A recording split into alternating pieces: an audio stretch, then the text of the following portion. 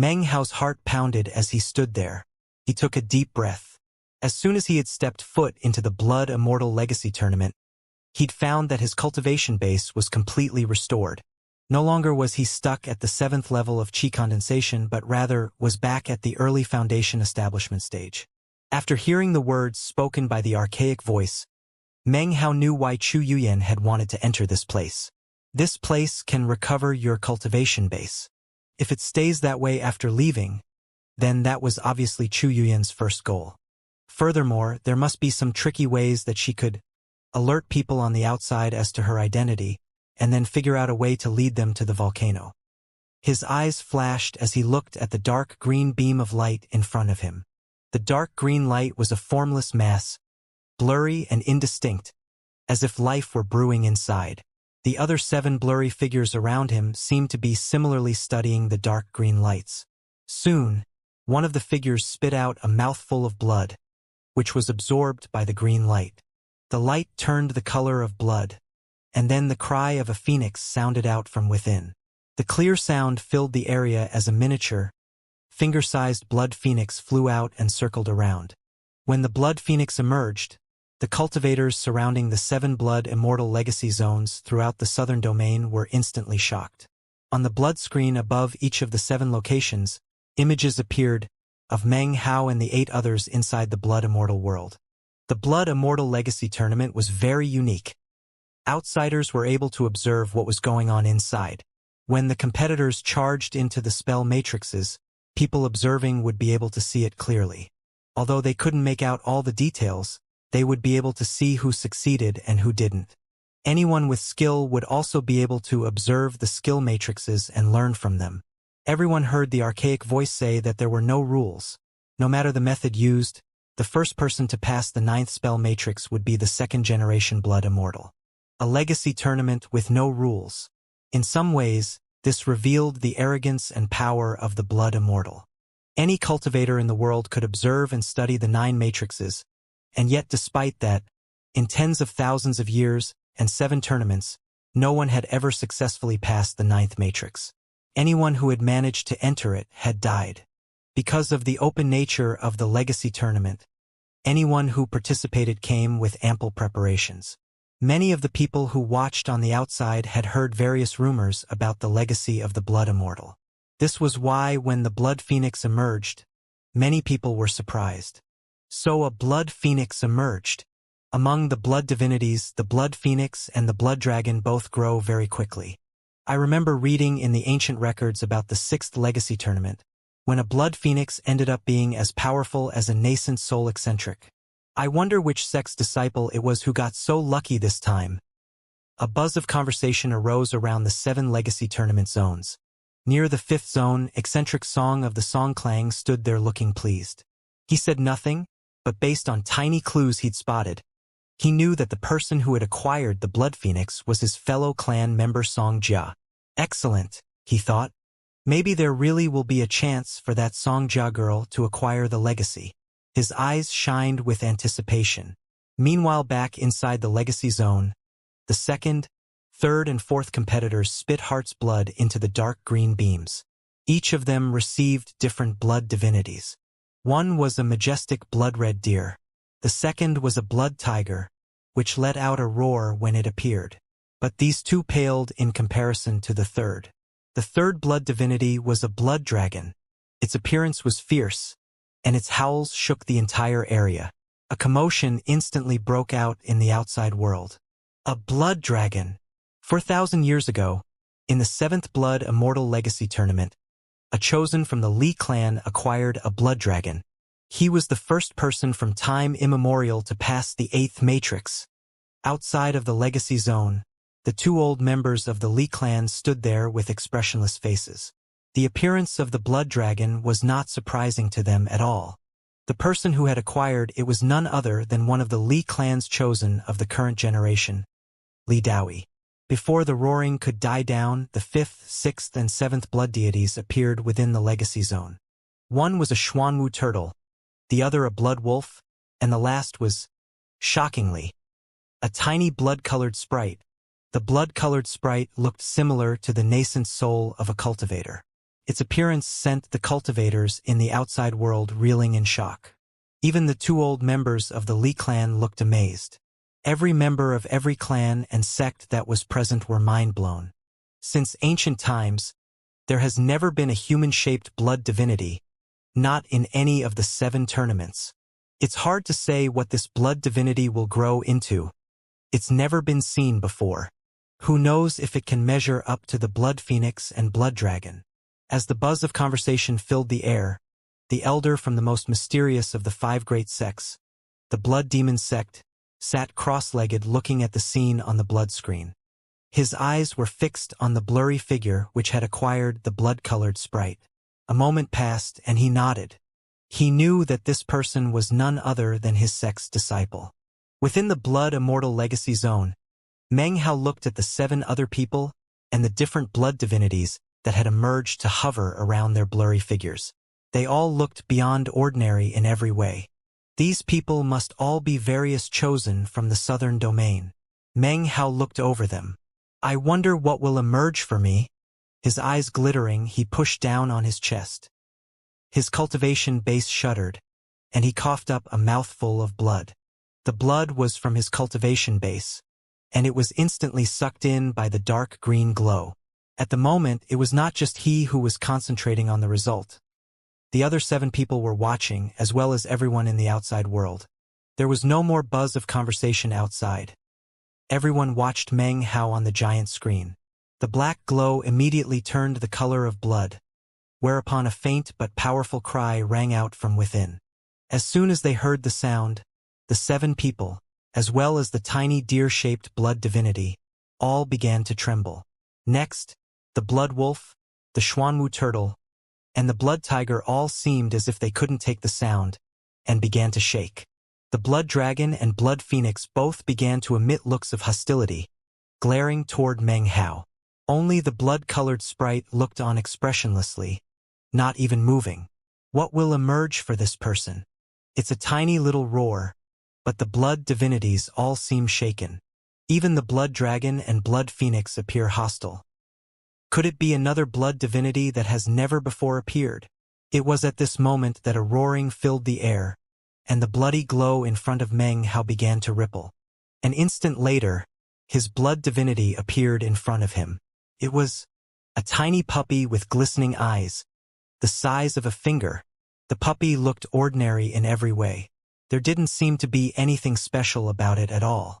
However, as soon as it appeared, the hostility within the blood phoenix and blood dragon seemed to grow stronger. It's a dog. That's definitely never appeared before. I've never even heard of such a thing. From the very first Blood Immortal Legacy Tournament to now, there has never been a blood divinity which was a dog. Around the 7 legacy zones in the southern domain, the sound of joking and laughter immediately rose up. Inside, everything was quiet. Meng Hao looked at the puppy floating in front of him, then around at the other blood divinities. His brow furrowed. He lifted up his right hand, and the puppy immediately jumped onto his palm. It seemed to be shivering as if it were cold, and looked frightened. It looked up at Meng Hao with adulation, then lowered its head and licked his palm with its tiny tongue. At the same time, the 7 people stepped forward almost at exactly the same time, disappearing into the first spell matrix. Meng Hao's eyes flashed. He didn't really know much about this place, so he didn't want to act rashly. After looking around for a moment, he realized that the spiritual energy here was quite thick, much more so than in the outside world. It was almost as thick as the spiritual energy in the valley where he had reached Foundation establishment. There were no mountains or seas visible, just emptiness. There were only the 9 spell matrices and the dark green sacrificial altar. Meng Hao thought back to what the archaic voice had said. My hopes of acquiring the legacy all rest on this dog? He looked down for a moment at the puppy in his palm. Then he looked back up, and without any hesitation, walked forward into the first matrix. When he did, the world dissolved around him, then reformed into a world filled with the immortal mountains and buildings. In this world, everything was still and quiet. Looking around, he saw that immortal mountains stretched out like a forest in every direction, covered with various buildings. This was not a place of mortals, but somewhere to be inhabited by immortals. The spiritual energy of heaven and earth was very dense. In fact, it seemed about 10 times as thick as that outside. It was so thick that it formed a thin fog which was visible everywhere. "Where am I?" said Meng Hao, looking around in shock. He gazed about with his spiritual sense, then took a deep breath and began to absorb the spiritual energy. It poured into him, racing into his cultivation base, and then his golden Tao pillar. Some of it leaked back out from the crack in the Tao pillar. Such thick spiritual energy. If my Tao pillar didn't leak spiritual energy, then practicing cultivation in here for one day would be like practicing for a month in the outside world. His spirits were roused at this thought. Suddenly, he noticed that the puppy in his palm looked very happy. It appeared to be absorbing the spiritual energy, too. As it did, its body was gradually growing bigger.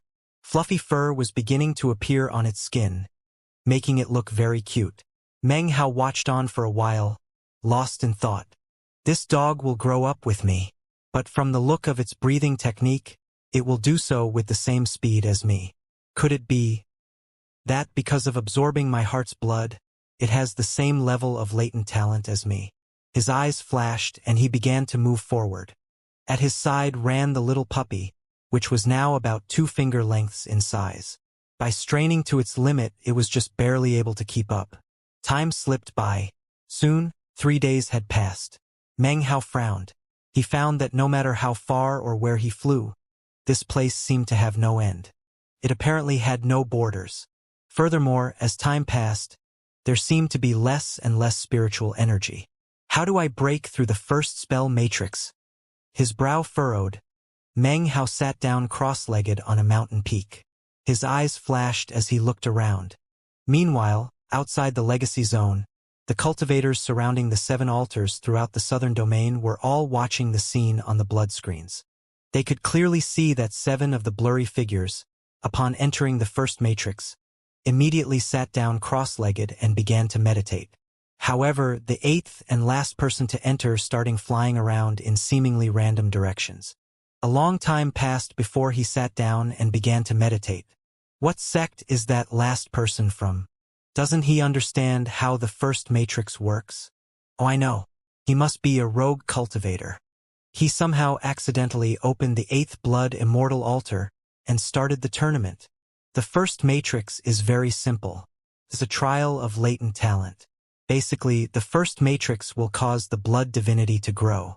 The cultivators must snatch up as much spiritual energy as possible. That's the key to breaking through the rest of the matrices. Conversations like this broke out among the cultivators, who discussed things in hushed tones. Within the legacy zone, Meng Hao lifted his head. This is weird. The spiritual energy in this place seems to be divided into 8. Including me, 8 people entered. Meng Hao's eyes gleamed. He took in a deep breath and began to absorb as much spiritual energy as possible. Although he didn't quite know how to break through the first matrix, he was beginning to form a guess. The spiritual energy quickly began to disappear. Meng Hao closed his eyes, and 5 days passed. On the 5th day, he continued to suck in as much spiritual energy as he could. His golden Tao pillar gleamed brightly. In fact, it seemed as if the beginnings of a second Tao pillar were forming. As for the puppy, during these 5 days it had also been absorbing energy, much like Meng Hao. His body was larger now. It was about the size of Meng Hao's hand. Soon, all of the spiritual energy in the place was completely gone. A roaring sound filled the air, and the surrounding immortal mountains and buildings began to collapse, crumbling down to form a large platform. Meng Hao opened his eyes to find himself sitting cross-legged on the platform. Around him, the 7 other people opened their eyes. Their respective blood divinities had all experienced changes. They were larger and seemingly more intelligent. As for the blood-colored sprite, its size had not changed, but it had begun to grow tentacles, which writhed about slowly, giving it a very bizarre appearance. Meng Hao's puppy had experienced the least change of all. It was the size of a hand, and was covered with fluffy fur. It appeared to be very frightened of the other blood divinities. It shrank up against Meng Hao, trembling, rubbing its head against his leg and licking his robe.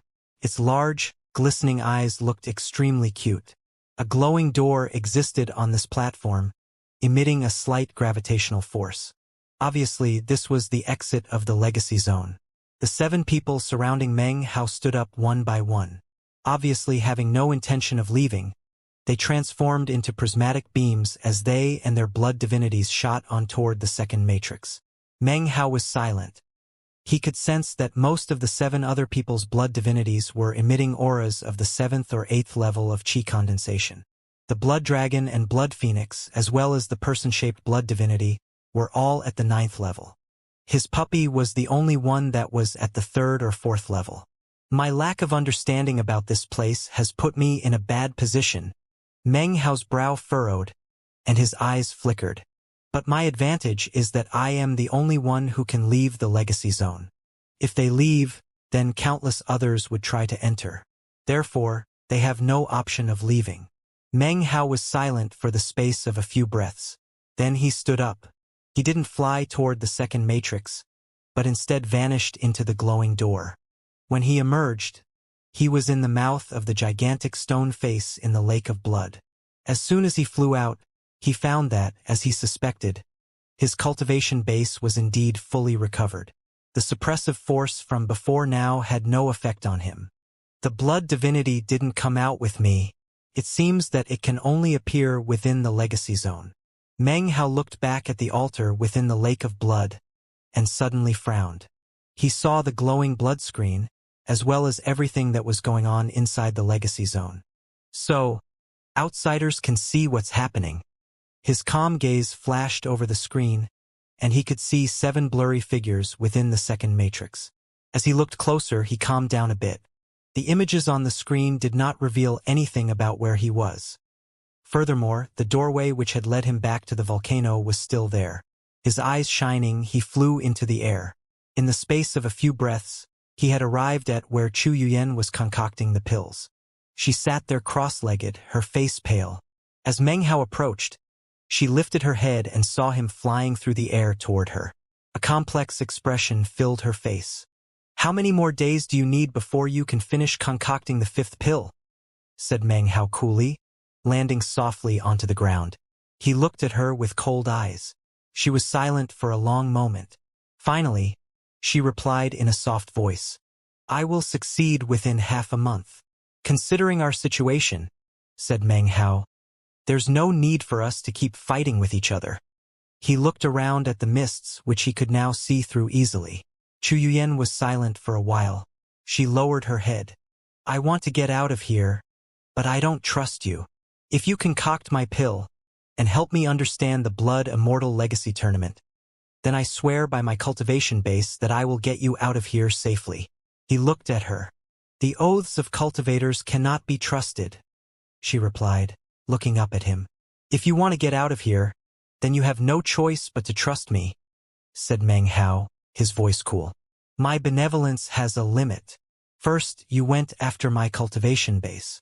Second, you tried to trick me regarding the Blood Immortal Legacy.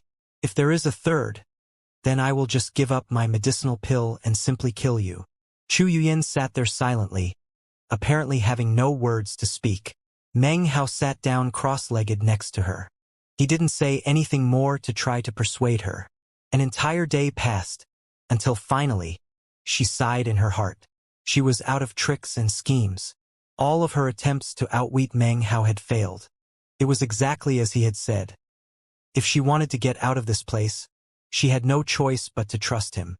Furthermore, Chu Yuyen had experienced Meng Hao's ruthlessness, and she could sense the cold killing intent within the words he had spoken. "The 9 matrices of the Blood Immortal Legacy Tournament are all different," she began quietly. "However, the various sects have thoroughly researched them throughout the 7 past legacy tournaments.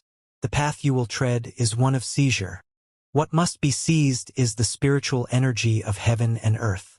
Not only will it help you to grow your cultivation base, but in accordance with your latent talent, it will also facilitate the growth of your blood divinity. The growth of your blood divinity is very important in the 9 matrices. Over the years, the Violet Fate sect has come to the conclusion that if you can break through the 9th matrix, then the blood divinity should be able to achieve a level of power equivalent to an expert halfway to the spirit severing stage. It can enter the blood immortal legacy treasure as its owner, and become the weapon spirit of the treasure. Whoever is the master of the weapon spirit will have acquired the legacy of the blood immortal, and will be the first person since ancient times to carry out the treasure. After that, he will be able to release the incomparable power of a half-spirit severing stage blood divinity. This half-spirit severing stage blood divinity is in fact a Tao protector left behind by the blood immortal of the ancient Temple of Doom. With the exception of the first matrix, the blood immortal's 9 matrices all have different essences. The various sects have gathered a variety of details regarding this. Through mutual cooperation, it was eventually determined that each spell matrix changes. Over the course of many races, the heart of each one has evolved. Therefore, it is difficult to determine the exact essence of each matrix. Whoever is first to understand the essence of any given matrix will be the first to begin absorbing spiritual energy. Furthermore, that person's blood divinity will be the first to begin to grow. The spiritual energy within each matrix is limited. The more you absorb, the less others can absorb. Chu Yuyan looked up at Meng Hao. Regarding the details of the essences of the various matrices of the Blood Immortal Legacy Tournament, I scanned over them back in the sect. However, I don't remember too much. The main thing I remember is that some of the matrices are illusions. Having said this, she closed her eyes. Meng Hao seemed lost in thought as Chu Yuyan's words continued to echo in his ears. After analyzing the matter for a while, he turned and shot back toward the Blood Immortal's sacrificial altar. Looking up at the blood screen, he saw that the 7 others were still within the second matrix. He strode forward and entered the giant mouth. His eyes grew blurry, then clear again, and he was standing on the platform he'd arrived at after passing the first matrix. As soon as he emerged, the hand-sized puppy materialized in front of him. It jumped up and down happily, then ran around him a few times, wagging its tail furiously. It seemed incredibly excited to see Meng Hao. Finally, it came to rest on Meng Hao's feet, laying down on top of them and licking his pant leg, looking up at him with adoring eyes. Meng Hao's reappearance did not cause much stir in the outside world. Based on his setback in the first matrix, he was now far behind everyone else. He was clearly in 8th place. He took in a deep breath, then turned into a beam of light as he shot into the second matrix. From the outside, this spell matrix had the appearance of a whirlpool of stars, slowly rotating. However, as soon as he entered it, the stars' positions all seemed to change. The world warped, heaven and earth twisted bizarrely. Then everything became clear. In front of Meng Hao was a vast blood-colored ocean. The ocean seemed limitless, its color deep crimson. Off in the distance, the sun was setting. The evening wind carried a fishy stench and caused waves to ripple across the ocean's gleaming surface. The spiritual energy was thin here, not enough to absorb. It would not become thick enough to do so until the spell matrix was broken through. Suddenly, the blood-colored puppy ran forward a few paces, then let out a few threatening yips toward the ocean. The sound carried nervousness with it, and a sense of danger. The little puppy's fur stood up on end and quivered. A rumbling could be heard, and the ocean began to seethe. A booming sound echoed out as an arching, dark green wooden bridge slowly rose up out of the ocean of blood.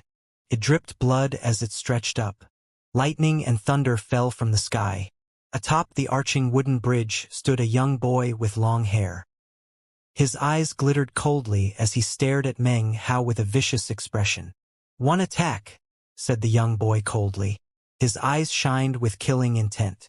His voice sounded old and archaic, quite in contrast with his appearance. "If you live, the second bridge shall rise. If you pass 3 bridges, then you can break through this matrix." The killing intent was incredibly powerful, seemingly capable of causing the ocean to stir. The bridge dripped with blood, and massive waves rolled out across the ocean. After he finished speaking, the young boy lifted his hand and formed a fist, which then began to descend toward Meng Hao. The ocean of blood roared as waves surged away from the young boy. Meng Hao's eyes narrowed. The boy's cultivation base was at the late foundation establishment stage. But Meng Hao also knew that having entered this place, he must fight. He strode forward, followed by the puppy, who continued to let out threatening yips. Wisps of blood floated around its hand-sized body. It and Meng Hao turned into two beams of prismatic light which shot toward the young boy. Meng Hao slapped his bag of the cosmos, and instantly, two wooden swords flew out. Next, he spat out the lightning flag, which surrounded him with mist. Like arrows loosed from a bow, he and the puppy slammed into the young boy. An explosion sounded out. Meng Hao coughed up blood, and the wooden swords went spinning out of control. The lightning flag's mist began to dissipate. Meng Hao and the puppy both shook as they flew backward, spraying blood from their mouths. The young boy looked coolly at Meng Hao, then lifted his right hand. Behind him, the sea began to roil, and a second arch bridge appeared. The young boy disappeared. On the second bridge, a young man could be seen. This young man's appearance was very familiar. He looked just like the boy from the first bridge, except 10 years older. "You can come fight anytime you wish," he said, his voice cool. "If my fist doesn't kill you, then you can pass to the third bridge." With this, he closed his eyes and stood there, motionless. Wiping the blood from his mouth, Meng Hao sat down cross-legged on the first bridge. The attack just now seemed to have been filled with the power of the late flawless Foundation establishment stage. Without the protection of the lightning flag just now, he surely would have perished. No wonder the 7 others still haven't broken through the second matrix in the last day. This Blood Immortal Legacy Tournament is no joke.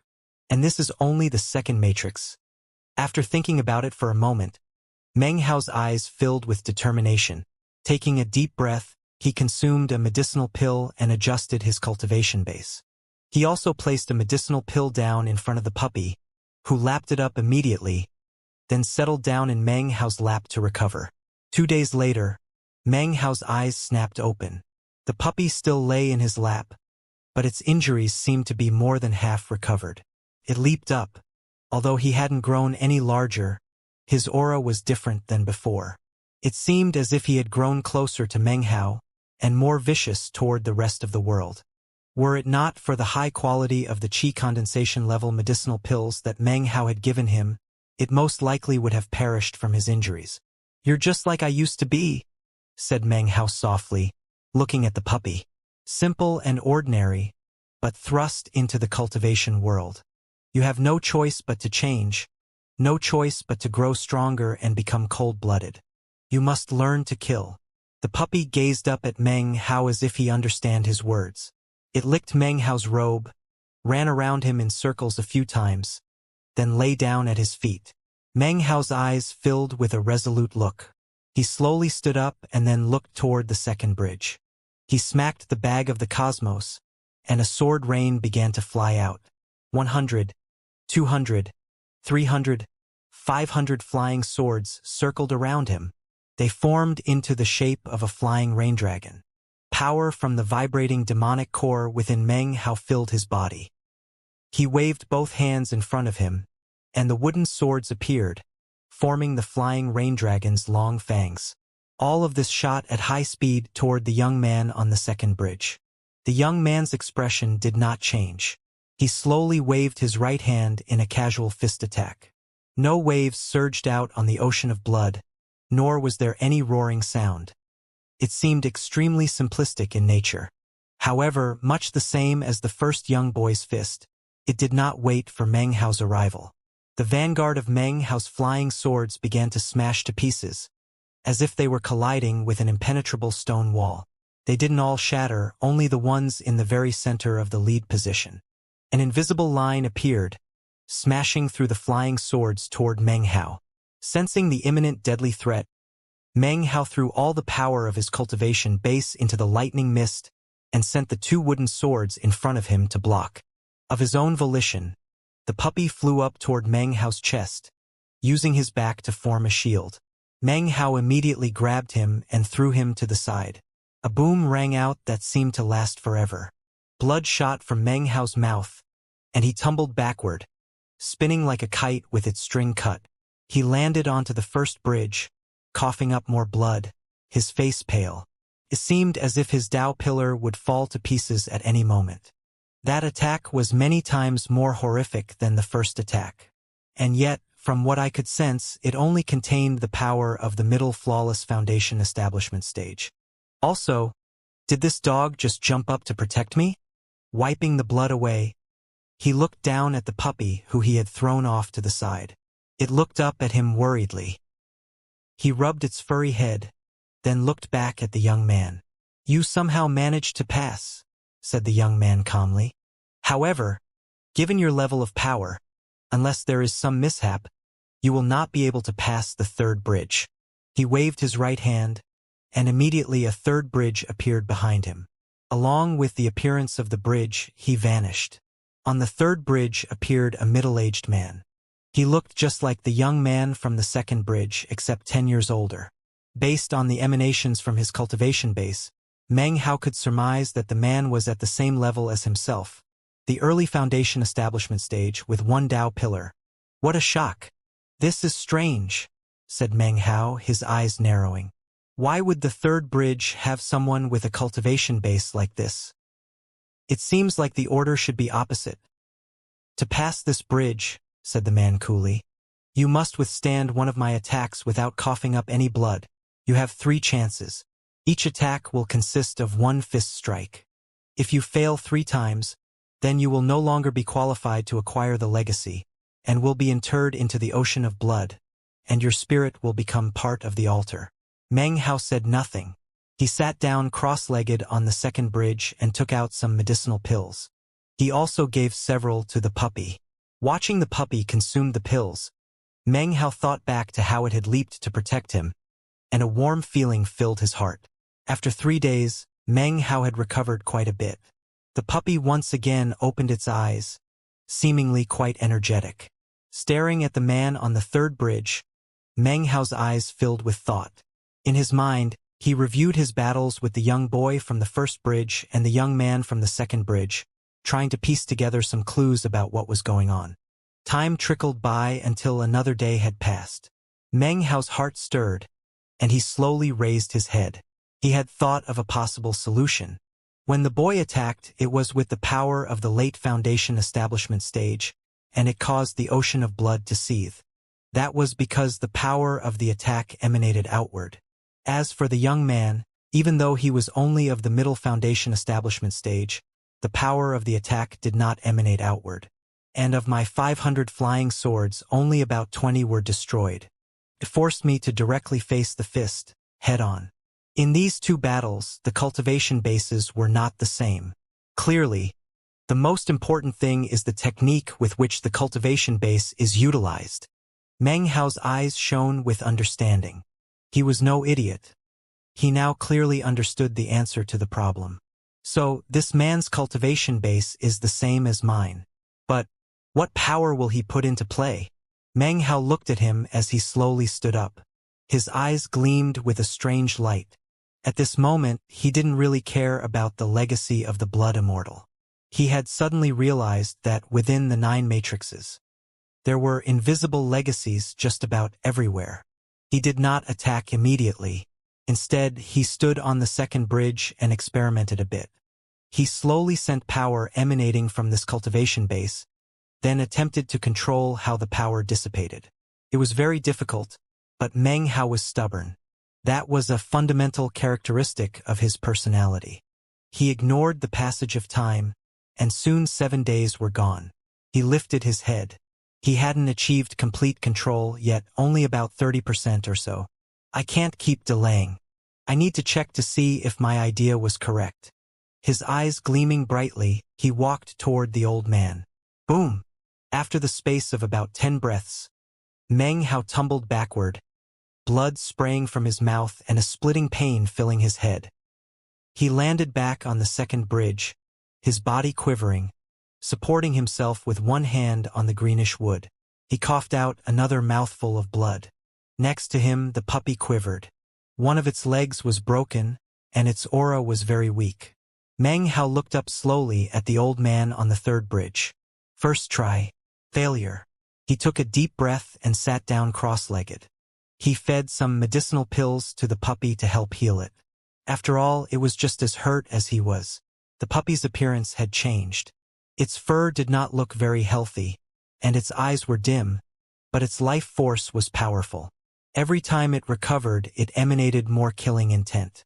That man is only at the early foundation establishment stage. However, his attack leaked almost no power whatsoever. Plus it was filled with a very peculiar feeling. It seemed as if the fist was not really a fist. However, I could also tell my 7 days of work paid off. I'm on the right track. He lifted his hand and pushed down between his eyebrows, dissipating some of the pain which racked his body. He got to his feet and continued to attempt to exercise control over his power seepage from his cultivation base. 7 more days passed, and Meng Hao felt that he had about 50% control. Although his cultivation base had not grown in terms of fighting strength, he had advanced by leaps and bounds. Meng Hao looked up, his eyes glittering brightly. He and the puppy shot forward, man and dog together, charging the figure on the bridge. Boom! Again, it took the space of 10 breaths. Meng Hao flopped backward, spinning over and over, blood showering from his mouth to stain his clothes. However, his eyes were bright. As for the puppy, it seemed to be changing as Meng Hao gained enlightenment. Its injuries were not as severe this time. It let out a fierce little howl. Spiritual sense. He's not just coalescing his cultivation base. He's adding spiritual sense into the fist attack. That makes the fist capable of striking directly to the cultivation base. Meng Hao took in a deep breath as the glow of enlightenment filled his eyes. He suddenly understood that although the cultivation base is of critical importance to a cultivator, when it came to spiritual power and the techniques with which to employ it, control is the key to true might in battle. He sat down cross-legged and closed his eyes. This time, he spent about 2 weeks before he opened his eyes. He had been stuck in this matrix for around a month. He had no idea how things were going for the 7 others, but as far as Meng Hao was concerned, even if he was in last pace, he had acquired something incredible. He slowly stood up, flying forward. The puppy seemed to have been reborn in accord to Meng Hao's enlightenment. It followed Meng Hao, charging directly toward the man on the bridge. Boom! Meng Hao retreated backward 8 steps.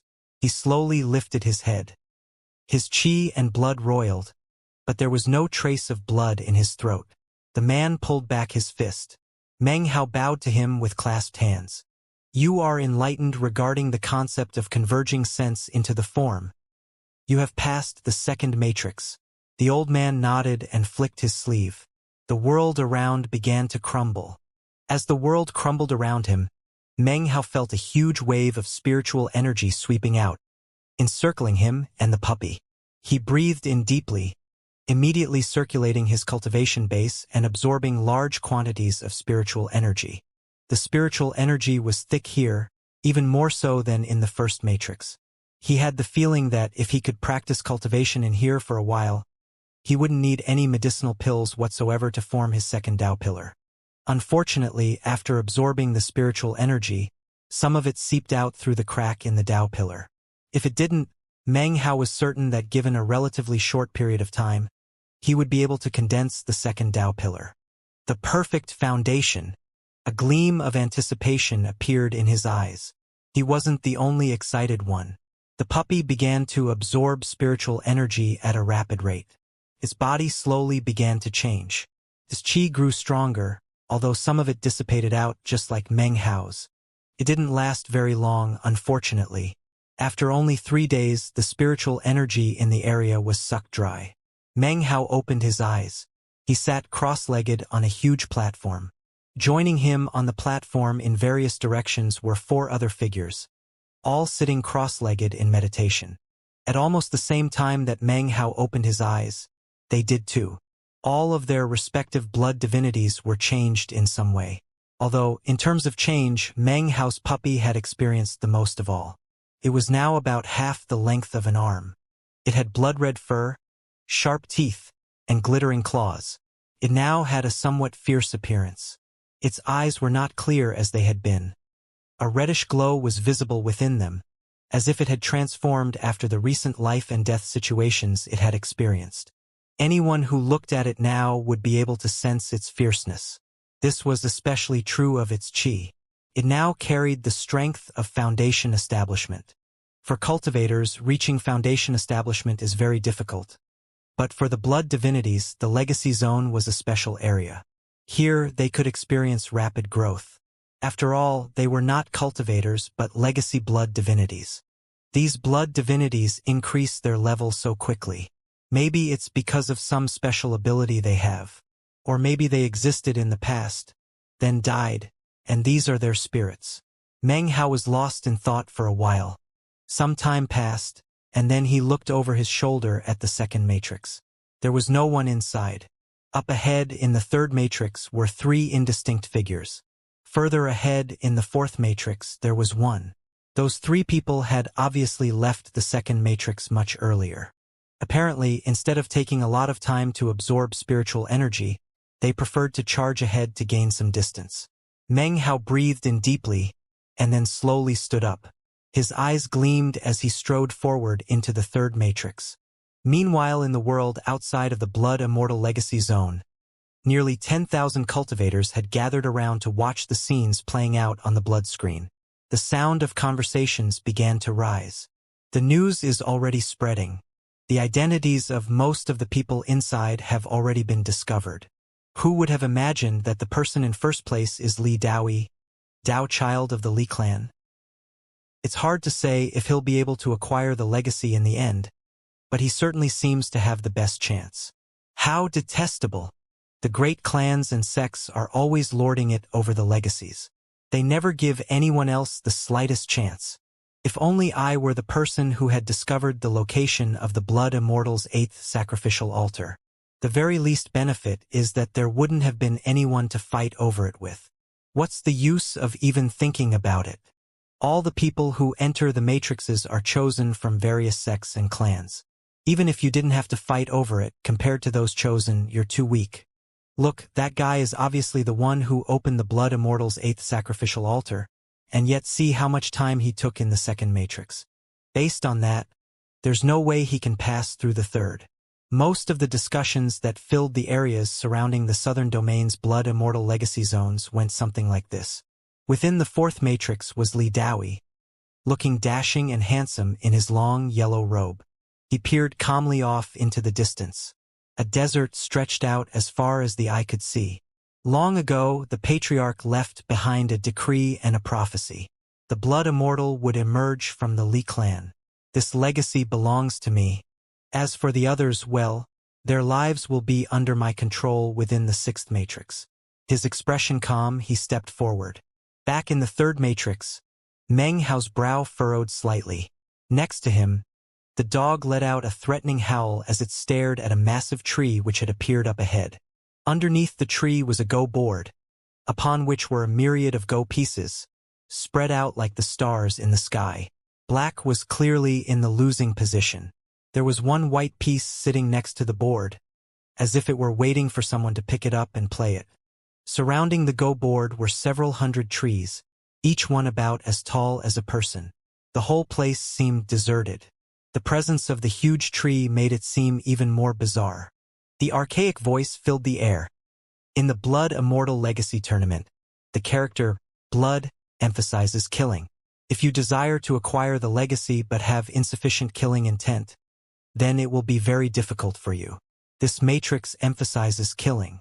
However, the one who kills must have a cold heart and a calm spirit.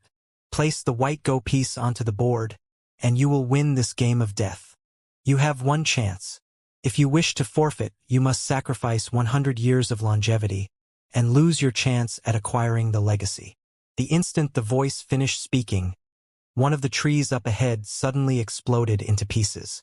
From within emerged a phantom emanating the chi of Foundation Establishment, the same as Meng Hao's cultivation base.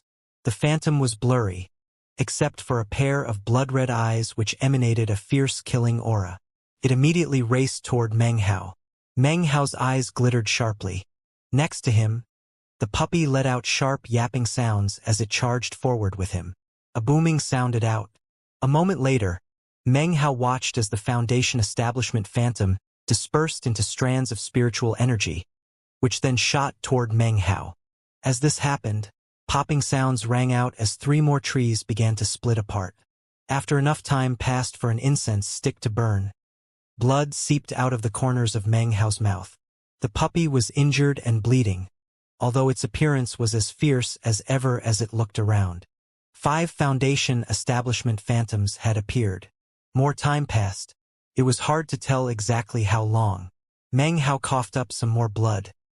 He had fought his way through the trees to a position not quite 6,000 meters away from the go board and the large tree. His eyes were bloodshot as he raced through the world of the third matrix. He was currently surrounded by 12 Foundation establishment phantoms, each of whom emitted killing intent which billowed into the sky. The puppy yipped next to him, and then a blood-colored beam flashed. Its sharp teeth crunched into the neck of one of the Foundation establishment phantoms. Together, the 2 of them had slaughtered their way forward, at the same time trying to absorb as much spiritual energy as possible from this place. By now, the puppy had already reached the middle Foundation establishment stage and was continuing to grow. Its fierceness was now even more apparent. Several hours later, Meng Hao staggered along, coughing up some blood. Up ahead, a Foundation establishment phantom was on its last legs, panting. It seemed to use all the power it could possibly muster to dash forward. As it did, Meng Hao's killing intent flared. His right hand formed into a fist and, ignoring the incoming sword aura, punched his fist toward the phantom's chest. His fist suddenly opened, and a wind blade shot out with a boom. Meng Hao coughed up more blood. At the same time, the Foundation establishment phantom trembled and then exploded. Not too far away, the puppy was an unstoppable blood-red glow. It used its sharp claws and teeth to rip the Foundation establishment phantoms to shreds. Then, it rapidly absorbed their spiritual energy and returned to Meng Hao's side. Its body was covered with wounds which oozed blood. Its chi was weak, but its ferocity was as strong as ever. It seemed to have been baptized in blood. Meng Hao swallowed some medicinal pills and then tossed some down to the puppy. His clothes were torn and ripped, but his eyes gleamed. Lifting his head, he saw that the distance between himself and the tree was now less than 6,000 meters. It was at this time that a roaring sound filled the air. 20 Foundation establishment phantoms appeared, racing at full speed toward Meng Hao. He took in a deep breath, fatigue covering his face, but his eyes flashing. He lifted his hand and the lightning mist appeared. Electricity surrounded him as he charged forward to battle the phantoms. Wounds led to wounds, battles led to battles. For hours passed. Meng Hao's face was white. He was now 2,500 meters from the large tree. He raced backward with the puppy, away from the Foundation establishment phantoms. One by one they stopped, transforming back into trees. Some distance away from them, Meng Hao sat down cross-legged and ate some medicinal pills to heal his wounds. Next to him, the puppy consumed quite a few as well, and began to recover quickly. For days passed before Meng Hao suddenly opened his eyes. The puppy looked even more ferocious as the 2 of them once again charged into battle. This time, they fought to within 1,500 meters of the tree, until they could proceed no further, whereupon they fell back. In the following days, Meng Hao and the puppy continued to fight and rest. Meng Hao's eyes grew more and more ruthless, his attacks more and more decisive. At this point, he had roughly 70% control over his cultivation base. Furthermore, regardless of which technique he used, he imbued it with spiritual sense. As for the puppy, its body was now as long as an arm. It appeared even more ferocious. Its claws were fully grown out, as had its sharp teeth. It appeared as if it could rip anything to shreds. Its eyes glowed bright red, making it look even more savage. 1,500 meters, 900 meters, 300 meters. Meng Hao had been stuck in this matrix for more than a month. Soon, he reached a position 60 meters away from the large tree. The puppy let loose a howl and latched onto the corner of Meng Hao's robe with its teeth, dragging him forward. Meng Hao didn't mind at all. He let the puppy drag him, and the 2 of them shot forward, blasting through the defending Foundation establishment phantoms, passing over the 60-meter mark. As they approached the tree, The puppy loosened its mouth, then spun and charged back into the Foundation establishment phantoms. Meng Hao didn't hesitate. He snatched up the white Go piece. His gaze swept across the Go board, and then he placed the piece down.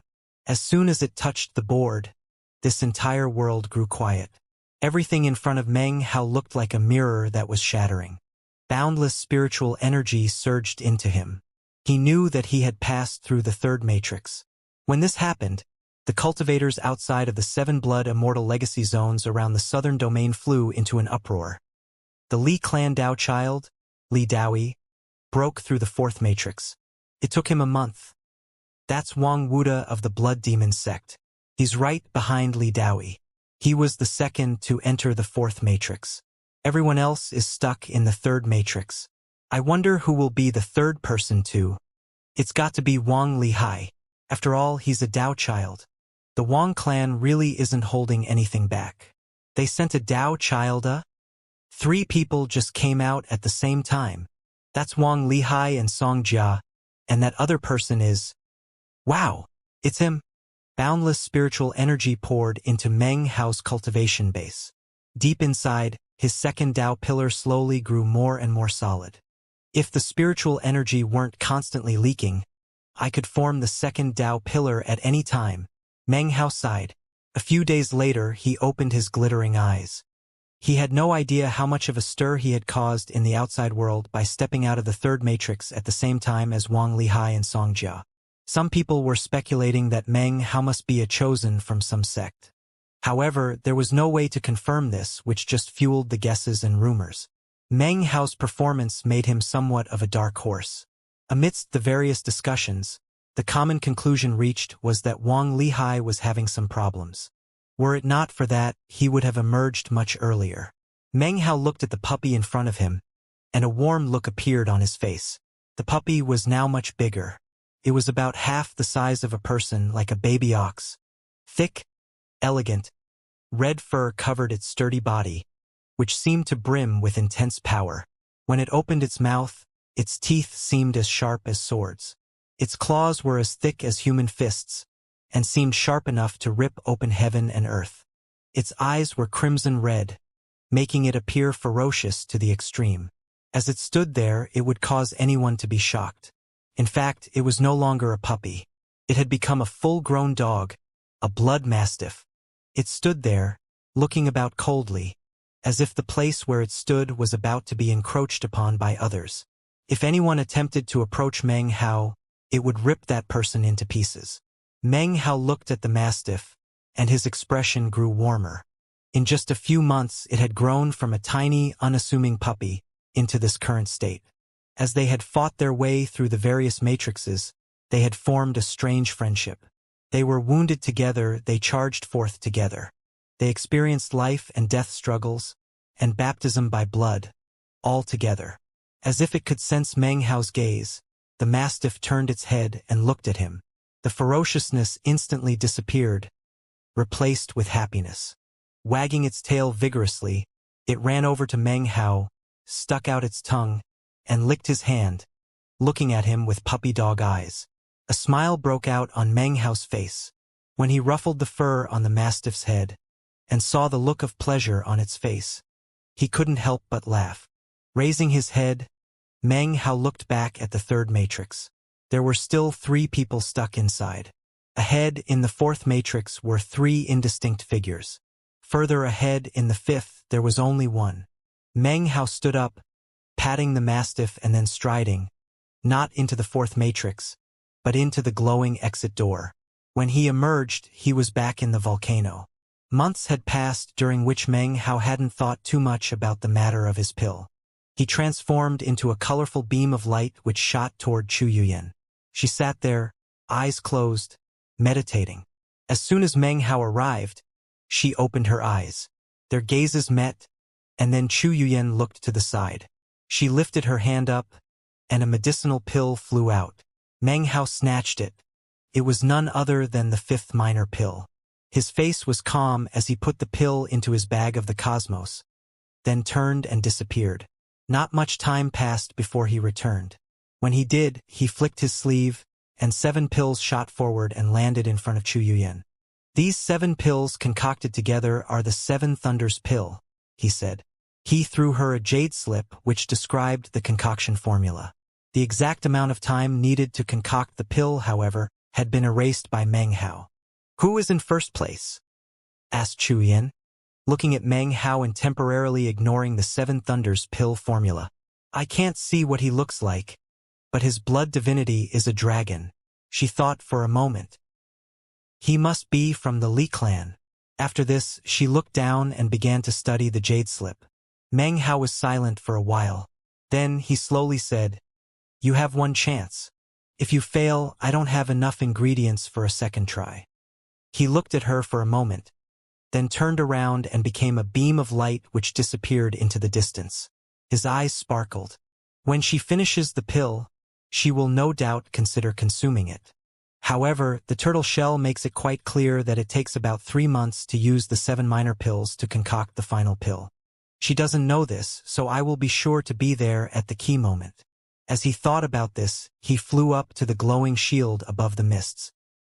He examined it carefully again, then shot back down to the Blood Immortal's sacrificial altar. Without hesitation, he re-entered the legacy zone. Back on the wide platform, the Mastiff instantly reappeared. It now exuded the powerful pressure of the late Foundation establishment stage, which didn't affect Meng Hao in the least bit. Meng Hao took a deep breath. Then his body flashed as he and the Mastiff flew into the 4th matrix. A vast, endless desert stretched out as far as the eye could see. Even though no scorching sun was visible in the sky, suffocating heat rippled throughout this world. It was as if the entire place were a giant steamer basket, intent on cooking everything inside until it withered up. Meng Hao examined his surroundings, his heart filled with vigilance.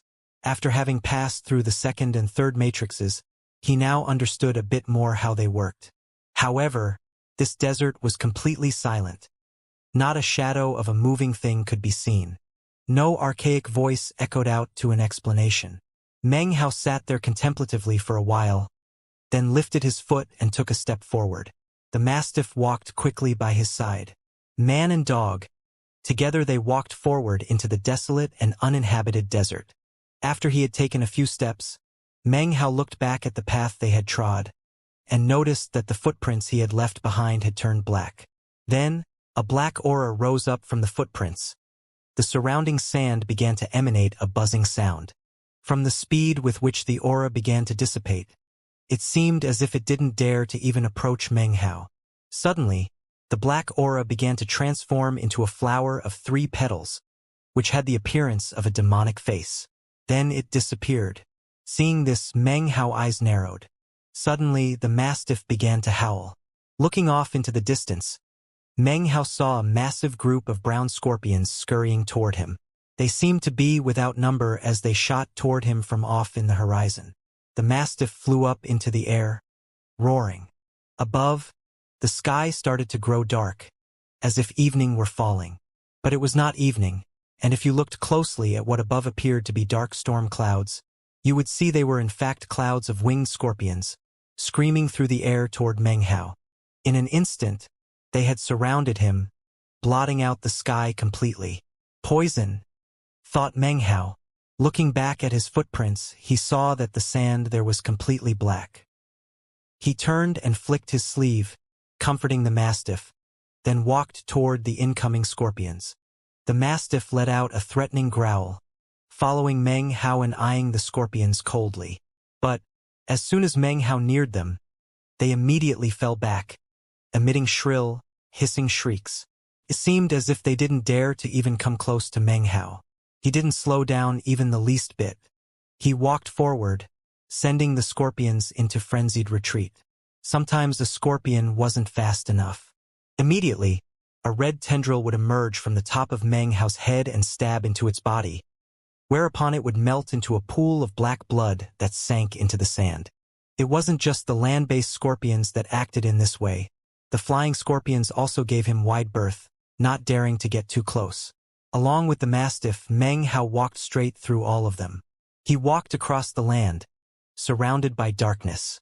It seemed as if the poison in this place had no way to resist the power of the poison within Meng Hao's body, and had no choice but to disperse in front of him. Within Meng Hao's 2 eyes appeared flickering flowers in the shape of laughing, crying, demonic faces. Behind him gradually appeared a 3-colored resurrection lily. The 3 colors of the resurrection lily interlocked with each other and glimmered, making it impossible for any other poisons to exist nearby it. Meng Hao's face was expressionless. After he had walked for a day, an endless sea of vipers appeared in front of him. An acrid wind washed across his face. However, he just continued to walk forward, as if he hadn't even noticed. When he approached, the vipers instantly began to twist and writhe, then let out anxious hissing noises as they slithered away. Some of them even allowed him to step directly onto their bodies. They would quiver, but offer no resistance. After he passed by, they seemed to recover a bit. It appeared as if within Meng Hao's body existed the power of the sovereign of poisons. Facing this power, any other poison or poisonous creature had no choice but to lower its head in submission. In contrast to Meng Hao, Wang Lihai proceeded through the desert with a frown, frequently consuming poison-dispelling pills. In the 7 previous legacy tournaments of the past tens of thousands of years, this poison desert had appeared twice. The great clans and sects had taken special note of it. It didn't appear every single time, because the spell matrices often changed. But when it did, one needed to be completely prepared. Even still, poison-repelling pills were never completely effective, or were minimally effective against certain poisons. For example, at the moment Wang Lihai faced up against a thick poison mist. Looking at it, his brow furrowed anxiously. From the first time he had stepped foot outside of the Wang clan until now, he had never seen anything like it. He continued to wonder why the patriarch had insisted that he be the one to come here. Thinking back to the look in the man's eyes, there had to be some reason. There's no way that I'll actually die in here, is there? His eyes flickered with a strange light. Song Jia was also facing the poison mist in the 4th matrix. She had a beautiful face and an otherworldly countenance. Right now, a frown covered her face, despite the fact that a softly rippling shield surrounded her, protecting her. The others who were in the 4th matrix were in similar situations. Time passed and they slowly proceeded.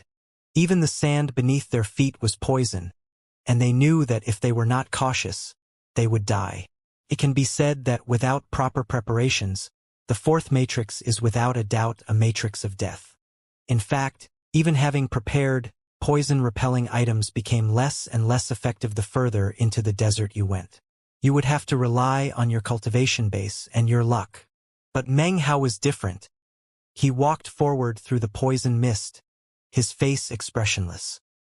He drew in a breath, but the poison mist did nothing but float away from him. In fact, the air was completely clear for a space of 30 meters in all directions. The mastiff followed Meng Hao eagerly. It seemed to be quite happy to take such a leisurely stroll through this matrix. It pounced forward and stepped down on a poison creature, batting it back and forth between its paws. It seemed to be having a lot of fun. It looked at Meng Hao, then bounded after him. 7 days passed, and Meng Hao was already far, far ahead of any of the others. In the depths of the desert, he slowly stopped walking, looking forward in amazement. Something very strange had just appeared in front of him. There, in an empty stretch of desert, was a place with no sand. Contained only a single flower. This flower had 4 petals that were composed of 4 colors. Its leaves were emerald green, and its petals had the appearance of a demonic face that was both crying and laughing at the same time. This was none other than a 4-colored resurrection lily. A resurrection lily growing here, in this desert, in this spell matrix. On the opposite shore is a flower. It blooms with 7 colors. Its name means Immortal Ascension. Every resurrection lily in the world feeds on the life of someone powerful, is watered with that person's blood. As a result of the countless condensations of mystical will, it lives, going from one color to another, 7 in all. Meng Hao had been infected with a 3-colored resurrection lily. In front of him was a 4-colored resurrection lily. Complicated feelings arose inside him. He could clearly sense that this flower had once been just like him, a cultivator. As soon as he caught sight of the resurrection lily, a three-colored mist emerged from the top of his head and congealed into a beautiful three-colored resurrection lily. It swayed back and forth. The petals formed a demonic face that seemed to wish to cry, but didn't. It was as if recalling its life made it wish to weep, but at the same time, it was unwilling to. Gradually, the four-colored resurrection lily in front of Meng Hao also began to sway back and forth. Eventually, Meng Hao realized that standing on top of the flower was the dim image of a man in a white robe. He stood there silently, and though his figure was indistinct, he was looking directly at Meng Hao. They seemed to be gazing at each other through time, from opposite shores of a river. A long moment passed, and finally the white-robed man sighed.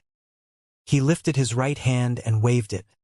Next to him in the sand appeared a glowing door. People who share the same fate have no need to make things difficult for each other. The glowing door led out. Stepping through it meant leaving the fourth matrix.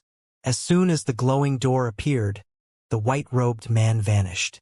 The only thing left behind was the resurrection lily, swaying back and forth slowly. It looked like it wanted to cry, and yet at the same time didn't want to. Meng Hao was silent for a moment. Then he clasped his hands and bowed deeply. With that, he lifted his head and walked through the glowing door, his mood mixed and complex. The world around him fragmented, then came back together. He was on a large platform filled with dense spiritual energy that immediately enveloped him and the Mastiff. Ahead of him was the fifth matrix and Li Daoi. Everyone else was stuck behind Meng Hao in the fourth matrix. To emerge from the fourth matrix in fewer than 10 days was something that had never happened during all the legacy tournaments since ancient times. Meng Hao had charged through the fourth matrix faster than anyone else in history. Outside in the southern domain, Meng Hao's appearance caused an uproar. Everyone watching the blood screens outside the blood immortal legacy zones stared at Meng Hao's indistinct figure, shocked. They simply couldn't believe it. 7 days. This person charged through the fourth matrix in 7 days. How did he do it? In the history of the Blood Immortal Legacy Tournament, something like this has never happened. Based on his performance in the fourth matrix, he's now superseded all those others. Now, the only person in front of him is Li Daoi. If he can do as well in the fifth matrix, then even if he doesn't acquire the legacy of the Blood Immortal, he'll still be famous in all the southern domain. Where is this guy from? I can't believe that he has no history. Unless he's from the Black Civ sect. After all, when the 7 previous Blood Immortal Legacy Zones opened, the Black Civ sect never showed up. Amidst the continuous uproar, eccentric songs stared at the indistinct form of Meng Hao as he sat meditating. It wasn't just him. Wu Dingqiu of the Violet Fate sect, Zhao Shanling from the Golden Frost sect, and even Zhou Yenyun of the Solitary Sword sect, as well as Qin Fan, were all paying very close attention to Meng Hao. Of course, none of them had any way to know that each and every one of them had met him before. Wang Tingfei glanced at Meng Hao, his hands clasped together tightly. He had no way to recognize him either, and in any case was paying more attention to his brother Wang Lihai. In the Li clan, frowns had appeared on the faces of the 2 old nascent soul cultivators. They were now feeling a bit threatened by Meng Hao. While the outside world buzzed about Meng Hao getting through the fourth matrix in 7 days, he sat meditating, absorbing the boundless spiritual energy of heaven and earth as quickly as possible. The outline of his second Tao pillar was becoming more and more distinct. His Mastiff was also absorbing spiritual energy rapidly. Soon it was as large as a person. Standing next to Meng Hao, who was sitting cross-legged, it looked quite fear-inspiring. It had a thick, luxurious coat of blood-red fur covering his body, and even his face. Visible through the fur covering its head were 2 blood-red eyes that shone with a cold, bloodthirsty light. Its claws were as sharp as flying swords, and seemed capable of ripping apart heaven and earth. When it opened its mouth, the first thing you saw were long, sharp teeth, seemingly capable of ripping apart any living thing. Meng Hao continued to meditate for 8 days after leaving the fourth matrix. Eventually, The air rippled, and Wang Lihai emerged. When he did, he looked at Meng Hao with surprise. He had assumed that he would be the first person after Li Daoi to emerge from the fourth matrix. Having passed through the matrix in half a month should have caused quite a stir outside. However, any stir he might have caused was already stolen by Meng Hao. He looked closely at Meng Hao for a moment, and then sat down cross-legged to meditate. 3 more days passed before Song Jia came out. She staggered a bit, blood oozing out of her mouth, before sitting down cross-legged to begin breathing exercises. Meng Hao opened his eyes. The spiritual energy in this place was dissipating. He muttered to himself for a moment. The outline of his second Dao pillar was almost completely formed. If the surrounding spiritual energy remained as thick as it had at the outset, then he would only need half a month to completely solidify the Dao pillar. But the spiritual energy was thin now, and would require time to replenish. Perfect foundation. Again, Meng Hao's desire for the perfect foundation grew. Suddenly, his mastiff raised its head toward the heavens and let out an astonishing roar. Meng Hao, as well as the others on the platform, instantly looked over. What they saw was the mastiff's aura growing more and more powerful. Its body suddenly grew another 3 meters longer. Its appearance was now thoroughly frightening. Such growth would be astonishing enough, but there was more. Multiple blood-red bone spurs suddenly grew out of its legs, and its teeth grew so long that it didn't even have to open its mouth for them to be seen. One look would cause anyone's heart to thump. There was a roaring sound as its cultivation base rose. In an instant, it no longer emitted the aura of the foundation establishment stage, but the core formation stage. The outside world once again erupted in shock. Core formation. This guy's blood divinity is the second to reach core formation. It seems he is the only person who will be able to give Li Daoi a run for his money. Who is this guy? Meng Hao looked at his mastiff's fearsome appearance and shocking aura, and sighed in his heart. The dog could only exist in this place, and couldn't be taken out. If it could, then based on the friendship that had developed between the two of them, Meng Hao would feel much safer in the cultivation world outside. And it's still not done growing, thought Meng Hao, his eyes glittering. The only way to take it outside of this place is to acquire the legacy of the blood immortal. He reached up to pet the mastiff. Others might think it looked cruel and savage, but in Meng Hao's eyes it was incredibly cute. As he pet it, it let out a pleased grumbling sound, just like it had when it was small. Then it laid down on its stomach and licked Meng Hao's hand, looking at him with the same fawning eyes it had when it was young. The only difference now was that its tongue was the size of Meng Hao's entire hand. It seemed that it could treat everything in this world with fierce savagery.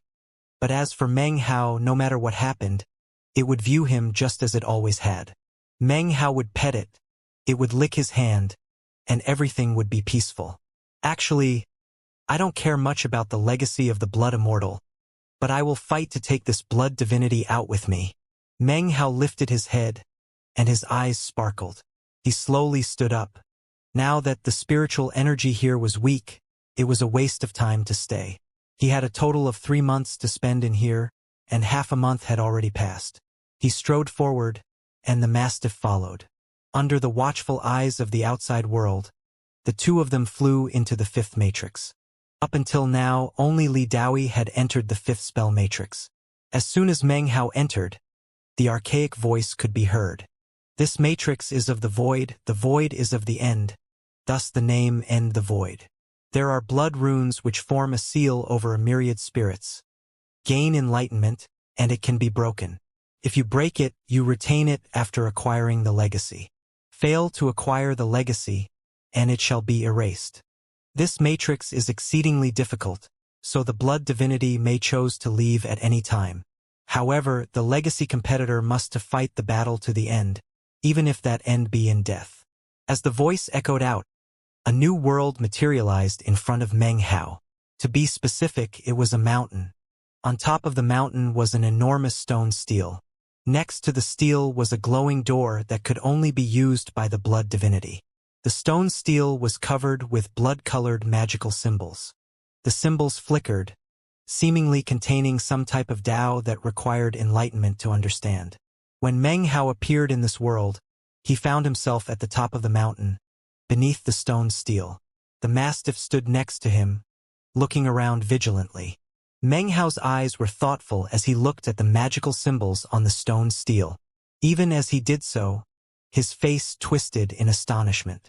Something was happening that hadn't occurred the entire time he had been in the Blood Immortal Legacy Zone. He slapped his bag of holding, and a spring and autumn tree appeared. He grasped it in his hand. However, he suddenly had no power to absorb the spring and autumn tree. Apparently, within the fifth spell matrix, he was completely cut off from the tree. Meng Hao's expression once again flickered. Before he could do anything else, his body suddenly trembled, and he coughed up a mouthful of blood. The blood was black, and even before it could reach the ground, it transformed into a three-colored resurrection lily. Its face of petals, crying and not crying, looked straight at Meng Hao. Meng Hao's face went pale, and within his eyes appeared faces made of three-colored flower petals. His body shook even harder, and severe pain flowed throughout him, threatening to send him unconscious. He doubled over as the poison within his body once again flared up. I suppressed the poison only half a month ago in the volcano, he thought, forcing his eyes to stay open. He repeatedly told himself not to pass out. If he lost consciousness in the fifth matrix, he would most certainly die. Actually, the poison flare-up had nothing to do with the fifth matrix, but the fourth. After seeing the four-colored resurrection lily, the poison within his body had been aroused, causing it to flare up.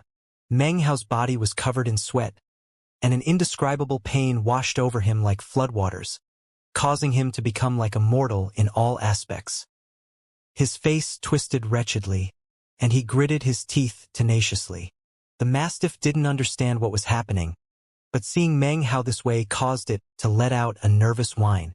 And it was at this moment that suddenly, a multitude of roaring shouts could be heard drifting up from the bottom of the mountain. Down below, a horde of figures appeared. It was a group of people dressed in ragged clothing like barbarians. They were tall, and their eyes were filled with cruelty as they raced up toward the top of the mountain. Based on their speed, they would reach the top of the mountain within the space of a few breaths. Meng Hao's face was pale, and his body trembled. This flare-up was more intense by far than previous ones. He didn't even have the energy to lift up a hand. He could only look around with his eyes at the massive group of people rushing toward him. The instant the savage figures appeared, Meng Hao's mastiff let out a howl. It leapt forward, turning into a ferocious blur as it raced in circles around Meng Hao. Blood flew out so violently it created a foam, and the bodies of barbarians tumbled down the mountain. Their deaths did not frighten the barbarians behind them. Instead, it incited further savagery as they charged forward. The mastiff's ferocity billowed to the heavens as it protected the area around Meng Hao. Any approaching enemy met its attack. It clearly would not allow anyone to harm Meng Hao. Meng Hao's body shook, but he forced his eyes to remain open. He could hear the mastiff's attacks, and could see the seemingly endless sea of people, but he could do nothing. Time passed by and blood flowed down the mountain. The mastiff's frenzy had created a no-man's land which surrounded Meng Hao 30 meters in each direction. Countless barbarians had died, forming a bloody mountain at its edge. 1 day, 2 days. The mastiff had no rest whatsoever. The barbarians seemed to never end. They charged relentlessly. On the second day, core formation cultivators appeared in their midst, wearing barbarian suits of armor.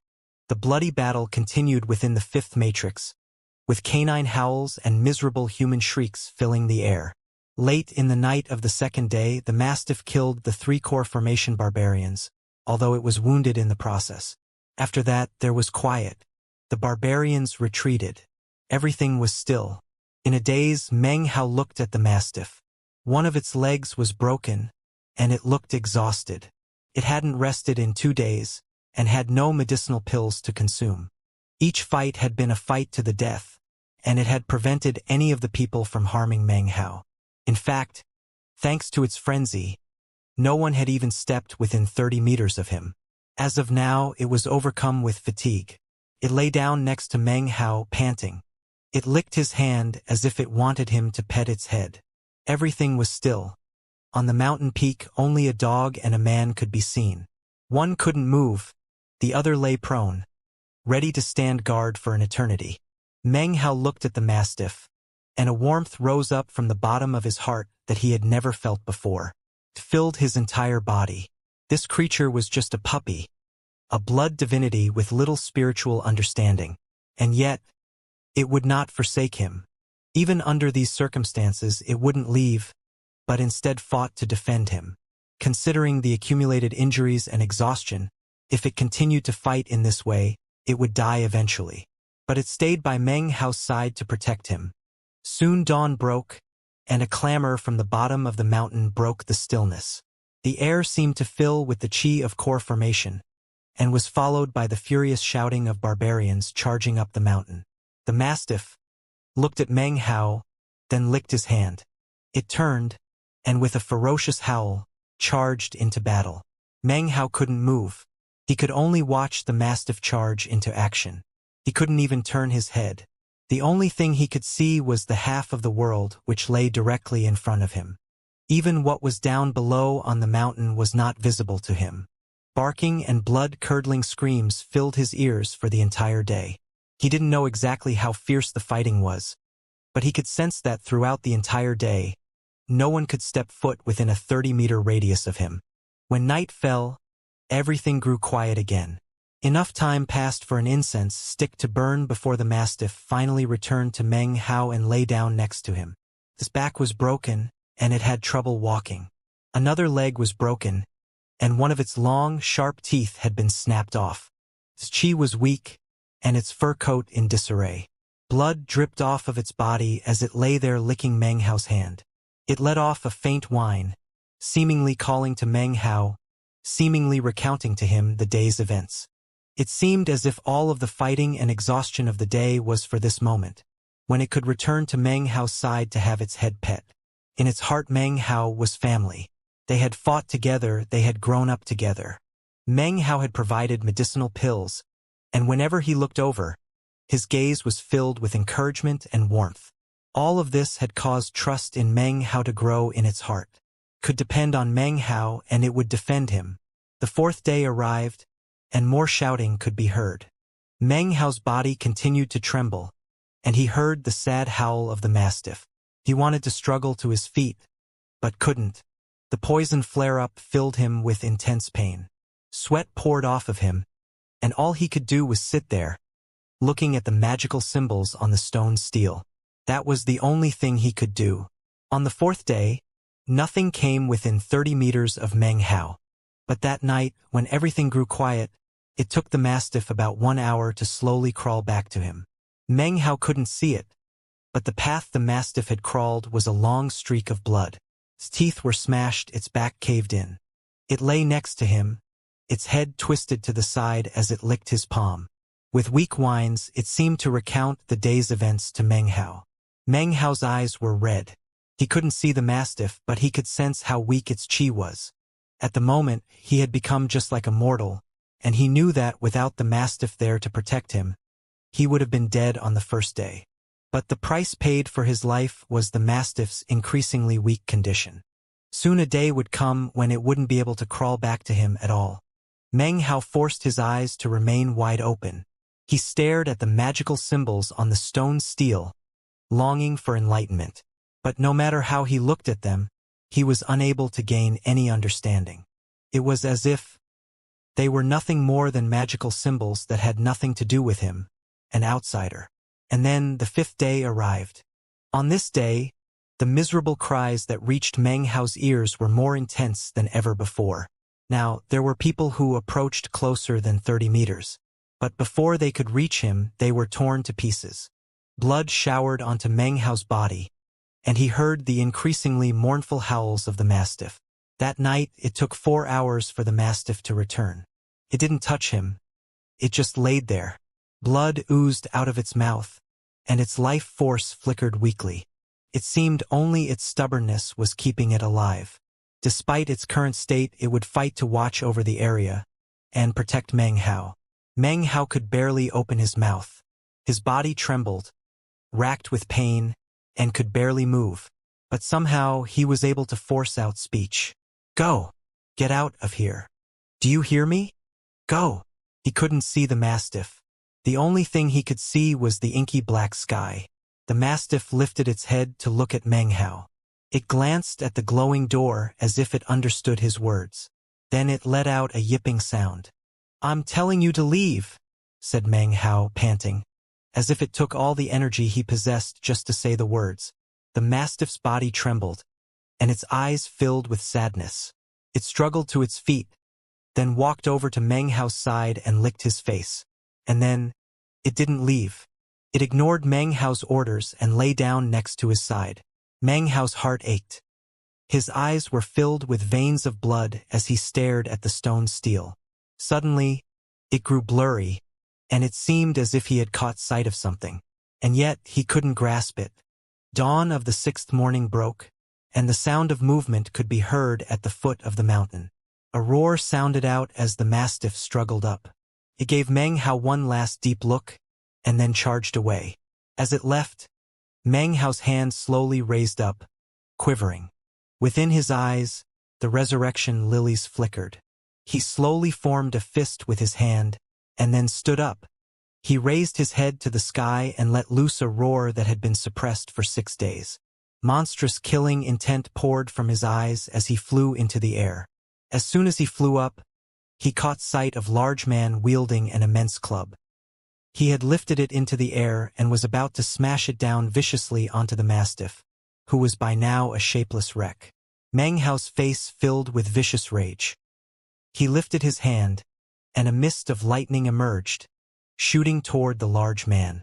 When it reached him, it exploded out in a boom. The large man, who happened to have a cultivation base at the Foundation establishment stage, shot backward in retreat. In fact, multiple surrounding barbarians all retreated. Meng Hao strode forward to stand in front of the mastiff. His eyes were bright red as he lifted his hand again. Hundreds of flying swords instantly screamed out, including the 2 wooden swords. They revolved around Meng Hao, transforming into sword rain, and then a massive whirlpool. Meng Hao cried out, and the flying swords exploded. The shrapnel swept across the surroundings, and blood-curdling screams could be heard as the barbarians in the area were shredded to pieces. Suddenly, from the foot of the mountain, 8 core formation chi auras suddenly shot up. They flew straight up toward the peak of the mountain. Meng Hao was silent, and in fact completely ignored the approaching figures. He looked down at the mastiff, who was gasping and on the verge of death. He knelt down and gently stroked its broken body. It looked up at him weakly, and tried to open its mouth to lick his hand, but wasn't able to. Meng Hao slowly looked up at the magical symbols on the stone steel, paying no heed whatsoever to the 8 approaching figures. As he stared at the steel, he thought back over the 6 days. He thought about how the mastiff had risked its life in battle. He thought about back to the happy little puppy that had bounded along after him through the 4th matrix. He thought about the 2nd matrix when the fluffy, cute little thing had over and over again charged into battle with him. He thought about the very beginning of the Blood Immortal Legacy Tournament, how it had appeared, shivering in his palm, and had licked him with its tiny tongue. He sighed. "I should have realized earlier," said Meng Hao softly. "These magical symbols are not too different from the 8th demon sealing hex." His hand waved through the air, and then no magical symbols could be seen. Instead, they were now inscribed upon his heart, a magical text just like the one that had been inscribed on the steel. As the text appeared, Meng Hao's hand came to rest on the mastiff's back. As it did, a blood-colored glow suddenly formed within the mastiff. It was bone-piercingly cold as it had spread out in all directions. As it spread out, the core formation barbarians were suddenly frozen in place, even as they flew through the air. It wasn't just them. As the blood-colored glow spread out, the entire mountain of barbarians, everything as far as the eye could see, the whole world, was filled with an intense coldness and turned into the color of blood. This place was completely sealed frozen. Nothing in the entire world moved. Meng Hao knelt there, looking in surprise at the mastiff. The 5th matrix, the stone steel, and the enlightenment all hinged upon the actions of the blood divinity. The legacy competitor and the blood divinity must develop a certain level of closeness. After a long time, Meng Hao stood up, holding the mastiff in his arms. He walked toward the peak of the mountain and the exit of the fifth matrix. The entire world around him was sealed with blood. Meng Hao wasn't sure how others would pass this matrix, but he knew that for him, its purpose was to strengthen the bond between the legacy competitor and the blood divinity. He also wasn't sure about the blood divinities of the others, but he knew that the mastiff had always returned to him. No matter how exhausted it was, it always came back to lick his hand. To Meng Hao, this dog was an inextricable part of his life. As of now, the legacy isn't important to me. I don't care about it a bit, but I'm going to take you out of here with me. This is Meng Hao's promise to you. As Meng Hao walked out of the fifth matrix carrying the mastiff, Wang Lihai also emerged. His blood divinity, the fierce-looking Xuanwu tortoise, was also covered in wounds. Ahead of Meng Hao and Wang Lihai was Li Daoi, who still hadn't passed through the sixth matrix. Behind the two, 5 people were still stuck in the fifth matrix. Wang Lihai's gaze fell upon Meng Hao, and his eyes narrowed slightly.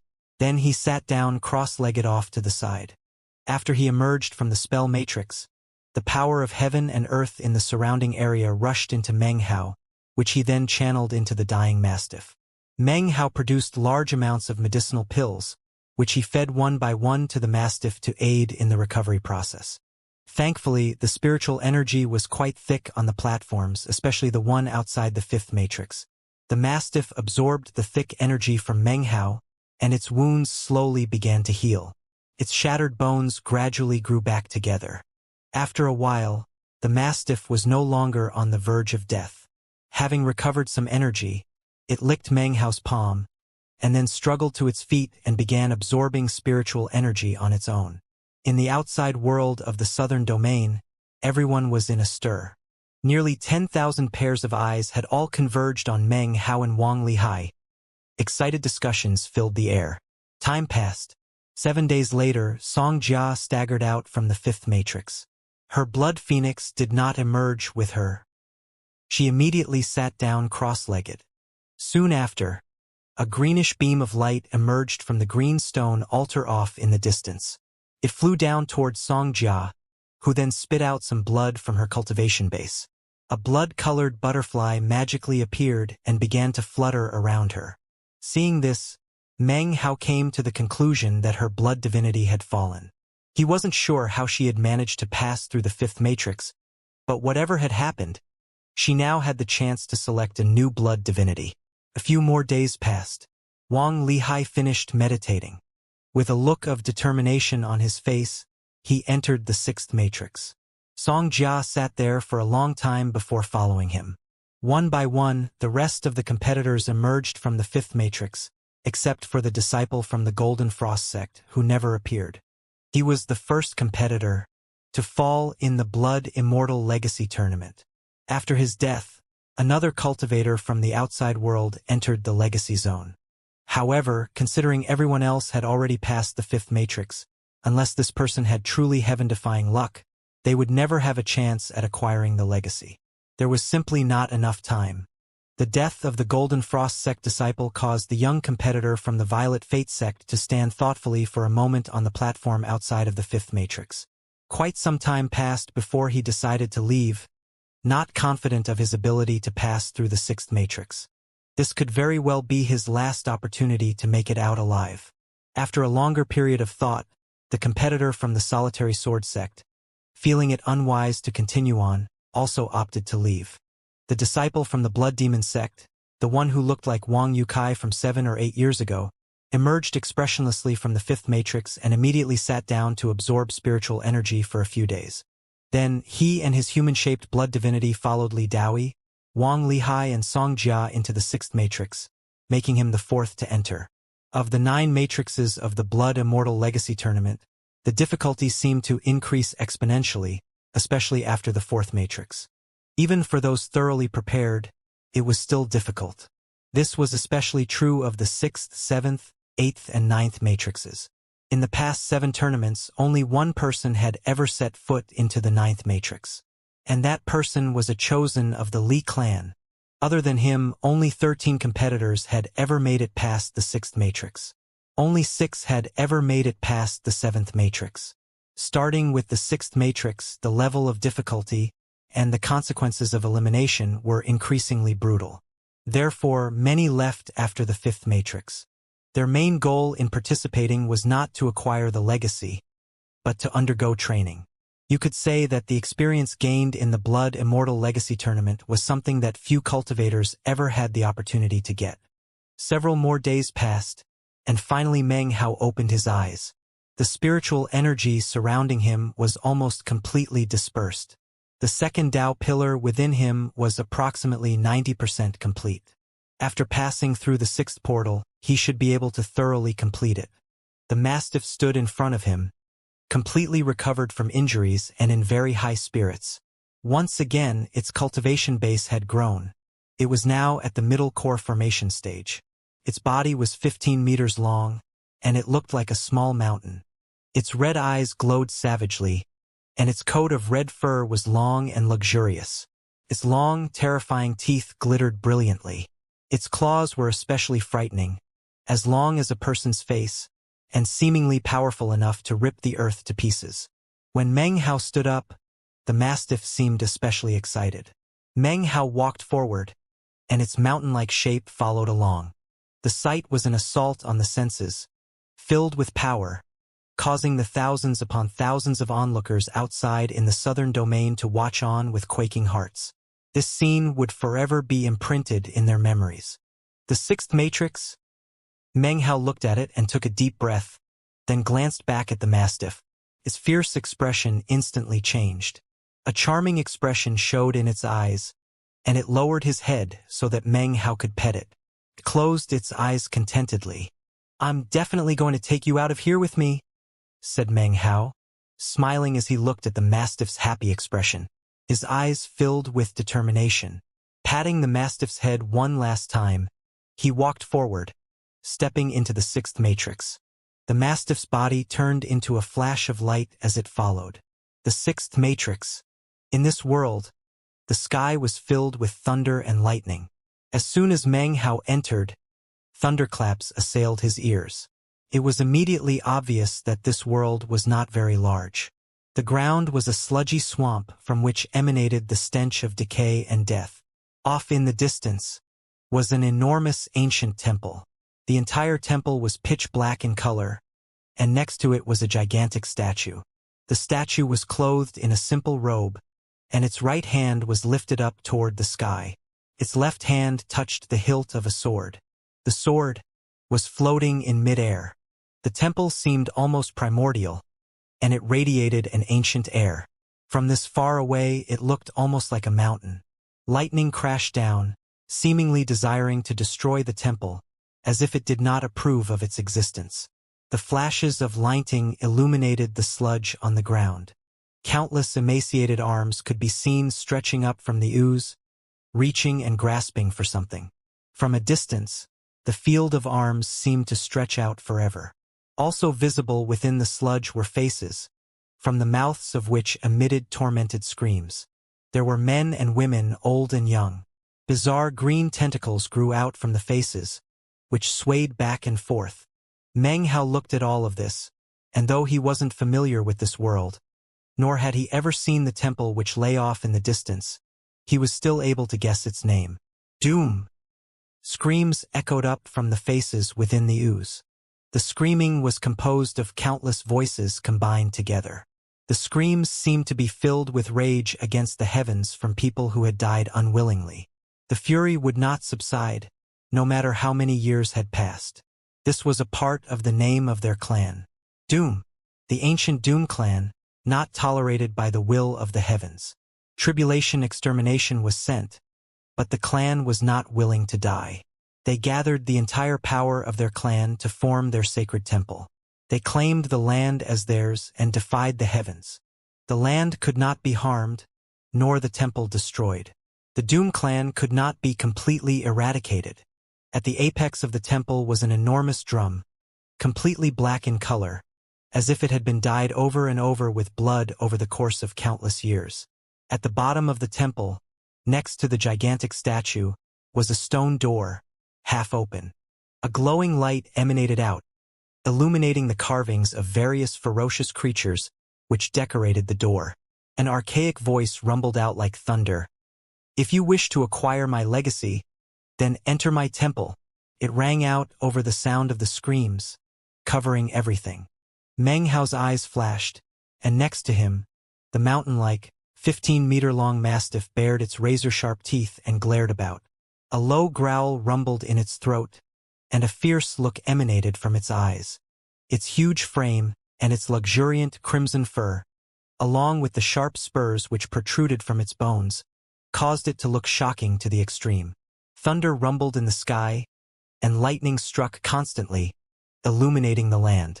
Meng Hao's body turned into a multicolored beam as he flew into the air, heading straight toward the ancient temple. Behind him, the mastiff let out a roar, and then followed him. As soon as the two of them flew into the air, the outstretched hands within the sludge suddenly began to stretch out.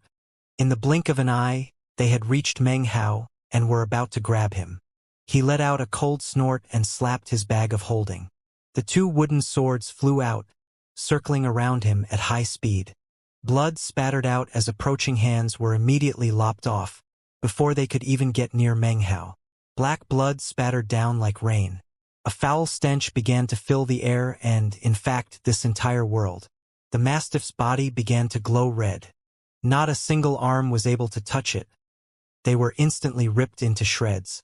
However, even as Meng Hao and the mastiff sped along, nearly to the halfway point, a forlorn, shrill sound arose from the various faces in the ooze.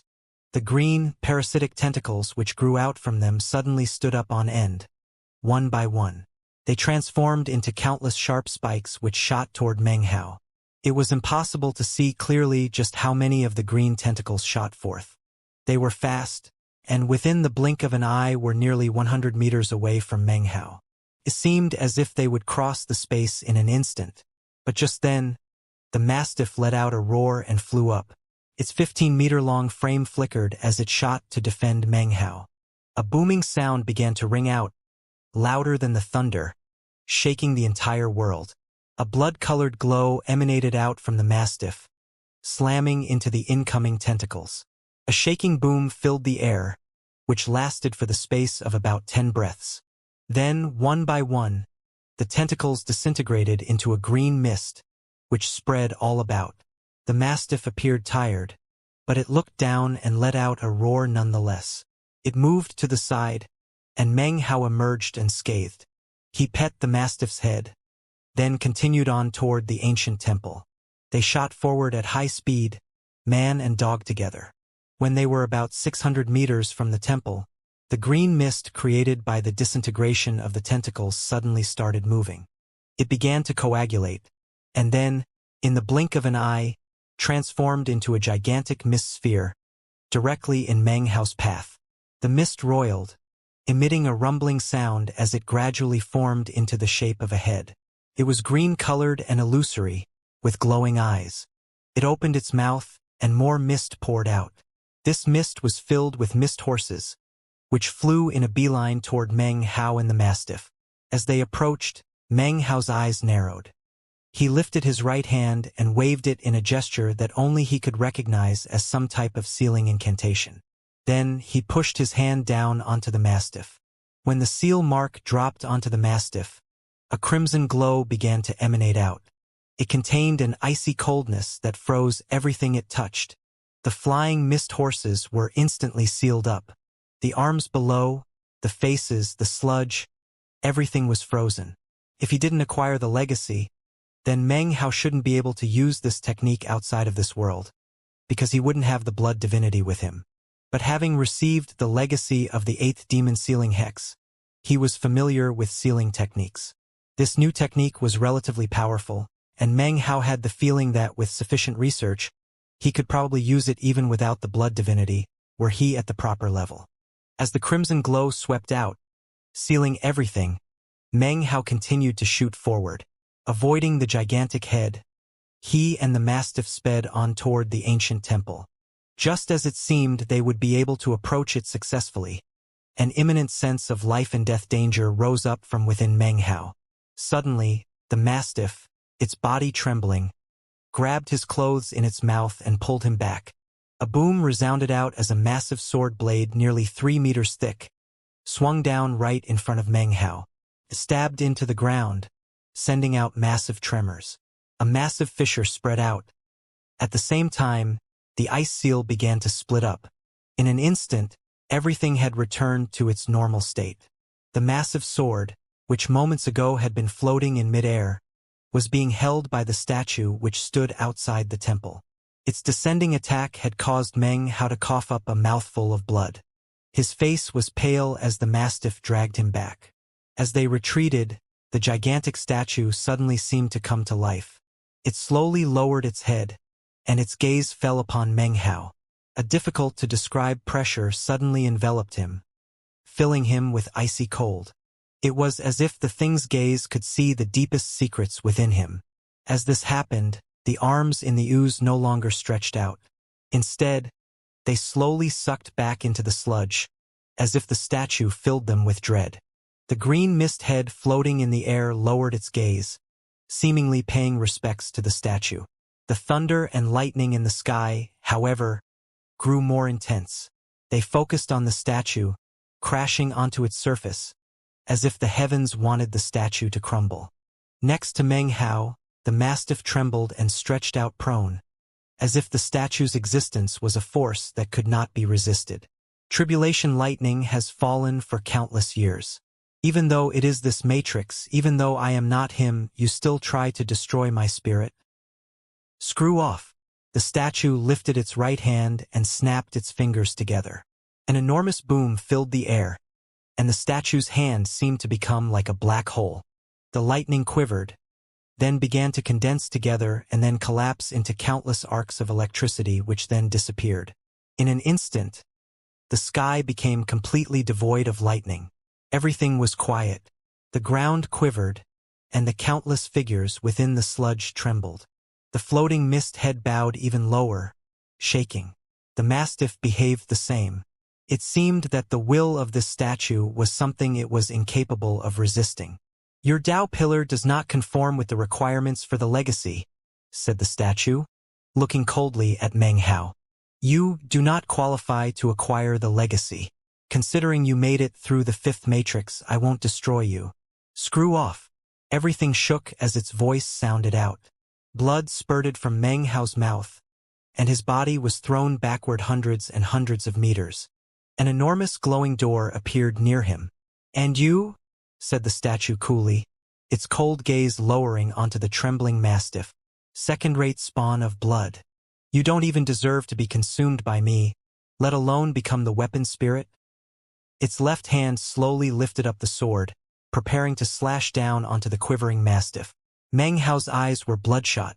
Behind him was the glowing door. All he had to do was step through, and he could leave the 6th matrix. But what had just happened caused him to stop in his tracks.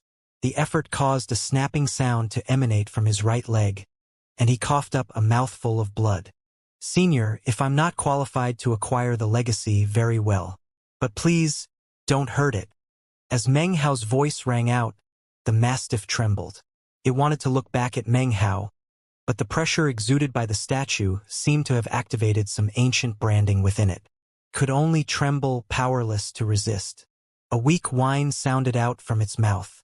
The statue's giant sword paused. It looked at Meng Hao. You've lost your qualifications to leave this place, it said coolly. The glowing door instantly began to fall to pieces. The sword swept through the air, not toward the mastiff, but toward Meng Hao. A boom resounded out, and blood exploded from Meng Hao's body. He lost control of himself, tumbling down toward the sludge. As he fell, grasping hands reached toward him, clasping onto him, preparing to drag him down inside. It was at this moment that Meng Hao's cultivation base was suddenly restricted. He couldn't circulate it at all. He could only watch as he was slowly pulled down into the ooze. His eyes were red, filled with resistance and ferocity. The mastiff, which was also being suppressed, suddenly let out a shrill howl. Trembling, it lifted its head. Its mountain-like body suddenly exploded with an unprecedented power. Cracking sounds could be heard from inside it. It suddenly seemed as if it would burst into flame, a flame of blood. Suddenly, its body began to expand. It was now 30 meters long.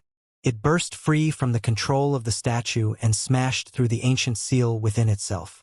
It flew up with a roar, charging toward Meng Hao, who was already half sunk into the ooze. "So, the burning of the blood spirit," said the statue coldly. "Blood divinities are bloodthirsty and have no feelings. You second-rate spawn of blood. You do not deserve to have spiritual consciousness." It raised its left hand, and then the sword began to slash down again, to exterminate both Meng Hao and the mastiff in one fell swoop. But then suddenly, before the sword could fall, a look of struggle appeared in the eyes of the statue. The sword paused in mid-air. "The will of the blood slave," said the statue, its voice grim. "Damn you, won't you just go away? I'm trying to help your master's legacy. I want his legacy to live on, to be acquired by another. Why are you resisting me? There are no rules in this legacy tournament. So for me to possess you is simply the will of heaven." The struggle in its eyes gradually began to fade. Meanwhile, the mastiff's body was engulfed in a bloody flame. It slammed into the ooze, roaring as the bloody glow of flames emanated in all directions. It instantly turned countless arms into ash. The sludge caved in on itself, revealing a pale-faced Meng Hao. The mastiff grabbed him in its mouth, then flew up into the air, shooting toward the large door in the ancient temple. It flew with incredible speed, seemingly ready to sacrifice everything to get Meng Hao to the door. Meng Hao's eyes snapped open, and he looked at the mastiff. Then he glanced behind and saw the statue. The struggle was now almost completely gone from its eyes. It stabbed its giant sword into the sludge, and suddenly, the countless arms emanated a demonic glow.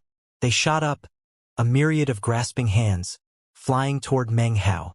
The mastiff glanced down at Meng Hao, and a wistful expression appeared in its eyes.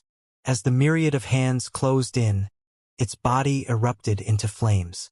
It tossed its head, throwing Meng Hao toward the stone door. It had no time to lick his hand as it had when it was small. The bloody glow around its body was already fading, and weakness flashed in its eyes. A death aura began to emanate out of it as the countless hands surrounded it. The tens upon tens of thousands of encircling hands wrenched it down into the ooze.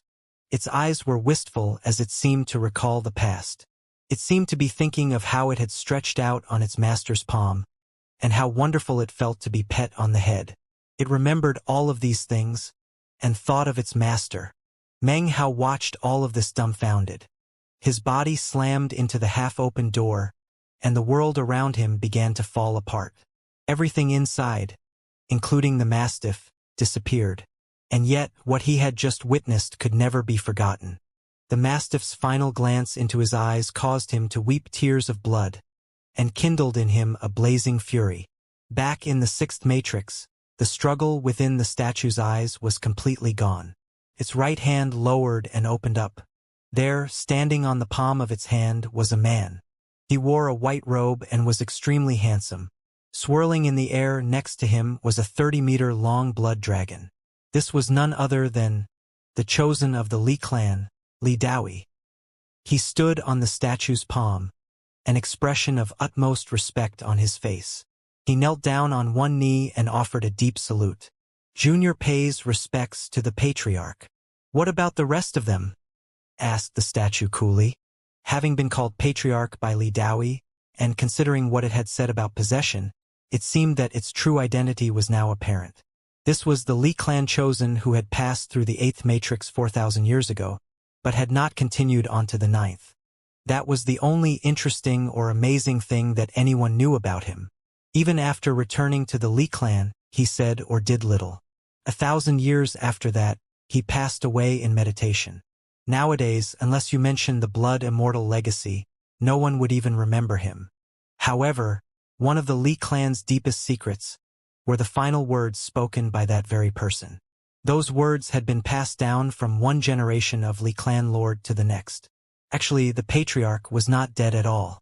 His last words stated that after the completion of the 8th Blood Immortal Legacy Tournament, the bloodline of Ancient Doom had fallen to the Li clan. The person who had emerged from the Legacy Tournament 4,000 years ago was him, but not all of him. That person contained only a portion of his spirit. The rest of him had forced itself upon the slumbering blood slave in the 6th matrix. From that day until this, only members of the Li clan were aware of it. It was an unimaginably fantastic situation. The blood slave was incredibly powerful, and the Li clan patriarch, being at the foundation establishment stage, should not have been able to successfully possess it. In fact, anyone below the nascent soul stage shouldn't be able to. Yet somehow he had. No one could possibly know how he'd accomplished it. However, afterwards part of him returned to the clan missing most of its spirit. It faded away, leaving behind a final will and explanation. Patriarch can ignore the disciples of the Song clan and Blood Demon sect, said Li Daoi with a respectful smile. And the one who just escaped counts for nothing. However, this Wang Lihai from the Wang clan must die. The blood dragon next to him lifted its head. Suddenly, several blood divinities appeared in the region surrounding Li Daoi. One of them was Wang Lihai's Xuanwu turtle, as well as the blood sprite belonging to the young man who looked like Wang Yukai. The blood divinities trembled as soon as they appeared, and instantly, the blood dragon charged forward and swallowed them whole. They didn't resist even the least bit. A junior member of the Wang clan, said the statue coolly, eyeing the blood dragon. Exterminating Wang clan chosen is something I can do. I should only be able to help you here within the 6th matrix. As for the following 3 matrices, I should be unable to help you directly. However, in the past 4,000 years, I have come to understand much about the Blood Immortal Legacy Zone. In fact, no one in the world understands more about it than me. After possessing your blood dragon, I am completely confident that in the time it takes for a few incense sticks to burn, we can charge through the 7th, 8th, and 9th matrices. Then you can acquire the legacy. Many thanks for your assistance, Patriarch, replied Li Daoi respectfully. Junior does not care too much about the legacy. I am here on the orders of the clan lord, to receive you and lead you out. When the 8th Blood Immortal Legacy Tournament concluded, the bloodline of Ancient Doom fell to the Li clan, said the statue, its voice deep and archaic. Those words were spoken by me, and are naturally true. The Blood Immortal Legacy belongs to you. I've been trapped in here for 4,000 years, and have no idea what the outside world has come to be. I wonder how many of my friends from the old days are still alive. When it finished speaking, the space between its eyebrows split, and a glowing light appeared. As the crack split open, the statue's body grew dim. The glow flew out, forming a blinding beam of light that shot toward the blood dragon. The blood dragon didn't resist. The bloody light entered it, and its entire body spasmed for a few moments. Then its eyes began to glow, emitting an ancient aura. It made a gulping motion, as if it hadn't completely swallowed the other blood divinities. Its body flashed, and suddenly, it expanded until it was 3,000 meters long, causing this entire world to shake and tremble. Time passed. Eventually it shrank back down until it was only 60 meters in length. It circled around Li Daoi, then flew toward the glowing stone door, and then left the 6th matrix. The only thing that was left behind was the lifeless statue, which stood there quietly, unmoving. The instant Li Daoi emerged from the 6th matrix, an uproar emerged among the nearly 10,000 observers outside in the southern domain. Li Daoi was the last to come out. The first had been Meng Hao, who had flown out, coughing up 4 or 5 mouthfuls of blood. He had struggled into a cross-legged position to meditate. His appearance had caused an uproar as he sat there, madly absorbing as much spiritual energy as he could to heal his wounds. Even though his eyes were closed, he radiated an intense killing intent. After him was the youth from the Blood Demon sect who looked like Wang Yukai and then Xianxia. Both of them seemed to be in bad situations. Their bodies were covered with wounds, and both seemed to have broken bones. Their breath came in ragged pants, and their blood divinities were nowhere to be seen. Gritting their teeth, they sat cross-legged like Meng Hao, using the thick spiritual energy in the area to do breathing exercises to heal their wounds. Their injuries quickly began to heal, but quick glances revealed to both that their blood divinities were indeed gone. Complicated, thoughtful expressions appeared on their faces. It was quite obvious what they were thinking. Wang Lihai didn't emerge. This caused an unprecedented uproar outside. Everyone had seen the blurry image of Wang Lihai disappear within the sixth matrix. This clearly indicated that he had passed away. The Wang clan members' minds were instantly sent reeling, especially that of Wang Lihai's Dao protector and the Wang clan elders. Expressions of disbelief filled their faces. Their eyes were instantly shot with blood, and it seemed as if their heads might explode. The entirety of the southern domain was instantly thrown into chaos. No one could possibly have predicted that Wang Lihai would die. This would send the Wang clan into an unimaginable fury. Wang Lihai was extremely important among the current generation of the Wang clan. He was the Dao child of the foundation establishment stage. Chosen could fall, but Dao children simply could not. This was a generally recognized rule among the various sects and clans. This was apparent by the fact that although the Blood Immortal Legacy Tournament was important, none of the 5 sects had dispatched Dao children, only Chosen. The Wang clan and the Li clan were the only to have dispatched Dao children. The most glad of all was none other than Wang Tingfei. His body trembled with excitement, and he clenched his fist tightly. He had been waiting for this day for a very, very long time. Next to him, Wang Shifan seemed equally excited. The two of them exchanged a look. Their futures now seemed filled with limitless possibilities. When Li Daoi finally emerged, the 60-meter-long blood dragon circling about him, the outside world exploded with shock. Song Jia slowly stood up and headed through the glowing exit door, her face pale. She had chosen to give up. After her, the youth from the Blood Demon sect who looked like Wang Yukai stood up. Ignoring Li Daoi, he looked at Meng Hao for a moment and seemed to hesitate. Then, he turned and left through the glowing door, also opting not to continue on. Their departure caused further uproar in the outside world. What exactly happened within the sixth matrix? It looks like no one else has a blood divinity except for Li Daoi. And Wang Lihai actually died. He's a Dao child of the Wang clan. Only Li Daoi still has a blood divinity. And from the look of it, it's way too powerful. Maybe he really does have a chance of acquiring the legacy. As the discussions continued in the outside world, Meng Hao opened his bloodshot eyes. He slowly stood up and walked toward the glowing door, his expression one of stubbornness. Before he stepped through, he looked back toward Li Daoi's blurry figure. What he was looking at, however, was not Li Daoi, but the clearly visible blood dragon. As he gazed at the blood dragon, Meng Hao's heart began to pound. He wasn't sure if others had seen it, but the look in the eye of this dragon was exactly the same as that within the statue. His mind flickered as he put the pieces together. He was now 80 to 90% sure of what had happened. As Meng Hao looked over, Li Daoi let out a derisive chuckle. "Remember my name," he said. "I'm Li Daoi. Your dog died a horrible death." He lifted his hand to rest on the blood dragon. Hearing the words caused Meng Hao's mind to rumble with the sound of 100,000 exploding lightning bolts. Blood dripped from the corners of his lips as he stared murderously at Li Daoi. Within his eyes burned fury and killing intent that rose to the heavens. He had practiced cultivation to a very high level and had desired to kill many people. But at the moment, his desire to kill this person was intense to the extreme. However, Meng Hao's personality was such that, the more he wished to kill someone, the more taciturn he became. He had been like this when small and was even more so now. The more quiet he was, the more vicious he grew.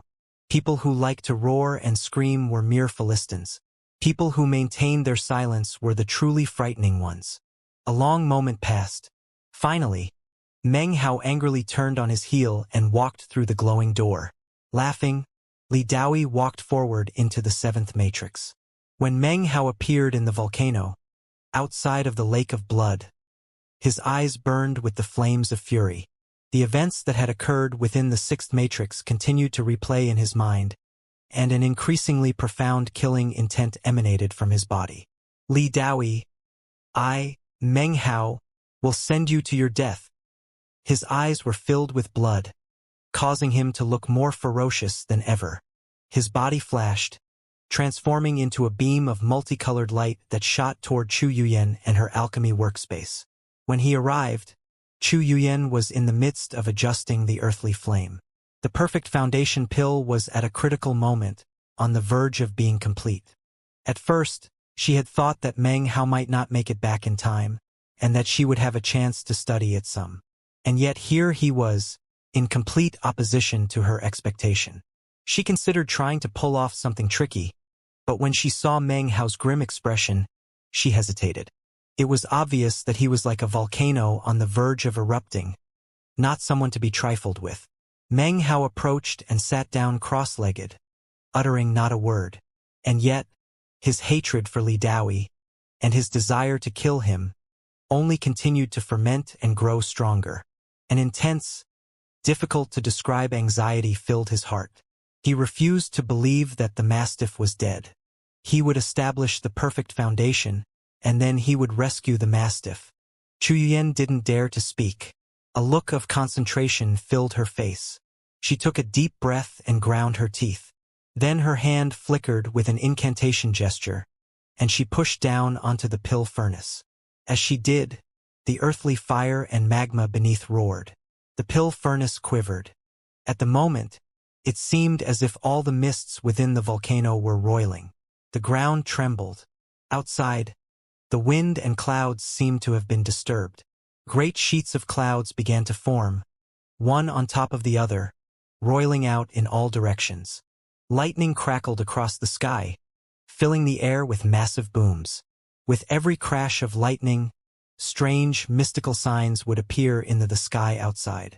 Is this really a thunder pill? Of course, Chu Yuyan had had her suspicious.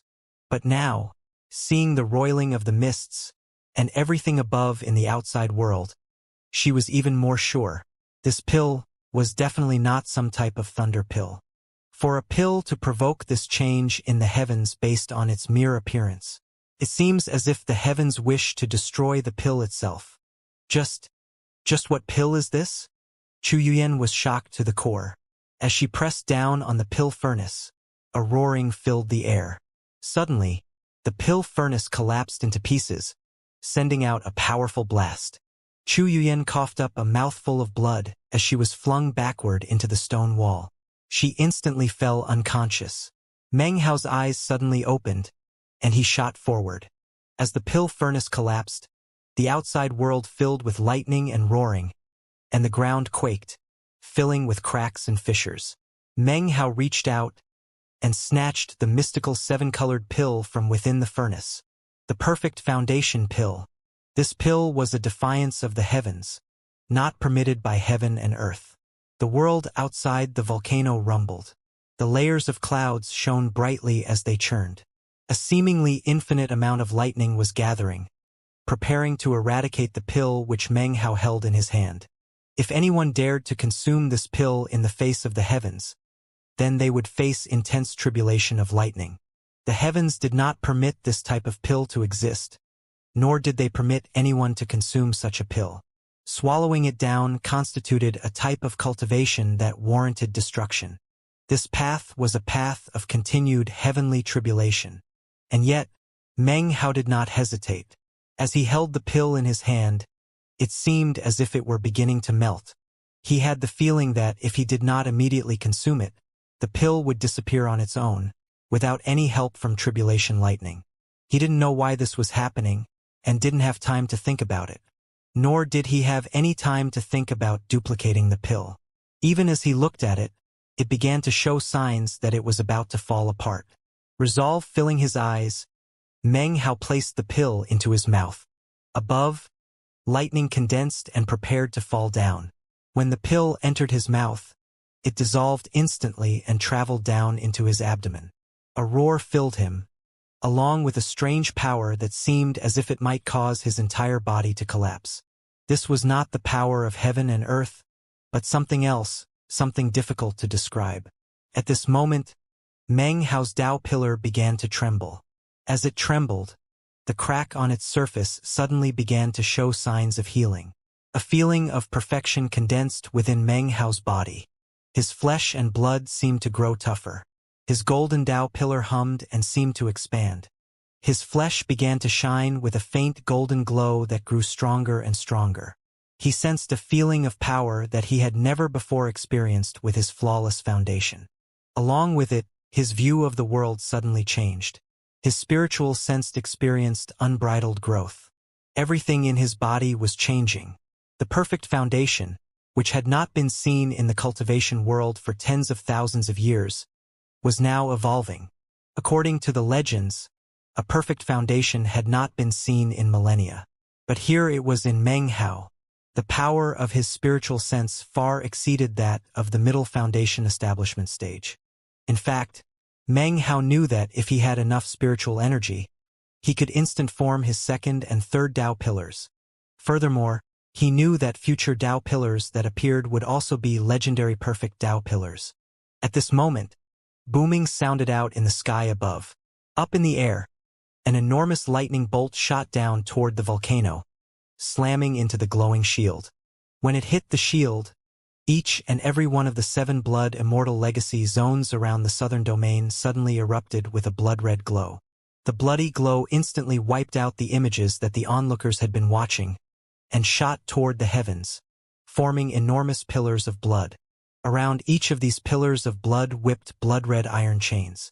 Furthermore, on top of each pillar was a blurry, bound figure who let loose agonized screams.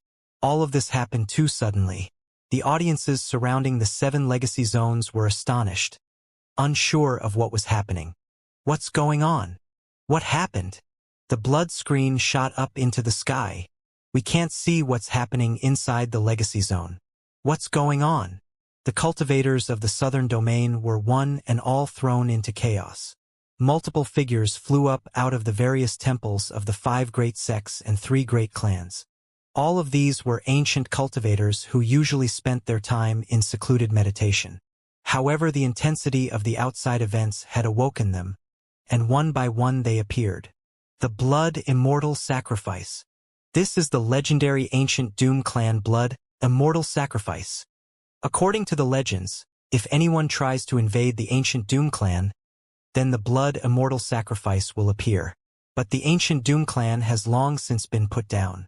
Who could their enemy possibly be? As the booming filled the southern domain, Meng Hao stood within the volcano, staring up into the sky and roaring. He quickly took unconscious Chu Yuyan and wrapped her up in the black net, then set her to the side. After that, his body turned into a prismatic beam as it shot toward the Blood Immortal's sacrificial altar. Above him, the tribulation lightning descending, causing the glowing shield to tremble. And yet even as it trembled, a bright red glow erupted from within the volcano, transforming into a massive pillar of blood. This towering pillar of blood was the 8th to appear within the southern domain. Generally speaking, the Blood Immortal altar would never do this. But Meng Hao had consumed a perfect foundation pill and provoked tribulation lightning. It was the booming of the tribulation lightning upon the Blood Immortal sacrificial altar's shield that provoked this defensive reaction. Attacking this shield was the same as attacking the Blood Immortal. "Wait for me," said Meng Hao, the killing intent pouring out of his eyes. "I promised you that I would take you out with me. You wait for me. I'm coming to save you. Then we will kill Li Daoyi together." He flew forward like lightning, into the altar, not hesitating in the slightest. The instant he entered, clouds billowed and wind whipped inside the Blood Immortal Legacy Zone. Past the 9th matrix, the corpse sat cross-legged, trembling. It slowly lifted its desiccated head, within which a powerful glow appeared. It was a strange glow, but somehow it made the skull-like head look excited. "Finally, I've been waiting." Within the 8th matrix, everything shook, and the sky seemed as if it would split open. A deep red glow covered everything. Moments ago, everything had been completely silent, but suddenly howls filled the air. The howling seemed to contain excitement. In the seventh matrix, the only thing that could be seen was an ancient tomb. Inscribed above the tomb were 3 characters. Tomb of Heaven. Within the tomb was a coffin nearly 3,000 meters long. Inside were heaps of bones, at the center of which could be seen a dilapidated flag. The flag had 3 streamers, upon each of which was written a name. Seemingly having fallen victim to the passing of years, the first 2 names were not clear. However, the third was quite visible. It was the surname Ji. Standing within the tomb, Li Daoi looked around in surprise. The ground shook and the sky roared. It seemed as if everything were spinning.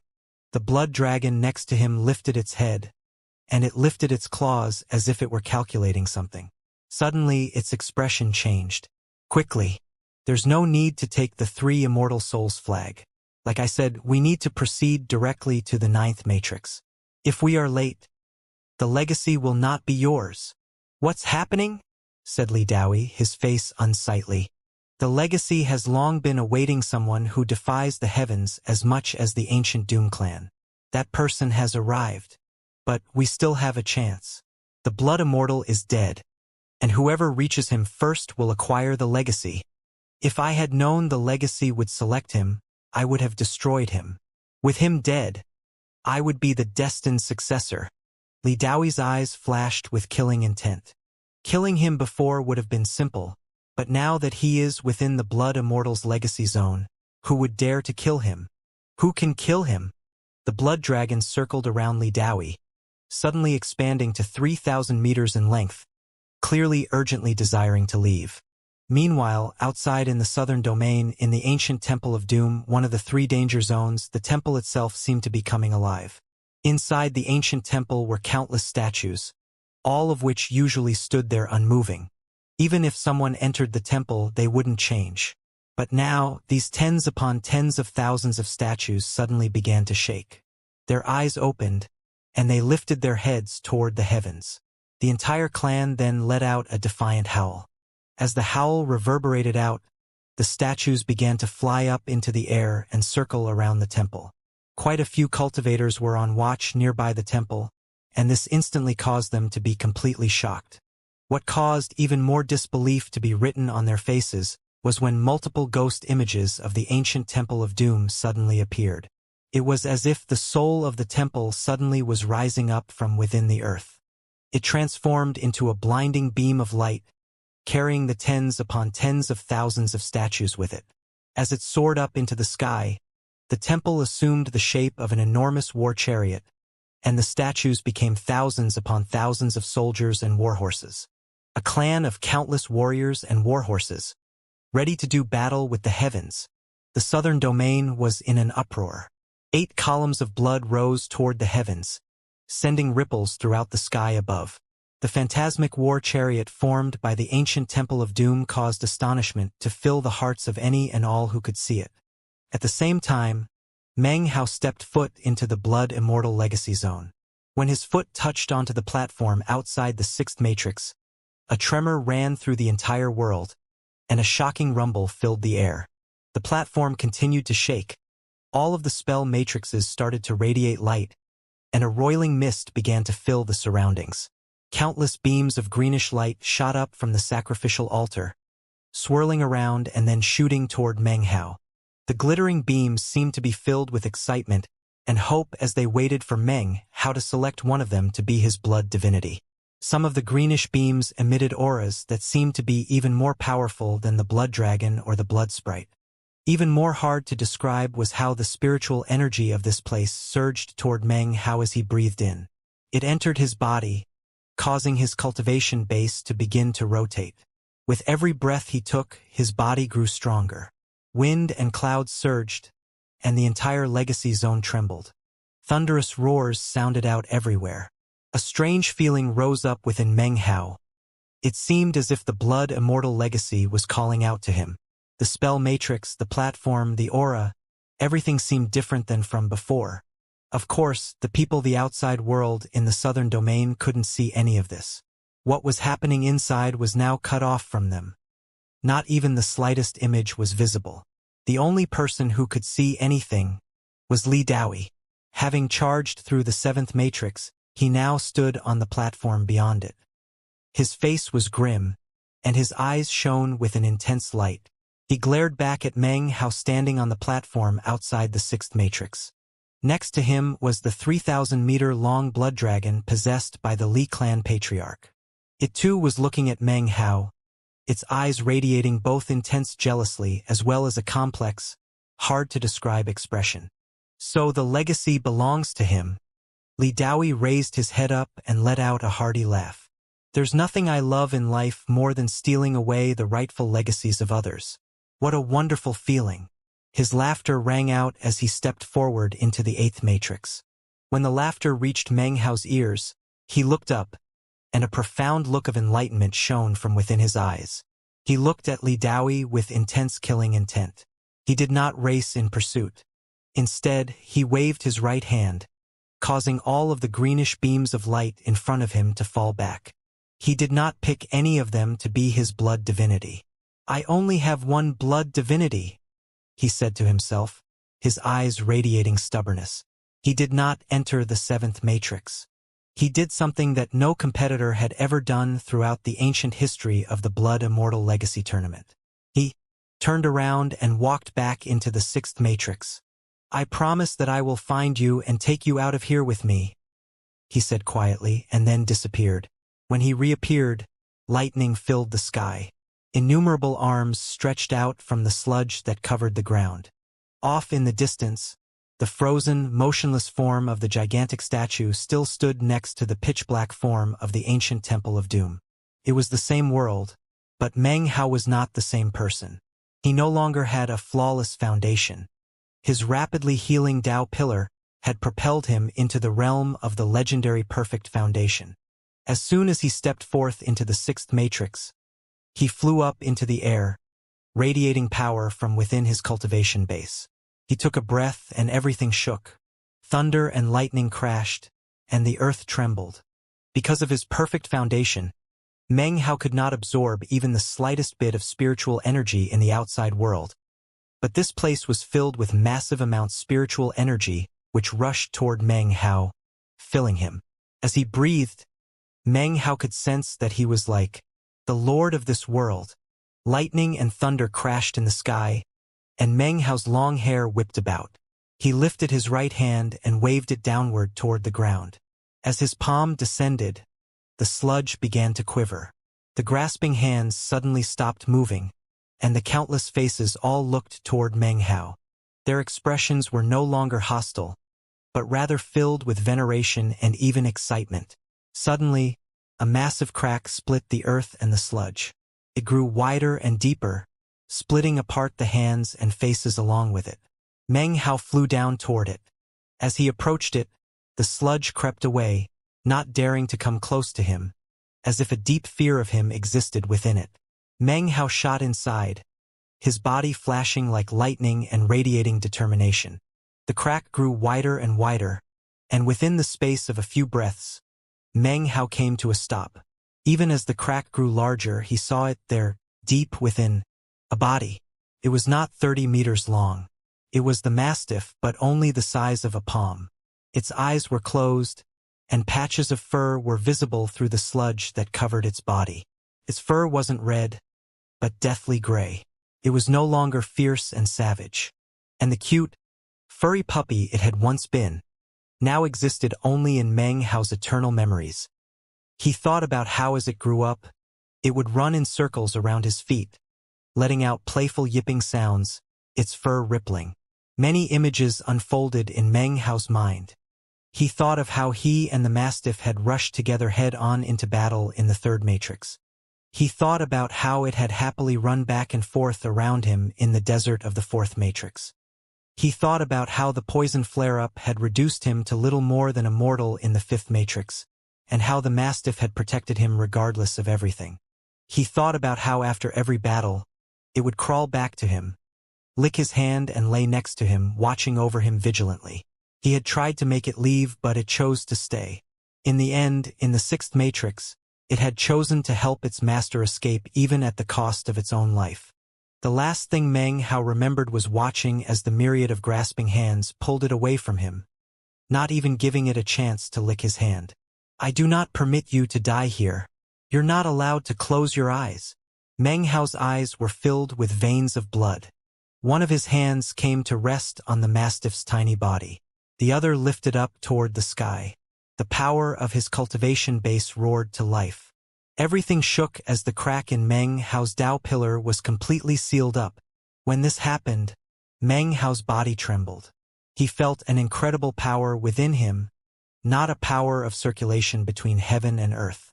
This was a power of circulation in which he formed his own heaven and earth. In this instant, he was not absorbing the surrounding spiritual energy, he was plundering it. From this moment on, the spiritual energy of heaven and earth could only enter his body. It couldn't circulate back. He was like a wound in heaven and earth that could never be healed. The spiritual energy lost to him would never be returned. His eyes glowed with a strange light, and his hair whipped around his head. His aura grew more and more powerful, and a golden light emanated out from his entire body. He bit the tip of his tongue and spit out some blood. The blood descended down onto the corpse of the mastiff, but it was incapable of absorbing it. Your life was born of my blood. You grew from ignorance into spiritual consciousness. Meng Hao stretched out his hand, and the blood congealed onto his palm, forming into a blood globe, which he then pushed down onto the mastiff, forcing it to absorb into the body. At the same time, his cultivation base erupted and he began to forcibly suck in all of the spiritual energy within the sixth matrix. Meng Hao was like a black hole, causing everything to whirl toward him at fantastic speed. Boundless spiritual energy poured into him, which he then transferred into the body of the mastiff. Time passed.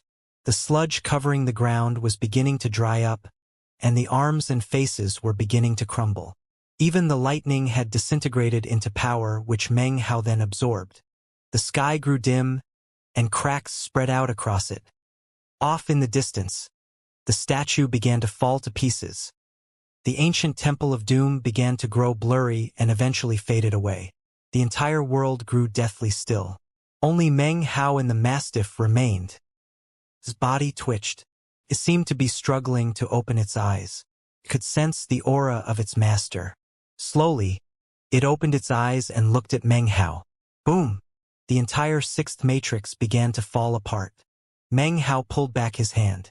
The mastiff's body trembled, but its eyes were filled with the fire of life.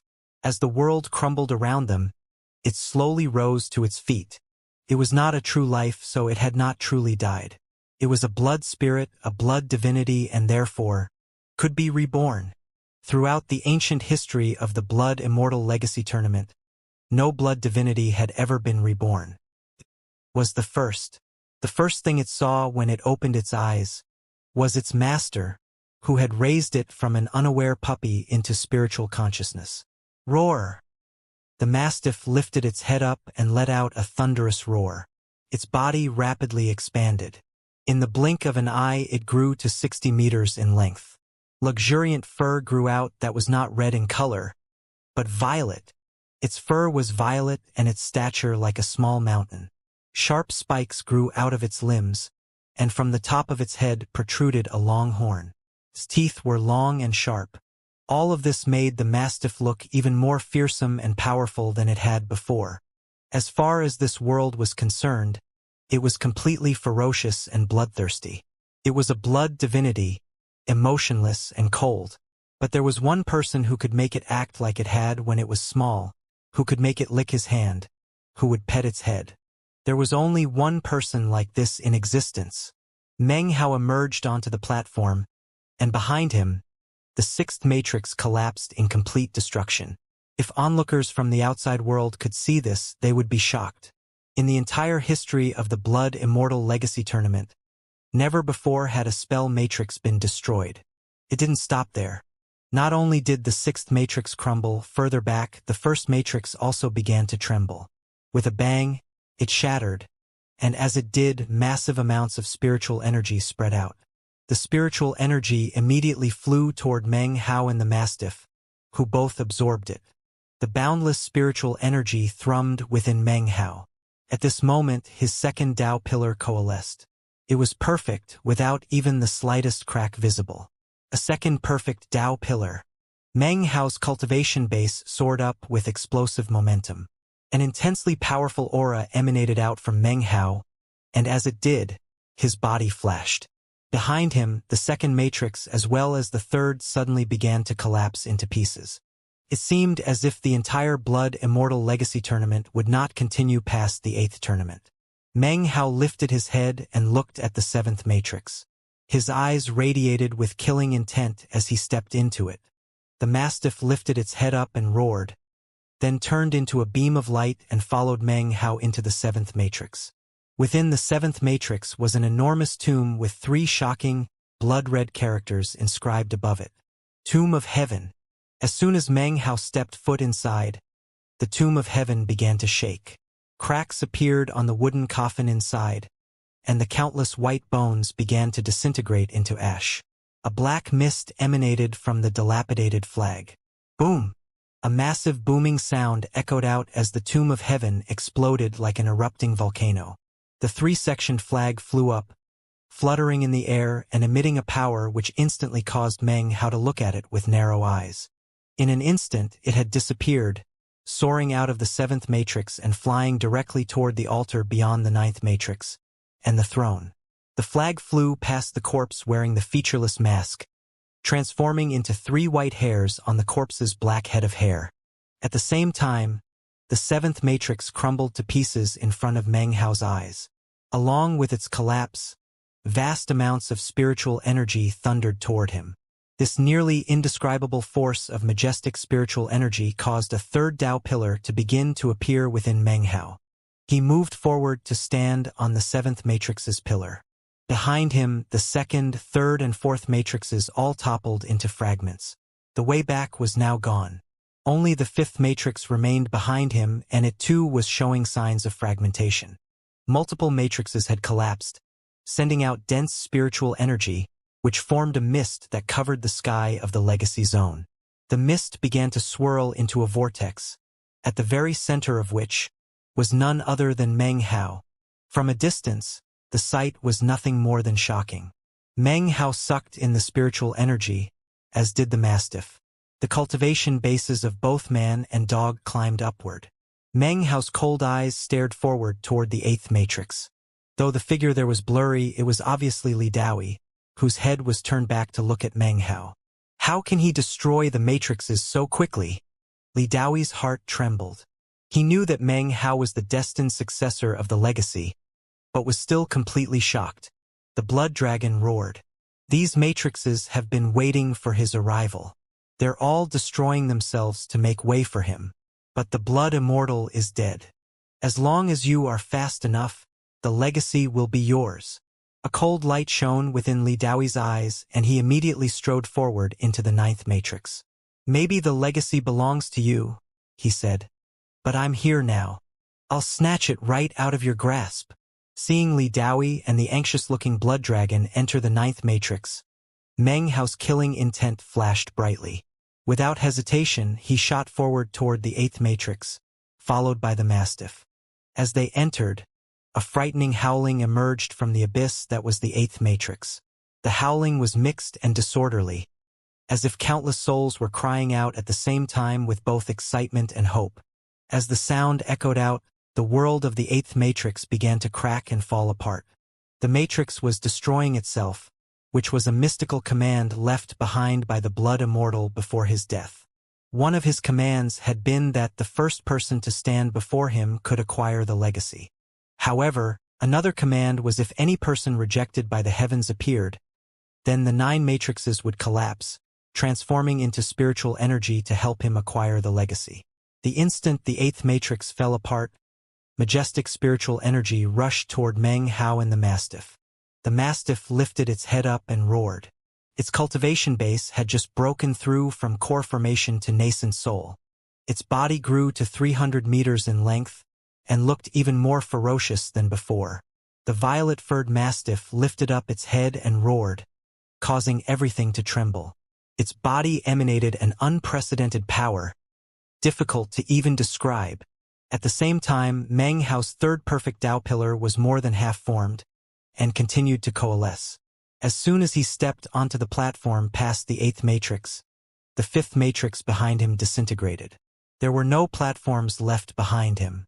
There were no spell matrices. There was only dense spiritual energy, forming a foggy sea that enveloped the entire interior of the legacy zone. Ahead of Meng Hao was the 9th matrix, within which was Li Daoi, receiving the aid of the blood dragon. However, he hadn't emerged from it yet. Li Daoi. Meng Hao's killing intent rose to the heavens. His nascent soul stage mastiff followed him as he rushed into the final matrix. The instant he entered, the platform that he had been on collapsed. However, at that same moment, Li Daoi emerged out of the 9th matrix. As soon as he did, he coughed up a mouthful of blood. The blood dragon looked beleaguered. Obviously, their swift passage through the 9th matrix had come at quite a price for the blood dragon possessed by the 4,000-year-old Li clan patriarch. The fact that the destined legacy successor is here is a good thing. The spell matrix is weakened, which made it much easier to pass through. Daoi, ascend the sacrificial altar. When you stand before the blood immortal, you will become the 2nd-generation successor. The blood dragon roared, an expression of unprecedented excitement and anticipation covering its face.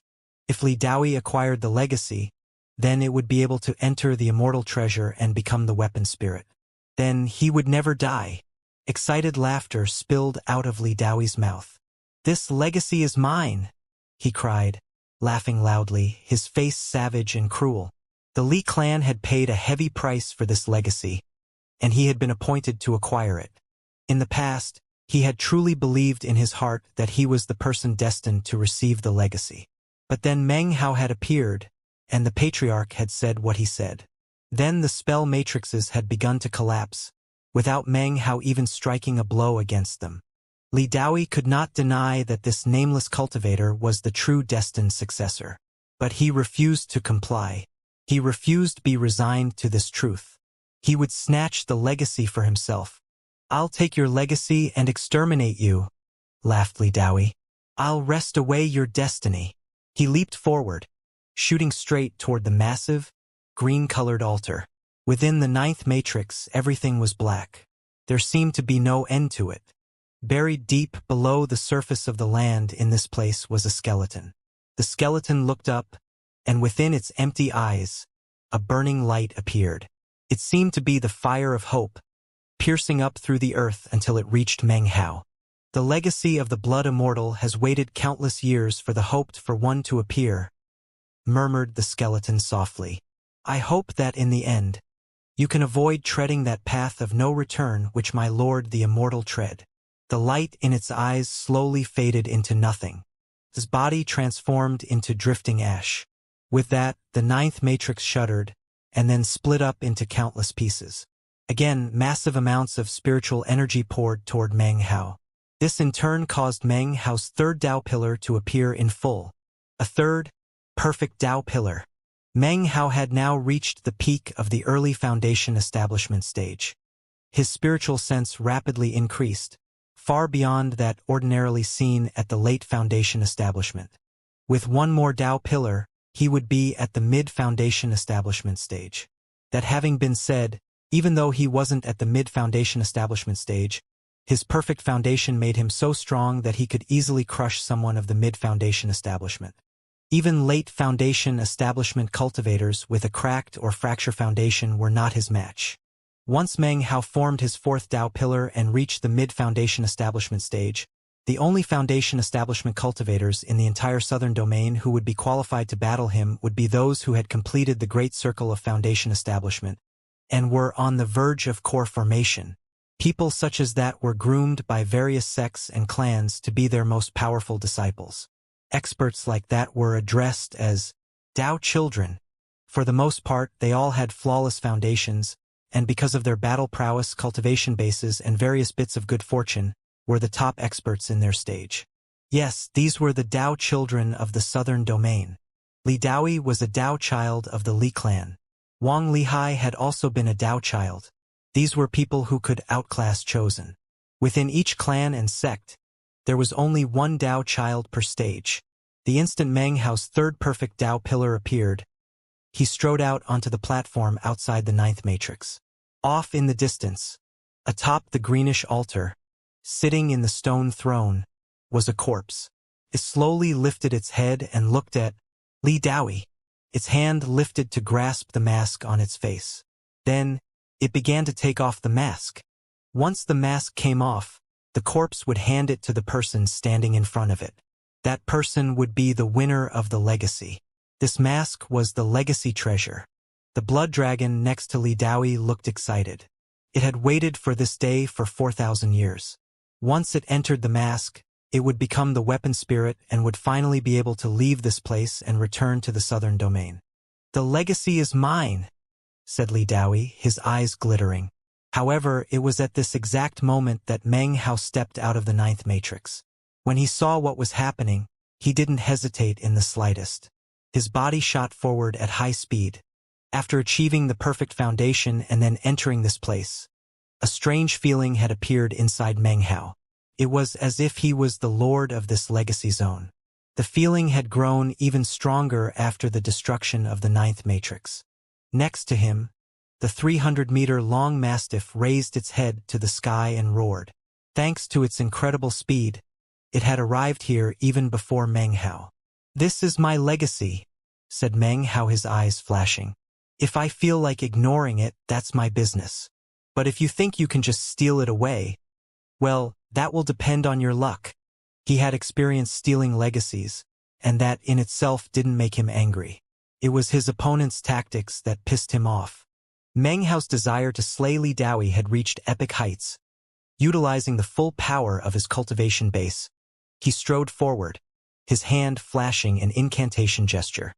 The lightning flag flew out, as well as two wooden swords which emanated a freezing pressure. They all shot toward Li Daoyi. In the same moment, the corpse lifted the mask off of its face, and instantly turned into drifting ash. As the ash drifted out, the hand that held the mask also dissolved. The mask floated toward Li Daoyi. Excitement filled Li Daoyi's face. His right hand lifted up to grab the mask, but the instant he touched it, his hand was shoved away by the mask itself. It wasn't that he couldn't take it, but rather, before he could, it required a weapon spirit. Then it would become his. The instant his hand was shoved away, the blood dragon lifted its head in a roar and then shot toward the mask. Currently, the mask had no weapon spirit. Whoever entered and took over the mask would assume that role. As soon as he slammed into the mask became like a vortex. The blood dragon was halfway into the mask when suddenly the mastiff roared. The roar created ripples in the entire area, and it sped forward. Ignoring the fact that the blood dragon was already in the process of taking over the mask, its 300-meter-long body slammed into it. The mastiff's body was sucked in as soon as it touched the surface of the mask. Its fight with the Li clan patriarch for control of the mask had begun. "You don't know your own limitations," echoed out the voice of the Li clan patriarch. "When I become the weapon spirit, I shall consume you."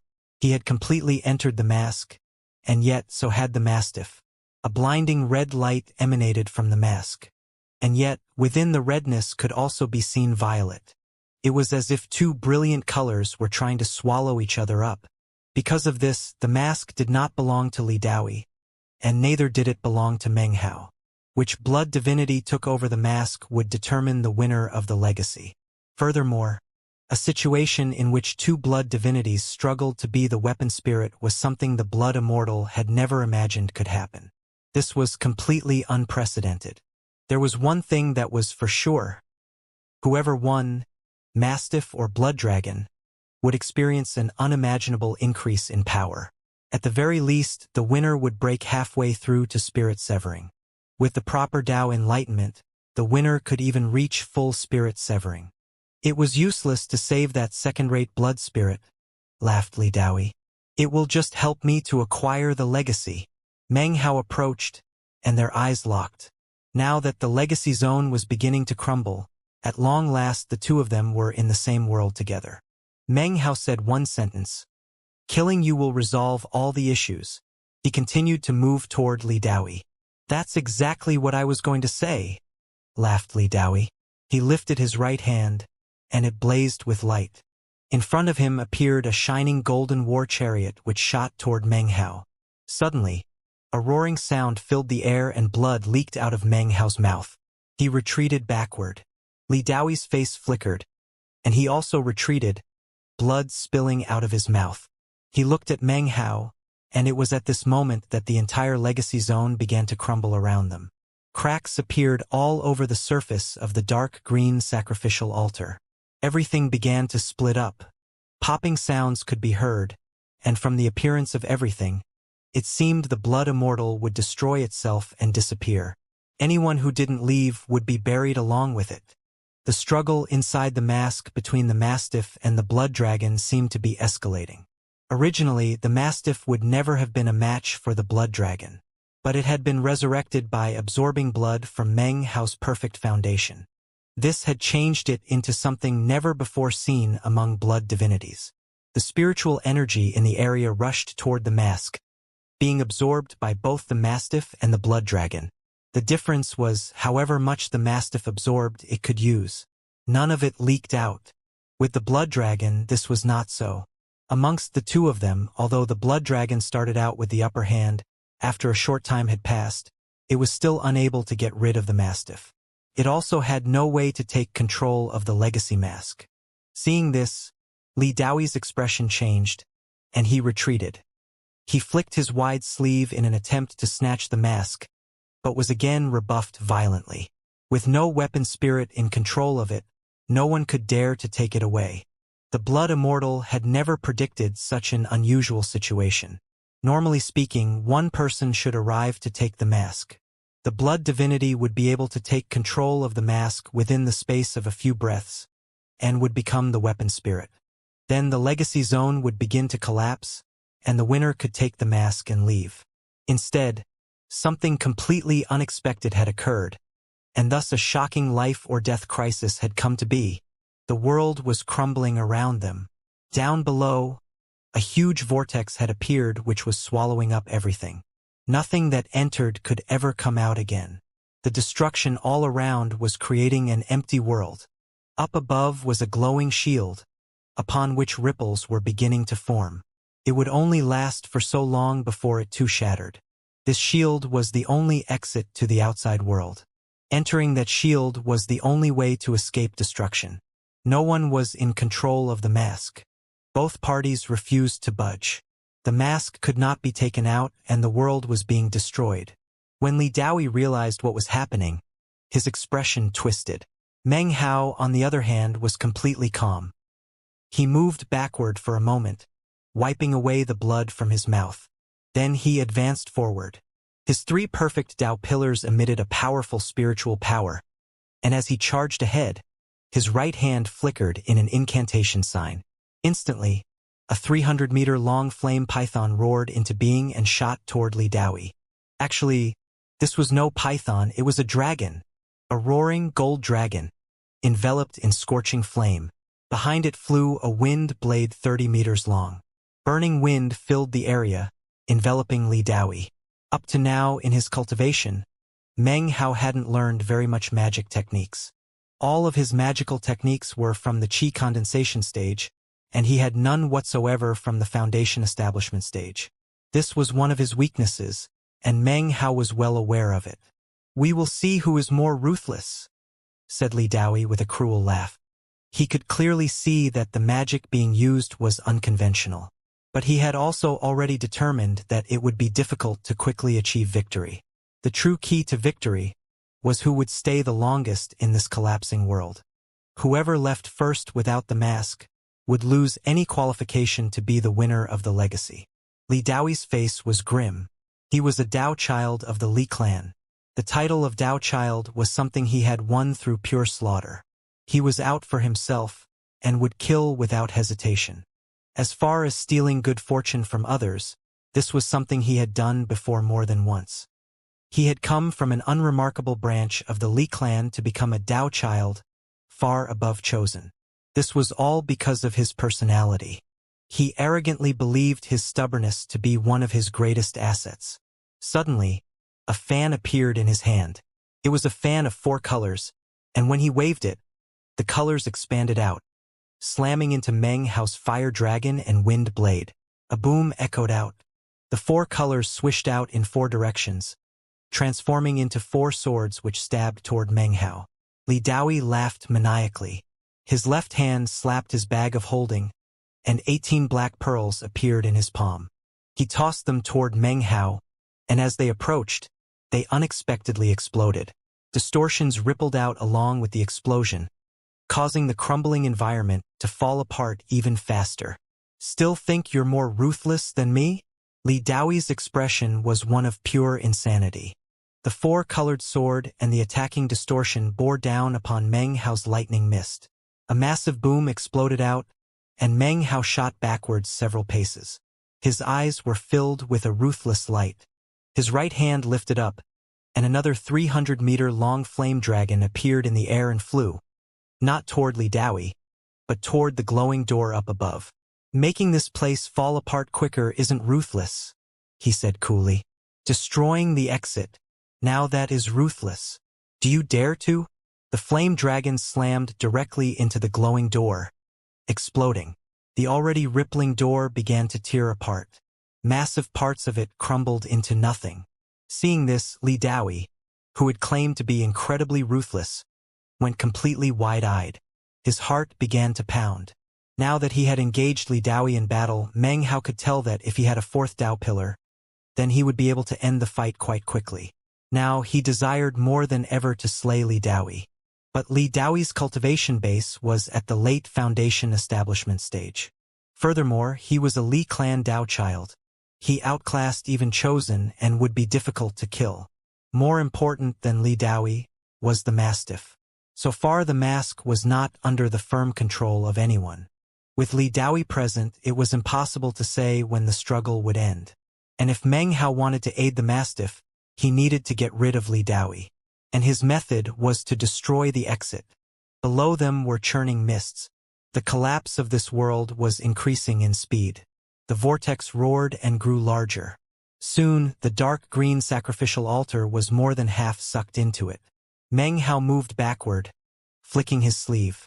The lightning mist sprang up around him, and then shot toward the rapidly collapsing door.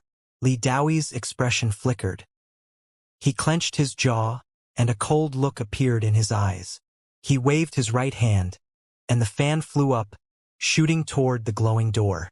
A booming sound filled the air as the door cracked even more under the power of the attack. After all the destruction, the only thing left of the door was a 30-meter patch. And that patch was rapidly falling apart. "There's no way you are as ruthless as me," said Li Daoyi. "I don't believe that you'll sacrifice your life." His body flashed as he shot forward.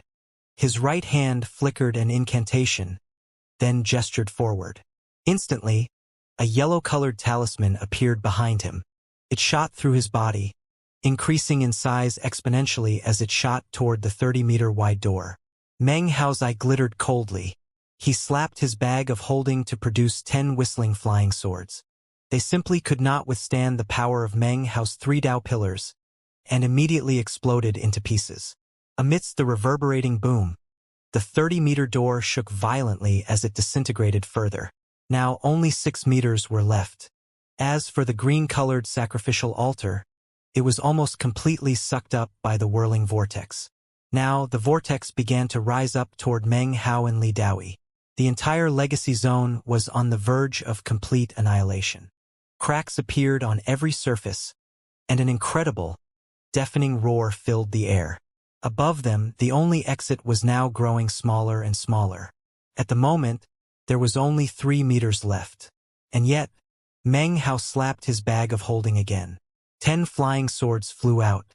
Li Daoyi's face fell. If the swords exploded onto the door, now less than a meter wide, would completely collapse.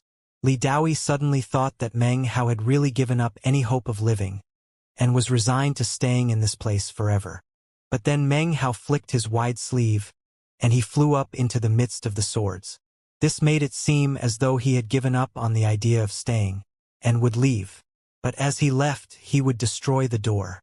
Then, even if Li Daoi acquired the legacy of the Blood Immortal, then he would have no way to leave. A conflicted look appeared in Li Daoi's eyes. If Meng Hao did that, then getting the legacy would be pointless. He was about to do something to block Meng Hao, but then he realized that anything he did would most likely send out ripples that would cause the weakened door to break apart. If I leave, the legacy. He didn't want to be buried in this place. He was a Dao child of the Li clan. He had limitless prospects in the future. Losing out on the legacy of the Blood Immortal wouldn't really change anything. But dying here, compared to my life, the legacy doesn't count for anything. And who cares about some old patriarch? Very well. But if someone else gets the legacy, then they will be buried with it along with this place. Li Daoi's eyes were red as he let out a howl. He leaped up, coughing out a mouthful of blood which splashed over him. He then transformed into a bloody shadow, which increased exponentially in size. He stretched up toward Meng Hao's flying swords, reaching them, and Meng Hao, just as they were about to explode. He passed Meng Hao and then shot into the door. Even as he passed into the door, his right hand waved out, and 10 black pearls appeared, ready to explode, smashing the door and cutting off Meng Hao's escape route. And yet, at the same time, as his right hand was still in the process of leaving through the screen, Meng Hao took a deep breath and then released a spell that he had been preparing for some time. Demon Sealing, 8th Hex, Body Sealing. His eyes were crimson as he uttered the words. This was the first time he had ever used the mystical art he had acquired from the 8th generation Demon Sealer. After achieving intellectual enlightenment, Meng Hao had tried several times to use the spell, but had never succeeded. Then, after the deep enlightenment from the magical text in the 5th matrix of the Blood Immortal Legacy Zone, everything clicked. Using his 3 perfect Dao pillars, his fingers flickering, Meng Hao had the intense feeling that he would succeed this time. The feeling had appeared earlier in his battle with Li Daoi, and had continued to grow stronger. His finger fell, and the entire world shuddered. And yet, it was not actually the world that had shuddered, but Meng Hao and his finger. Tiny strands of intangible qi appeared that seemed to be somehow connected to the collapsing world.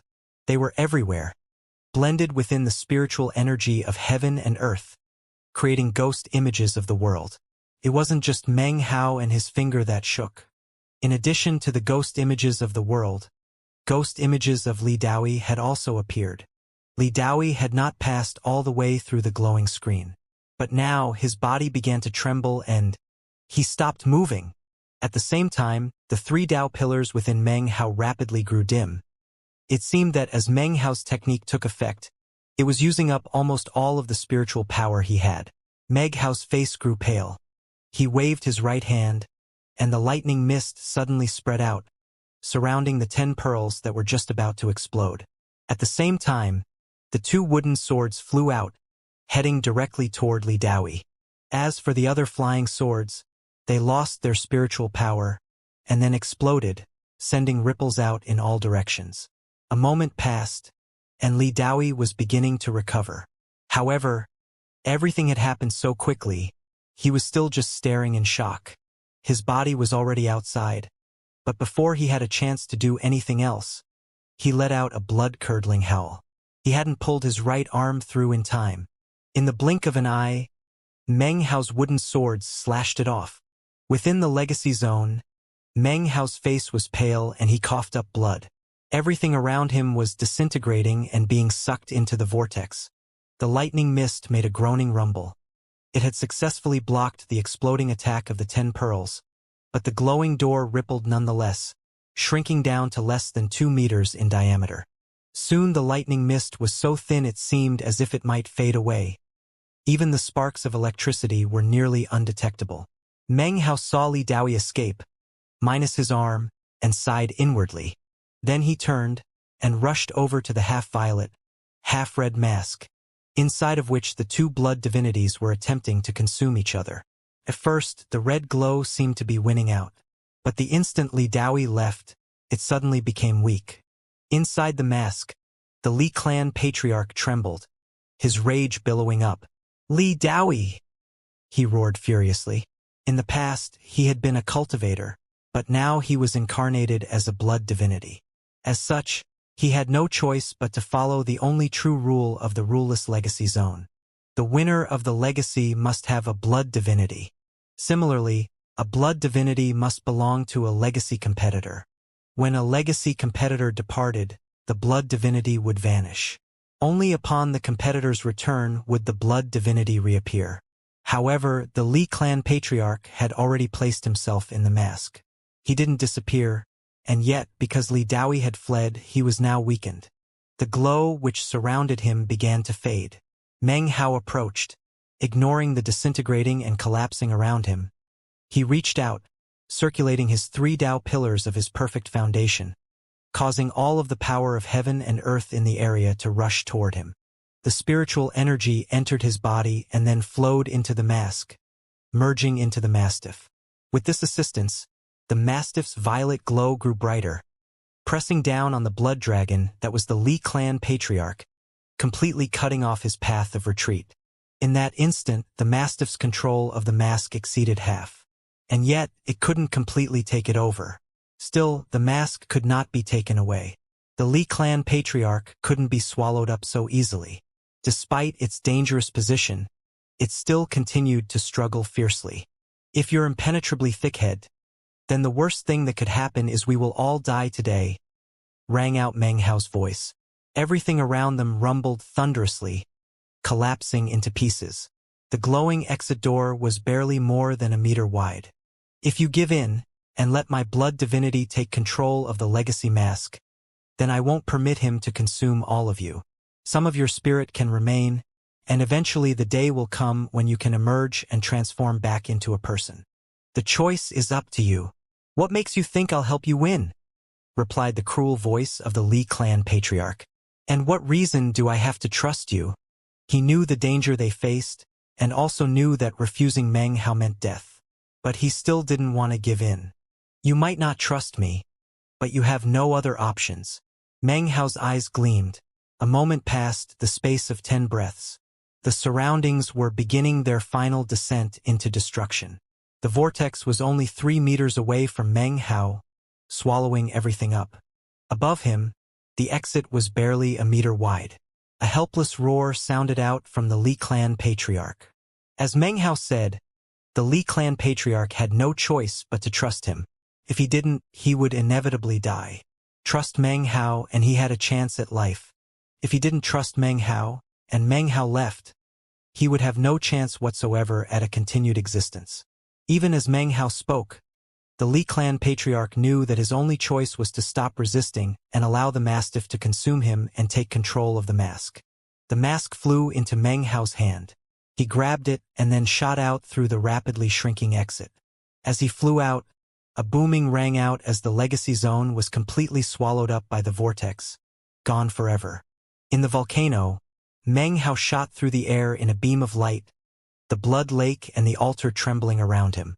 The massive stone head collapsed into fragments that sank into the lake. Within an instant, the lake itself had dried up. The only thing left was a crater in the ground, as if all of it had been a mere illusion. Even as the lake dried up, thunderous booms could be heard from overhead. Meng Hao lifted his head to look at the sky above the volcano. Thunder and lightning filled the air like silver dragons. They formed an enormous mass, as if they desired to smash downward, but instead were blocked by a blood-red glow. The blood-red glow seemed alive, as if it wished to do battle with the heavens. It was so far away that Meng couldn't see it, but what he could see was that the glowing shield at the mouth of the volcano was disappearing. All this strange celestial phenomena will definitely attract attention. I can't stay here. Gripping the mask in hand, he shot toward Chu Yuyan, at the same time sending some spiritual sense into the mask. It had been completely taken over by the mastiff, who was now the weapon spirit. Having completely swallowed up the possessed blood dragon, the mastiff was now in a state of hibernation. The Li family patriarch's cultivation base was incredibly powerful, thanks to his initial incredible strength, added to which was the power of the blood dragon he had possessed. Even though the mastiff, also a blood divinity, could consume him, he would need quite some time to fully absorb him. Meng Hao had no idea how long it would be before it awoke from hibernation. However, he could only imagine what it would be like when it woke up and emerged. It no doubt would have incredible power, which of course would be of immense help to Meng Hao. It was asleep for now but belonged to Meng Hao. The mask, too, completely belonged to Meng Hao. Meng Hao's heart thumped, filled with anticipation. However, because the mastiff was sleeping, he was temporarily incapable of using the mask. How long will it sleep? Meng Hao took a deep breath. Deep within the mask, he also saw a tiny shred of the Li clan patriarch's spiritual consciousness. It was very weak, as if Meng Hao could exterminate it with the slightest thought. He considered for a moment, and then decided not to blot it out. Deep within the mask, he also saw a blood-colored book of scriptures. Next to the blood-colored book of scriptures was a flag with 3 streamers. After a moment's examination, Meng Hao recalled his spiritual sense and placed the mask into his bag of the cosmos. He landed next to unconscious Chu Yuyan, who was wrapped up in the black net. Meng Hao looked thoughtful as he glanced up at the thunder and lightning outside the volcano. The bloody glow and the glow of the lightning interlocked within the sky. Determination filled his face. I can't stay here. I've got to get away. The tribulation lightning is here for me, but it's provoked a response from the blood immortal's sacrificial altar. He flicked his wide sleeve to scoop up Chu Yuyan. Using the incredible power of his perfect foundation's spiritual sense, he examined the surroundings. He let out a cold harumph. In various cracks and fissures in the area, Chu Yuyan had hidden quite a few complete minor pills. He collected them together, then flew up and out of the volcano.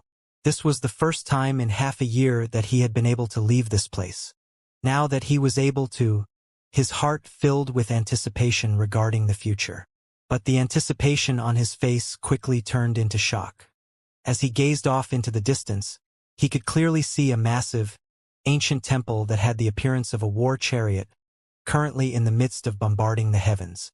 Surrounding it were a myriad of figures emitting a shocking aura, locked in combat with the lightning from the heavens. The tribulation lightning was shocking to the extreme.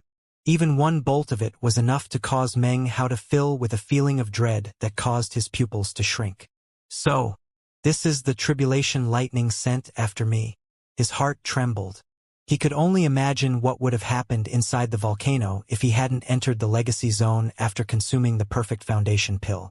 The tribulation lightning had attempted to break open the blood immortal's legacy zone, and in doing so had provoked the legacy, which sent the ancient temple of doom into war. Had he faced it alone with his perfect foundation, he would have been completely destroyed. Breathing deeply, Meng Hao shot away as fast as possible, grasping Chu Yuyan in tow. His scalp was numb, and he felt incredibly anxious. This was because he had noticed that the blood-red glow was beginning to fade, and the image of the ancient Temple of Doom was growing indistinct. Thankfully, the tribulation lightning was also beginning to disperse. There seemed to be only one volley left, and then it would be gone. Actually, to flee to the world outside the volcano wasn't really the best choice. But Meng Hao had no choice but to do so, and flee as quickly as possible. He knew that the tribulation from the heavens would attract widespread notice. Surely there were already many people in the surrounding areas. As soon as the heavenly tribulation ceased, the area would be crawling with cultivators. Under those circumstances, it would be very difficult to escape. Only if he made his move now, would he be able to take advantage of the chaos. Exactly as Meng Hao had suspected, the surrounding area was already filled with nearly 1,000 cultivators, who had been attracted to the area by the tribulation from the heavens. Of course, none of them dared to enter the area, instead choosing to watch from a distance. Now that the tribulation was fading, their eyes began to glitter. It wasn't clear who went first. In an instant, all of them flow forward from all directions, filling the tribulation zone. Meng Hao was fleeing as fast as possible. He suddenly frowned, his eyes flashing. He stopped in his tracks, muttering to himself for the space of a few breaths. Then his eyes filled with determination. If I keep going, I'll definitely run into some cultivators. Their first reaction will be to doubt me. If I don't continue flying in this direction, Then I can do this. He turned around. Instead of flying toward the border of the tribulation area, he headed directly toward its center. This was opposite of his original direction. He didn't fly quickly, however, and as for Chu Yuyan, he had long since deposited her into the bag of the cosmos. It was not a bag of holding, after all, and its insides were an entire world. It was capable of temporarily holding a living person inside. Meng Hao flew along, carefully observing his surroundings. After about the space of about 10 breaths, his expression flickered. Ahead of him had suddenly appeared a group of about 10 cultivators. Like prismatic beams of light, they shot through the air toward him. The group of 10 split up. 3 or 4 of them shot forward at top speed, their gazes fixed upon Meng Hao. Their gazes immediately passed over him. He gave off the impression that he was doing exactly what they were, searching the tribulation zone. Currently, his eyes were fixed on the ground, not looking up toward them. Were it the opposite, they would have moved to bar his way. It was at this exact moment that the Temple of Ancient Doom completely disappeared. As the bloody red glow faded away, the thunder and clouds also began to break apart. But there was one lightning bolt that did not seem willing to abandon its mission. Even as everything disappeared around it, it shot down from the sky, directly toward Meng Hao. As it descended, it was clearly fading. However, it was still incredibly fast. It would without doubt fall onto Meng Hao. When it landed on him, regardless of how minor the injuries, it would most definitely arouse the notice of the surrounding cultivators. If they started to make speculations, then Meng Hao would definitely be in danger. At the moment, the 10 or so cultivators were gaping in shock as the lightning bolt approached from the distance. They immediately began to retreat. At this critical juncture, Meng Hao's mind was spinning. He suddenly let out a hearty laugh. Instead of retreating, he rushed forward. In a loud voice, he said, "So, there are some tribulation lightning aftershocks. Finally I, Wang, get some good fortune from the heavens for me." Continuing to laugh, he charged onward. He waved his right hand, and instantly, the lightning mist appeared around him. Amidst the shocked gazes of the surrounding cultivators, he shot directly toward the tribulation lightning bolt. "Is this guy crazy?" He called himself Wang. Maybe he's from the Wang clan. From their perspective, rather than seeing the tribulation lightning seek out Meng Hao, they saw him rushing toward it. And this was exactly what Meng Hao wanted. Boom! A massive explosion radiated outward. The tribulation lightning slammed into the lightning mist surrounding Meng Hao. A rumbling roar rose up, and Meng Hao's body trembled. He coughed up a mouthful of blood, and within him, his 3 Tao pillars narrowly escaped being destroyed. This was only one tribulation lightning bolt that had been weakened by who knew how much. Furthermore, it had grown more and more weak as it descended down. Thankfully, it had occurred in this way. Meng Hao knew in his heart that he had gotten lucky. Without the blood immortal sacrificial altar, and without the Temple of Ancient Doom, the moment he had achieved perfection, he would have perished. As the tribulation lightning dissipated from Meng Hao's body, it turned into innumerable arcs of electricity, which were then absorbed by his lightning mist. It seemed the lightning flag had also been damaged by the tribulation lightning. However, it was now able to reinforce itself. The lightning glow increased in intensity, as if it had undergone some sort of baptism. This left Meng Hao shocked, but he still managed to let out a loud laugh. "I didn't come here in vain after all," he said, flicking his sleeve and laughing. "With the help of the tribulation lightning, my magical treasure has become complete. Excellent. Excellent." With that, he shot forward, looking for all appearances as if he were seeking more tribulation lightning. Ah, this guy is refining treasures. Refining treasures with tribulation lightning. This Wang fellow is really daring. You were only looking at the treasure refining, you weren't looking at him. When the tribulation lightning hit him, it was like a baptism. For people who practice lightning-type cultivation, this kind of thing is extremely beneficial. The 10 cultivators charged onward, looking for more signs of tribulation lightning aftershocks.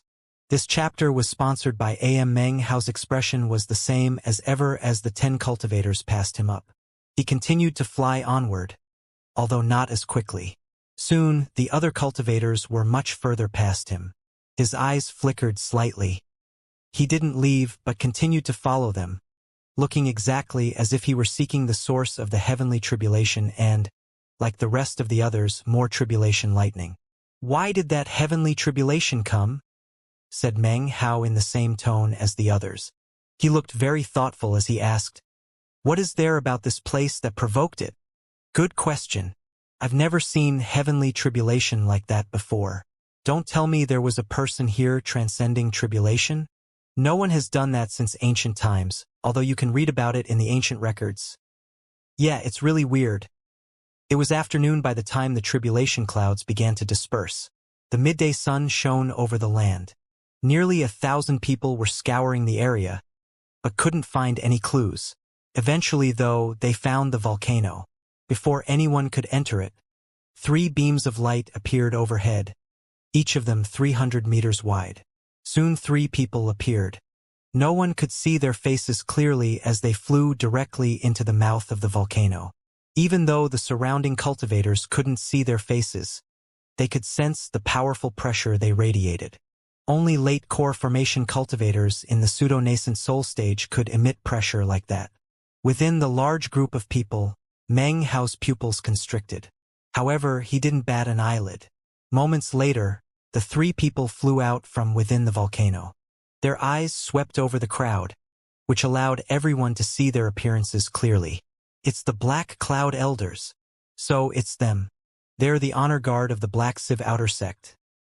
This place is within the area controlled by the Black Civ Sect, so for them to appear is nothing out of the ordinary. Now that they're here, there's really no point for us to be here." The 3 old cultivators wore long black robes, upon which were embroidered flowery cloud shapes. After looking around, the 3 of them seemed to be lost in thought for a moment. Then, a voice rang out. "This area is sealed.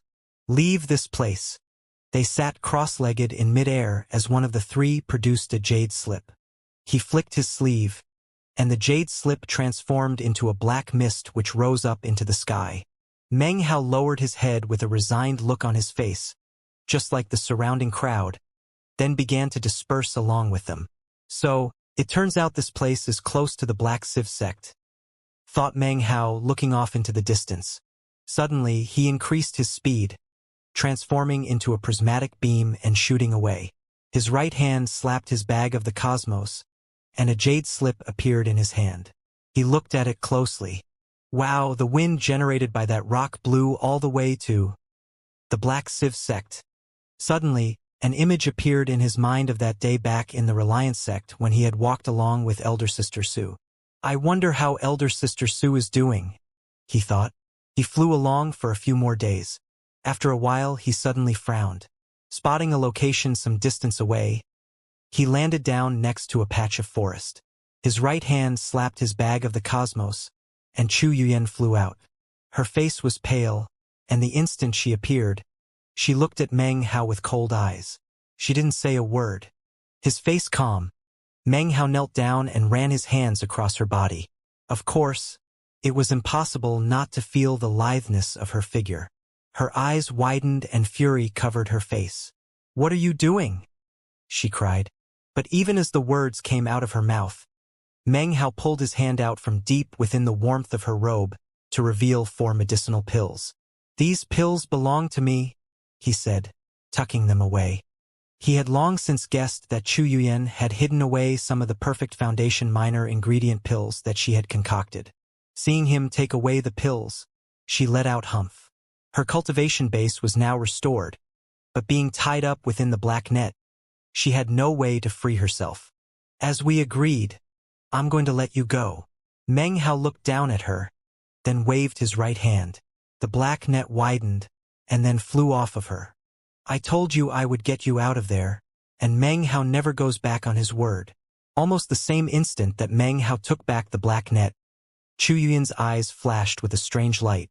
Her cultivation base was back at the mid-foundation establishment stage, and now it seemed as if she were about to flash an incantation gesture.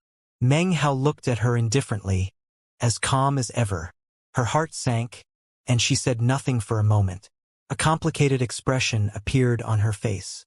"The enmity between us is settled," she said, gritting her teeth. "But when we meet in the future, we will still be enemies. As for everything that happened in the volcano, you can never speak of it to anyone. If you do, I will be forced to kill you." She hadn't been awake for long, and didn't know what had happened regarding the tribulation or the blood immortal legacy. But as for her feelings toward Meng Hao, they were vastly different than what she had felt when she first met him. He looked like he was still at the early foundation establishment stage. But the way he stood there so calmly filled her with a powerful dread. That dread was partly because of what she had experienced during the half-year inside the volcano. The other was because of a feeling of imminent danger which rose up from within her heart. She sensed that if she attacked at this moment, she would be doing something she would regret forever. Her cold words having been spoken, she suddenly flew up into the air, transforming into a white beam that shot off into the distance. At the moment, she wanted nothing more than to get as far away from him as possible. The events of the past half-year in the volcano were now complex memories that would never be forgotten. Meng Hao watched her beautiful, slender form slowly disappear. He also thought back to the half-year in the volcano.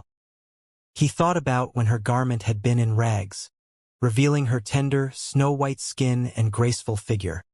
He stood there smiling slightly for a moment, before coolly saying, "If you've seen enough, you can come out now." His voice was met with only silence from the surrounding area. He lifted his right hand, and a 300-meter-long flame dragon appeared. Instantly, the entire area filled with blistering heat. "No, no, no," said an alarmed voice. "Fellow Taoist, there's no need to get excited." The voice came from the air not too far away. Suddenly, a shimmering figure appeared which then coalesced into a young man. He had a somewhat depraved look to him, and in his hand was a paper talisman. He looked nervously at Meng Hao. The flame dragon's massive head was staring directly at him, its sinister eyes glowing. It seemed to be covering his every path of escape as it approached. His expression as normal as ever, Meng Hao said, "His Excellency has been following me for a while. I'm curious as to his objective." His eyes flashed coldly, causing deep anxiety to well up in the heart of the depraved-looking cultivator. His cultivation base was at the early foundation establishment stage. But facing up against Meng Hao, he felt an incredible pressure bearing down on him. This was especially so because of the 300-meter-long fire dragon that Meng Hao had summoned. His heart shook. From what he could tell, this fire dragon seemed to have the power of a cultivation base of the late foundation establishment stage. The fire dragon's appearance had basically locked down the entire area, forcing him to reveal himself. "Senior, I am Zhou Dia from the Golden Frost sect," he said, his face pale. He quickly held out his identification medallion for Meng Hao to see. "Fellow Taoist, please do not attack. I have no ill intentions. I just happened to see the flag you used to absorb the tribulation lightning. I was very excited, and followed you to see if I could have a chance to trade for it." Having followed Meng Hao this entire time, of course he'd seen Chu Yuyan. He recognized her, obviously, and was shocked.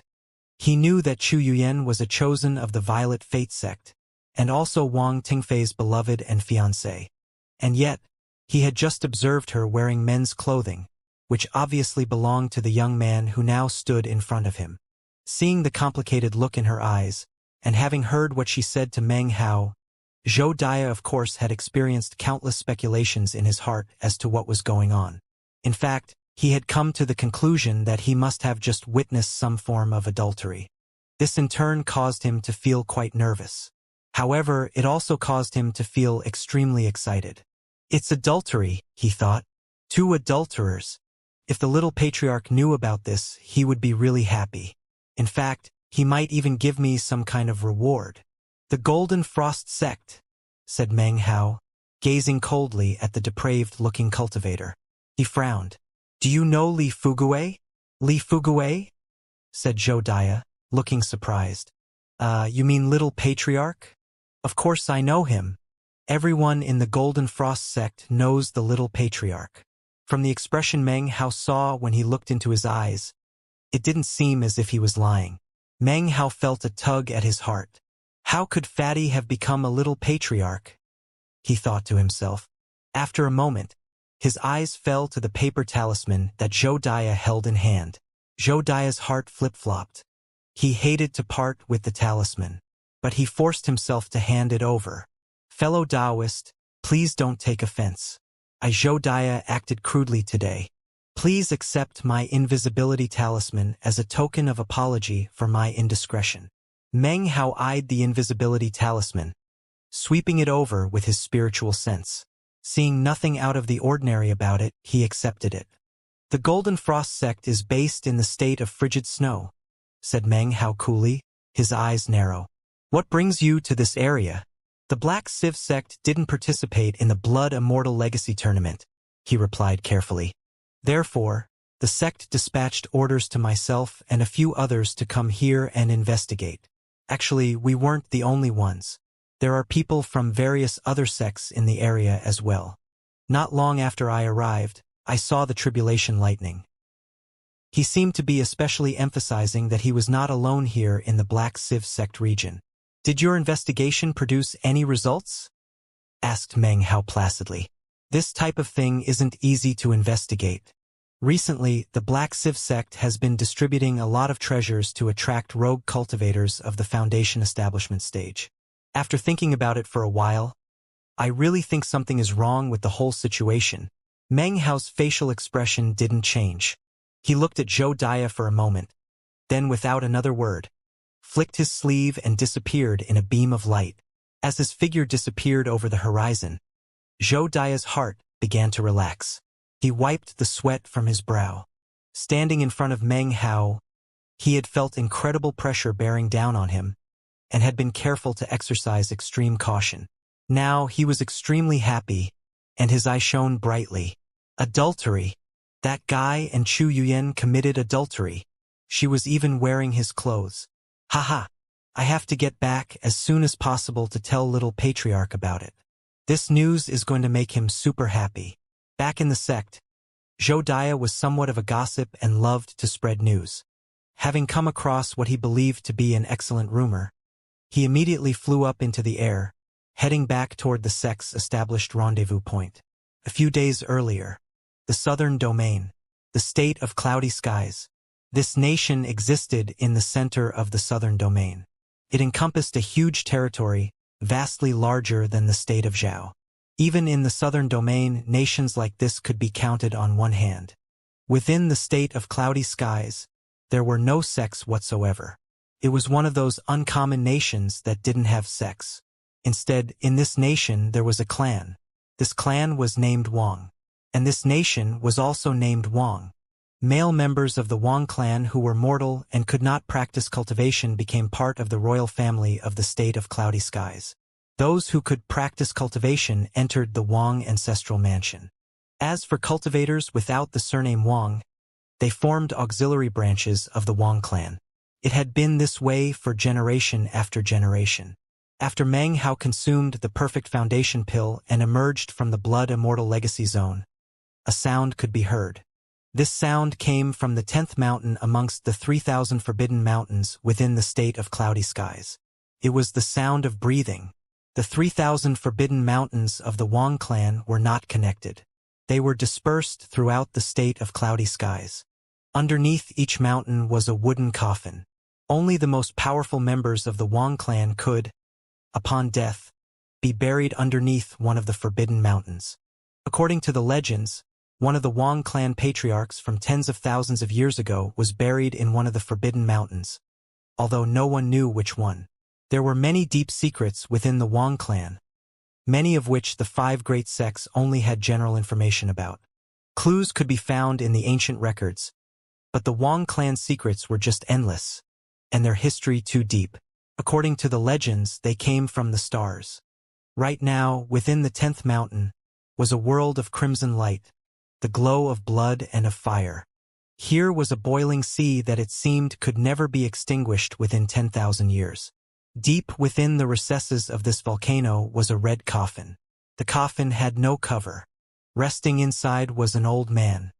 His face was covered with wrinkles, and his body was skinny and shriveled, as if he had been dead for a very, very long time. And yet, no death aura whatsoever emanated off of the corpse. In fact, his eyes slowly opened, and when they did, the peaceful sea of fire suddenly began to move. It was not burning higher. In fact, the broiling heat seemed to reduce a bit. "I feel a perfect aura," murmured the old man. His voice was extremely hoarse, as if he hadn't spoken for a very long time. When he did speak, the entire 10th mountain began to rumble. This rumbling immediately drew the attention of the elder members of the Wang clan. Multiple figures suddenly emerged from within the Wang ancestral mansion. These old clan members' faces were filled with excitement. Based on their understanding, within the 10th mountain was one of their patriarchs. "Perfection," said the person inside the coffin, his eyes flashing with a mysterious light. When his eyes flashed, the roaring of the 10th mountain grew more intense. The group that had come from the Wang ancestral mansion all saluted respectfully. "Prepare 3,000 rebirth stones," said the old man in the coffin, his voice echoing out of the 10th mountain. "The time has come for me to reincarnate." When they heard this, the group of old clan members' faces grew even more excited. At the peak of the Tao-seeking stage, I sealed my cultivation base. At first, I thought that like members of the elder generation, I could only struggle on death's door, gazing at immortality and sighing, ignorant and unable to take those final steps.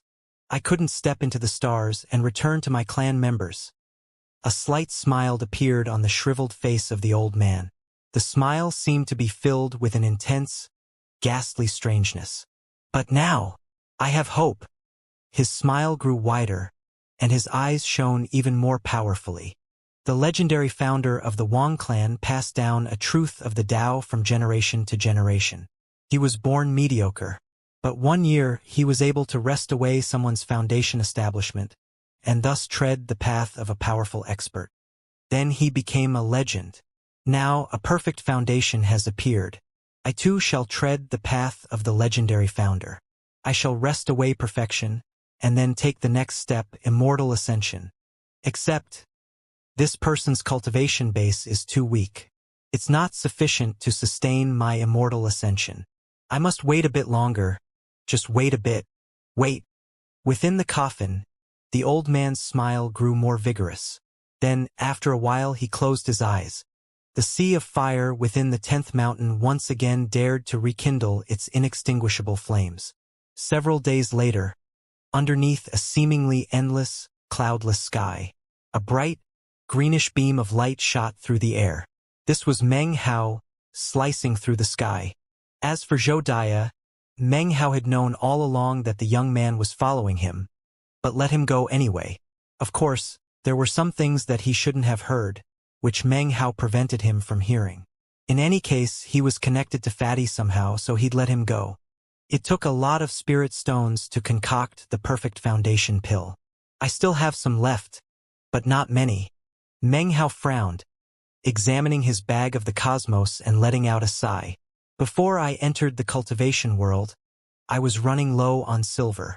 After I became a chi condensation cultivator, I was always running low on spirit stones. Now I've reached foundation establishment, but I'm still running low on spirit stones. His brow furrowed as his longing for spirit stones was once again kindled. Now that his cultivation practice had reached this level, his need for spirit stones was even greater. And then there's the poison of the 3-colored resurrection lily. If I can't dispel it, it's going to be a real problem. His frown deepened. Furthermore, he muttered to himself, even though I'm much more powerful now that I have a perfect foundation, I'm cut off from heaven and earth. I have no way to absorb spiritual energy. The only way to get it is by consuming pills. I can't keep doing that forever. But he had been prepared for that. Given a second chance, he would definitely choose to consume the perfect foundation pill. You win some, you lose some. It's fair. Meng Hao lifted his head. Smacking the bag of the cosmos, he retrieved the blood-colored mask. A warm feeling filled his heart. Despite my current situation, at least I acquired the blood immortal legacy. Now I just have to wait for the mastiff to wake up. Then everything will be a bit better. His eyes shone with anticipation. He cast his spiritual sense deep into the blood-colored mask. He could sense the mastiff's slumbering form. Though he had no idea when it might awaken, he could sense a powerful pressure emanating from it, a pressure which was continuing to grow more powerful. And then there's this flag. Meng Hao's eyes flashed. His spiritual sense fell onto the dilapidated flag of 3 streamers. His spiritual sense entered it, only to find that it was like an ocean. Compared to it, Meng Hao's spiritual sense was incredibly small. He had no way whatsoever to do anything with it. However, he was able to sense an incredibly might within it like that of the heavens. It seemed mighty enough to lay waste to heaven and earth. My cultivation base isn't sufficient. Even though this treasure is somewhat broken down, it was still inside the Blood Immortal's legacy zone. It must be extremely valuable. When my cultivation base is strong enough, I'll be able to use it, and I'm sure it will be powerful enough to shock the heavens. Palpitating with anticipation, he withdrew his spiritual sense. It was then that he caught sight of the character written on the 3rd streamer, Gigi. Why does it have the character G on it? Is it a family name? He thought about it for a bit, then focused his attention on the scroll of the Blood Immortal legacy. The instant he looked at it, he felt as if his head were about to be split in half. To the average person, this pain would be excruciating and difficult to bear. But to Meng Hao, it was nothing compared to the anguish he suffered during his poison flare-ups. His expression flickered somewhat, but as he focused on the splitting pain in his head, he caught sight of a special technique. Spirit-devouring scripture. Meng Hao's heart trembled as the 3 blood-colored characters appeared in front of him and branded themselves indelibly onto his mind. Meng Hao's head began to thrum as it was filled with an ancient voice. It was impossible to say whether the voice was male or female. If you cultivate according to my scripture, you can wrest control of spirit and blood and fuse them into your body. Refine them into a body of blood, spirit of blood, a blood immortal, a blood Tao. There are countless cultivation methods in heaven and earth. The bloodline of my legacy stretches back to the powerful first founder. The bloodline contains his will and can be passed on to tens of thousands of generations. When the bloodline is awakened in the descendants, they shall possess latent talent. My technique can be used to wrest away latent talent, and then sense the almighty will of the founder. Refine the body, make the latent talent yours. Some have even tried to bring the ghost of the founder into the world, to destroy immortals and devils. Practicing cultivation according to the technique of my legacy is an insult to the heavens. But fear not ghosts and divinities. Overturn the vault of the heavens with the flip of a hand. Lower your head to cause heaven and earth to mourn. Slowly a scripture came to be branded onto Meng Hao's mind. Then a vast amount of miscellaneous information about the mask poured into his head. I am the Blood Immortal. My whole life was spent battling the heavens. I met defeat only thrice. I wrested spirits away from heaven and earth. Because I desired to wrest away the bloodline of G. The heavens shunned me and longed for my destruction. My body could be destroyed, but not my will. I was not willing to give in because of 3 defeats. Therefore, I created 3 techniques, the blood finger, the blood palm, and the blood death world. Descendants of the legacy of my Tao, do not forget that you must wrest away the bloodline of G. Make the Tao of heaven weep, and the earth mourn. Remember the techniques of the Blood Immortal, the 9 killing magics. Remember, the day your Tao is achieved, put on my mask and hoist the flag of 3 streamers. Defy the ancients, topple the heavens. Without a face, a single word, the flames of war unify sundered clouds, a bloody rain, seas that fill the sky, capture the gods, advance the troops, fire consumes the towers, forge all spirits and bloodlines into the 9 killing powers. Meng Hao's body trembled and he opened his eyes. He was still flying through the sky, above a vast empty space and barren mountains. His eyes continued to swim, and his mind echoed with the archaic voice. Wrest away bloodline, achieve success. The strength of the bloodline is up to the glory of the founder. Rested latent talent of the bloodline can be refined into a body of blood, a body refined outside the body. No one person can hold the power of an entire bloodline. The blood of 3 generations is required to refine even a minor blood clone. If 6 generations of bloodlines are congealed, then a magnificent blood spirit can be achieved. If 9 generations of blood, then the great circle of the blood spirit can be completed. The ancestors determine the strength of a bloodline. The stronger the past generations, the stronger the blood spirit. Thus, it becomes death. 9 bloodlines, 9 experts. They become the 9 deaths fused into one. This is the blood Tao. Meng Hao panted, his mouth dry. At the moment, he was no longer flying. He had landed onto a barren mountain, where he now sat cross-legged, feeling the spirit-devouring scripture pulsing through his head. This was the complete scripture, the full legacy. But within the legacy was something that filled Meng Hao with the reek of blood. He sat in thought for a long time before his eyes began to shine. Without a face, a single word, the flames of war unify sundered clouds, a bloody rain, seas that fill the sky, capture the gods, advance the troops, fire consumes the towers, forge all spirits and bloodlines into the 9 killing powers. There are 4 magics within. Meng Hao was thoughtful for a while before looking down at the mask in his hand. The mask was completely featureless, with no eyes, nose, ears, or mouth. As he looked at it, his hand began to grow warm, and his eyes shined. It seemed as if he were about to put the mask onto his face. As the mask neared his face, it grew warmer and began to squirm. A bloody aura emanated from it. Just as Meng Hao was about to place it on his face, the copper mirror within his bag of holding suddenly let out a sharp sound that was like the call of a bird. The bird call entered Meng Hao's mind, and his heart trembled. The light in his eyes suddenly became clear, and he suddenly put the mask down. His eyes filled with a hard look. "Are you looking to die, you discarnate soul?" As Meng Hao uttered the words, his left hand flickered in an incantation gesture. He pressed a finger onto his solar plexus, and some blood from his cultivation base seeped out of his mouth. This blood was very precious. Cultivators could only produce so much of it. But Meng Hao didn't hesitate. He wiped the cultivation blood off of his lips with a finger, then pressed the finger onto the mask. According to the spirit-devouring scripture branded onto his mind, this was a simple method to take control of the mask. His finger sank inside, deep into the mask's recesses. It pushed very far back, into a distant corner. There, face gloomy and uncooperative, was the Li clan patriarch. "Your will is weak," cried the Li clan patriarch shrilly. "Therefore, the mask tried to bewitch you." Meng Hao's finger paused before the Li clan patriarch. His eyes were cold, and he said nothing. After a moment, he pushed down, causing the Li clan patriarch to let out a shrill, depressed groan. His body grew dim as he was pressed down. It seemed as he might fade away.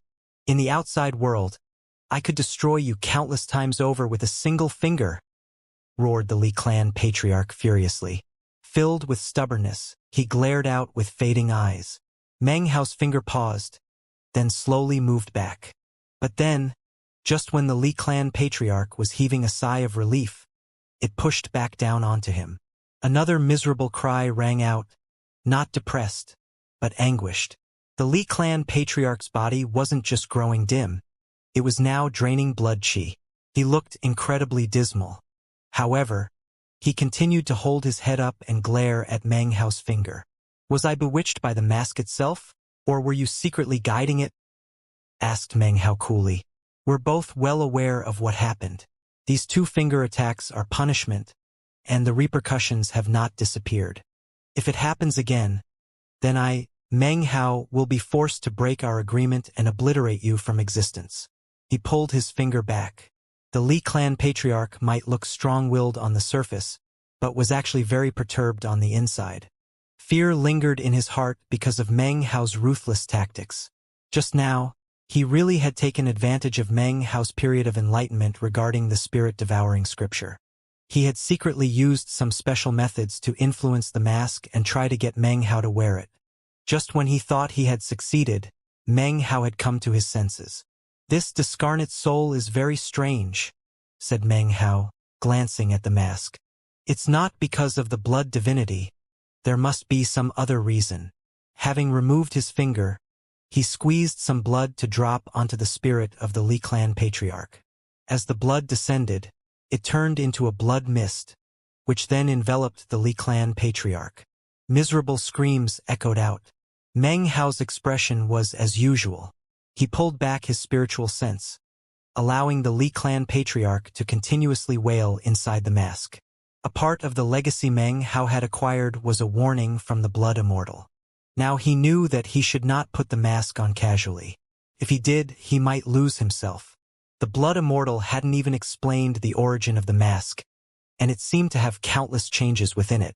However, wearing it had many advantages. Many of the techniques and magic of the blood immortal legacy could only be used while wearing the mask. For example, the 4 great magics. However, without a core foundation cultivation base, the mask could not be worn under any circumstances. That having been said, the techniques created by the blood immortal after his 3 defeats, the finger, the palm, and the death world, did not require the use of the mask. Instead, they had been branded onto Meng Hao's mind. "Even though I'm the winner of the legacy, I couldn't control the power of the mask just now. And yes, that discarnate soul could. The mastiff clearly took over the mask and became the weapon spirit, so how could the discarnate soul have done it?" Meng Hao's expression didn't change, but this issue was certainly weighing on his heart. It was one of the reasons why he hadn't simply slain the Li clan patriarch. Putting the mask back into his bag of the cosmos, Meng Hao sat silently in thought. He looked around carefully, then took out the copper mirror. Holding it in his hands, he examined it carefully. If it weren't for the noise from the mirror just now, Meng Hao most certainly would have put on the mask. He wasn't sure what would have resulted, but considering the warning of the blood immortal, he couldn't help but feel a bit of fear in his heart. The sound just now was just like the call of a bird. He looked at the copper mirror for a while, and even sent his spiritual sense into it. But nothing happened, so after some time passed, he put it back. Then, he lifted up the good luck charm he had acquired from Patriarch Reliance. He had studied it in the past to no avail. But this time, as he held it in his hand, he rotated his cultivation base and sent some spiritual energy into. Suddenly, his eyes gleamed. "So, it does have a function. I wonder how Elder Sister Sue is doing nowadays. I haven't seen her for so many years. I wonder if she'll remember me." An image coalesced in Meng Hao's mind of Su Qing's cold demeanor as she talked about the cosmetic enhancement pill. A warm look appeared on his face. "It's been so many years." Meng Hao slowly raised his head and looked off into the distance. A long time passed before he rose to his feet and flew off of the barren mountain, heading off into the distance. Half a month later, a walled city within the Black Civ sect territory. A bustling city of cultivators. A young man sat in an inn, dressed in long black scholar's robes. He sipped from a cup of alcohol he held in his hand. Occasionally he would lift his head to look out the window toward the city center, and the towering black pagoda there that rose up into the sky. This young man's skin was a bit dark, but his demeanor was scholarly and refined. He had delicately chiseled features that, coupled with his scholar's clothes, truly gave him the air of a mortal intellectual. He had a simple but elegant gait, with bright eyes that were filled with intelligence. His lips were pursed in a way that seemed to indicate he was not easy to approach. This was none other than Meng Hao. He had arrived in this place a few days ago to confirm the widely spread rumors regarding the Black Civ sect. He wanted to go see Su Qing, but obviously couldn't just directly go looking for her. Instead, he figured he would take advantage of the gathering of rogue Foundation establishment cultivators called by the Black Civ sect. He wasn't sure exactly when the gathering was to take place, but he decided to come ahead to gather some information before making any final decision. "I never imagined that there would actually be a Tower of Tang here," he muttered to himself, his eyes sweeping over the black pagoda off in the distance. Before, he had assumed that towers of Tang only existed in the cities of mortal. But here one was right in this city of cultivators. He looked quietly at the Tower of Tang for a while, then put down his cup of alcohol. In his hand appeared an ancient piece of jade, covered with cracks. It wasn't the demon-sealing jade, but rather the good luck charm Meng Hao had taken from Patriarch Reliance. He had studied it several times in the past but hadn't been able to determine its use. After establishing a perfect foundation, however, he had been able to reach some conclusions based on various clues. This good luck charm can actually shift a person's location. It's like a random teleporter. Unfortunately, it's covered with cracks and can only be used a few times. He turned the good luck charm over and over in his fingers. By casting his spiritual sense into, he could sense it emanating its teleportation ability. There is no set teleportation destination. In other words, once used, the good luck charm could send me anywhere. I can't just test it out randomly. He glanced over the good luck charm again, then put it away. Considering his experience with the rock, he didn't want to be taken anywhere beyond his control. Who knew what terrible situation he might find himself in? As he sat in thought, more and more cultivators began to fill up the inn. This place only sold one type of alcohol, brewed from bamboo. It didn't burn in the mouth, but upon sliding down the throat, it let off a burning heat. Once in the stomach, it burned even hotter, causing the whole body to heat up. Such a feeling is hard to describe. If you like such a feeling, then you would end up loving it. If you didn't like it, you wouldn't be willing to drink a drop. Not far from Meng Hao, a group of cultivators was conversing in low voices. Everyone's being a bit more cautious than usual. There's a lot of unfamiliar foundation establishment cultivators around lately. That's right.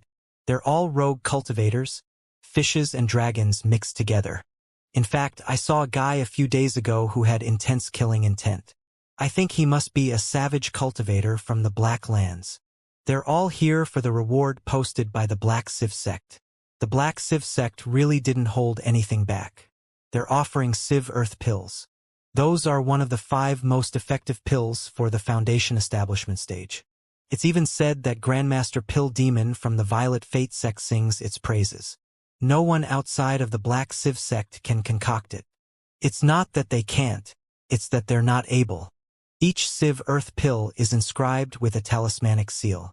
Regardless of person or sect, if any attempts to concoct it, they will face the threat of extermination by the Black Civ sect. From their tone, it was obvious that they coveted the Civ Earth pills.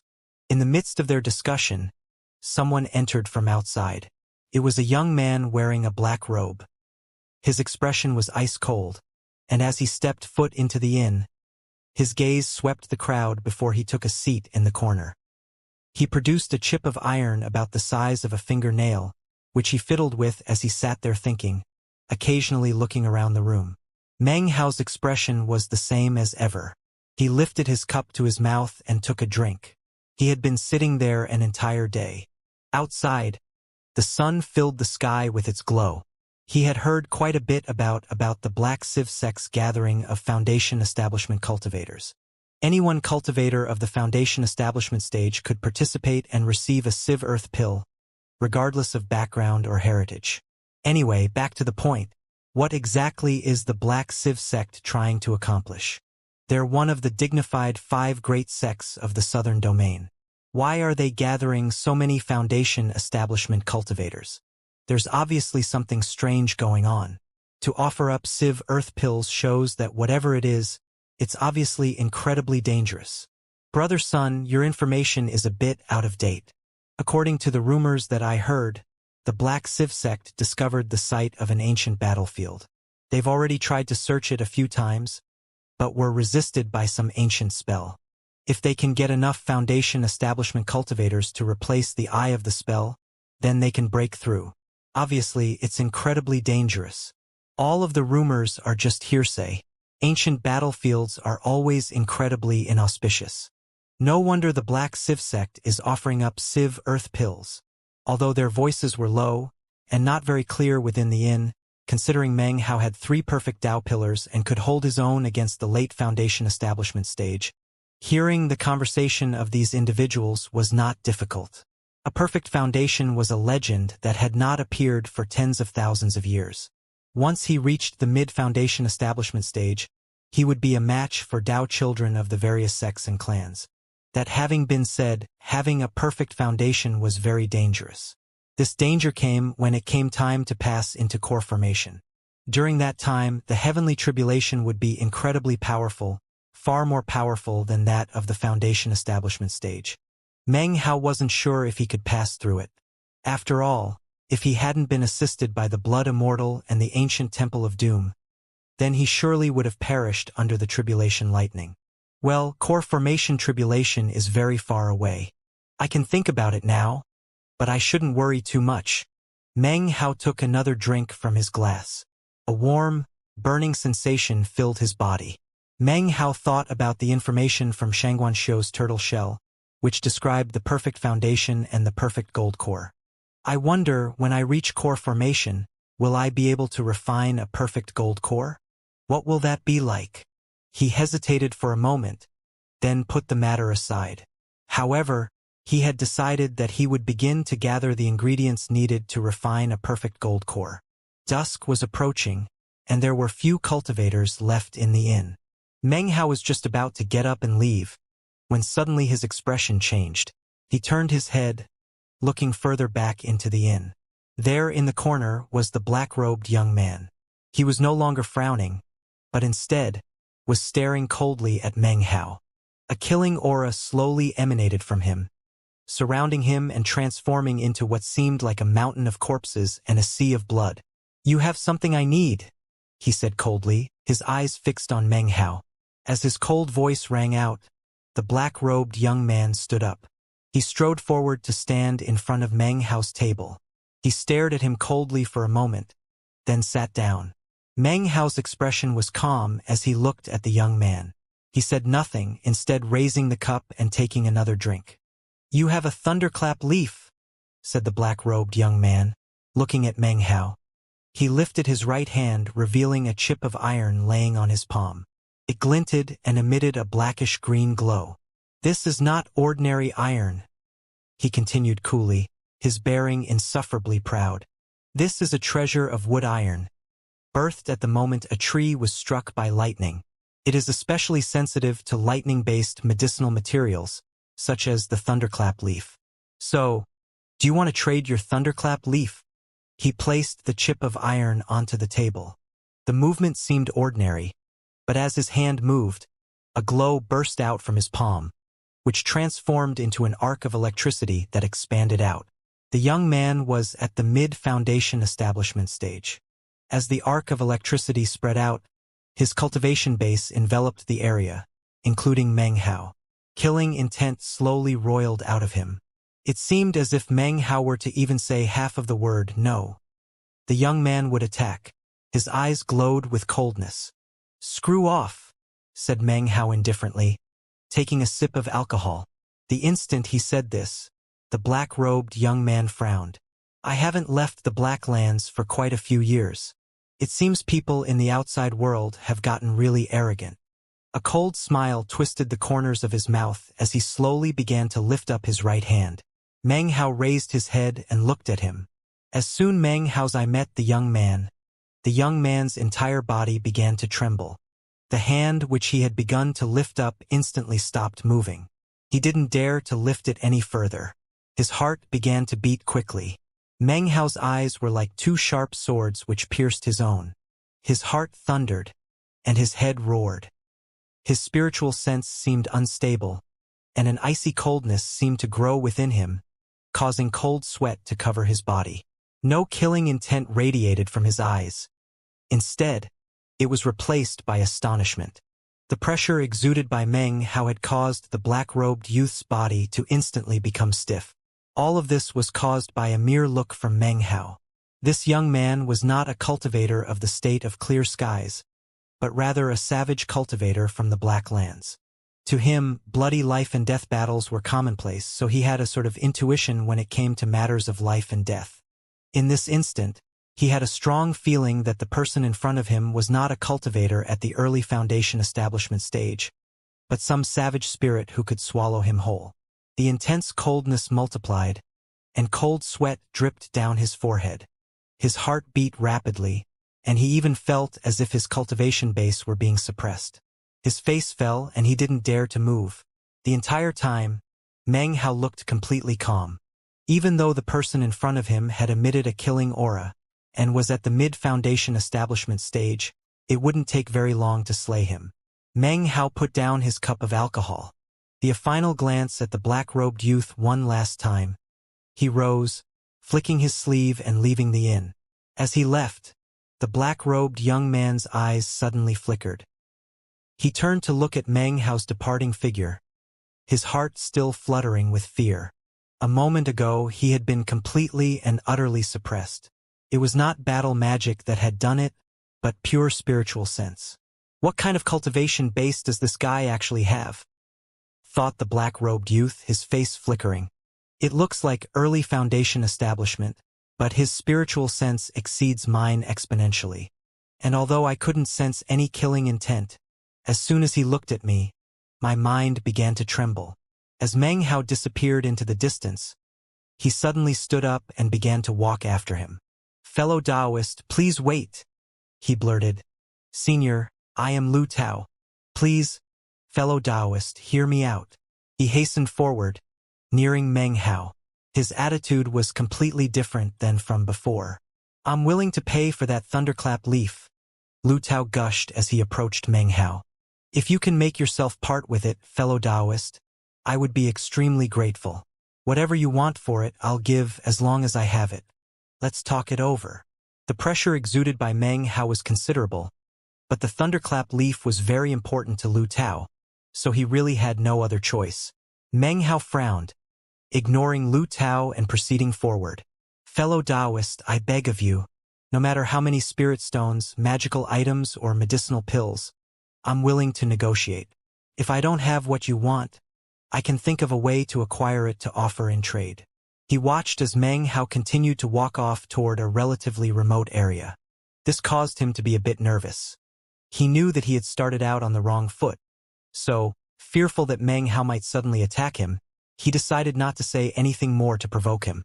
"Fellow Taoist, are you here for the Civ Earth pills of the Black Civ sect?" he asked resolutely. "Nowadays it's not hard to get your hands on them, but to get away safely is a different matter. Fellow Taoist, if you're willing to have a business discussion regarding parting with your treasure, I can refer you to a disciple of the Black Civ sect. This disciple has information about the Black Civ sect that outsiders could never know. It will definitely increase your chances of getting away safely with your Civ Earth pill." As the words left Lu Tao's mouth, Meng Hao continued walking. They were now in a remote, abandoned alley. "Fellow Taoist Senior," Lu Tao said with a forced smile, "I very much wish to acquire the thunderclap leaf. It's very important to me. Is there anything you would be willing to trade for it?" His pace slowed a bit. Meng Hao suddenly stopped and turned. He looked at Lu Tao. There was neither happiness nor anger in his expression. "Take out your wood-iron treasure and let me see it," said Meng Hao coolly. His eyes flashed brightly. When Lu Tao saw Meng Hao turn, it startled him. Without a word, he produced the wood-iron treasure and offered it toward Meng Hao. The iron chip flew toward Meng Hao, who grabbed it out of the air. He sent some spiritual sense into it. Immediately, he was able to sense the thunderclap leaf within his bag of the cosmos. It emitted an aura of lightning that the iron chip absorbed. The iron chip then began to glitter. "So, he's not lying," thought Meng Hao. But the whole thing seems a bit too coincidental. He now knew that Lu Tao had used the iron chip to track him down because of the thunderclap leaf. But given his cautious personality, he still had some doubts. "I do happen to have a thunderclap leaf. If you want to trade, then you'll need to give a clear explanation of what you plan to do with it." He waved his right hand, tossing the wood-iron treasure back to Lu Tao. The thunderclap leaf was something that Meng Hao had acquired from Patriarch Reliance. And in fact, he had acquired not just a leaf, but an entire tree. It had been protected by a restrictive spell cast by Patriarch Reliance. However, Meng Hao wasn't sure of its exact use. All he knew was that the lightning flag could be used to envelop and protect the thunderclap leaves. Well, Lu Tao hesitated a moment, looking at Meng Hao with a hint of irritation. Finally, he gritted his teeth and continued. Senior, I have a life magic that can be refined from stone from the lightning fringe mountains. In order to release its full power, I have spent the past few years searching everywhere for various lightning-type items. However, none of them can compare to the thunderclap leaf. It's just that thunderclap leaves are very rare, so when I sensed yours, I was too eager and accidentally offended you. In order to prove the reliability of his words, he pressed down on the pit of his stomach. An electric flow emerged from his mouth, which then transformed into a fist-sized rock. The rock was black, and its surface was encircled with arcs of electricity, as well as tiny plant-like vines that resembled rattan. So, what was that you were saying about the Black Civ sect? Said Meng Hao coolly. I can help you find someone from the Black Civ sect, he gushed. They don't usually interact with strangers. If you pay this person a little bit, you can find out the reason why the Black Civ sect has arranged the gathering of cultivators. Fellow Taoist, if you're willing to trade me your thunderclap leaf, then I can take you to a secret meeting with me tonight. There will be about 7 or 8 other fellow Taoists there, along with a prestigious member of the senior generation to act as host. Not only can you trade magical items, you can also trade information. One of the people there is a Black Civ inner sect disciple. Fellow Taoist, please believe me. Nowadays, the state of clear skies has a bunch of dragons and snakes all jumbled together. There's good people and bad people all over the place. Cultivators from all sorts of sects and clans are here. Furthermore, there are many factions within the Black Civ sect. Of course, there will be conflicts between them. Therefore, news is bound to spread. It's normal. Of course, there's sure to be some bad information, but if all the information was fake, then no one would believe anything. So of course there will be some good information out there as well. You really will have to make your own judgment about that, and to trust your intuition. Let me think about it for a bit, said Meng Hao, his face the same as ever. If I make a decision, I'll notify you. It was impossible for anyone to tell what he was thinking. He threw a jade slip to Lu Tao, who was about to continue to try to persuade him. Before he could, Meng Hao left the alley, walking quickly away and soon disappearing. Lu Tao had no choice but to watch him leave. But then his eyes began to shine. The constellation priest of the Blacklands sect sure charges an arm and a leg, but what he said was mostly true. I really was able to sense the thunderclap leaf in this place. But now that I've found it, I have to think of some way to get it. Of course, since I infected this guy with my chi parasite, he'll never be able to get away from me. With the thunderclap leaf, I can refine the legendary eyeless larva. He held the jade slip in hand, his eyes glittering. Of course he hadn't explained to Meng Hao the true details of how he planned to use the thunderclap leaf. Lost in thought, Lu Tao turned and left. What he hadn't noticed was that behind him was an invisible phantom figure, in whose hand was a flying insect about the size of a fingernail. It was trapped, unable to fly. The figure stood a short distance away from Lu Tao, looking at him coldly. As Lu Tao left, the figure followed him. This phantom was none other than Meng Hao, who had left, but had returned shortly afterward. He was using the invisibility talisman to secretly follow Lu Tao through the dark, starry night. Occasionally Lu Tao would take out the jade slip Meng Hao had given him. His face was gloomy as he eventually reached what appeared to be an ordinary mansion within the city. He knocked 3 times on the door, which then automatically slid open. Ripples seemed to spread out from the door as he entered. After enough time passed for an incense stick to burn, Meng Hao saw 4 or 5 more cultivators approaching. It was hard to tell whether they were men or women, but they were all of the Foundation establishment stage.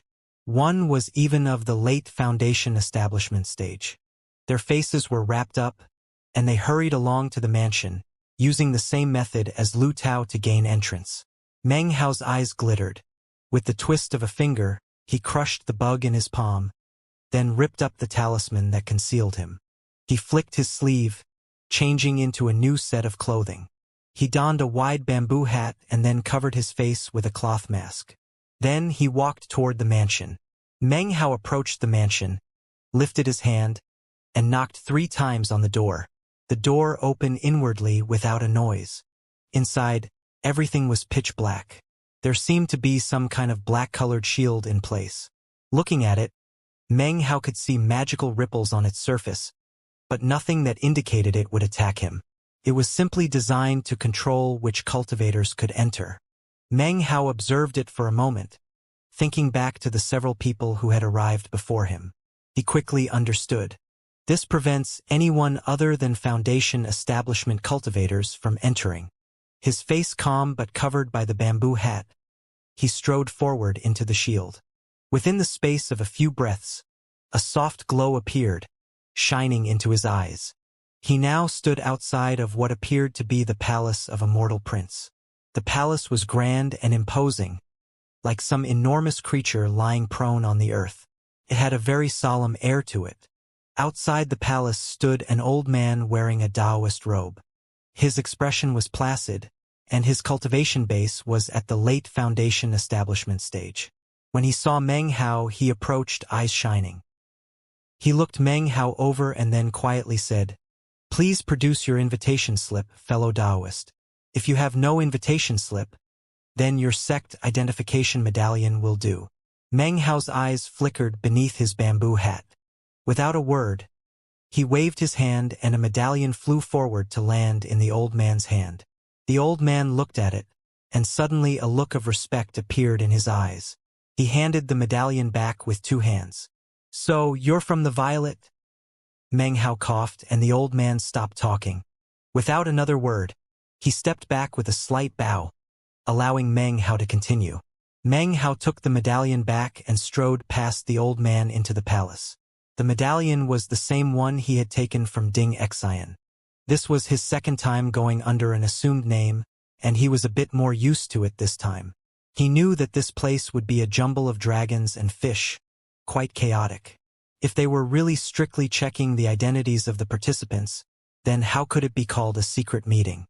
Having observed the outside for some time to analyze the situation, he now felt calm and unhurried. Upon entering the palace, he saw ornamental rock displays and streams over which arched dark green, wooden bridges. Not too far away was a pavilion, surrounded by musicians playing stringed instruments. The sound they produced was remarkable. 7 people were seated within the pavilion. Most of them maintained quite a bit of space from the others. As could be expected, they sat silently, sizing each other up. When Meng Hao entered, their gazes all came to rest on him. 3 of the 7 people wore masks. One of them was Lu Tao, who was sitting there frowning. His gaze passed over Meng Hao briefly. 2 others had not covered their faces. One was a woman who looked like a lady and appeared to be about 30 years old. She wore splendid garments and was quite good-looking. She had an alluring look in her eyes that exuded charm. She looked at Meng Hao for a moment, then smiled and nodded. Last was a middle-aged man wearing a long, yellow robe. A lonely expression covered his face, and he held a flagon of alcohol in hand, which he constantly drank from. He gave Meng Hao a quick glance with eyes heavy from alcohol. The features of the 4 others present were all concealed by masks. It wasn't even possible to tell if they were men or women. Without batting an eyelid, Meng Hao entered the pavilion and selected a table to sit at. Looking around, he saw that there were only 9 tables within the pavilion. Including his, 8 of them were now occupied. Obviously, the final table was reserved for the host, and not any other cultivator. After some time passed, a large man entered the palace from outside. He was at the mid-Foundation establishment stage. He was big and tall, so much so that it would have been useless for him to try to conceal his identity. He strode into the pavilion, cold and haughty. As soon as he entered, he stopped in his tracks. His brow furrowed as he looked around. "This is not the first time I, Su, have joined this secret meeting," he said coolly. "Today I came with an invitation, and yet, there's no place for me. Which of you fellow Taoists doesn't understand the rules?" He smacked his bag of holding, and instantly a blue-colored jade slip appeared. Its surface was inscribed with a character, "Secret." The jade slip glowed softly. With a smile, the young lady lifted her delicate hand to reveal her own jade slip, which she placed on the table in front of her. Next, Lu Tao followed suit, along with some of the others. Soon, only Meng Hao and one of the other disguised cultivators had not produced a jade slip. One of the other two was emanating the power of the late Foundation establishment stage. This person sat there calmly, completely ignoring the large man. Not daring to say anything, the large man's eyes came to rest on Meng Hao and the other person. Both of them were only at the early Foundation establishment stage. The large man's eyes glittered coldly. "You too. If you can't show me a jade slip, then you can just get the hell out of here. Give me a seat. If you don't, then you won't be leaving this place alive." His voice was filled with killing intent, which transformed into a coldness that filled the area. The rest of the people in the pavilion continued to look on with various expressions. None of them seemed willing to interfere. Apparently they had no qualms whatsoever about observing a magical battle to the death. Meng Hao said nothing, and neither did the other disguised person. Everything was quiet within the pavilion. The large man surnamed Su snorted, and then strode, not toward Meng Hao, but to the other person, who happened to be a bit closer to where he stood. His eyes shining brightly, he was about to raise his right hand when suddenly, a light cough could be heard. It echoed throughout the pavilion, and as it did, everyone inside, including the hulking Su, turned their heads. An old man wearing a long, yellow robe entered. His face was placid, and his body seemed to be somewhere in between illusory and real. He didn't seem to be moving quickly, yet within 3 or 4 steps was already inside the pavilion. "Salutations, fellow Taoist Qingshan." "Greetings, fellow Taoist Qingshan." The instant the old man appeared, everyone with the exception of Meng Hao instantly stood up. Meng Hao's expression flickered, and then he, too, stood and clasped hands in salute to the old man. "There's no need to be so formal," said the old man coolly. "All of you are heroes of the current generation in the Southern Domain. I am merely here to host this secret meeting. Please proceed." He sat down at the 9th table and looked at the assembled people, his eyes bright and shining. Finally, they came to rest on the large fellow surnamed Su. Being gazed upon by the old man caused him to lower his head respectfully. Meng Hao did the same. This old man was a Foundation establishment cultivator, but was clearly beyond the late Foundation establishment stage. He was halfway to entering core formation, so he would be classified as a pseudo-core cultivator. A person like this in the state of Zhao would have a position higher than Grand Elder. His presence made Meng Hao a little bit nervous, but also led to some guesses about the whole thing. "Fellow Taoist Qingshan," said the hulking Su nervously. Bracing himself, he said, "I invite you to take charge of justice. I bear an invitation, and yet someone here has stolen my position." He clasped hands and gave a deep, respectful bow. "Who stole your position?" asked the old man lightly. His gaze was like lightning as it casually fell onto Meng Hao. "This person," cried the hulking Su, raising his hand and pointing at the other disguised cultivator. That cultivator gave a cold harumph. From the clear ring of the voice, it was obviously a woman. "That is my personal guest," said the old man, speaking neither fast nor slow, as if the affairs of these cultivators was beneath his interest. "She could not have stolen your position." Hearing this, the hulking Su gaped for a moment. But then his gaze swept over to Meng Hao. A cold light appeared in his eyes. Since one of the 2 people was invited, that left only one without a jade slip. This must be the person who stole his seat. Everyone was now looking at Meng Hao, even the woman who had just humphed coldly. She looked over at Meng Hao with icy eyes. Beneath his wide, bamboo hat, Meng Hao's expression was the same as always. "Anyone who comes to this place has the qualifications to attend the meeting," said the old man placidly. "However, if you do not have an invitation slip, then you must wait outside the pavilion. When the time comes to conduct business, you may only place bids if everyone inside the pavilion has renounced claim. So, "It was you who stole my place," said Su. "You don't know the difference between life and death. There's no need to get up. If I don't tear you to pieces today, then I'll become a laughingstock." Su had an irritable personality to begin with. Having his seat taken away in front of everyone had long since stoked his killing intent. His body flashed as the power of the mid-foundation establishment stage exploded out of him. He charged directly toward Meng Hao. No one moved to interfere. Even the old man just watched coolly. When he was about 3 meters away from Meng Hao, he lifted his hand, causing a massive magical palm to appear and descend toward Meng Hao. Meng Hao sat there just as before. He simply lifted his left hand and waved a finger toward the hulking man. When he waved his finger, the spiritual energy of heaven and earth within the entire palace was thrown into chaos. At the same time, the hulking man's expression changed. He suddenly felt as if he had lost control of his cultivation base and was now completely suppressed. This caused the pupils of the surrounding cultivators to constrict, including old man Qingshan. Meng Hao's right hand waved, and instantly, a roaring, 300-meter-long flame dragon appeared. Su screamed as it shot down into his body. His entire body shook violently. A look of disbelief and shock covered his face, and then despair. His skin burst into flame. A great wind buffeted him, slamming him into the ground. In the blink of an eye, his stalwart frame was reduced to bits of ash that drifted in the air. The only thing left was a bag of holding.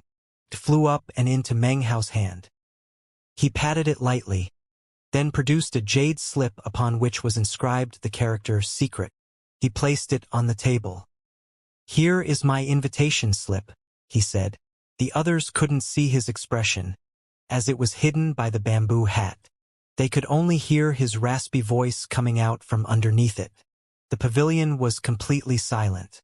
Su's death was quick and clean, which caused Lu Tao's eyes to narrow. Fear filled his heart as he looked at Meng Hao, who sat there looking quite dignified. It wasn't just him. The well-dressed lady gave Meng Hao a penetrating look, and in her heart, she realized that this was not a person to provoke. The middle-aged man with the flagon of alcohol stopped drinking for a moment. His eyes narrowed and filled with a sharp look. The disguised cultivator of the late foundation establishment stage slowly lifted his head to look at Meng Hao. Hesitation seemed to blossom in his heart as he tried to analyze Meng Hao's cultivation base. As for the woman who was in disguise, she glanced at Meng Hao for a moment, and then looked away. "If there are no further disturbances, then we can begin our secret meeting," said old man Qingshan slowly. He looked at Meng Hao with a friendly expression. "All of you made contact with the secret trade alliance in the state of Clear Skies. If you do business here, I can serve as a witness. You can proceed without any reservations. If any problems occur, the secret trade alliance will take responsibility. Now, I would like to invite all of the fellow Taoists to begin business." He spoke in a tone you would use with people of the same generation. Actually, Meng Hao's actions just now had not just caused the others to be frightened. This old man was somewhat in awe of him too. When he finished speaking, he flicked his sleeve, and a copper furnace inlaid with 8 golden dragons flew out. It landed directly in the center of the pavilion. "Fellow Taoists," said Lu Tao, clasping hands in salute to the others, "please allow me to go first this time." He waved his right hand and a jade slip appeared, which then flew into the copper furnace that old man Qingshan had just placed in the middle of them all. "This is a list of all the items I'm willing to trade today. There's also a portrait inside. Fellow Taoists, if any of you see this person in the coming days, please send me a message with the information. I will repay you with a chunk of stone from the Lightning Fringe Mountains." He said nothing more. After this, the well-dressed, beautiful lady gave a slight smile and produced a jade slip. Without a word, she sent it into the copper furnace. The items she required as well as could offer for trade were all listed in the jade slip. Anyone who was interested would contact her. This secret meeting was really just a small-scale hosted trade session. After all, most of the participants were not locals and needed to be prudent when dealing with strangers, especially in business. Thus, the secret trade alliance came to be. They would organize similar meetings throughout the southern domain, all presided over by a third party who could bear witness. Soon it was Meng Hao's turn. He thought for a moment. He actually wasn't sure exactly what was going on, but he pulled out a jade nonetheless. After branding it with some spiritual sense, he tossed it into the furnace. He had left a single message inside: what was the Black Civ sect up to and how dangerous was their invitation? It didn't take long for the 8 participants to place their jade slips into the furnace. Old man Qingshan lifted his right hand and flashed an incantation gesture toward the furnace. A droning sound arose, and within the furnace an intangible flame came into being. The jade slips inside began to melt, and as they did, the 8 golden dragons on the surface of the copper furnace began to squirm as if they were alive. Mist poured out from them, instantly beginning to envelop everyone present. Meng Hao's heart flip-flopped. Although he didn't resist, he maintained the utmost vigilance. After the mist had completely covered him, everything grew quiet. Ahead of him, he caught sight of 8 glowing globes of light. It was as if he had been separated into his own area away from everyone else. Information began to pour into his mind. There were lists of dozens of available medicinal pills, magical items, and miscellaneous goods, as well as various descriptions of items desired for purchase. Soon, Meng Hao's eyes began to glitter.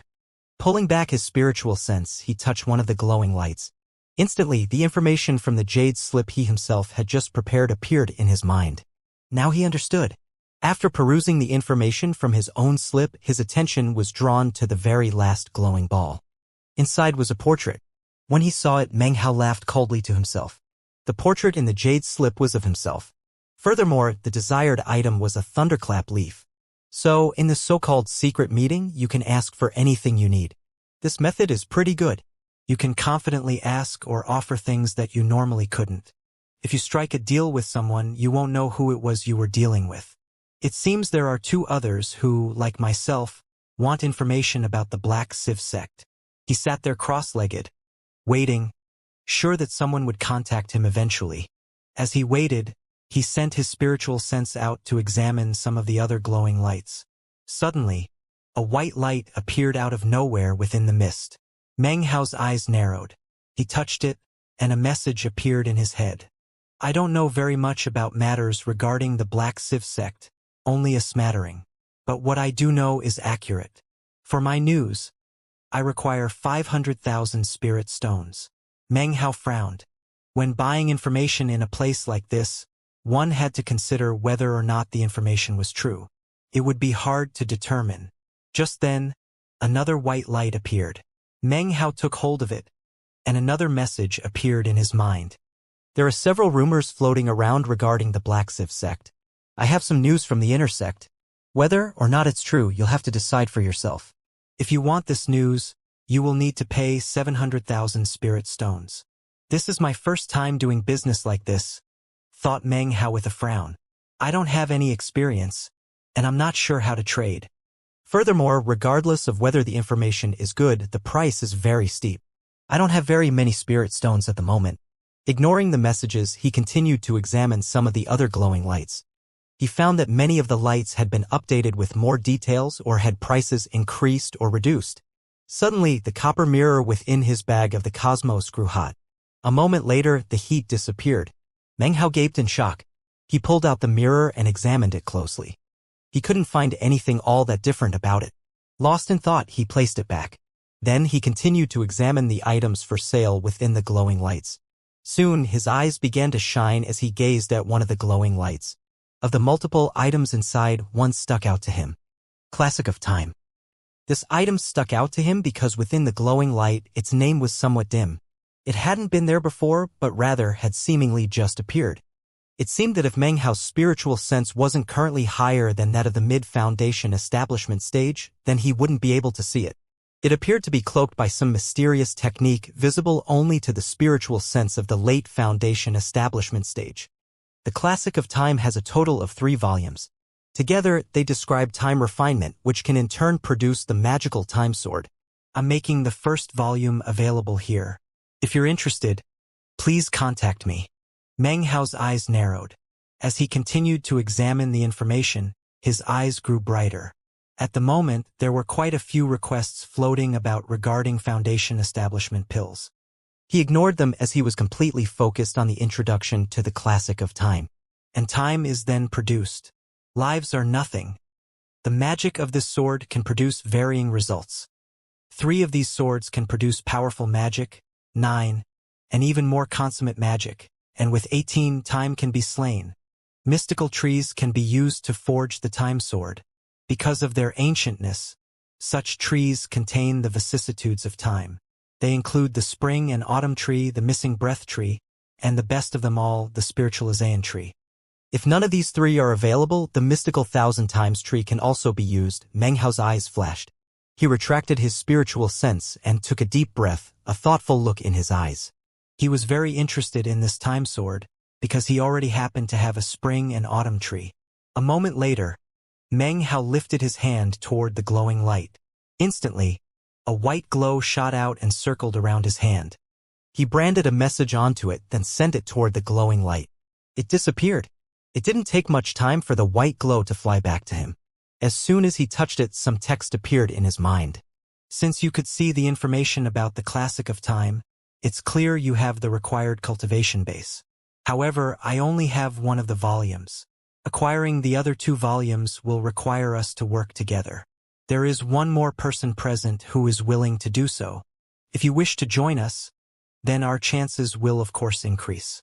If you plan to participate in the Black Civ Sect's activity in this land, then you must swear a Dao oath not to reveal our information to anyone, including your sect. Inscribe your Dao oath onto a jade slip and send it to me. With that, your share will be guaranteed. Meng Hao thought for a moment before his eyes shined with determination. He lifted up a jade slip and placed it between his eyebrows. After a moment, he sent it into the white light, whereupon the jade slip disappeared along with the light.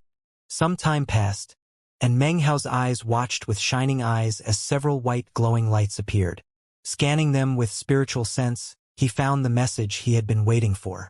1 year ago, the Black Civ Sect found a secret map. The map depicted a secret path to an ancient blessed land. The Black Civ Sect has entered the place several times in the past year, but they have reached a standstill outside of a precipice. This precipice can only be entered by Foundation establishment cultivators. Those who enter must meet the demands of the Black Civ Sect. The more objects they bring back from within, the more Civ Earth pills they will be given. Our meeting place is within this ancient savage land where the shadows cast by the sun and the moon intersect. That is approximately 10 days from now. You must quickly make your way to the Black Civ Sect and join the group of rogue Foundation establishment cultivators they are gathering. Meng Hao frowned. As the white light disappeared, a look of deep thought appeared in his eyes. The information available nowadays in the state of clear skies is all over the place, so it's impossible to say whether or not this information is true or false. However, most of it seems to involve some sort of ancient battleground or blessed land. It seems a lot of intelligent people have investigated and come to various similar conclusions. The state of clear skies belongs to the Black Civ Sect. To say that the chaos within the nation doesn't directly have to do with the sect is ridiculous. However, that Civ Earth pill would definitely be of help to me. Meng Hao had learned quite a bit about the Black Civ Sect matter from this secret meeting. However, the more he learned, the more suspicious he became. I have to go, he thought, having come to his decision. His spiritual sense swept over the rest of the glowing lights. He was just about to call it back when suddenly, his pupils constricted. Despite being sitting cross-legged, a strong spirit suddenly surged out of him. He stared fixedly at the same glowing light that contained the information about the time classic. A new item had just been listed for sale inside, a medicinal pill. The name of the pill was Cosmetic Cultivation Pill. Cosmetic Cultivation Pill. It was a common pill and not very expensive. Among all the various pills, this was not one to catch anyone's attention. However, to Meng Hao, this pill contained memories from 6 or 7 years ago. Memories of a beautiful scene underneath the moonlight. I never could have guessed that I would see a cosmetic cultivation pill in this place, said Meng Hao with a sigh. He paid the price for the pill and soon a glowing white light carried it over to him. The pill landed in his hand and when he saw it, his entire body shook with surprise. As Meng Hao's body trembled within the mist, his eyes began to emit a powerful glow. Even his breathing grew rapid. His cultivation base rotated rapidly, causing the mist to seethe. Meng Hao didn't notice any of that, though. He was staring intently at the cosmetic cultivation pill and something that was etched onto its side. A mountain. The mountain had obviously been etched by someone's hand, not with magic. This was not a famous type of medicinal pill. It was ordinary. The etching was sentimental. The mountain depicted was something that people outside of the Reliance sect wouldn't know about. It was the East Mountain of the Reliance sect. The shape of that mountain had been branded into Meng Hao's mind, and he recognized it immediately. Who would possibly have placed this image of a mountain onto this cosmetic cultivation pill, which would then show up in the state of clear skies? A clear image suddenly appeared in Meng Hao's mind. It was a beautiful, cold woman wearing white clothing. She had brought Meng Hao into the cultivation world. Under the moon, she had glanced back at him. Su Qing, elder sister Su. Meng Hao could not prove conclusively that this cosmetic cultivation pill was the one he had given to elder sister Su as a gift, but his intuition was telling him that it was. He held up the pill in his hand, slowly closing his fist over it. He sat there quietly. Beneath the wide bamboo hat, a storm began to brew on his face. If she never used this pill and even took it with her to the Black Civ sect, then why is it here now? What has happened to her in the Black Civ sect? This is a picture of the East Mountain. Does she miss the Reliance sect, or does she miss a person? What does this picture of the East Mountain mean? Did she give this pill to someone, or did she sell it? The person I was just interacting with could not have been her. He loosened his grip and looked again at the etching on the side of the pill. His heart suddenly filled with a strong desire to see elder sister Su. Deep inside, the answers to his questions existed already. Elder sister Su. A sharp look glowed in his eyes, and he took a deep breath. This pill told him that if she didn't sell or give away the pill, then the only other possibility was. He felt a stab of pain in his heart, and his eyesight grew blurry. In his mind was the image of elder sister Su from all those years ago. So long ago. He slowly put the cosmetic cultivation pill into his bag of the cosmos. The Black Civ sect. And then there's this classic of time. Meng Hao slowly lifted his head, staring at the glowing lights in front of him. This was not a place where he could attack. It was impossible to tell what would happen if he did anything impulsive. He didn't want to beat the grass and startle the snake, thus putting his enemy on guard. He thought for a bit more, and then his eyes filled with determination. His mind was now made up. He would definitely go to the Black Civ sect. Meng Hao was in no mood to participate in the rest of the secret meeting. He kept thinking about the image of elder sister Su from all those years ago. When the meeting finally came to an end, he let out a light sigh. The mist around him dissipated. Old man Qingshan nodded to the group and waved his hand. Then he turned and left. Those who remained in the pavilion didn't stick around to talk. One by one, they disappeared, randomly being teleported away. Such methods were making the secret trade alliance more and more popular. When Meng Hao reappeared, it was outside the gate of another mansion within the city. This location was halfway across the city from the place where he'd followed Lu Tao to. Meng Hao had already ascertained that the palace he'd been in was not located within the city at all. The place he'd followed Lu Tao to was merely an entranceway. He walked down the moonlit street, looking up into the sky.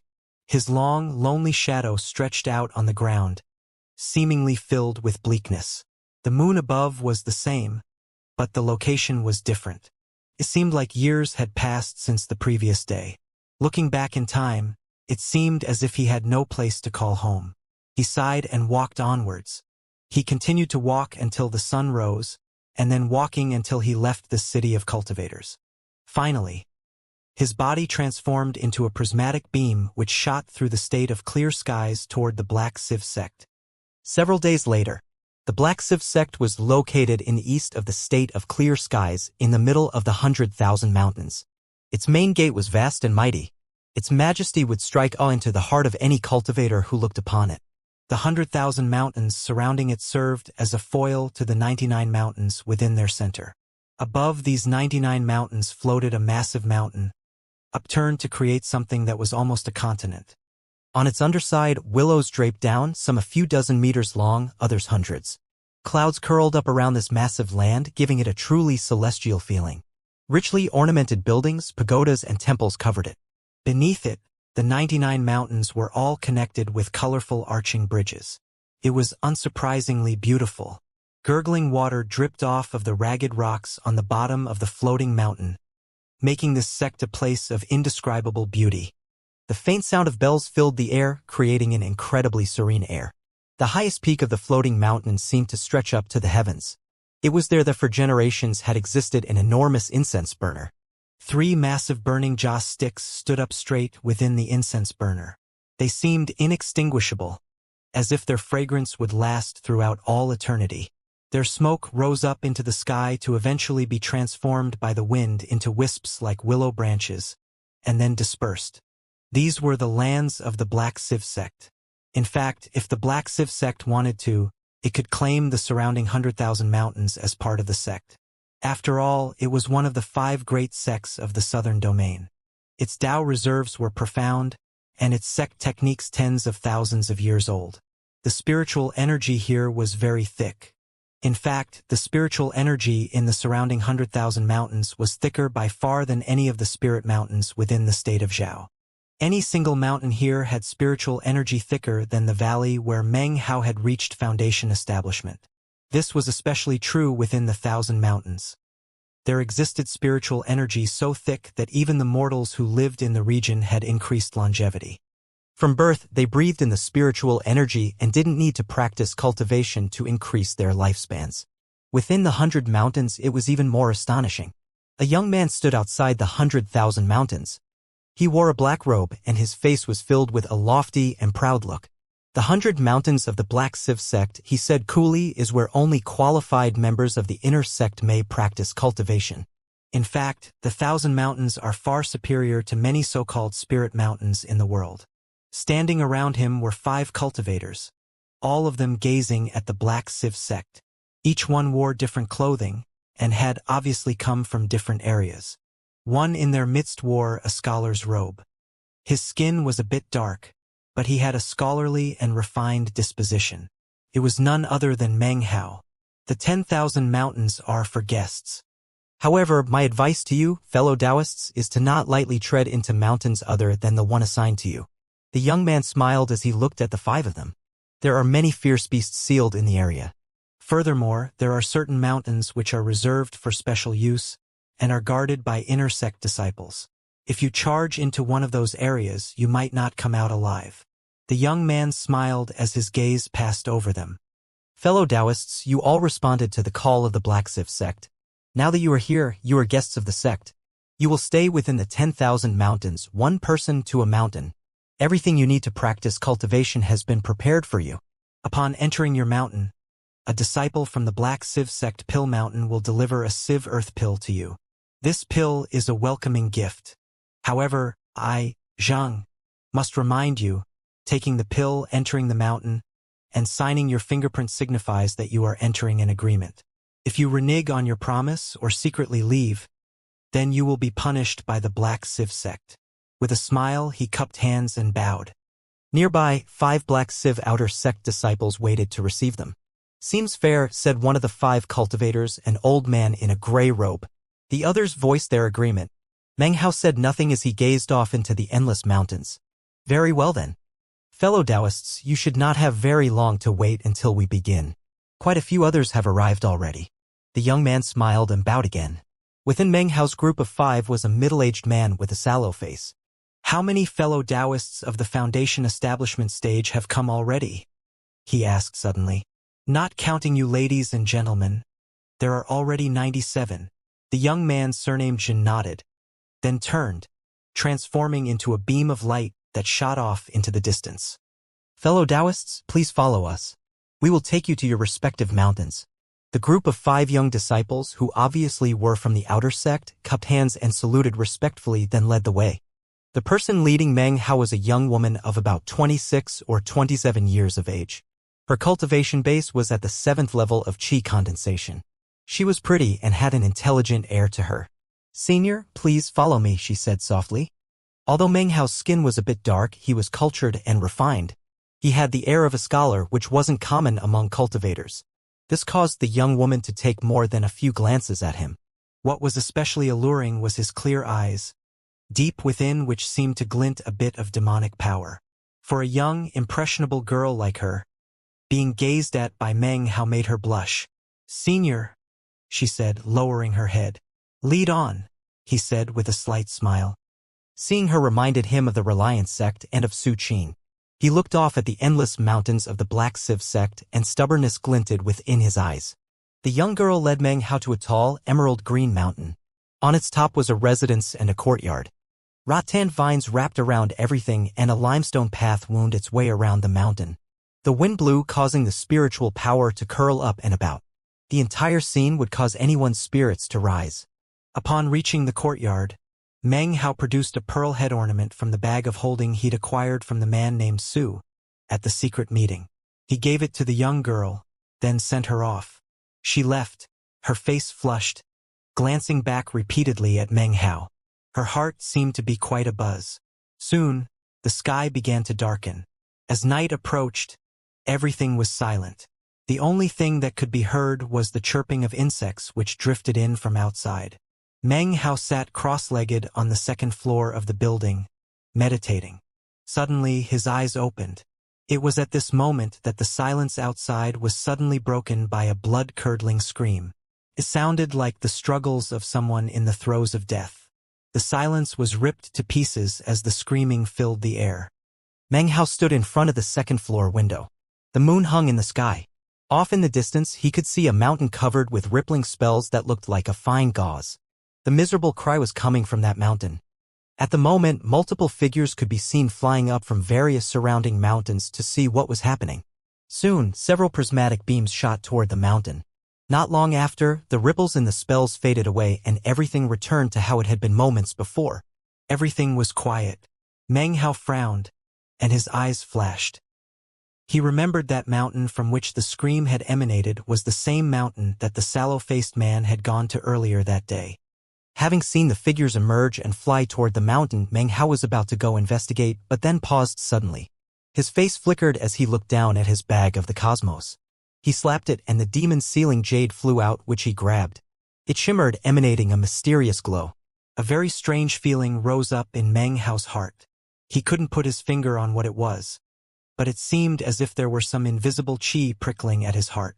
Thoughtfully, he took out the jade piece left by the 8th demon sealer and placed it in his palm. The archaic voice of the 8th demon sealer rang out in his mind. Some spirits in the cycle of reincarnation avoid burial. Their qi seems demonic and yet not. They are above living creatures, but infected with the tens of thousands of variations of the mortal world. The qi is serene. Consumed by bones and spirit, they can lead the way to the path. If you encounter such qi, you must seal it. Meng Hao thought for a moment and eventually decided not to leave. He stood next to the window, casting his spiritual sense out toward the direction where the blood-curdling scream had come from. The first thing he heard was quarreling voices. "This is the 6th fellow Taoist to die. If the Black Civ sect doesn't provide an explanation right now, then we will leave." "That's right. We responded to your call for the sake of a Civ Earth pill. If people were dying in battle, then very well. But recently people have been dying miserable deaths in the middle of the night. Then you seal the area up and don't allow anyone to investigate. It's very strange." Of course we have questions. There were about 10 cultivators near the mountain staring coldly at the Black Civ sect cultivators who were preventing them from investigating the scene of the death. In the distance, no small amount of cultivators had flown out from their respective mountains and were watching from a distance. They said nothing, but all of them were exuding the power of their cultivation bases. A great pressure rose up, transforming into a sort of voiceless revolt. The Black Civ sect disciples' faces all turned very unsightly. It was at this moment, however, that a gravely voice suddenly sounded out. "The sect will offer an explanation within 3 days." As the voice rang out, an old man wearing a wide Taoist robe appeared. The pressure exuded by his body caused the surrounding cultivators' faces to change. The Black Civ sect disciples all bowed. "Greetings, Elder Chin." The old man strode forward. He stood below them at the foot of the mountain, and yet the Foundation establishment cultivators floating in the air above him were all silent. Many of them offered respectful bows. They obviously knew who this old man was. Meng Hao stood at the window, his expression the same as ever. However, a slight frown slowly appeared. The old man was an elder of the Black Civ sect, and his cultivation base was not at the foundation establishment stage but core formation. His gaze swept over the gathering of people. When he spoke, his voice wasn't very loud, and yet it filled the minds of everyone in the area. I very much appreciate that you all were able to come to the Black Civ sect. In regards to the killings that have occurred in the past days, I too am quite furious regarding this matter. Within 3 days, I will slay the killer with my own hand. With Elder Qin present, we are much more at ease. Thank you, Senior, for administering justice. The Foundation cultivators bowed one by one and then returned to their respective mountains. An elder of the Black Civ sect had appeared. Although he hadn't offered an explanation, how could they possibly continue to argue about the matter? Soon, everything was quiet again. Elder Chun departed, as did most of the Black Civ sect disciples. The mountain from which the scream had sounded out was also quiet. No one was willing to make further attempts to go investigate. Looking pensive, Meng Hao returned to sit cross-legged and meditate. Within his mind echoed the words of the 8th demon sealer. There's something strange going on in the Black Civ sect. Meng Hao's eyes opened, filled with an intense glow. The prickly chi that he felt seemed to be growing thicker. He lowered his head for a moment, thinking. Then he took out the Blood Immortal Legacy Mask. Sending his spiritual sense inside, he saw the Li clan patriarch, enveloped by Meng Hao's blood mist. He seemed to be growing weaker lately. He no longer cried out like he had before. He didn't seem to have the strength. What do you know about the Black Civ sect? Meng Hao asked through spiritual sense. He'd always found the old man's blood-spirit identity to be somewhat strange. The feeling was even stronger when he thought of Li Daoi. I know dog farts, you little son of a bitch, said the Li clan patriarch, his hoarse voice full of venom. If you had any skill at all, you... Before he could finish speaking, Meng Hao calmly cut his finger and used a drop of blood to surround the old man in more blood mist. A miserable cry could be heard, and then Meng Hao retracted his spiritual sense. He asked no more questions, instead putting away the mask. Meanwhile, underneath the Black Civ sect's 10,000 mountains was an enormous network of limestone caves, like a giant labyrinth. Deep in its recesses was a tall platform adorned with burning torches. The dancing torchlight filled the place with flickering shadows. Atop the platform, 3 old cultivators sat cross-legged. Their bodies were withered, and as they sat there, they almost looked dead. A strong death chi swirled around them, and yet, their eyes were open and gleamed with ancient, netherworldly light. Their figures seemed to twist and warp, as if they existed somewhere between the physical and the corporeal, and not completely within the world. Situated in the middle of them was a hide. It appeared to be made from the skin of some wild beast. Its edges were tattered, and on its surface was some sort of map. The hide map appeared to be slowly wriggling. Standing atop it was the phantom image of a man, who at the moment was letting out a soundless scream. It looked like the ghost of a middle-aged man, his face sallow. This was one of the 5 people who had arrived with Meng Hao. His body started to get blurry, and soon disappeared. When it did, the edges of the hide slowly expanded a little, and the hide became a bit more glossy. It was a scene that anyone observing would find incredibly strange. Some time passed, and then one of the old people spoke in a hoarse, scraping voice. Under the moonlight tomorrow, it will consume another person. Then we can begin. This time we must succeed no matter what. We must acquire that legendary item. Not just for us, but for the patriarchs. Then we can all awaken. We will no longer have to conceal ourselves in this realm of darkness. This empty place with no land to step foot upon. There still aren't enough foundation establishment pups out there. We spread the news far and wide, but the sects and clans aren't easily fooled. It can't be helped. These foundation establishment pups are just a part of the whole. With everything else we've prepared, we will definitely succeed this time. The sound of their voices slowly faded away. Soon the only movement was that of the wriggling hide, placed in between them like some sort of object of worship. The night passed uneventfully, and soon dawn broke. Meng Hao opened his eyes from meditation. Outside his residence, he saw a beam of multicolored light approaching. It turned into a woman wearing a black gown. She was tall and slender, with fair skin and beautiful hair that draped over her shoulders. She slowed as she approached, coming to a stop outside Meng Hao's residence. Disciple Han Bei of Black Civ Sect Pill Mountain has been dispatched to deliver you a Civ Earth pill, she said. Fellow Taoist, can you please come out? She had an intelligent voice and a smile as beautiful as a flower in bloom. Her presence seemed to make everything brighter. Her eyes were alluring, her smile white and lovely. She wore a long, emerald green gown, trimmed with violet embroidery. Overall, she had an otherworldly look. Meng Hao emerged, and they sat at a table. She looked at Meng Hao, her smile unchanging. As she did, her eyes seemed to grow brighter, although whether this was done consciously or subconsciously was impossible to tell. Fellow Taoist, may I ask your honored name? She asked with a slight smile. Her voice was as pleasant as the call of a lark. Listening to it could be described as a pleasure. Meng Hao, he replied coolly, making no attempt to conceal his identity. Looking at the woman in front of her, he could tell that her cultivation base was extraordinary. It seemed to be at the early foundation establishment stage. Meng! Han Bei looked at him in shock for a moment. She studied his face and then laughed. So, you are fellow Taoist Meng. This here is a contract. Would you please mark it with your thumbprint? Then I can give you your Civ Earth pill. Afterward, if you follow all the requirements laid out by the sect, then you will get a second. She lifted her delicate hand. Around her wrist was an emerald green bracelet. A glow flashed off of it, and within her hands appeared a paper scroll. She handed it to Meng Hao. His expression the same as ever, he looked at her bracelet for a long moment, then accepted the scroll. He looked it over, then lifted his right thumb and left a mark on the paper. Han Bei gazed at him the entire time. After he placed his thumbprint on the paper, she produced a jade box the size of a hand and placed it off to the side. Here's your Civ Earth pill. Please note, the pill cannot be consumed during the daytime. After all, its full name is Moon Civ Mother Earth Pill.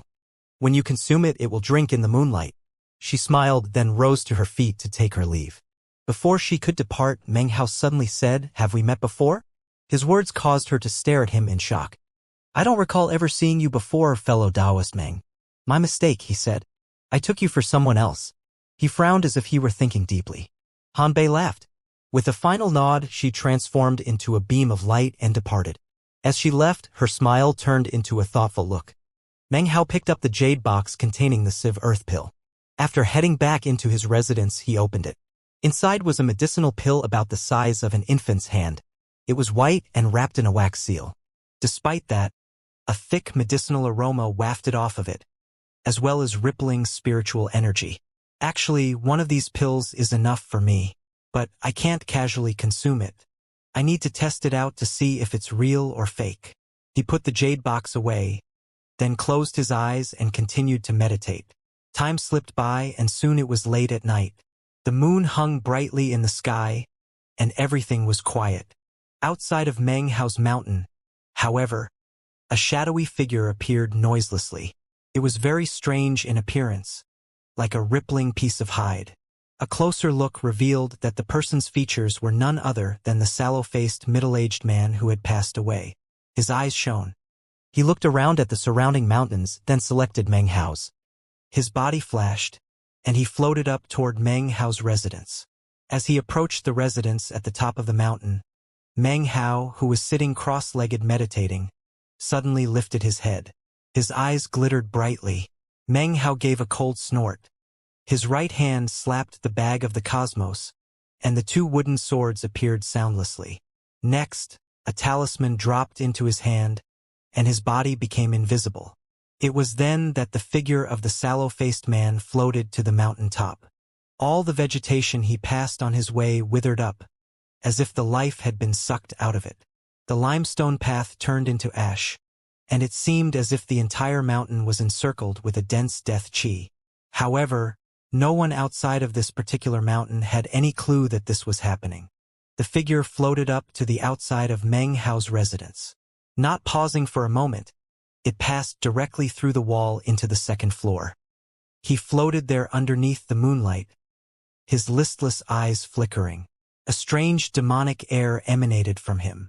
Everything around was quiet as the sallow-faced man looked around the second floor with his menacing eyes. Meng Hao hadn't moved even a centimeter. He sat cross-legged, invisible, looking at the figure in front of him. Naturally, he instantly recognized him. However, his appearance was very strange, as if something were wrong with him. Meng Hao thought back to the blood-curdling scream from the mountain the previous night. That was where the sallow-faced man had been. He already half understood what was going on. This person is dead and has been turned into an automaton. Or perhaps someone used some spirit puppet arts on him to control him. Suddenly, his body flashed as he moved to the side about 3 meters. There was a boom as the furniture near where he had been sitting all transformed into ash. The sallow-faced man, his eyes shining with a strange glow, charged toward Meng Hao as if he could see him. Meng Hao's eyes flashed. Ripping up the invisibility talisman, he lifted his right hand and flashed an incantation gesture. The 2 wooden swords flew directly toward the figure in front of him. The figure didn't even attempt to dodge. Both wooden swords flew directly through, leaving 2 holes, from which no blood flowed. It was as if the sallow-faced man was made of only skin, with nothing else inside. If there were nothing more to it than that, it wouldn't be a big deal. But then, the holes that had been punched in his body began to merge together. They transformed into a large mouth which suddenly ripped off of the sallow-faced man's body and shot toward Meng Hao, ready to consume him. Meng Hao's facial expression didn't change. He retreated backward, his hand flashing an incantation gesture. Then he waved forward, and a flame dragon roared into being, rushing toward the figure. As it neared, the figure didn't attempt to dodge, but instead charged forward and consumed the flame dragon. It turned its head to look at Meng Hao, its lips twisted into a hideous grin. Then it threw itself toward him. Meng Hao frowned, both hands flashing incantation gestures as they pushed forward into mid-air. A multitude of flying swords appeared. Instantly, they shattered into pieces, turning into a cloud of shrapnel which shot forward with incredible force. Like a tornado, it sped toward the sallow-faced man. At the same time, the 2 wooden swords circled back toward the figure, radiating sharpness. They stabbed directly toward its head. They were followed by the black net, which Meng Hao had just tossed out. Popping sounds rang out as the flying sword shrapnel ripped the figure almost completely in half and the wooden swords stabbed into its head. But the figure, despite being horrifically injured, still looked at Meng Hao with the half face it had left and smiled. It tried to rush toward him again, but was enveloped by the black net. Its body writhed as it attempted to squeeze through the gaps in the net.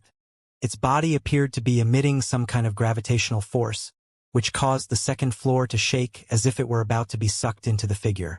Can't kill it, because it's not really alive. No wonder it's killed so many Foundation establishment cultivators. With a frown, Meng Hao watched the figure trying to lurch toward him, its eyes filled with fierce coldness. Meng Hao lifted his right hand and flashed an incantation sign, then pointed down to the ground. Demon ceiling. 8th hex body ceiling. He lifted his hand up from the ground and pointed at the broken figure in front of him. The entire building, the entire mountain shook. Although they weren't actually shaking, it was only an illusion. Meng Hao's body and his finger were what was really shaking. In Meng Hao's eyes, the entire world seemed to congeal together. Then multiple ghost images of the world appeared, one on top of another. The building and the mountain were there in the illusion, and as for the figure, a ghost image appeared of it as well. For the first time, a look of surprise and disbelief appeared on the figure's face. It seemed as if its mouth were shaping to cry out, but before it could, the ghost images of the world fell upon it, binding it up. Couldn't move at all. At this moment, Meng Hao stepped forward and lifted his right hand. Using his thumb, he cut his middle finger. Blood flowed out, turning it into a blood finger. This was one of the arts that had been branded onto his mind by the blood immortal legacy. one of the 3 magical abilities that did not require the use of the mask. However, these arts required a very powerful cultivation base. After practicing a bit secretly, Meng Hao had been able to utilize the blood finger. However, as far as the blood palm and blood death world, he was still not able to use them. In any case, this was the first time in tens of thousands of years that the blood finger had appeared in the southern domain.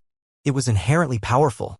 When you consider that in the Blood Immortal Legacy spell Matrix, Meng Hao had already mastered the ability to focus the power of his cultivation base, then this finger attack, combined with the 3 perfect Tao pillars of his perfect foundation, would shock even the Tao children of various sects.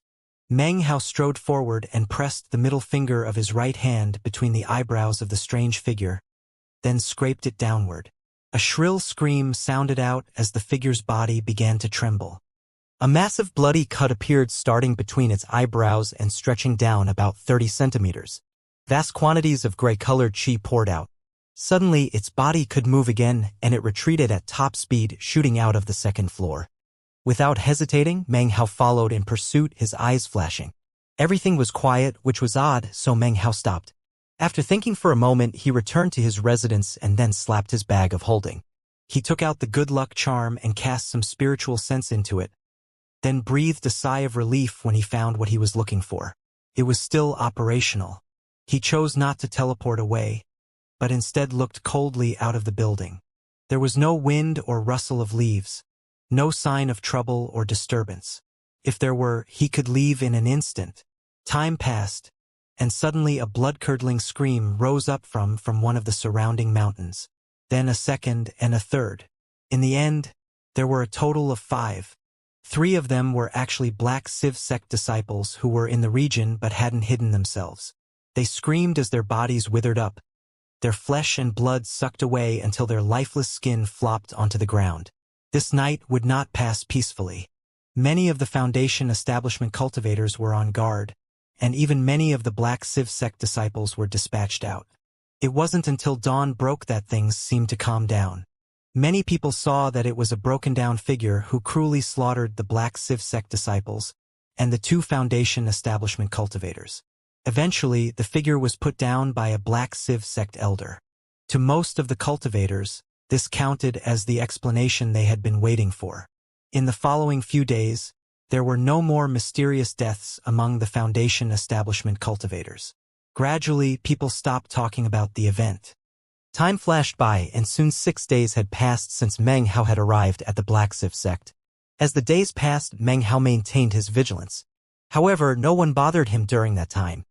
On the dawn of the 7th day, the clear sound of bells rang out, filling the region of the 10,000 mountains and reaching the ears of all the Foundation establishment cultivators. Fellow Taoists of the southern domain, a voice echoed out. You have already received your Civ Earth pills. The time has come to perform your services. If you can help the Black Civ sect to acquire the object we seek, then you will be rewarded with more Civ Earth pills. Beam after beam of multicolored light shot up from the various mountains as the Foundation establishment cultivators flew into the sky. Meng Hao followed suit, flying up and floating in mid-air, looking around coldly. From the Black Civ sect 1,000 mountains, dozens of beams of prismatic light whistled up into the air. In addition, there were multiple black-colored feng shui compasses, each one around 30 meters in diameter. Upon each feng shui compass stood only one person. 3 or 4 wore Taoist robes of the Black Civ sect and were at the Qi condensation stage. The others were all of the Foundation establishment stage. The Qi condensation disciples all had embarrassed, nervous expressions on their faces, as if they didn't want to be here. However, they could not defy the orders of the sect. These were all outer sect disciples who had ordinary latent talent. Disciples with better latent talent would not have been dispatched out. Shortly afterward, 10 violet-colored feng shui compasses, 300 meters in diameter, flew out from the 100 Mountains region of the Black Civ sect. Upon each of these compasses sat a cross-legged cultivator. One of them was the girl named Hanbei. As far as the 9 other violet-robed cultivators who sat cross-legged on the compasses, there were both men and women.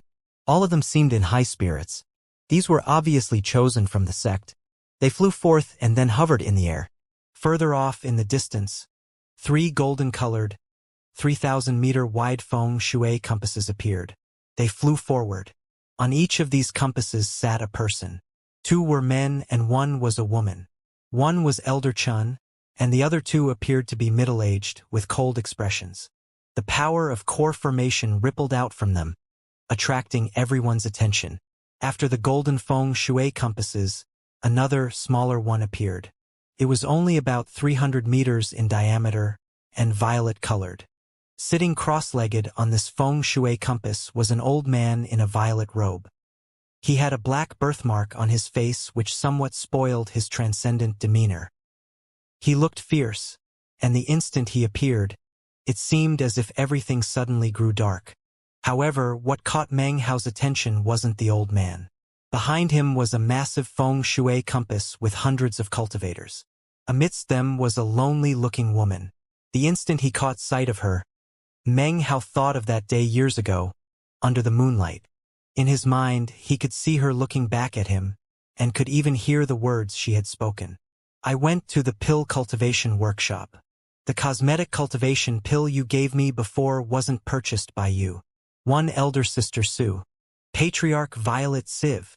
I never imagined that the person leading us would be the Black Civ sect's nascent soul eccentric Patriarch Violet Civ.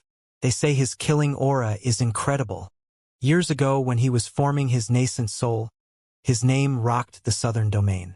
Once he wiped out 3 sects in a single night. According to the rumors, the Black Civ sect has already entered that danger zone 5 times. Each time they leave behind people to stay on guard. Today is the 6th time. Even still, look at how many people they've mustered. This sect is so powerful. No wonder they're one of the 5 great sects of the southern domain. Meng Hao heard the talk around him and also felt the pressure exuded by the violet-robed old man. But his vision was focused further back on the enormous 9,000-meter-wide yellow feng shui compass which was flying in his direction. Standing atop it amidst hundreds of cultivators was a woman. She wore a long, black gown and her face was pale white, almost bloodless. This made her already chilly disposition even icier. However, looking at her, Meng Hao got the sense that, in truth, she was actually just covering up her fragile heart. Elder Sister Sue, he murmured as he looked at her. Finally, he could rest a bit at ease. Now, they weren't so very far away from each other. And yet, despite being so close to each other, they were still worlds apart. It was at this point that Meng Hao frowned. He noticed that standing next to Elder Sister Sue was a pretty woman with a coquettish air and a sneer in her eyes. It seemed as if she were criticizing Elder Sister Sue, who then lowered her head as if she didn't dare to speak. Her face grew even paler. A cold glow appeared in Meng Hao's eyes. Along with Elder Sister Sue, there were several hundred disciples on top of the massive feng shui compass. Their cultivation bases were varied, but it was obvious that they were ordinary disciples, not chosen of the sect.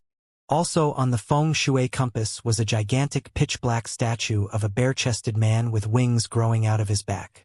The wings were half spread open, giving the statue a very peculiar look. Even more strange was that a very tall hat was perched atop the statue's head, which seemed very out of place. If that were all there was to it, it wouldn't be a big deal. But upon further inspection with his extraordinary spiritual sense, Meng Hao noticed that the statue was not entirely lifeless. It was breathing. With every breath, it sucked in a bit of qi from the hundreds of Black Civ sect disciples who stood around it. Meng Hao's eyes narrowed. Many of the disciples on the feng shui compass looked in very high spirits. They obviously had no idea what the statue was doing. On the 10-sided violet feng shui compass was a refined and elegant young man. He stood up with a smile and spoke to the group of rogue cultivators, including Meng Hao. Fellow Taoists, I presume many of you know me. I am Xianxia of the Black Civ sect. Meng Hao recognized the voice as the one who had spoken moments before. I think quite a few fellow Taoists have some speculations regarding our trip today, he said with a smile. I will explain further once we are on our way. Please, follow me. The violet feng shui compass upon which he stood suddenly expanded in size until it was 3,000 meters wide, and then flew toward them. Meng Hao and the other Rogue Foundation establishment cultivators all seemed to be thinking different things. However, one by one, they began to fly, transforming into beams of light and shooting toward the violet feng shui compass. Among the roughly 100 rogue cultivators, most were at the early foundation establishment stage, like Meng Hao. There were 18 of the mid-foundation establishment stage, and as far as the late foundation establishment stage, there were only 3. Of those 3, one was the old man whom Meng Hao had arrived with. Another was a fierce-looking man who wore white robes and let off a ghastly air. He had no beard, and even his Adam's apple was very small. However, he was surrounded by a desolate, killing aura. The last was a woman. Her features were plain, and she was somewhat overweight. However, her late foundation establishment cultivation base rippled, causing everyone around her to treat her very politely. The 3 of them joined Xianxia on his feng shui compass. Xianxia treated them much more respectfully than he did the others, leading them off to the side with him. At the same time, Meng Hao looked around at the rogue foundation establishment cultivators and caught sight of Lu Tao over in the corner, along with the richly dressed woman from the secret meeting. There was another person who caught Meng Hao's attention. This person appeared to be at the early foundation establishment stage and milled about innocuously in the midst of the crowd. Meng Hao's eyes passed over him at first. It was a hard-to-describe qi that caught his attention. It was like the stench which might roll off of a rotting corpse. No one else seemed to notice, but after a while, Meng Hao thought about the information from the demon-sealing jade. He also thought back to the prickly qi he had sensed in the Black Sieve sect. The feng shui compass began to vibrate beneath their feet and then shot forward. Together with the other Black Sieve sect feng shui compasses, they transformed into colorful beams of light as they sped through the air. The direction they were heading turned out to be the 100 mountains of the Black Sieve sect. Meng Hao stood there quietly, unmoving. Anyone who looked at him saw a cultivation base at the early foundation establishment stage. He stood in the middle of all the cultivators. Other than Lu Tao, no one seemed to notice him. Elder Sister Su didn't notice him either. Her face was covered with a bitter expression as if she was pondering her own future. As the feng shui compasses neared the middle of the 100 mountains, the tendrils of smoke rising up from the massive incense burner began to twist in the air above the sect. Layer upon layer, they twisted together to form an enormous ring of smoke. As the smoke ring formed, the space in the middle began to ripple. Meng Hao watched as the lead feng shui compass entered into the smoke ring and then disappeared. His eyes flickered as the violet feng shui compass he stood on entered the ring. Soon all of the feng shui compasses and cultivators had entered, whereupon the smoke ring disappeared and the Black Sieve sect returned to its normal state. Outside of the 100 mountains, a shield appeared. Shields also sprung up around the 1,000 mountains and the 100,000 mountains. The entire sect was now sealed up tight. No one could leave or enter. About the same time that the Black Sieve sect sealed itself, divine scents from multiple locations began to sweep about the state of clear skies. This was divine scents from various sects and clans within the southern domain, come to investigate what was happening within the Black Sieve sect. Because of different agreements that they had with the Black Sieve sect, they couldn't interfere. Back on the feng shui compass, Xianxia's voice rang out. Fellow Taoists, there's no reason to be alarmed. This is one of the Black Sieve sect's most valuable treasures, the heaven-forged furnace. In ancient times, it was inscribed with void-penetrating runes that turn it into a teleportation portal. As to where the teleportation portal leads to, I'm afraid none of you are familiar with it. Even I myself don't really know. The teleportation just now had caused a buzz of conversation to arise, but after hearing Xianxia's words, everyone quieted back down. Meng Hao looked around coldly.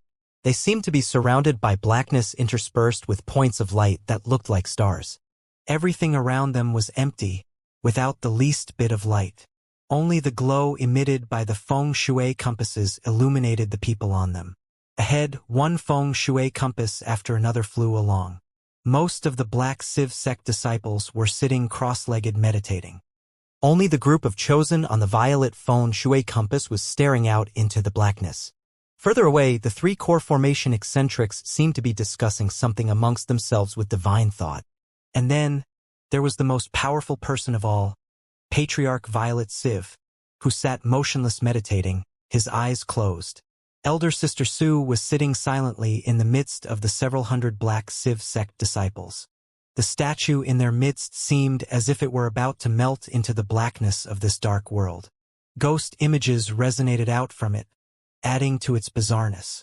On Xiejia's feng shui compass, one of the 3 late Foundation establishment cultivators, an old man in a gray robe, frowned and said, "Fellow Taoists, yeah, you said you've been to this place a few times before.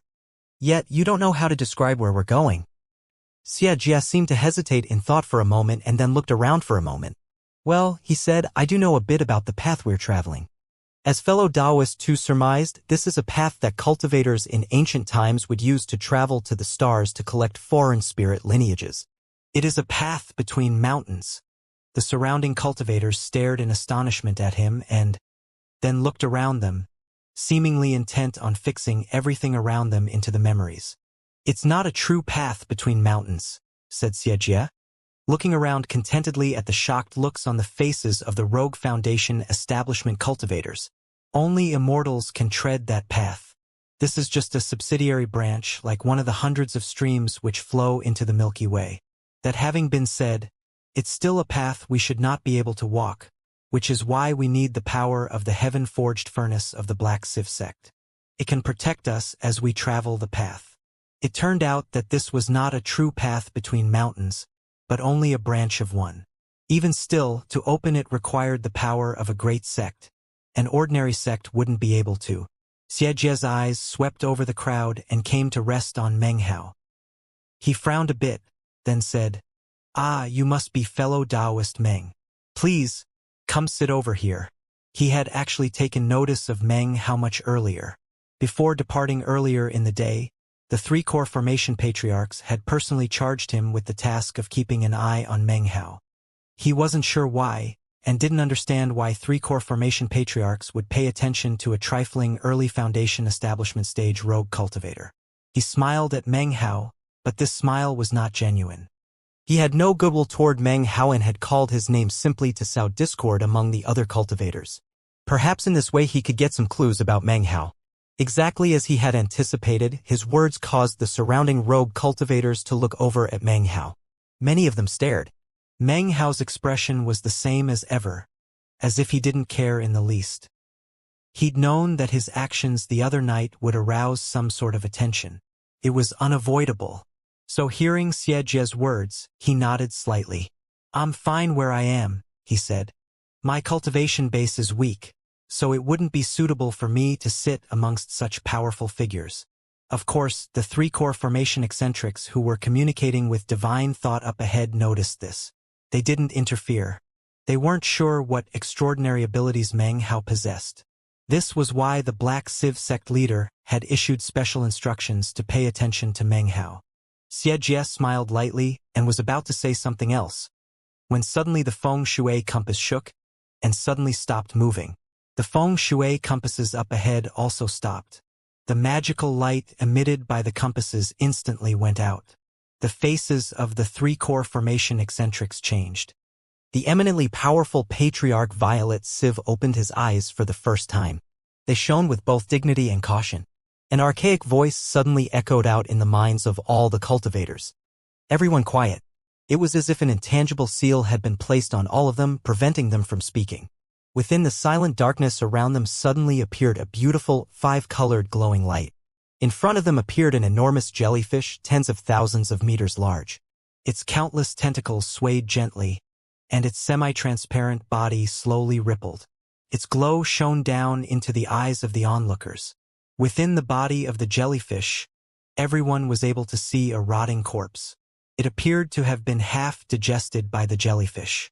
There was a hole between the eyebrows of the corpse, which appeared to be completely frozen. It was as if the rest of the corpse might decay, but this spot would exist for all eternity. Everyone stood stock still, gazing at the jellyfish as it slowly floated along. Its long tentacles drifted through the midst of the feng shui compasses, then proceeded on into the distance. Finally, Patriarch Violet Civ let out a light sigh.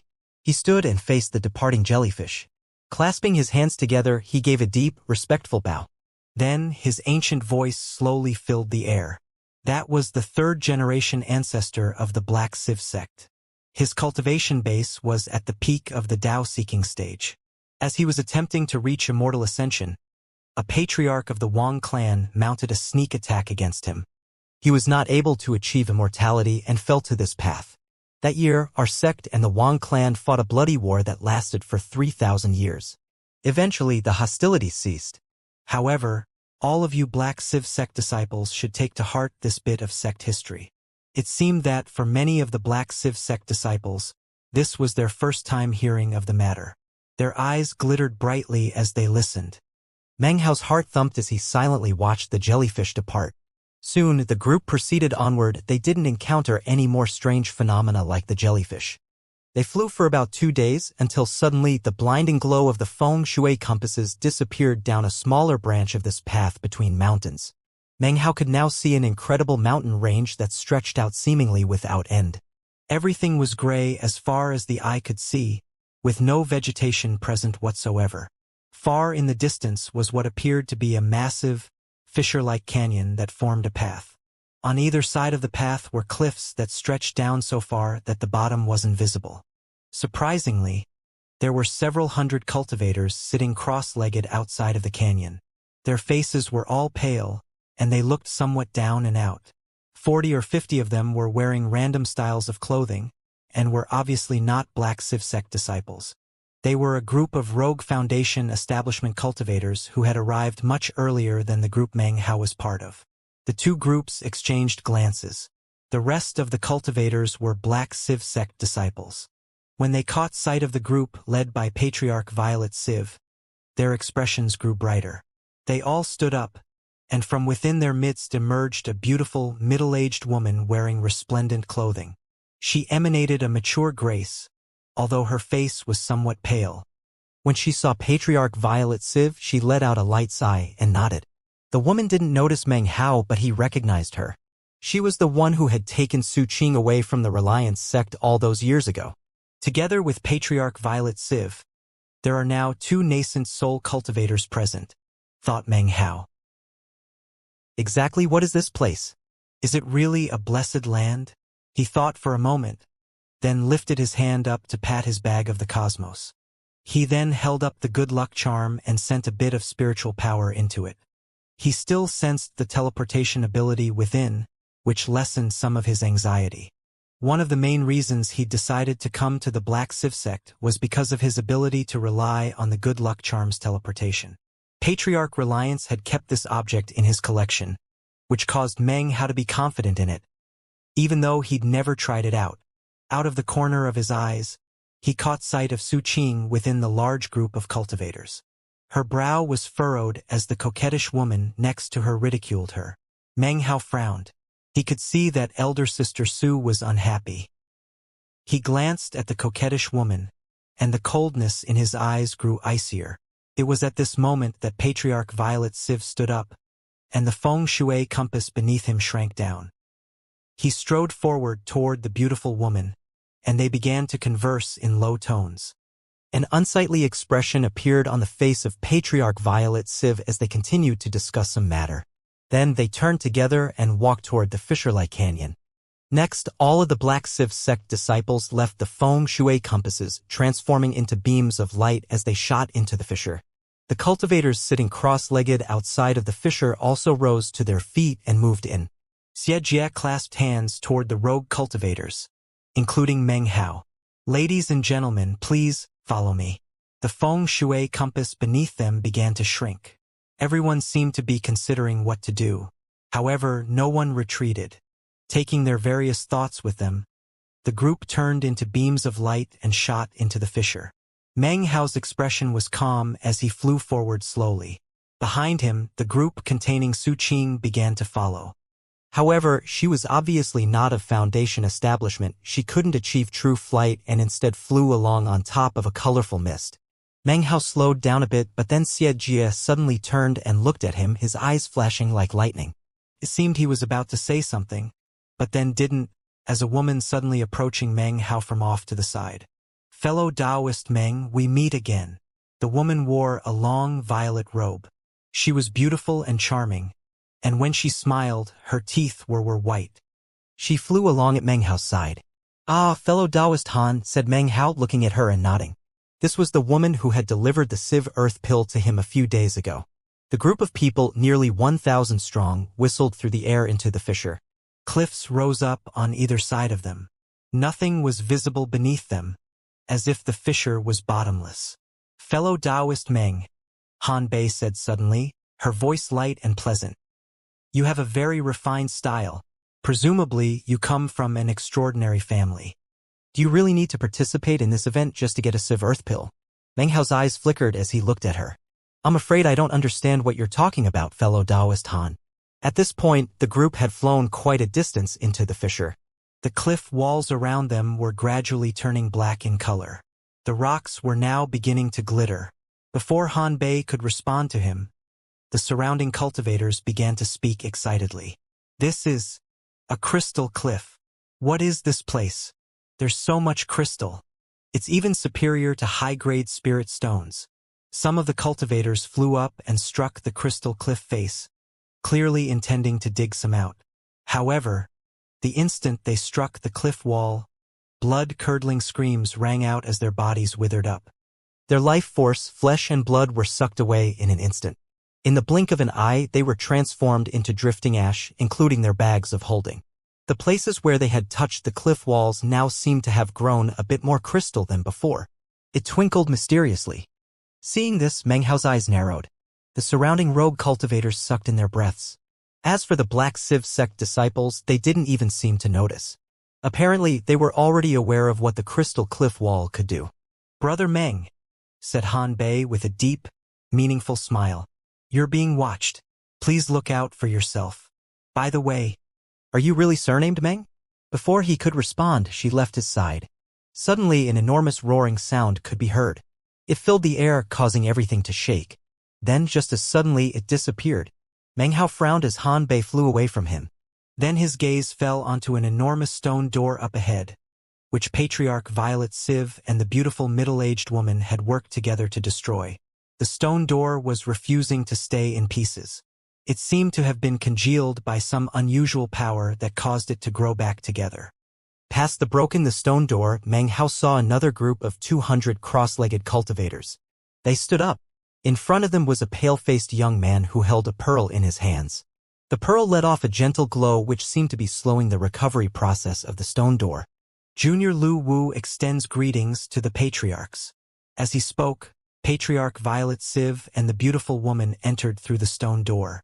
They flicked their sleeves, causing the door to repair itself even more slowly. Next, the group of 1,000 cultivators, including Meng Hao, shot quickly through. It didn't matter whether or not they wanted to, because behind the group were the 3 core formation eccentrics. With them taking up the rear, no one would dare to retreat backward. The path beyond the stone door was even stranger. There were 4 similar doors in total that had to be destroyed, beyond each of which waited more Black Civ sect disciples. As they proceeded, Meng Hao grew more and more cautious.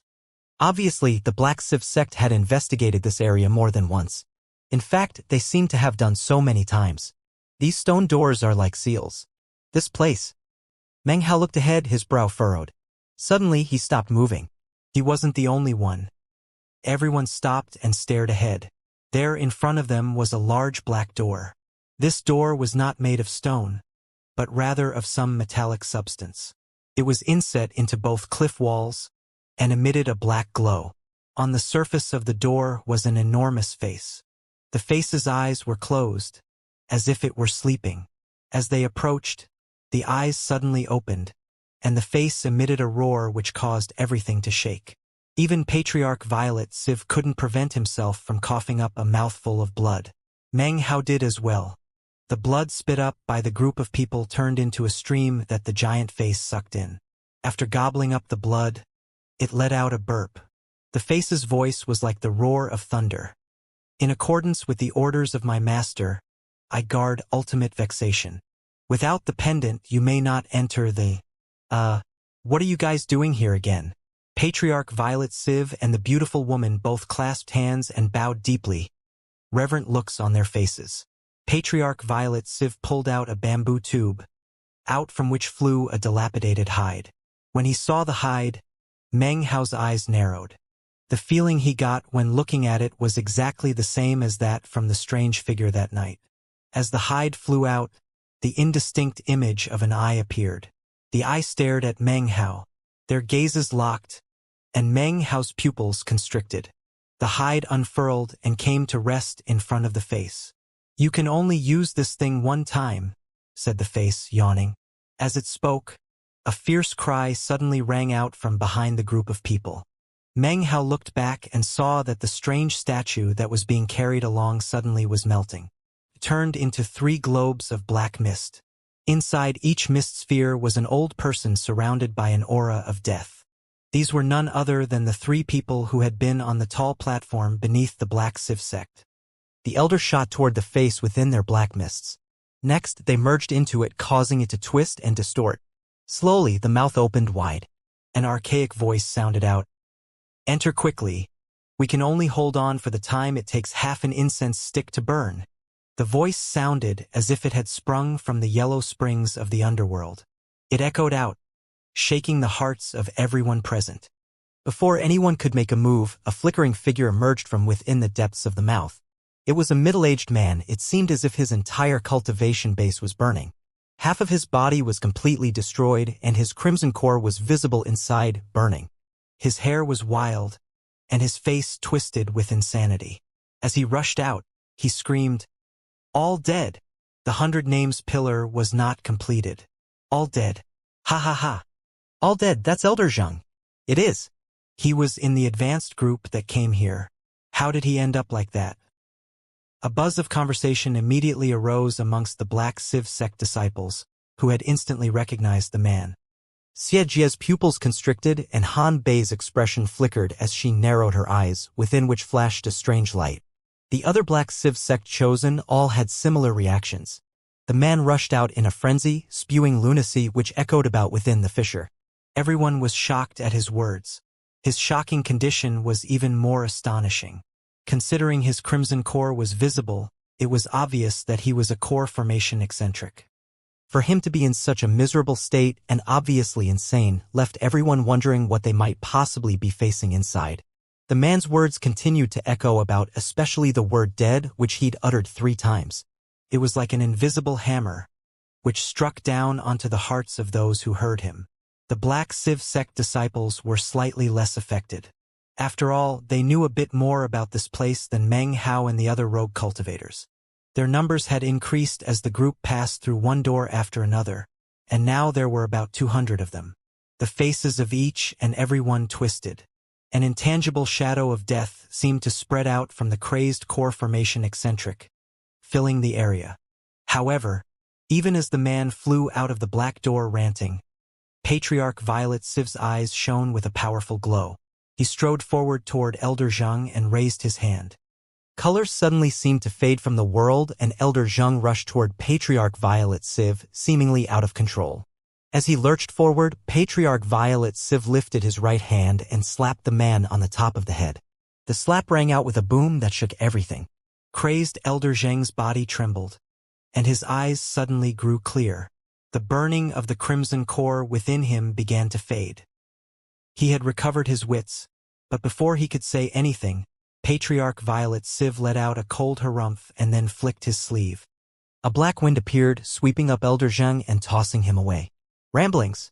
You're an elder, so I've spared your life. Return to the sect and go into secluded meditation for 100 years as punishment." Patriarch Violet Civ acted quickly and efficiently. He lifted his hand, and immediately Meng Hao and the other Rogue Foundation establishment cultivators felt an intense pressure that sent their hearts racing. "Rogue cultivators from outside the sect," he said coolly. "You have accepted our sect's medicinal pills and have signed our contract with your thumbprint. We have arrived at the ancient blessed land. Unfortunately, its interior is unstable and also incompatible with high-level cultivation bases. If you are able to acquire some of the designated items, then you can trade them for more Civ Earth pills. Take these jade slips." Pressure filled the area. He flicked his sleeve, and immediately 200 jade slips flew out to hover in front of the rogue cultivators. "There is no doubt that this is a dangerous place, but it is not a death trap. After all, many of our sect's own disciples will enter with you. Please rest assured." As he spoke, the beautiful middle-aged woman next to him coolly looked over the crowd. The 2 of them did not need to utter any threats. Considering the cultivation bases, no one could possibly defy them. Meng Hao silently placed the good luck charm into his bag of holding. Around him, the other rogue cultivators maintained similar silence. It was impossible to tell what any of them were thinking. These were people who had reached Foundation establishment but were not members of any sect. There might be some among such rogue cultivators who were stupid and foolish, but most of them could scheme and calculate. They had chosen to come to this place for their own benefit, and were also aware that there would be danger. 7 or 8 figures flashed ahead, heading directly toward the black door. As soon as they entered the mouth, they disappeared. With them having taken the lead, the others followed in quick succession, flying forward wordlessly into the face on the large black door. Murmuring to himself, Meng Hao looked at Patriarch Violet Civ and the beautiful middle-aged woman. In the very rear were the core formation eccentrics who were watching over the proceedings with cold faces. Elder Sister Su seems to be in some sort of trouble. Now that I'm here, I can't just ignore it. His eyes filled with determination. His body flew up along with a few dozen nearby cultivators who all turned into beams of light that shot toward the face in the black door. About halfway there, he turned his head and looked back. He saw Xianxia with his faint, hypocritical smile. There was pretty Han Bei as well as the other black Civ sect chosen. And off in the distance, amidst the crowd, was pale-faced Su Qing. When Meng Hao's gaze fell upon her, Su Qing suddenly trembled, staring in shock. A look of disbelief filled her face as she looked back at him. Many years had passed, and Meng Hao had experienced great change. But she recognized him immediately. She had brought him to the Reliance sect, and he had become her junior brother. He was the one who had given her the cosmetic cultivation pill underneath the moon. Scenes from the past filled Su Qing's mind. The memories of that time, the frustrations, all merged within her heart to ripple out like a dream. Their gazes locked. There were 1,000 people in between them, but despite the distance and the time, they were not far apart. Rather, they were very, very close to each other. Meng Hao gave her a warm smile. The entire reason he had come to the Black Civ sect to begin with was to see her, an old friend. Now he had seen her and she him. He turned and disappeared into the mouth of the face in the black door. The moment he vanished, Su Qing's heart suddenly seemed to grow empty. Without realizing it, she took a step forward. But it was too late. Meng Hao was gone. Feelings welled up inside of her that she didn't understand. On the outside, she was as cold as ever. Usually, no one could touch her heart. She protected it fiercely. However, for some reason a feeling of joy had arisen inside her. Then Meng Hao had disappeared, and she felt as if she had lost something. She rarely experienced such feelings, and when she did, she would suppress them. Today, however, the feeling could not be suppressed. "Hey, I'm talking to you, slut." It was the coquettish girl who was standing next to her. "If you want to pretend you can't hear me, fine," she said venomously. "But do you really think you can avoid me?" "Humph." She laughed coldly. "You got injured last time. If elder brother Zhao hadn't asked junior sister Han to save you, then you would have died inside. But instead of being thankful, you got more standoffish. It's just a little cherry. Why do you care so much about that?" "What an idiot." The coquettish woman looked at Su Qing's cold, beautiful face and gave a grim smile. The more jealous she got, the more she wanted Su Qing to end up like her. Su Qing turned around to face the woman who had treated her so poorly all these years. "One word at a time," she said. "That day in the Blessed Land, it was your own elder brother Zhao who broke the rules and almost got me killed. And elder sister Han didn't save me because elder brother Zhao asked her to, but because she took my bag of holding and just happened to grab me along with it." Her demeanor was cold, and her expression very serious. This was the personality that she usually kept hidden from her fellow disciples. The coquettish woman could never have anticipated that the Su Qing who she constantly taunted would ever talk back to her. She stared for a moment and then laughed coldly. "So, the slut dares to speak," she said derisively. "Elder brother Zhao has already arranged everything. You won't be able to get away this time. I'm gonna stand there and watch while your cherry gets taken. Eventually, you'll thank me." The cultivators around her began to fly up into the air toward the black door. Su Qing's body flashed as she stepped onto her colorful mist and shot forward. The coquettish woman was behind her, laughing coldly. "But Then she noticed a man up ahead, wearing a violet robe. He looked back, and a charming smile instantly covered her face. The handsome man in the violet robe was young and had a cultivation base of the early foundation establishment stage. He nodded at her slightly. Then his gaze fell upon Su Qing, and his eyes filled with a burning desire. This was none other than the man the coquettish woman constantly spoke about, elder brother Zhao. After everyone entered the black door, the massive face began to warp. 3 misty figures dissolved out of the face, which then transformed into 3 wizened old cultivators. They looked as if they had just crawled out of the grave. Without hesitation, they head back toward the statue from which they had come. As they moved toward it, massive amounts of black aura emanated off of them, as if they were corroding. "What happened?" said the face. "Oh well. Anyway, without the authentication item, you cannot enter." It looked confused for a moment, but then its eyes grew clear and it began to howl. Currently, there were only 11 people left within the fissure. In addition to Patriarch Violet Civ and the beautiful middle-aged woman, there were 9 others, all of them core formation cultivators. They ignored the howls of the face in the door, sitting down cross-legged and closing their eyes. At the same time, their hands flickered with incantation gestures. In the middle of the group of 9 appeared a ginseng fruit, floating in the air. The fruit was glittering and translucent, its interior roiled as if it contained good fortune from the heavens inside. The spirit fruit writhed along with the rotation of the 9 cultivation bases, and it looked as if it were beginning to grow a head and 4 limbs. Patriarch Violet Civ and the beautiful middle-aged woman stood off to the side, their gazes fixed onto the spirit fruit. "I went in once," said the middle-aged woman with a frown. "But after the space of about 30 breaths, the expelling force within became very intense. Even with my divine sense, I was unable to locate the object. I can only hope that the 100 Spirits Tower will be effective. It's still not quite complete. Hopefully this time there will be enough." Patriarch Violet Civ was silent for a moment before coolly replying, "I personally prepared this spirit ginseng. With the ginseng form, we can stay inside for the time it takes an incense stick to burn. Everything is prepared. If we cannot succeed this time, then in accord with the words of the sect leader and the patriarchs, we will open the blessed land to the public. We will borrow the might of the entire southern domain to refine the object of legends.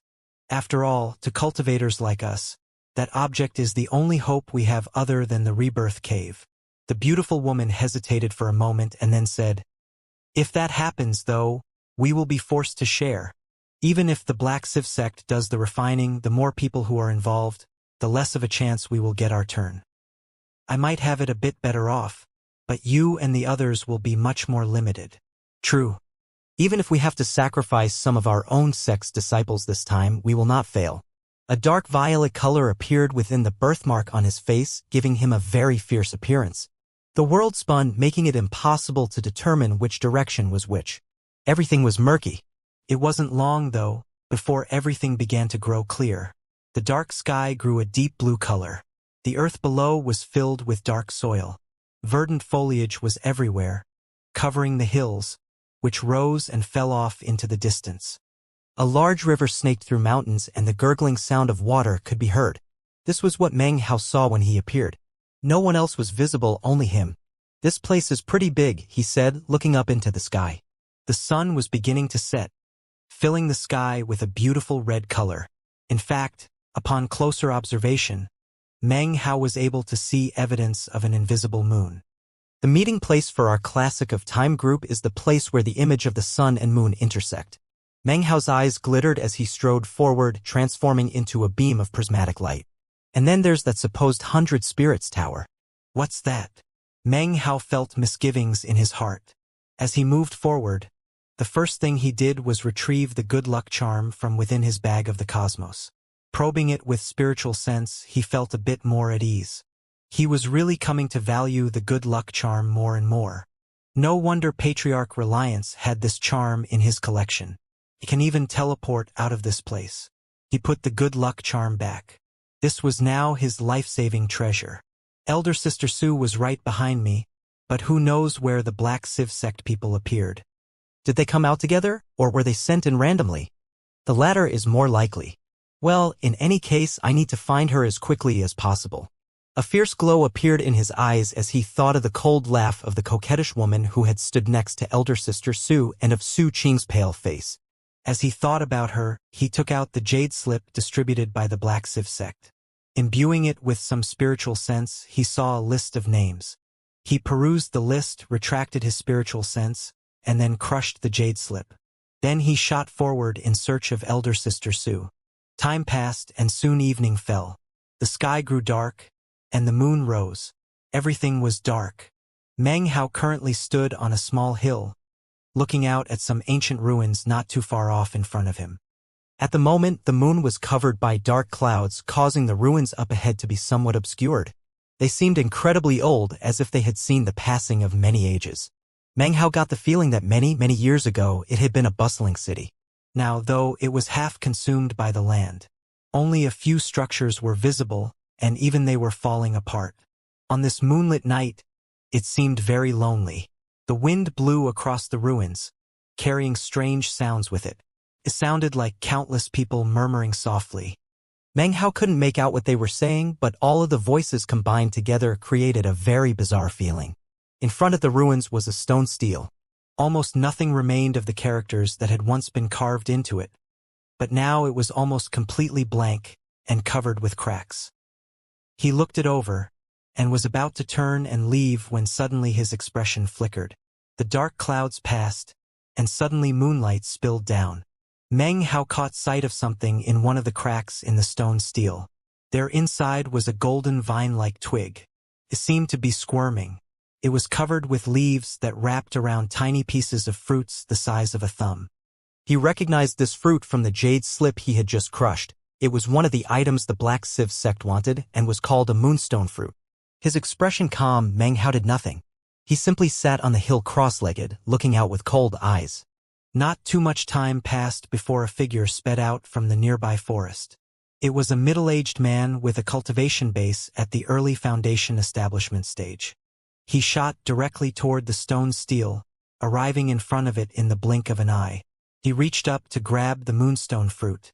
However, the instant he touched one of the fruits, a cold light sprang out from within the stone stele.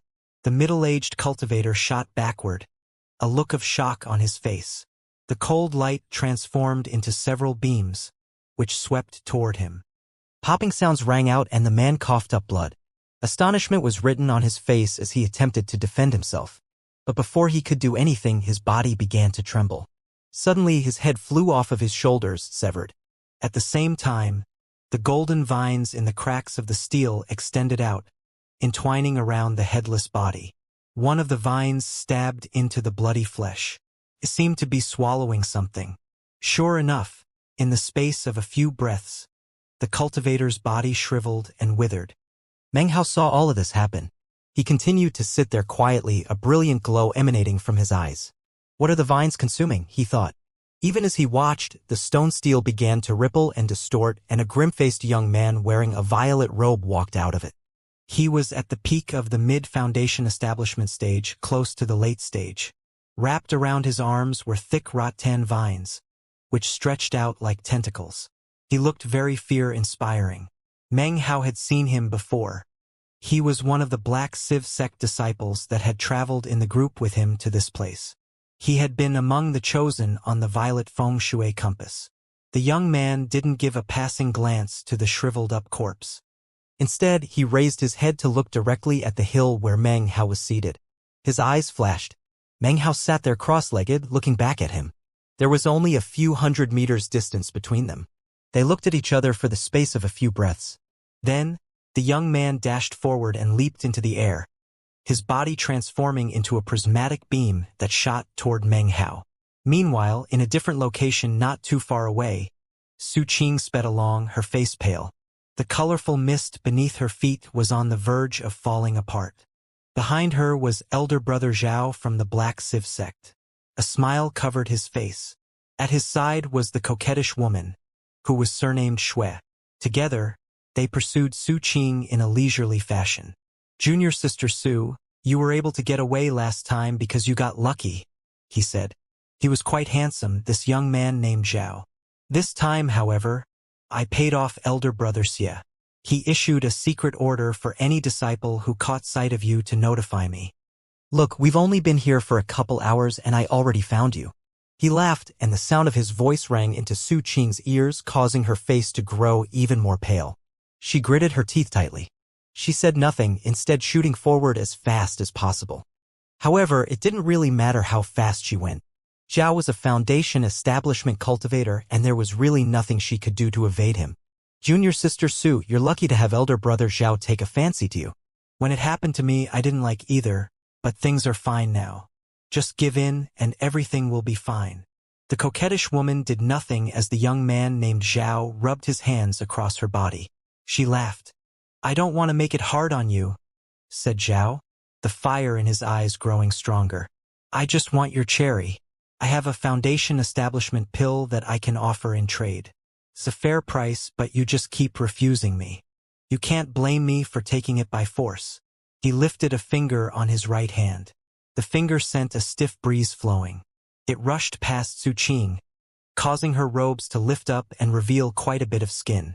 Su Qing trembled a bit, and some blood seeped out of the corners of her mouth.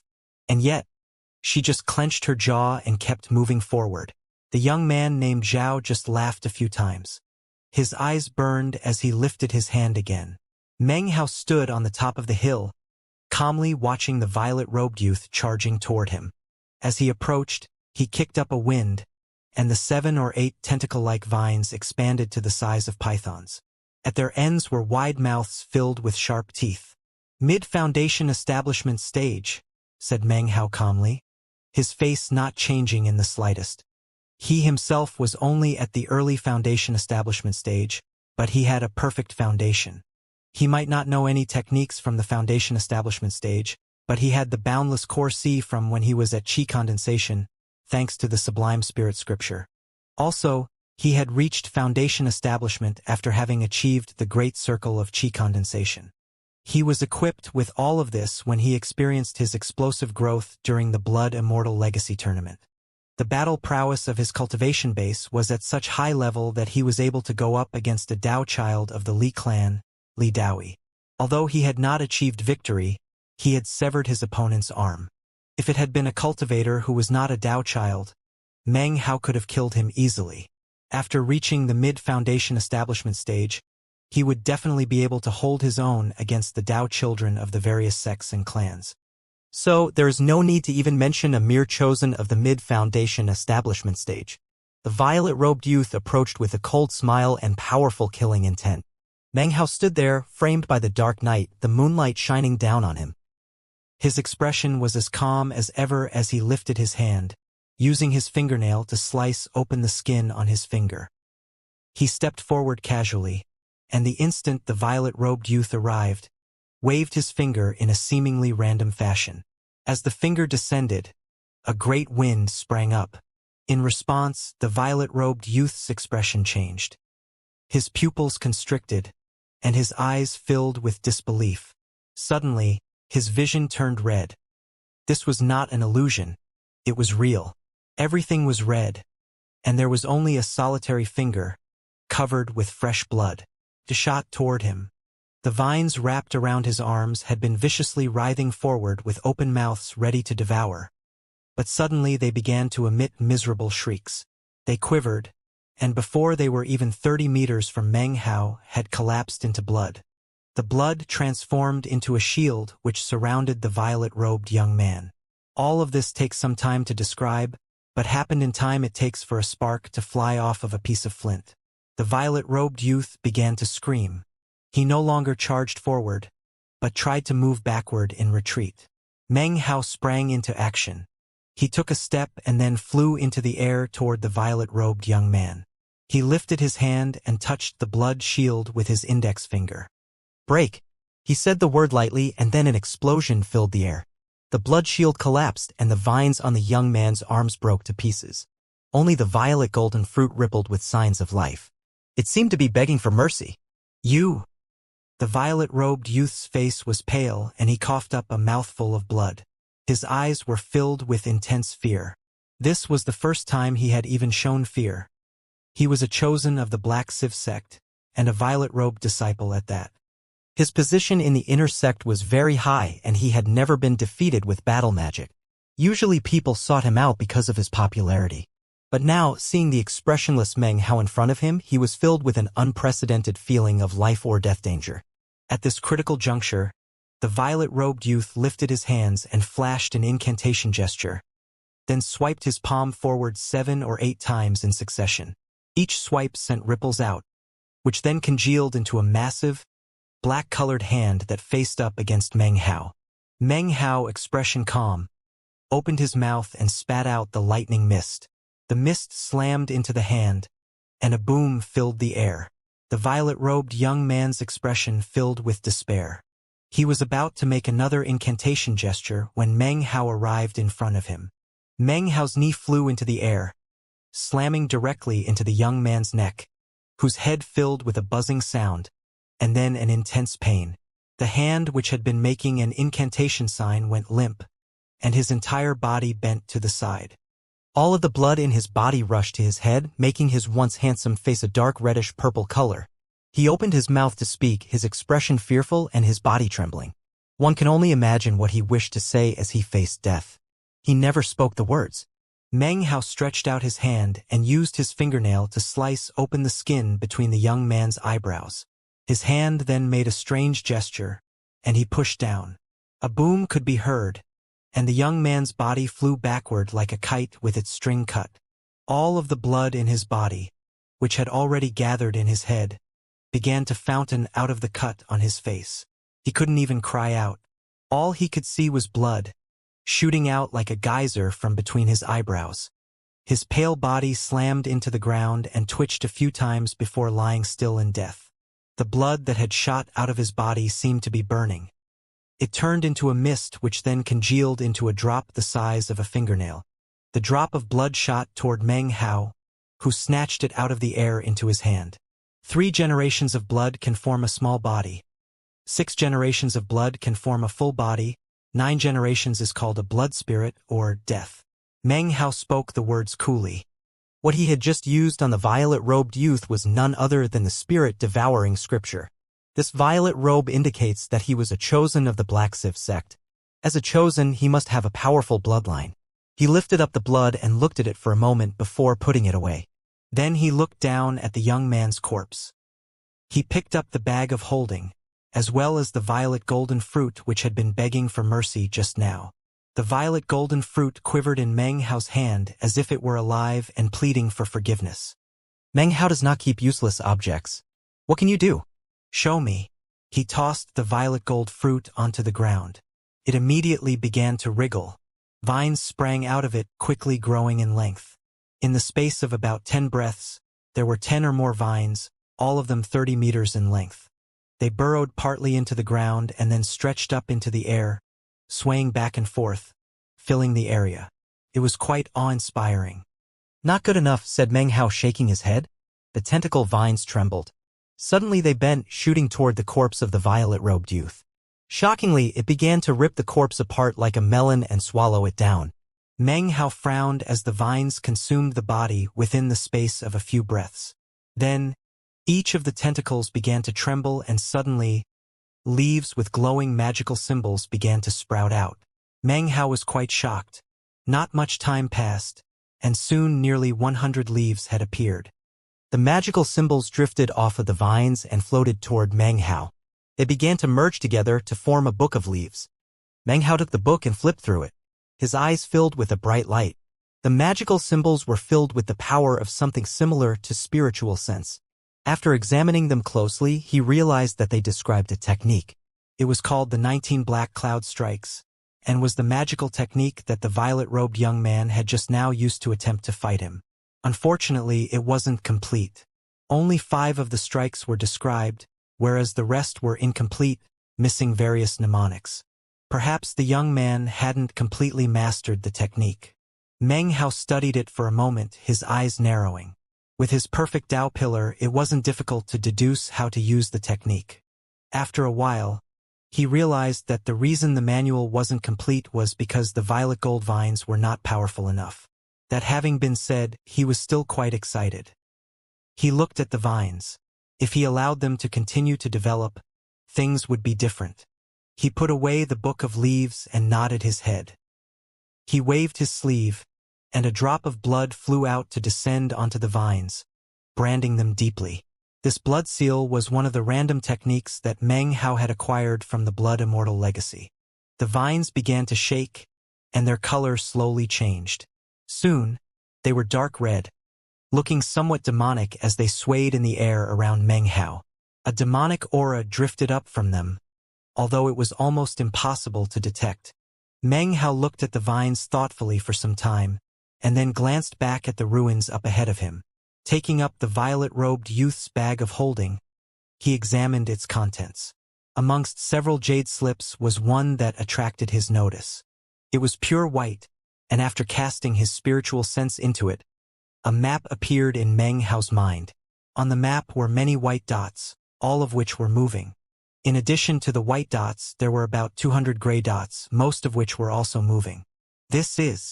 He observed the map for a bit before he was able to determine his location.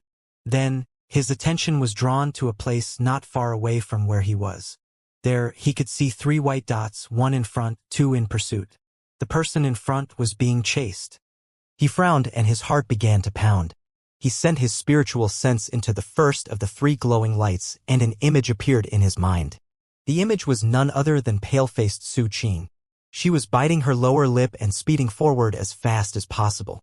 In that instant, Meng Hao's killing intent rocketed to the sky. Studying the images of the 2 figures pursuing Su Qing, he saw that one was the coquettish woman. She was being held by the playful-looking young man named Zhao. As soon as he saw this, a cold air began to emanate from Meng Hao's body, and his eyes shined brightly. The vines around him sensed his killing intent, and began to radiate the same aura of death. Without the slightest hesitation, Meng Hao transformed into a beam of colorful light that shot towards Su Qing's location. The swaying, red-colored vines followed, burrowing along underneath the ground. Zhao Shanhe was quite proud of himself. He held Xianxia in one arm as he shot in pursuit of tender Su Qing. A smile covered his face, filled with lechery. He lifted his hand, sending a wind blowing past Su Qing, lifting up her garments. He laughed loudly. Seeing Su Qing so stubborn and yet so weak filled him with excitement. He continued to send wind shooting over her, which caused more and more damage to her garments. She bit her lip as she fled. Soon, a feeling of desperation began to well up within her. The fawning of Xianxia coupled with the occasional vicious remarks uttered by Su Qing caused Zhao Shanhe's eyes to shine even more brightly. Yet he wasn't in a hurry. It didn't seem to him that Su Qing would fall into any good fortune like last time. She couldn't escape him, so he would enjoy the process of capturing her. That was what he liked the most. The weaker his prey, the more exciting it was. The more she struggled, the crueler he would be. Su Qing, I've had my eye on you from the year you entered the Black Sieve sect. I even spread the word about it. Why do you think no one has bothered you all these years? And yet, you continue to refuse my goodwill. You really don't know how to appreciate favors. You can't blame me for being ruthless. He let out a hearty laugh. Were he in the sect, he would have more qualms about breaking sect rules, especially because there were so many people around. However, in this place, he didn't have anything to be scared of. Furthermore, he was a conclave disciple of the Black Sieve sect, which was a position even higher than the inner sect. He could really call the wind and summon rain among his fellow disciples. In addition to all that, one of the patriarchs of his Zhao clan was an elder of the Black Sieve sect. Plus, several hundred years ago, a Zhao clan member had reached the nascent soul stage and become a sect patriarch, then went into secluded meditation and still hadn't emerged. Because of that nascent soul patriarch, the Zhao clan was deeply entrenched within the Black Sieve sect. Actually, despite being a conclave disciple, Zhao Shanhe did not have extraordinary latent talent. No other person in the sect with his latent talent would ever have been able to reach foundation establishment. However, with the support and direction of a core formation patriarch, along with multiple foundation establishment pills, he was finally able to do it. After becoming a foundation establishment cultivator, Zhao Shanhe was quite pleased with himself. He had grown up in the sect, and other than a few people who could not be provoked, everyone must bend to his will. If he wanted wind, it was windy. If he wanted rain, it was rainy. Within the Zhao clan, there were two sons of the current generation. One was him, the other was from another branch of the Zhao clan, his cousin Zhao Binwu. Like him, Zhao Binwu was a conclave disciple. In terms of latent talent, his was above and beyond Zhao Shanhe, and he was viewed as an important member of the clan to be nurtured. Zhao Shanhe was well aware of this, of course, and didn't get involved with rivalries with him. Instead, he immersed himself in pleasure. Normally, if he fancied a female disciple in the sect, she wouldn't refuse him. After all, even if she wasn't willing, refusing him was useless. The patriarchs didn't pay attention to such matters. If anything, he could expand the clan. In any case, if a female disciple really did get pregnant, she would instantly be in a much higher position than before. Due to a variety of lucky circumstances, Zhao Shanhe was like a spoiled rich kid within the sect. He wasn't very well known in the outside world, but within the sect he was quite infamous. Look, the stars are out. It's almost time. We can use the stars as our wedding candles, and this place will serve as nuptial chamber. What do you say? He laughed again, lifting a finger to send another blast of wind at Su Qing. Her body trembled and blood seeped from her mouth. Actually, Zhao Shanhe had to carefully control the spiritual energy he used, otherwise it would kill her. As her body quivered, the colorful cloud beneath her feet suddenly fell apart. Su Qing fell down to the ground. Laughing melodically, Xianxia shot forward and grabbed her, shoving her down into the dirt. Su Qing couldn't even struggle. Her face was pale and her features somewhat wan. However, coldness filled her eyes as she watched Zhao Shanhe walking over, untying his robe as he came. A look of desperation filled her, and she tried to bit off her tongue, but Xianxia restrained her jaw. Now, junior sister Su, you can't do that. If you really want to kill yourself, you'll have to wait until elder brother Zhao is done having fun. Xianxia laughed. Her words were spoken tenderly, but were filled with sinister viciousness. Excellent, excellent, laughed Zhao Shanhe, looking appreciatively at Xianxia. He stroked her face, which caused her eyes to shine.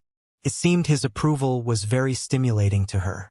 Zhao Shanhe looked at Su Qing, who was helplessly pinned against the ground by Xianxia.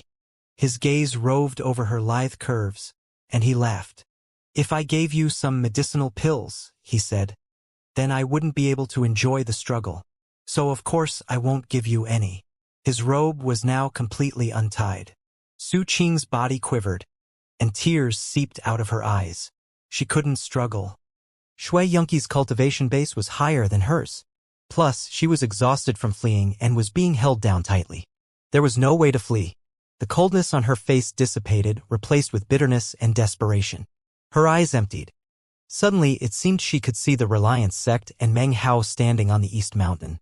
She thought of Mount Daqing and the young scholar stooping down and tossing a rattan vine over a cliff. She remembered the first time she saw Meng Hao. She had been standing behind him as he searched for rattan vines. She watched him throw the vine down the cliff, and had heard him talking about immortals to the people below. At that time, she'd thought that this mortal scholar was very interesting. Thus, she'd taken him with her.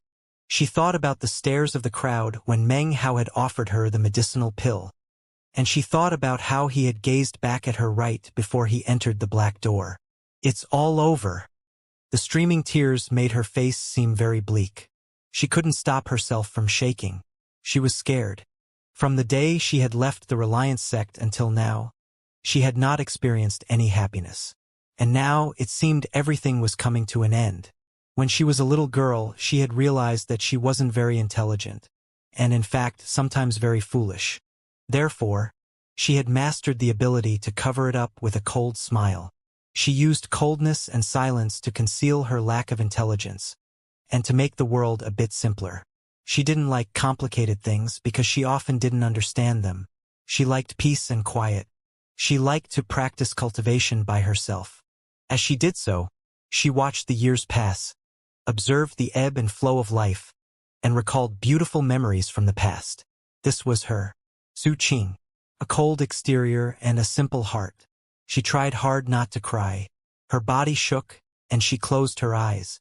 She didn't want to look at Zhao Shanhe and his overwhelming strength. She was simply a qi condensation cultivator in a sect where happiness was unachievable.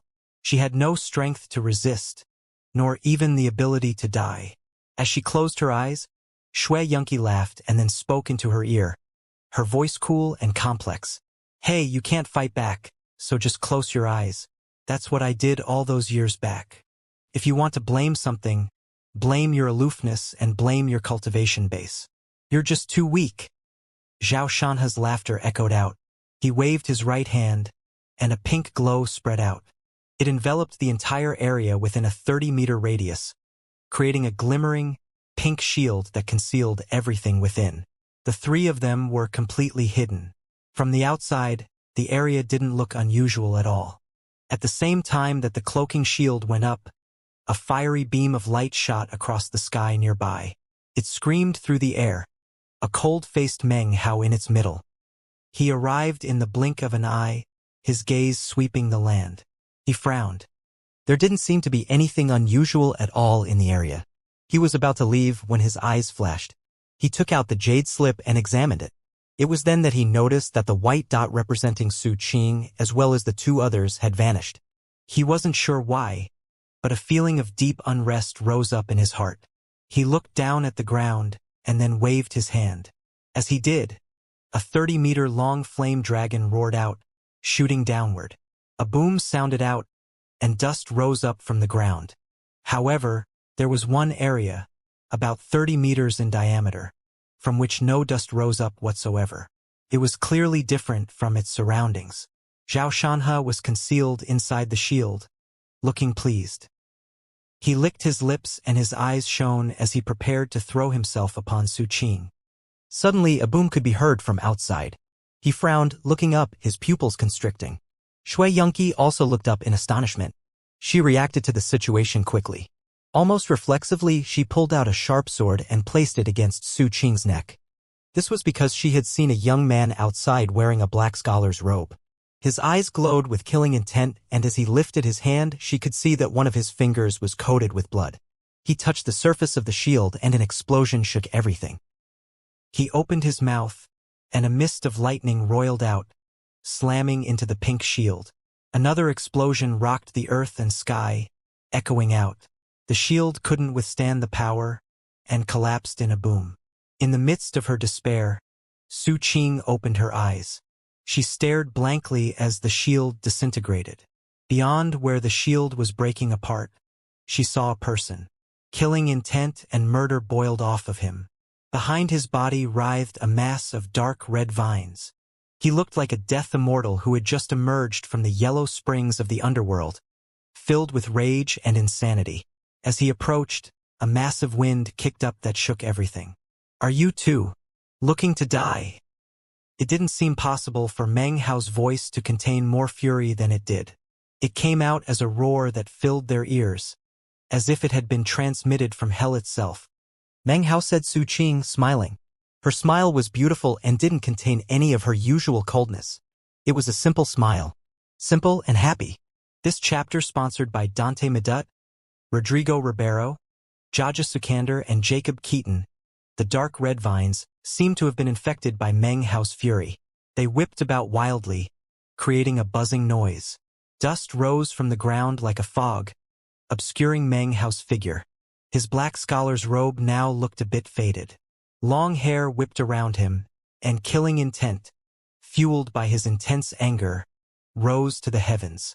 This killing aura was poles apart from Meng Hao's usual disposition. Veins of blood filled his eyes. He saw Su Qing's helplessness, her bitterness, her pale beauty, and then the simple smile that broke out on her face. That smile became Meng Hao's everything. Meng Hao loved her. It was the youthful love that comes from looking at a pretty girl. A simple love. After the dissolution of the Reliance sect, they had been separated by an entire world. Now that they could see each other again, the years that had passed didn't seem very long after all, almost like a dream. 7 or 8 years ago, you were a young girl who stood beneath the moon and accepted the cosmetic cultivation pill. Now 7 or 8 years later, here you are, your face pale, but smiling. 7 or 8 years ago, I was a scholar standing on Mount Dacheng who threw a gourd bottle down the mountain. You will never know the promise I placed in that gourd bottle. 7 or 8 years later, here I stand, my killing intent billowing to the heavens. The road behind me doesn't stretch very far, but it is filled with the bones of cultivators. 7 or 8 years. For mortals, many things can change in 7 or 8 years. For cultivators, 7 or 8 years is not a long time, but then again, cultivators all begin life as mortals. Meng Hao is no longer the scholar he had been 7 or 8 years ago, but the memories from that time still remained. He would never forget those years. He gazed at Su Qing and smiled. His smile contained warmth and the happiness of seeing someone again for the first time in a long while. It lasted until he looked upon the trembling man surnamed Zhao who stood there pale-faced, his robe hanging loose on his body. Zhao Shanhe felt as if Meng Hao's eyes were two sharp swords stabbing into his own eyes. The gaze entered his head, causing his mind to tremble. It pierced his blood and flesh, grinding against his bones and stabbing into his qi passageways. It stabbed all the way to his Dao pillar. His Dao pillar was filled with cracks. He obviously had a fractured foundation. The Dao pillar shook violently as if Meng Hao's gaze would cause it to crumble to pieces. Zhao Shanhe was frightened out of his mind. Fellow Taoist, Senior, I'm Zhao Shanhe, a conclave disciple of the Black Sieve sect. Fellow Taoist. His tongue quivered as he spoke. He might be a rich kid, but he wasn't stupid. The pink shield from just now was a treasure that could only be broken by the late Foundation establishment stage. And yet Meng Hao, who seemed to be at the early Foundation establishment stage, had crushed it. He also saw Meng Hao's frigid killing aura. It was powerfully intense, something that he had never actually seen before in his entire life. Your surname Zhao? Meng Hao said coolly, beginning to step forward. I just killed another guy surnamed Zhao. His name was Zhao Binwu. Meng Hao had acquired Zhao Binwu's name from the identification medallion in his bag of holding. As he took his first step, it felt to Zhao Shanhe as if Meng Hao was stepping directly onto his heart. His heart pounded, filling with a difficult-to-describe pain deep inside. It was then that Meng Hao's words from just now registered in Zhao Shanhe's mind. A thunder-like roaring filled him, and his body shivered. He unconsciously took a step backward. Meng Hao's gaze swept over him, filled with an incredible pressure. Zhao Shanhe's mind reeled again, and his trembling body lost the ability to move.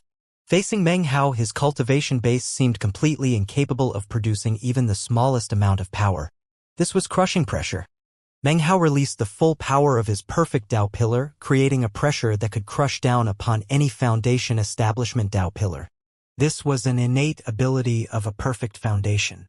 Because the perfect foundation struggles with the heavens over spiritual energy, it has the ability to emit crushing pressure on all other Foundation establishment cultivation bases. Amidst his trembling, Zhao Shanhe's expression flickered. Meng Hao took a second step, and as the step descended, Zhao Shanhe's face grew deathly pale. Blood oozed out of his mouth, and an intense dread crept into his eyes.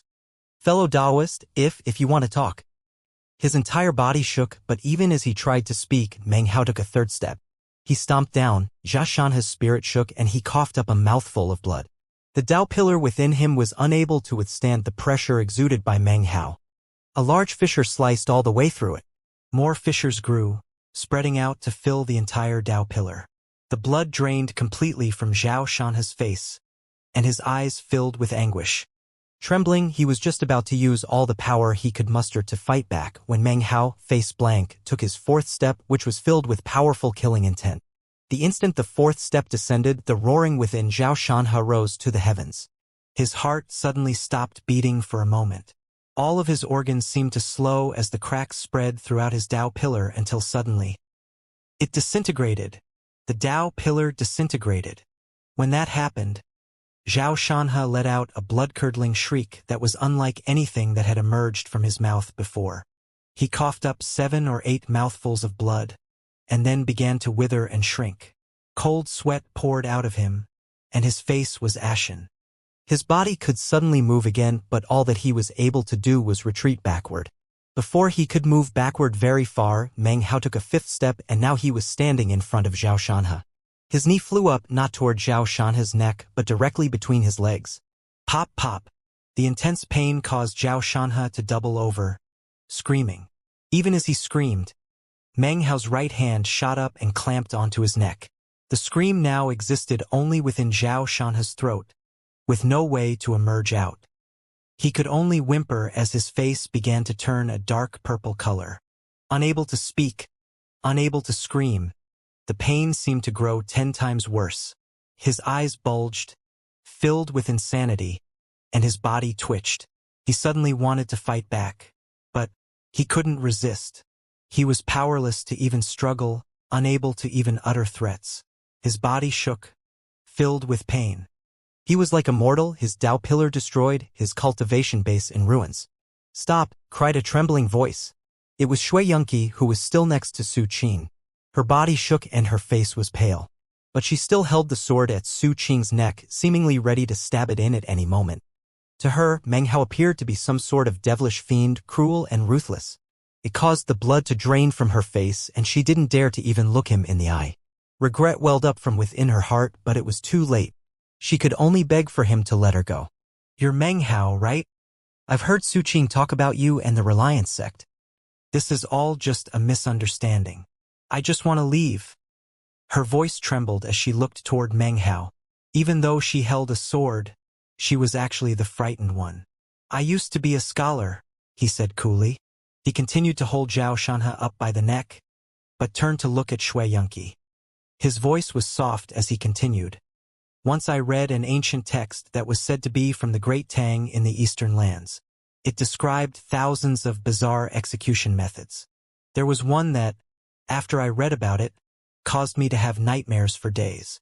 Eyes filled with loathing, he reached up with his left hand and grabbed one of Xianxia's fingers. One by one, he crushed the bones of the fingers of both hands. Then his arms. Then his shoulders. Then the rest of his body. Xianxia wanted to pass out from the intense pain, but couldn't. Not with Meng Hao there. Time passed for as long as it takes an incense stick to burn. Finally, Meng Hao twisted his right hand. A popping sound rang out as Xianxia's neck was snapped. The entire time, he was unable to utter a single cry. Such was his death. Meng Hao dropped Xianxia's body and then looked at Xianxia. "How do you want to die? I'll let you decide." Her face was completely pale, like a corpse's. Her body trembled, as did the sword she held in her hand. She looked at Meng Hao, and dread welled up within her. This was like the worst nightmare she had ever experienced. Don't you force me," she cried. Even as the words left her mouth, the ground beneath her feet exploded up. A dark red vine snaked out, wrapping around her body and sending the sword spinning into the air. Meng Hao flicked a sleeve to knock it 25 or so meters away. The vines circulated around Xianxia, their mouths wide and seemingly dripping with saliva, just waiting for Meng Hao's command, whereupon they would consume her. "Don't kill her," said Su Qing quietly, struggling to her feet. She looked at Meng Hao.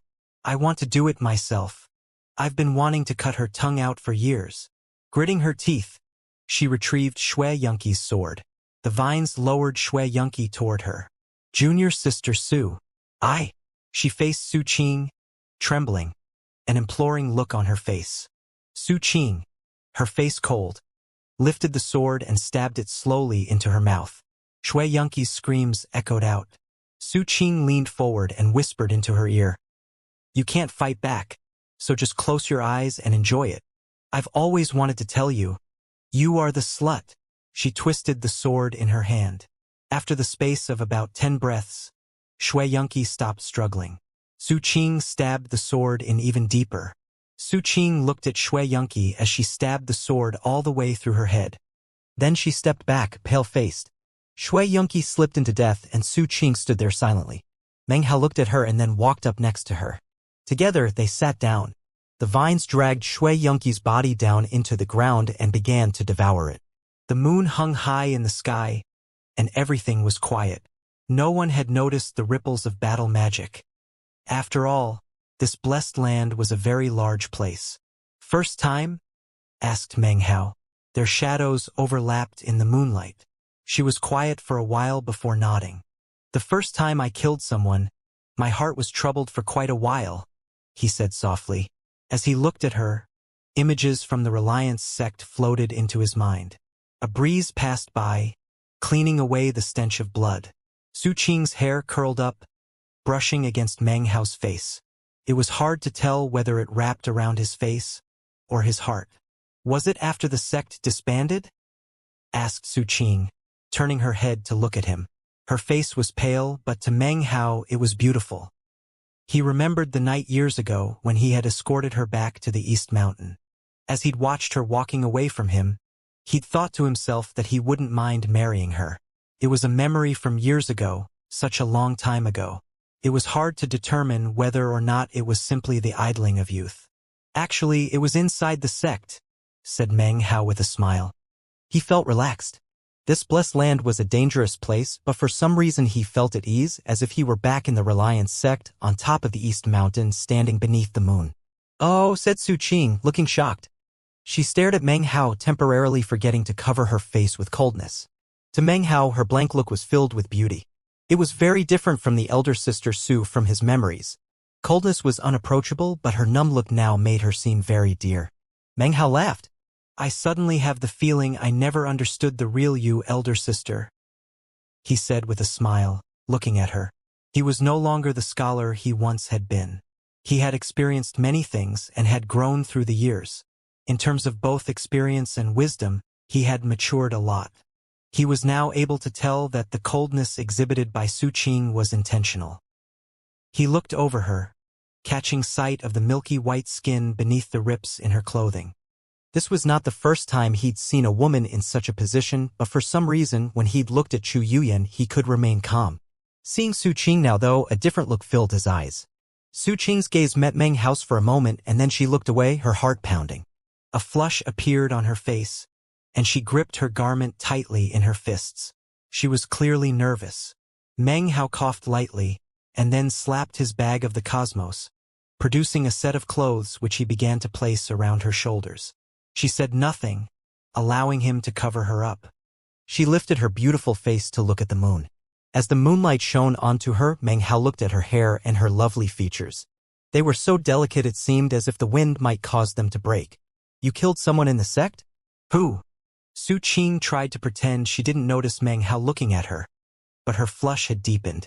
An outer sect disciple surnamed Zhao, said Meng Hao, recalling elder brother Zhao's horrific death by the copper mirror.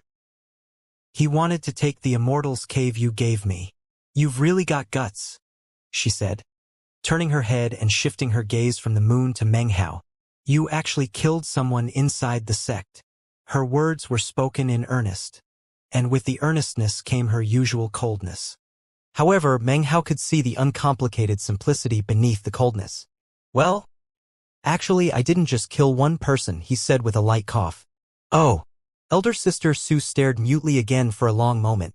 It was as if she were meeting him for the first time. She looked him over carefully, thinking for a while. So you got used to it? She hastily added, what I mean is, after killing so much, did you stop feeling uneasy at heart? Let's talk about something else, said Meng Hao. He could tell that she was very curious about the matter. But for a man and a woman to sit under the moon talking about killing people didn't quite seem appropriate. Oh, she said, nodding, looking at him. Her coldness concealed her true personality. But at the moment, she suddenly didn't know what to say. I want to show you something.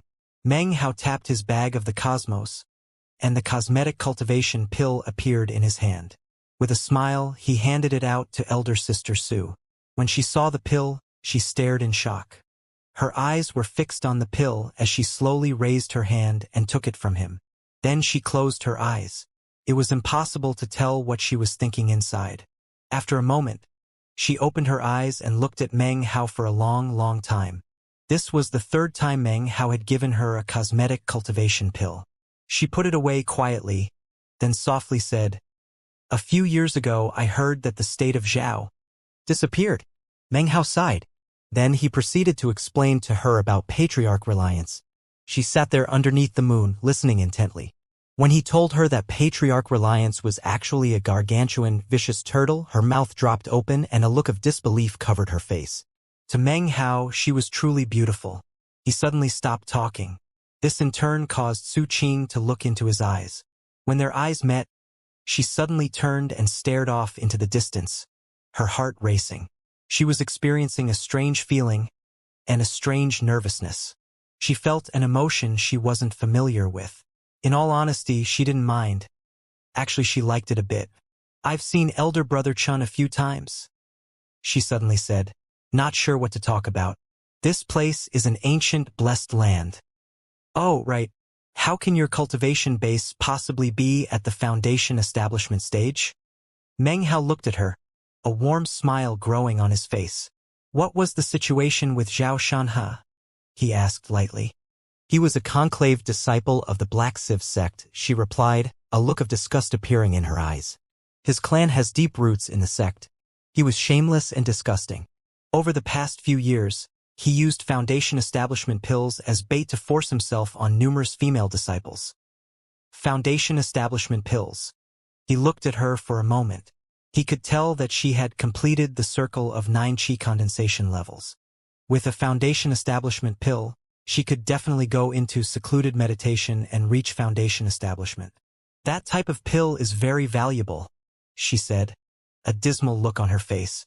It's even hard for inner sect disciples to get one. You can only acquire one with the support of someone of the senior generation, or if you perform some special service for the sect, or possibly if you have amazing latent talent. After Patriarch Xin brought me to the Black Sieve sect, she completely ignored me. However, my personality was similar to a core formation cultivator of the senior generation, so she took me in as a disciple. She promised to give me a foundation establishment pill, but she left for the sect a few years ago and has never returned. According to the rumors, she's dead. Meng Hao slapped his bag of the cosmos. Instantly, 3 foundation establishment pills appeared in his hand. He held them out to her. I have some foundation establishment pills, he said. Su Qing stared wordlessly at the 3 pills. She was shocked, never having imagined that Meng Hao would have a foundation establishment pill, let alone 3. These 3 pills would cause a riot if they appeared within the Black Sieve sect. Those? Su Qing breathed even harder when she saw the symbol etched into the side of the pills. Her eyes widened. Those were concocted by Grandmaster Pill Demon. I only have 3, but if it's not enough, then I can get some more for you when we get out of here. He smiled, placing the pills into Su Qing's hand. To anyone else, these pills would be incredibly valuable. It's enough, really? 1. Maybe 2 is probably enough. She was about to say more when Meng Hao closed her hand over the pills. I don't need them. You take them. If you need, I can stand guard for you when you use them. Unless you've been at the 9th level of qi condensation for dozens of years, are completely prepared, and have refined your body to the extreme, then you would need several months at the least. This place isn't appropriate. I'll wait till I get back to the sect and find an appropriate place to break through. She gave him a deep look. You can't stay here for too long, Meng Hao. You need to be careful.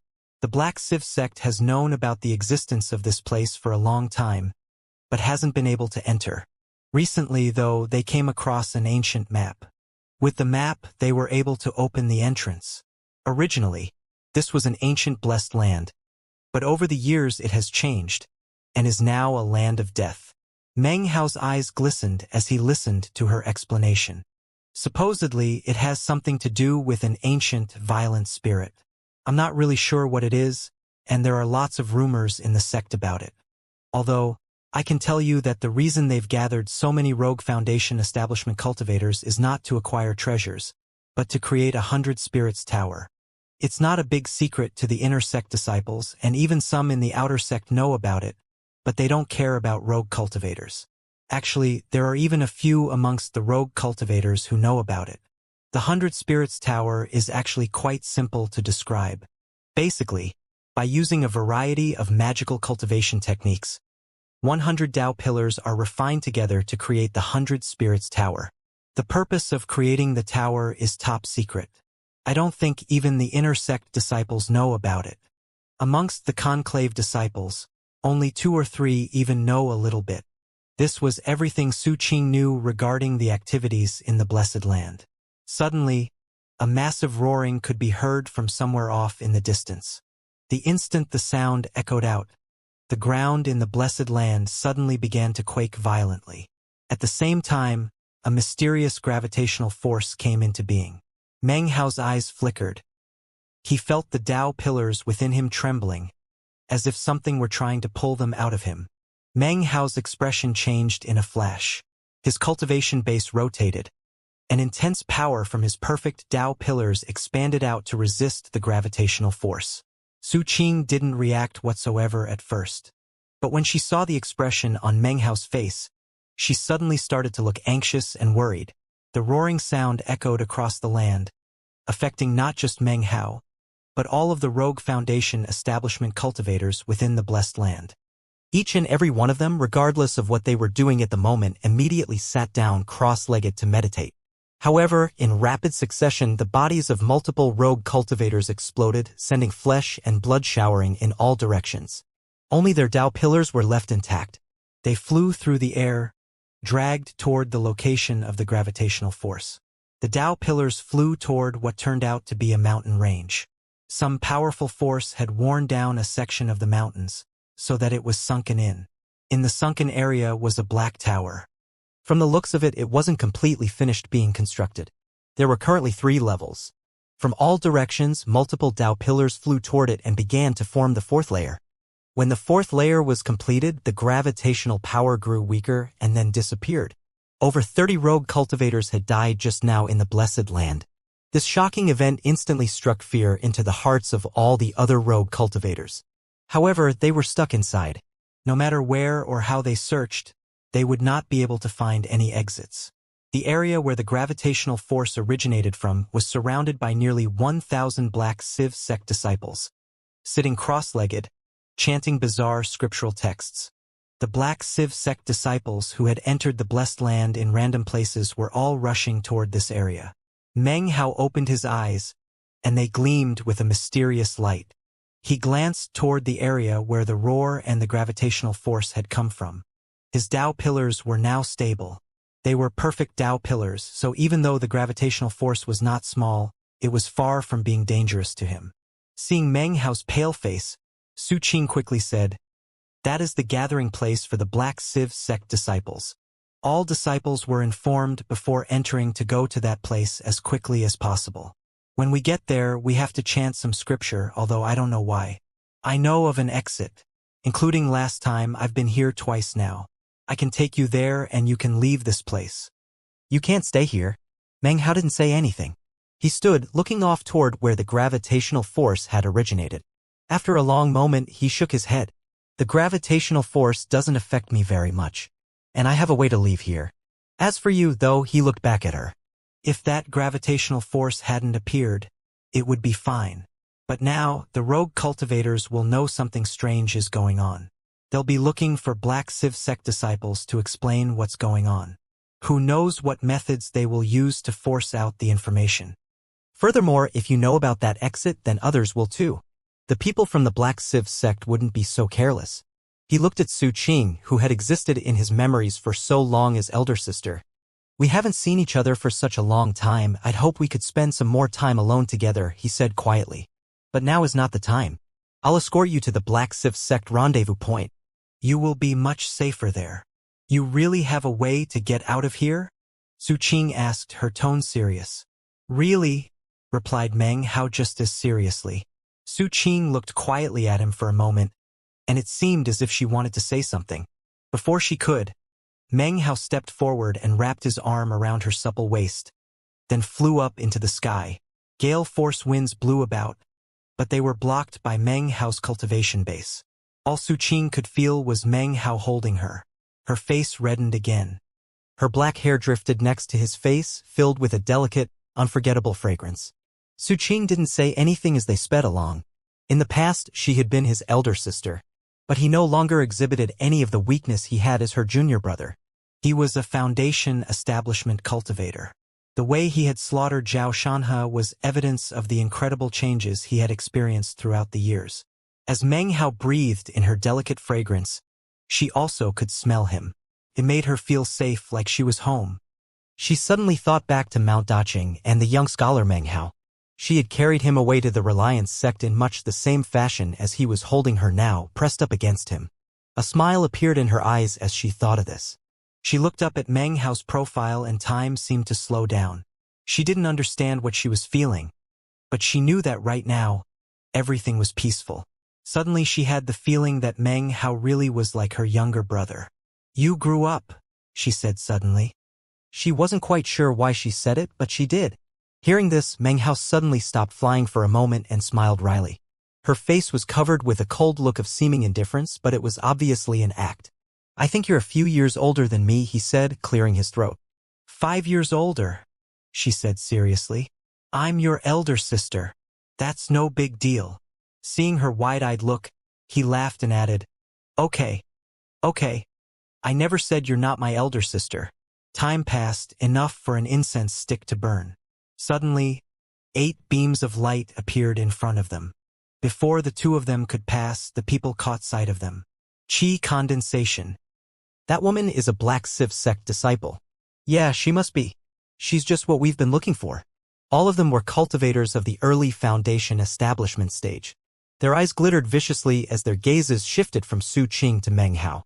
A blue-robed, middle-aged man amongst them looked coldly at Meng Hao and said, "Fellow Taoist, there's no need to tell us what this woman told you. We want her now." It seemed that if Meng Hao didn't comply, the man would attack. Every person in their midst had hostile looks in their eyes. The gravitational power that had appeared had scared them witless, so they had decided to search for lone Black Civ sect disciples to extract information from. Now that they had found one, they wouldn't give her up easily. Su Qing started to pant with nervousness, unconsciously tightening her grip on Meng Hao's robes. To her, these 8 Foundation establishment cultivators had incredibly high cultivation bases. Considering hers, she wouldn't be able to resist even one of them. "Screw off," said Meng Hao coolly. He didn't stop flying for even a second but continued to shoot directly toward them. Su Qing was getting even more nervous. She had seen him dispatch Xianxia, but at the moment they were facing 8 people. She couldn't help but be worried. When he heard Meng Hao's words, the blue-robed man laughed. Killing intent sprang up in his eyes. Meng Hao's cultivation base was at the early Foundation establishment stage, just like he himself, and he had 7 others backing him up. Considering Meng Hao was a single person, there shouldn't even be a need to begin fighting. And yet, Meng Hao had unexpectedly dared to rave wildly. Cold smiles broke out on the faces of the 7 other cultivators. In their minds, Meng Hao was simply talking big. However, even as the blue-robed man lifted his hand to begin an incantation gesture and the 7 others began to take out various magical items, Meng Hao opened his mouth. The lightning mist exploded out, and before any of the 8 of them could react, it had enveloped them. The earth below showered up as a dozen dark red vines shot upward. They screamed up savagely directly into the midst of the lightning mist. Miserable, ear-piercing screams echoed out from within. They sounded like the cries emitted just before death. Meng Hao's expression was the same as ever as, holding Su Qing in his arms, he continued on flying. The lightning mist wrapped up the bags of holding and delivered them to Meng Hao, who tucked them away. The vines burrowed back into the ground. As for the 8 cultivators, they were nowhere to be seen. The quick and efficient dispatching of the 8 cultivators didn't faze Meng Hao at all. But Su Qing sucked in a breath. Meng Hao had grown up to an astonishing degree. He continued to fly along at high speed. They were getting closer to the origin of the gravitational force. Along the way, they ran into single cultivators or occasionally groups of 3 to 5. In total, they ran into 10 early Foundation establishment stage cultivators. None of them was able to obstruct Meng Hao's progress in the least bit. Soon, they were very close to the Black Civ sect rendezvous point. Behind Meng Hao appeared 2 beams of light which emanated the power of the mid-Foundation establishment stage. If that were the extent of it, it wouldn't be a big deal. But at the same time, ahead of Meng Hao appeared another beam. Inside was an old man. This was the same old man with whom Meng Hao had entered the Black Civ sect. He was of the late Foundation establishment stage. He stopped several hundred meters in front of Meng Hao. The man's cold gaze fell upon Su Qing. "Fellow Taoist, I have been waiting here for quite some time, waiting to see a Black Civ sect disciple. Hand the woman over to me." The 2 mid-Foundation establishment cultivators came to a stop behind Meng Hao and Su Qing, who were now completely surrounded. The 2 mid-Foundation establishment cultivators were middle-aged. Their eyes were dour, and they radiated a cold aura along with significant killing intent. They were clearly vicious and cruel. "What do you want to know?" said Meng Hao coolly. "I can tell you. Su Qing's face was wan as she rested in his embrace. Without him there, she would definitely have been captured and interrogated by rogue cultivators. Along the way, she had seen several black Civ sect disciples who had been captured and questioned using various methods. But rogue cultivators were rogue cultivators. They wouldn't easily give up information when asked. After all, that information could be life-saving to them. By telling others, it could reduce their own chances and deliver both parties to death. "I'm not used to listening to what others have to say," said the old man calmly. "I only trust the results of my own handiwork." The power of the late Foundation establishment cultivation base emanated out, sending massive pressure down onto Meng Hao. Meng Hao didn't respond. He looked down at Su Qing and gave her a little smile. He retreated backward with her, causing the late Foundation establishment old man to snort and then fly forward toward Meng Hao like a nightingale. His speed was incredible, and he displayed the full power of his late Foundation establishment cultivation base, causing 8 ripples to spread out in the air. He obviously had 8 Dao pillars within his body. By this point, Meng Hao had already reached the 2 mid-Foundation establishment stage middle-aged cultivators. They laughed, and one of them flashed incantation gestures. 100 ice blades magically appeared and began to spin, forming a giant whirlwind. The whirlwind shot toward Meng Hao, each blade within filled with the power of the early Foundation establishment stage. The other man slapped his bag of holding to produce 5 black, buzzing, head-sized wasps with long, red stingers. "You overestimate yourself," said the man who had created the ice blades. The ice blade whirlwind screamed toward Meng Hao. Holding Su Qing with his right arm, he waved his left hand. Instantly, an enormous flame dragon appeared, along with a wind blade. Shockingly, the flame dragon was not pure red, but streaked with gold. Because of the sublime spirit scripture, the dragon had become a golden dragon. The wind blade fused with the dragon, causing it to expand to 300 meters in length. Furthermore, 2 bulges appeared on the left and right side of the flame dragon. As soon as the wind blade touched the dragon, they exploded out into 2 enormous wings. It unfurled the wings. This was a flying rain dragon. Meng Hao had been enlightened regarding this technique when the rock had awakened the flying rain dragon legacy within him. The next thing to appear with the dragon was a flame sea. This flame sea was birthed from the power of the perfect Dao pillar. Mid-Foundation establishment cultivators simply had no way to resist it. Boom! The ice blade whirlwind broke apart in an instant, transforming into a mist which was consumed by the flame sea. The flaming flying rain dragon roared. The 2 mid-Foundation establishment stage cultivators retreated, looks of shock on their face. In the blink of an eye, the flying rain dragon shot forward and consumed one of them in a single bite. A miserable scream echoed out as his body was transformed into ash. All of this happened in the time it takes a spark to rise off of a piece of flint.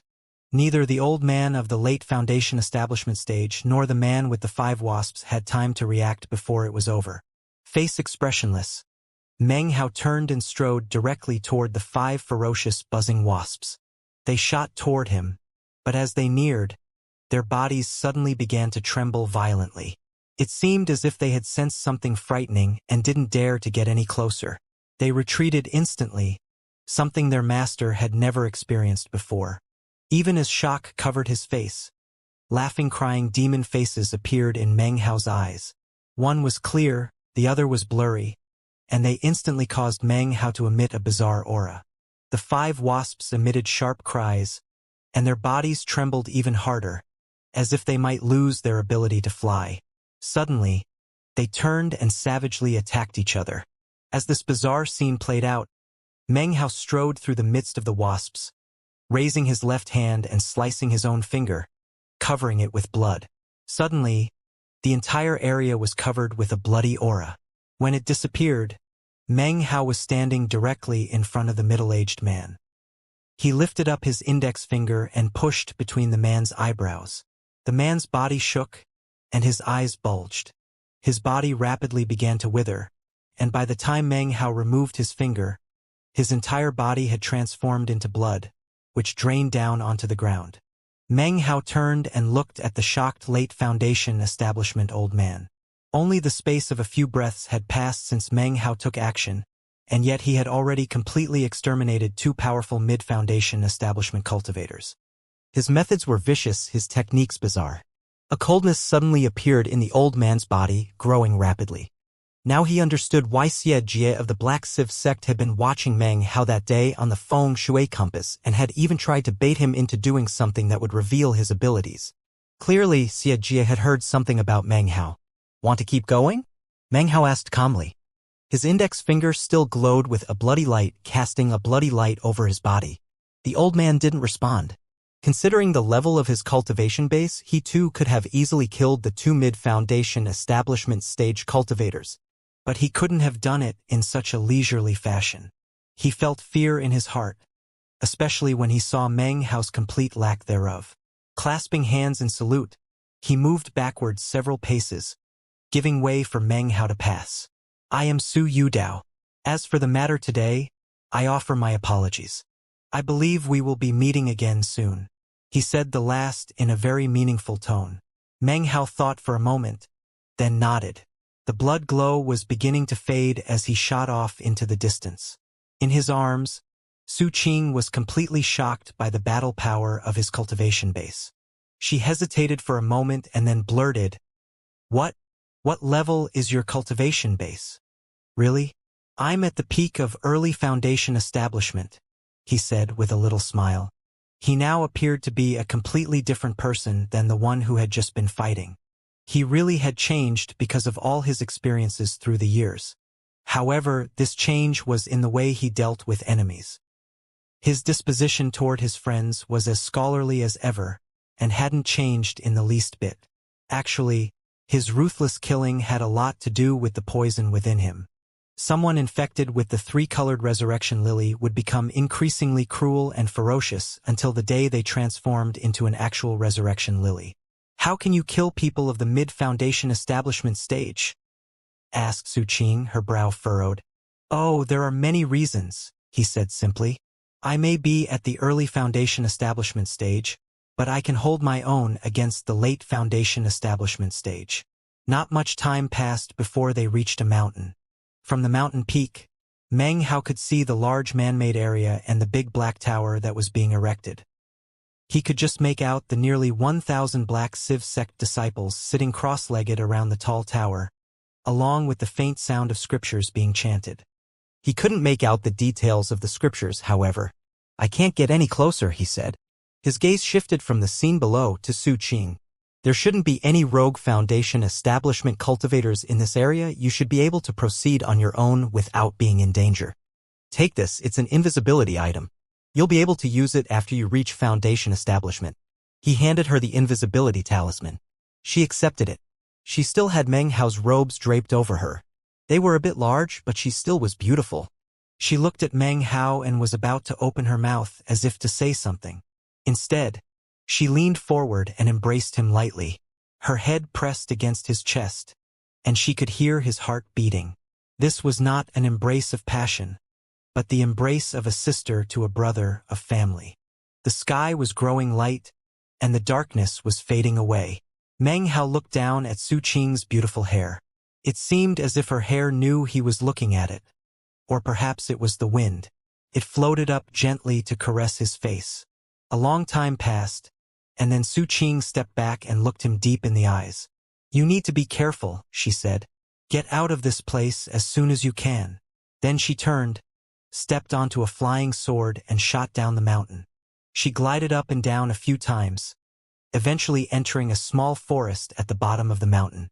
When she emerged from the other side of the forest, Meng Hao's clothes were gone and she was dressed in a fresh Black Sieve sect robe. Meng Hao stood there the whole time, watching her disappear into the distance.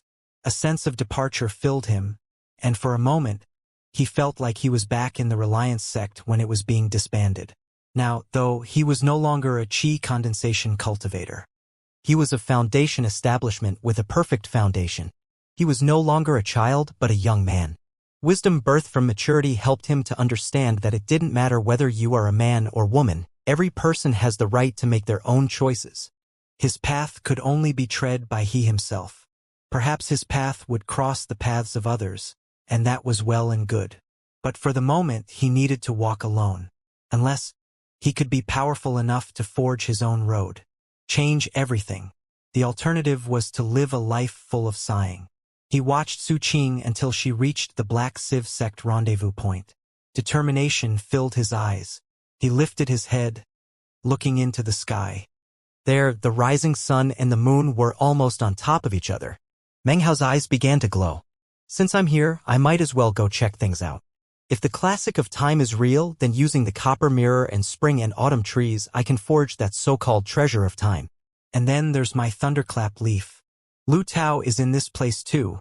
I might be able to get some more information. He turned and shot up into the air, using the position of the sun and moon to guide his path. He proceeded on for a while. Suddenly, a booming sound filled the air, and the gravitational force appeared again. This time, Meng Hao saw with his own eyes an early Foundation establishment cultivator who couldn't fight against it. His body exploded, and an intangible Tao pillar flew out from the remains. The gravitational force is getting stronger. I'm worried that eventually, I won't be able to resist it. He frowned, suppressing the trembling of his Tao pillars and flying forward as quickly as possible. Soon, the sun and the moon would not be overlapping anymore. But now that Meng Hao knew which direction to go, he realized that he was getting closer and closer to his destination. This chapter was sponsored by Andy Zheng, Yu Chang-su, Nia Nguyen, Man Tran, and Matthew Rishton. Time passed slowly, about 4 hours. The gravitational power appeared again once, during which time Meng Hao continued to fly past mountain after mountain. This place was very strange. The sun blazed brightly up above in the sky. If you looked closely, however, you could also see the vague shape of a moon within it. It seemed that within another 2 hours, they would split apart. After about another hour's travel, a vast plain appeared up ahead. The plain was filled with tall grass, half the height of a person. It swayed in the wind, making the plain look almost like a sea. The only sound present was the whispering of the wind. Within the plain was one area devoid of grass. 3 people sat there cross-legged. 2 were women and 1 was a man. The man was middle-aged and dressed in a gray robe. His face was expressionless, and his eyes were closed in meditation. An icy air drifted off of his body. He was of the late Foundation establishment stage. He was one of the 3 late Foundation establishment cultivators that traveled to this place on the violet feng shui compass. Of the 2 women, 1 was middle-aged and a bit overweight. Her features were ordinary, almost like those of a farm girl. She was another from that group of 3 powerful late Foundation establishment cultivators. An impatient expression filled her face as she looked at the last woman. This woman wore a veil which covered half of her face and obscured her features in a mysterious blur. Fellow Taoist, do you invite me here so that I can sit around waiting? I somehow don't believe that our destination is really as dangerous as a dragon's lair or a tiger's den. Are fellow Taoist Sima and myself really not enough? She laughed coldly. The cold, middle-aged man opened his eyes from meditation. They glowed as he looked at the woman in the veil. Fellow Taoistly, please wait just a bit longer, said the veiled woman, her voice light. I have invited 5 people in total. If they do not arrive, then we might as well not proceed. With just the 3 of us, our chances of success will be small. The Li woman snorted and seemed to be about to say more. In the end, she didn't. Be patient for just a bit longer, said the veiled woman. The sun and moon will cease to overlap in about 2 hours. If they haven't arrived by then we might have no other choice than to make an attempt ourselves. An hour passed, at which point a beam of colorful light appeared. Within it was a streak of violet. Whoever was approaching wore a violet robe. This person approached at top speed, arriving in the space of a few breaths. It was a young man with handsome features and a slight smile on his face. From his violet gown, it was obvious that he was no ordinary person. After landing, his eyes swept over the 3 others. He smiled at them and then cupped hands in greeting. I'm late, said Xianxia. Please forgive me, fellow Taoists. Sorry to keep you waiting, junior sister Han. This was none other than conclave disciple Xianxia of the Black Civ sect. He looked at the veiled woman with a smirk as he revealed her identity. His appearance caused the Li woman to frown slightly. She stood and returned his salute. The cold man, however, did little more than give him a slight nod. The veiled woman frowned as the two others looked at her. She laughed lightly, removing her veil. Her face was incredibly beautiful and delicate, her skin as lustrous as jade. Everything seemed to grow brighter because of her beauty. Han Bei extends greetings to all you fellow Taoists, she said. Originally, I didn't want to reveal my identity for personal reasons. However, it seems elder brother Xie took issue with that. So I will be more open with my identity for the sake of everyone's comfort. This woman was none other than Han Bei. Her enchanting features coupled with the beautiful smile on her face right now made it impossible to be irritated with her. Xianxia smiled. I wasn't aware that junior sister Han had matters she wished to keep to herself. I spoke hastily, please don't take offense. It doesn't matter, she replied with a smile. Considering the sect activity in this place, junior sister was worried that revealing her identity would cause a misunderstanding. But with elder brother Xie here, I have nothing to worry about. Our chances of success are now much greater. The Li woman looked on pensively and the gray-robed cultivator frowned. Her words were like a cotton ball with a needle inside. Xianxia was just about to say something but then stopped and turned his head. Everyone did the same except for the gray-robed man. A colorful beam of light approached, accompanied by a roaring wind that sent the grass whipping about. It transformed into an old man. This was none other than Su Yudao. He strode up to the group, his eyes flashing. He looked around for a moment and then focused his gaze onto Han Bei. So, it turns out the invitation was from fellow Taoist Han. I think you owe an explanation regarding what the Black Civ sect is doing in this place. Han Bei smiled. With you and your special technique, fellow Taoist Su, our mission will be much easier to accomplish. As for an explanation, you can rest at ease, sir. I will provide a full explanation soon. Seeing Su Yudao, the Li woman quickly greeted him with clasped hands. Xianxia smiled and did the same. The gray-robed man simply nodded to him. So far, he had paid almost no heed to anyone. Is everyone here? Asked Xianxia with a smile. I heard there's one more, said the Li woman, smiling ingratiatingly at Xianxia. Oh, said Xianxia, his eyes narrowing. These three were late Foundation establishment stage cultivators, and as far as he could remember there hadn't been any others amongst the rogue cultivators. Could it be that Han Bei invited some other Black Civ sect disciple? He thought. Who might it be? He eyed Han Bei. Who is this last person we're waiting for? He asked with a smile. Would junior sister Han mind explaining? That's right, chimed in the Li woman. I'm very interested as to who this final fellow Taoist could possibly be. If he's important, I'll be sure to make friends. If he's not important, then I must ask, why are we sitting around waiting? The gray-robed cultivator closed his eyes, ignoring them. Su Yudao stood there thoughtfully, his eyes flickering.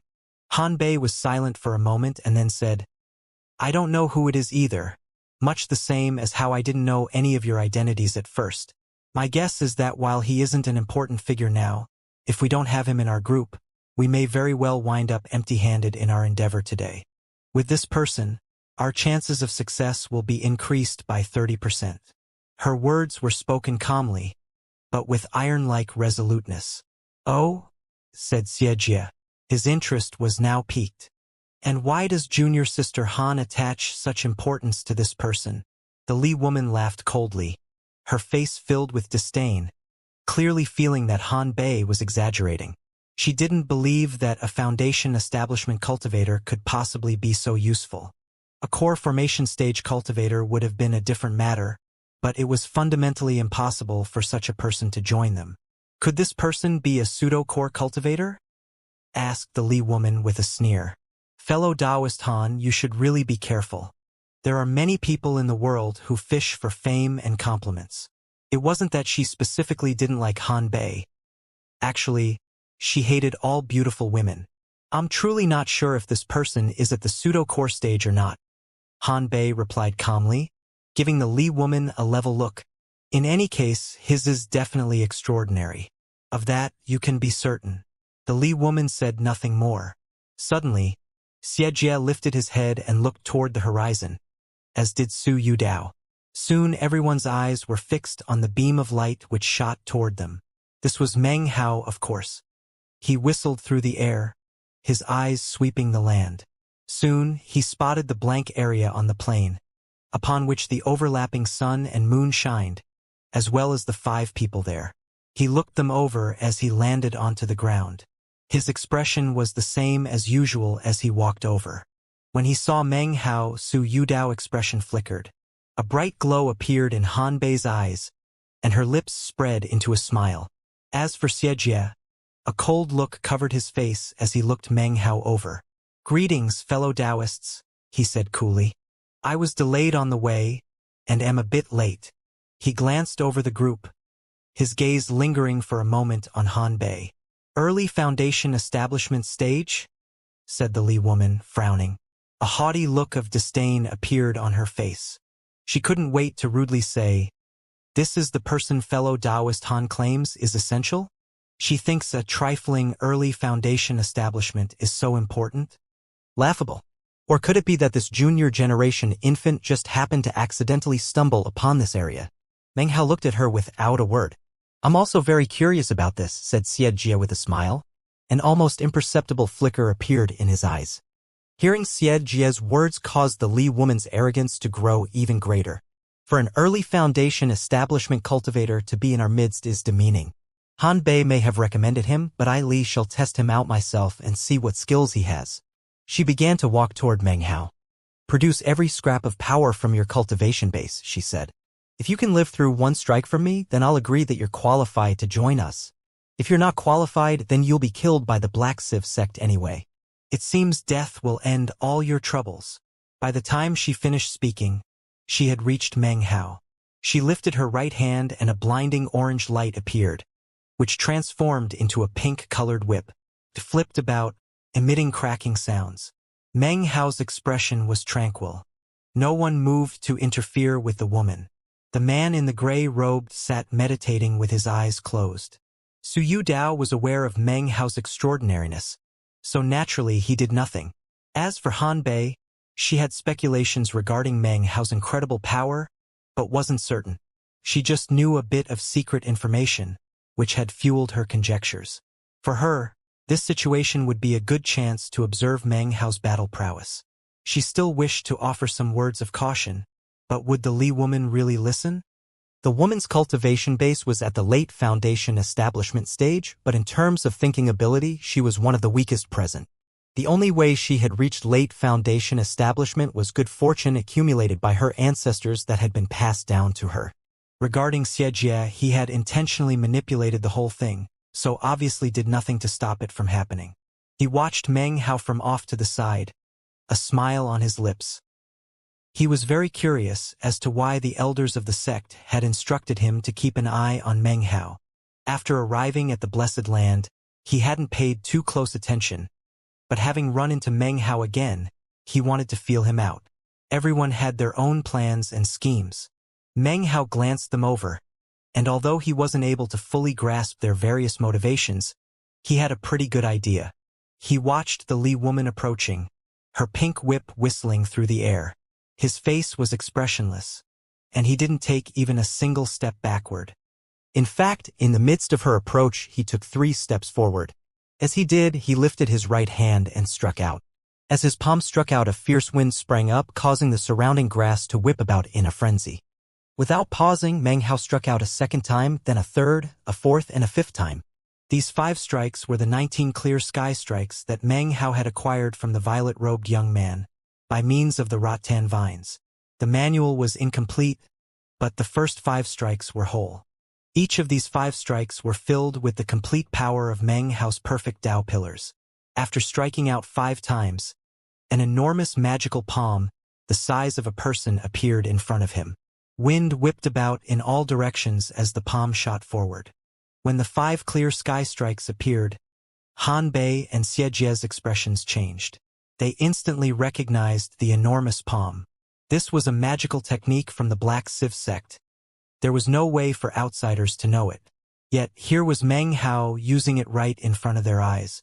There was no denying it, and this caused their hearts to tremble. The Li woman was of the late Foundation establishment stage, but she only had 7 Tao pillars. Furthermore, they were not even cracked, but fractured. Disdain covered her face as her illusory whip slammed into Meng Hao's enormous palm. She knew in her heart what was going to happen. The palm would collapse into pieces as her whip sliced through it like a hot knife through butter. After it disintegrated, her whip would fall upon her opponent's body, severing tendons and crushing bones. Boom! An explosion reverberated out. There was a collapse. But it wasn't Meng Hao's palm. As soon as the middle-aged woman's magical whip made contact with the giant palm, it shook and then broke apart into pieces. The Li woman's face fell when she saw this unexpected turn of events. A look of disbelief covered her face. How could she possibly have imagined that this would happen? She had used a magical whip powered by late Foundation establishment. Her opponent's palm exceeded her wildest imagination. Dread seeped into her eyes. Meng Hao's giant palm instantly destroyed the whip. It shot forward with shocking power, accompanied by gale force winds. The Li woman no longer scorned Meng Hao. Instead, as the area began to shake, a sense of imminent danger rose up inside her. She retreated immediately, raising her right hand, into which a small shield appeared. She bit down on her tongue and then spit up some blood from her cultivation base.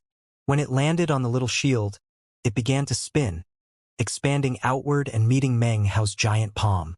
Another explosion rippled out.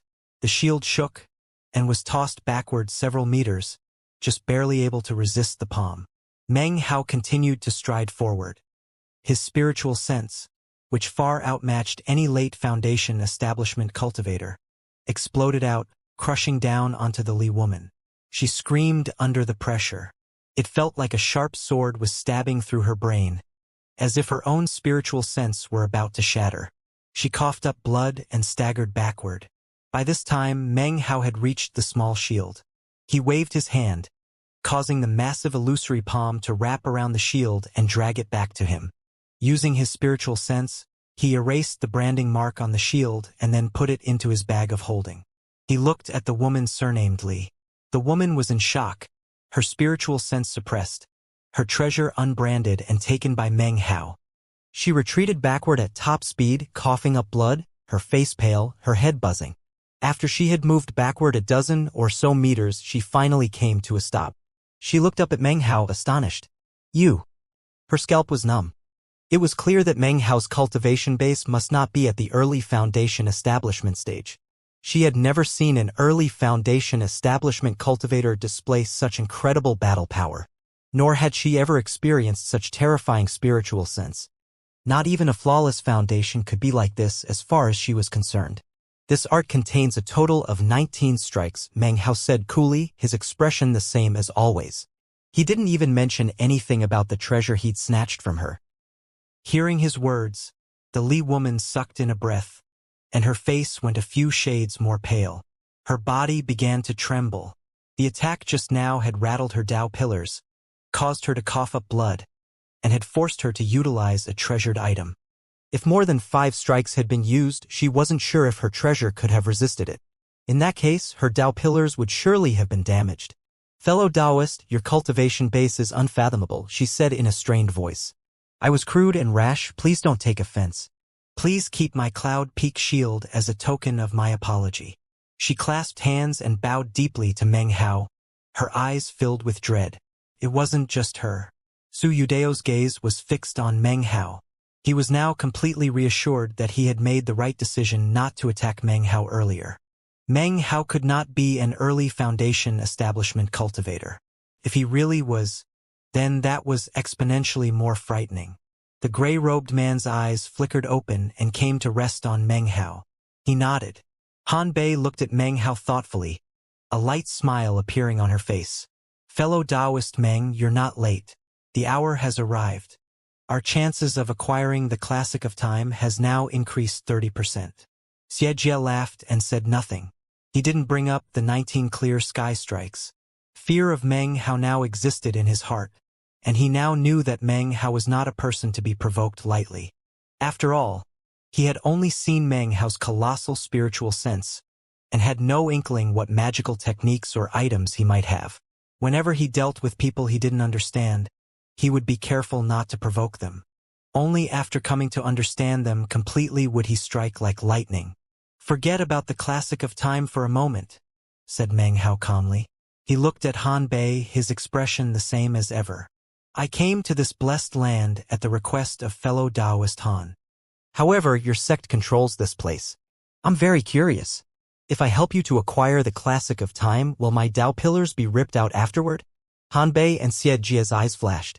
Before they could respond, Su Yudao laughed grimly and said, fellow Taoist Meng doesn't beat around the bush. I'm also very curious about this matter. Would the two fellow Taoists care to provide an explanation to dispel our doubts? I, too, would like to know the answer to this question, said the gray-robed man. His eyes flashed with a cold light as he looked at Han Bei and Xianxia. It seemed the Li woman was also concerned with her safety. She said nothing, but moved back a few paces, effectively closing a circle around Han Bei and Xianxia. Han Bei smiled. Fellow Taoists, I must request that you do not press us regarding sect matters. I really can't speak about it. Even if I did, you most likely wouldn't believe me. In any case, it's a sect secret. Even though I'm a conclave disciple, I don't know a lot about it. However, as for the place we're going to, I will of course take responsibility for your safety.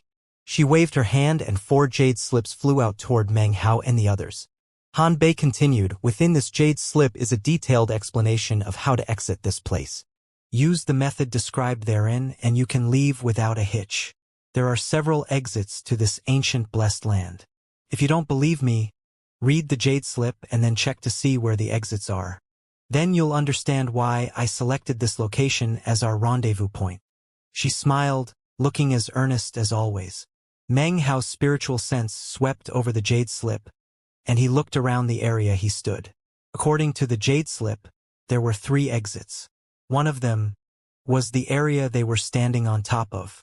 Meng Hao's hands flashed the incantation method recorded within the jade slip, and he immediately felt a teleportation power rising up from beneath his feet. However, now was not the time to test it out, so he did not continue to bind the incantation. Here are 4 spirit seal insects, said Han Bei. If you wish to conduct further inspection, you can. Send some spiritual sense into them and then send them out of the exit. Then you can be assured that my words are not false. She waved her right hand. 4 white, thumb-sized insects flew out toward Meng Hao and the others. Su Yudao grabbed one. After examining it for a moment, he nodded. Branding it with spiritual sense, he used the technique described in the jade slip to send the insect down into the earth. It disappeared. The Li woman did the same. The gray-robed cultivator completely ignored Han Bei's insects, instead slapping his bag of holding to produce a scorpion. Of course I believe you, fellow Taoist Han, said Meng Hao. He glanced at the insects and then selected one. He continued with his incantation, sending the insect through the exit using the method from the jade slip.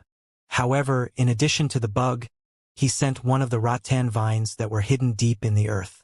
From the insect, he caught the indistinct impression of another location. It was definitely somewhere else, somewhere far, far away. However, at the same time, he suddenly caught a sense of intense danger from the vine. Meng Hao's eyes narrowed. Almost immediately the vine died. As it did, it transmitted a final image to Meng Hao. It appeared clearly in his mind, an enormous bronze cauldron. It was incredibly imposing, appearing to be tens of thousands of meters tall. The image disappeared. Meng Hao's expression was as normal, revealing nothing. He looked at Su Yudao and the others. Their expressions had not changed. It seemed all of them, including Su Yudao and the gray-robed cultivator, approved of what Han Bei had said. Could it be that they didn't notice the bronze cauldron? Thought Meng Hao. After being branded by his blood, the vines had begun to emit a faint demonic aura. Han Bei smiled.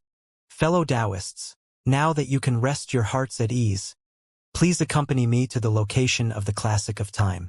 No matter what happens today, if we acquire the classic, then everyone will get a copy. She bowed toward the group, and then shot into the air and flew out across the plain. Xianxia was the second to fly up, followed by Su Yudao and the Li woman. Meng Hao and the gray-robed cultivator were the last of the 6 to turn into beams of colorful light that shot through the sky. No one spoke as they traveled. Everyone was lost in their own thoughts. Meng Hao's face was expressionless, but his thoughts were filled with the image of the huge bronze cauldron. At the moment, he was about 70 to 80% certain that the area he had seen was no exit but rather Han Bei's handiwork.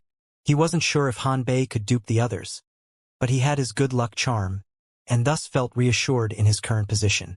The location of the Classic of Time was surely bizarre and astonishing. If it weren't, Han Bei wouldn't have spent so much time and resources to go there. I wonder how Han Bei learned of this Classic of Time, he thought to himself, looking up ahead at Han Bei's lithe figure as she shot through the air. Suddenly, Su Yudao spoke up, giving voice to what Meng Hao had just been considering. Fellow Taoist Han, you still haven't explained how you learned of the Classic of Time, nor how you acquired the first volume. Han Bei looked back with a smile. If fellow Taoist Su is anxious for an answer, then I will give it as soon as we arrive. It was at this time that they reached the edge of the vast plain. Suddenly, the roaring sound once again appeared. It was very far away, but it still caused everyone except for Han Bei and Xianxia to feel shaken. Those of the late Foundation establishment stage rotated their cultivation bases until the roaring and gravitational force died down. Then everything went back to normal, except that their faces were a bit paler. An apologetic look appeared on Han Bei's face, but she said nothing. She raised her hand and pushed her hand down toward the ground. A strong wind suddenly sprang into being, sweeping across the land. Han Bei took a deep breath and then smacked her bag of holding. A jade bottle appeared in her hand. It was blue-green in color, and as soon as it appeared, her expression became somewhat somber. She tossed it out, and everyone watched as it descended downward. When it landed onto the ground, cracks appeared on its surface that spread out rapidly. A blue liquid appeared within the cracks which emanated a faintly bitter aura. As the aura spread out, the eyes of the gray-robed cultivator narrowed. That's Blue Heaven Elixir. Even as his words rang out, the blue bottle split into pieces. The blue liquid within expanded out to form a mist that enveloped the surrounding 300-meter area. Suddenly, all of the grass disappeared as if it had been a mere illusion. The earth surrounding them was pitch black, as if it were suffering from some sort of curse, some ancient spell which had existed for millennia. Fellow Taoist Sima, you are certainly experienced and knowledgeable. You are correct, this is Blue Heaven Elixir. To acquire even one drop required countless hardships. It's capable of piercing a variety of illusions. She smiled at the gray-robed man, then glanced at Meng Hao and the others. Fellow Taoists, I know that you have many questions. We are currently standing above an ancient portal which leads to a sealed zone within the Blessed Land. In actuality, the Black Civ sect learned about this blessed land hundreds of years ago. However, the person who actually discovered it was not a disciple of the Black Civ sect, but an ancestor of my clan. Because of the blessed land, the Black Civ sect made my ancestor join the sect, which is how the Han bloodline came to exist there. In fact, the map used to enter this place was created after years of research on the part of one of my clan uncles. He used a mysterious magical technique to refine and congeal his own blood into the map. Because she was silent for the space of a few breaths, then continued. Because this blessed land was once ruled by a lord who was also a patriarch of the Han clan. However, he eventually became one with the Tao and dissipated.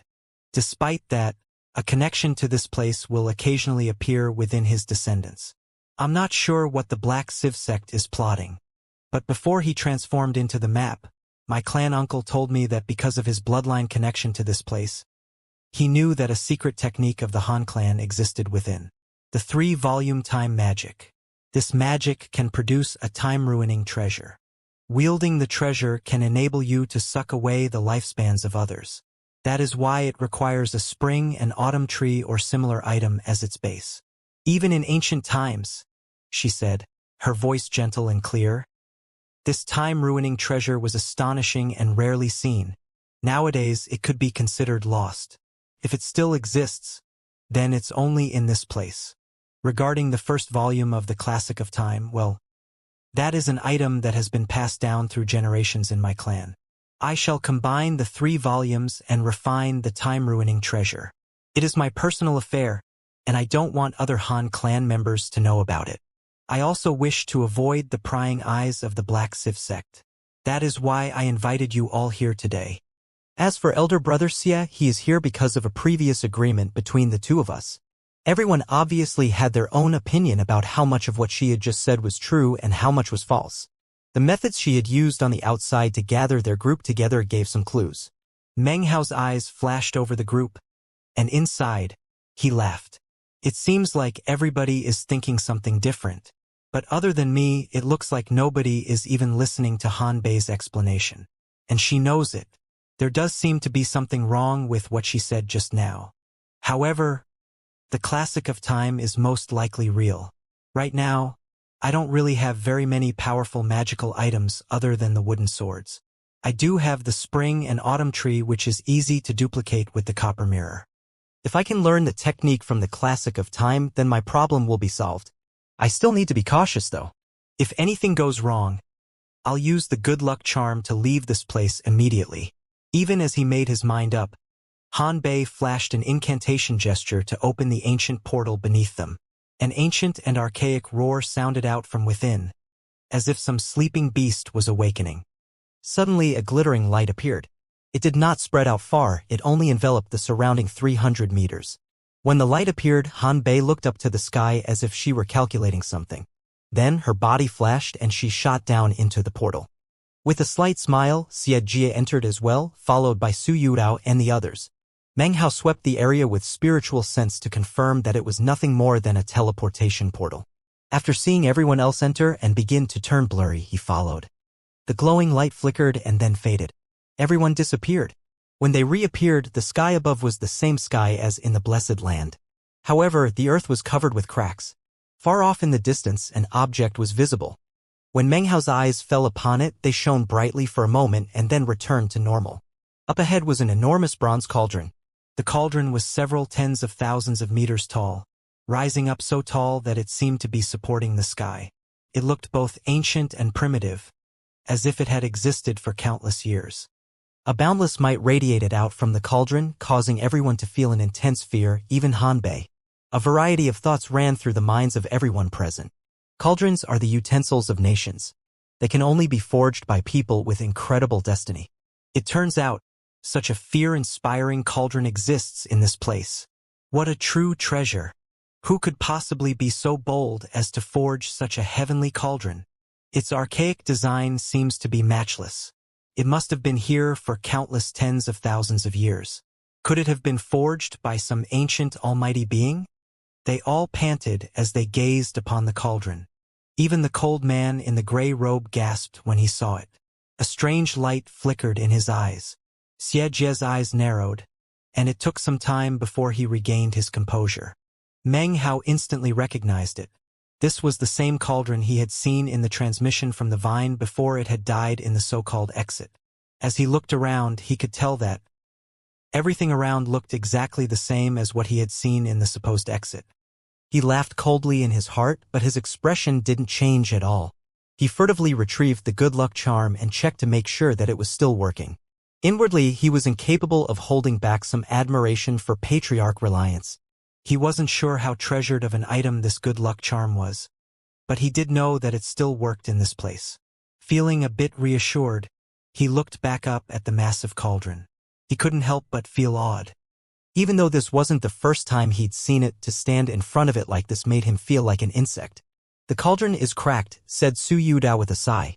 Everyone could see that the massive, awe-inspiring bronze cauldron had a huge crack running down through it. The crack seemed as if it wished to split the cauldron in two, yet wasn't quite able to.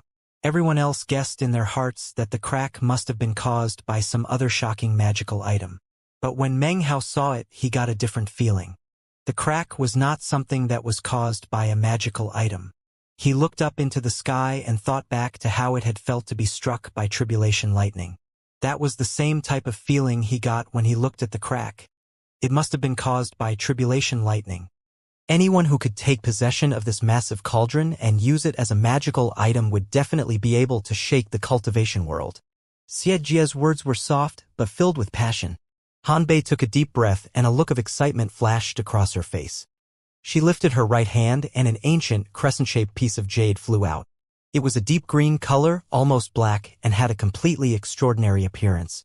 It was not an object that a person would normally hold in their hand, but rather something that seemed as if it should be buried deep in an ancient tomb, never to see the light of day.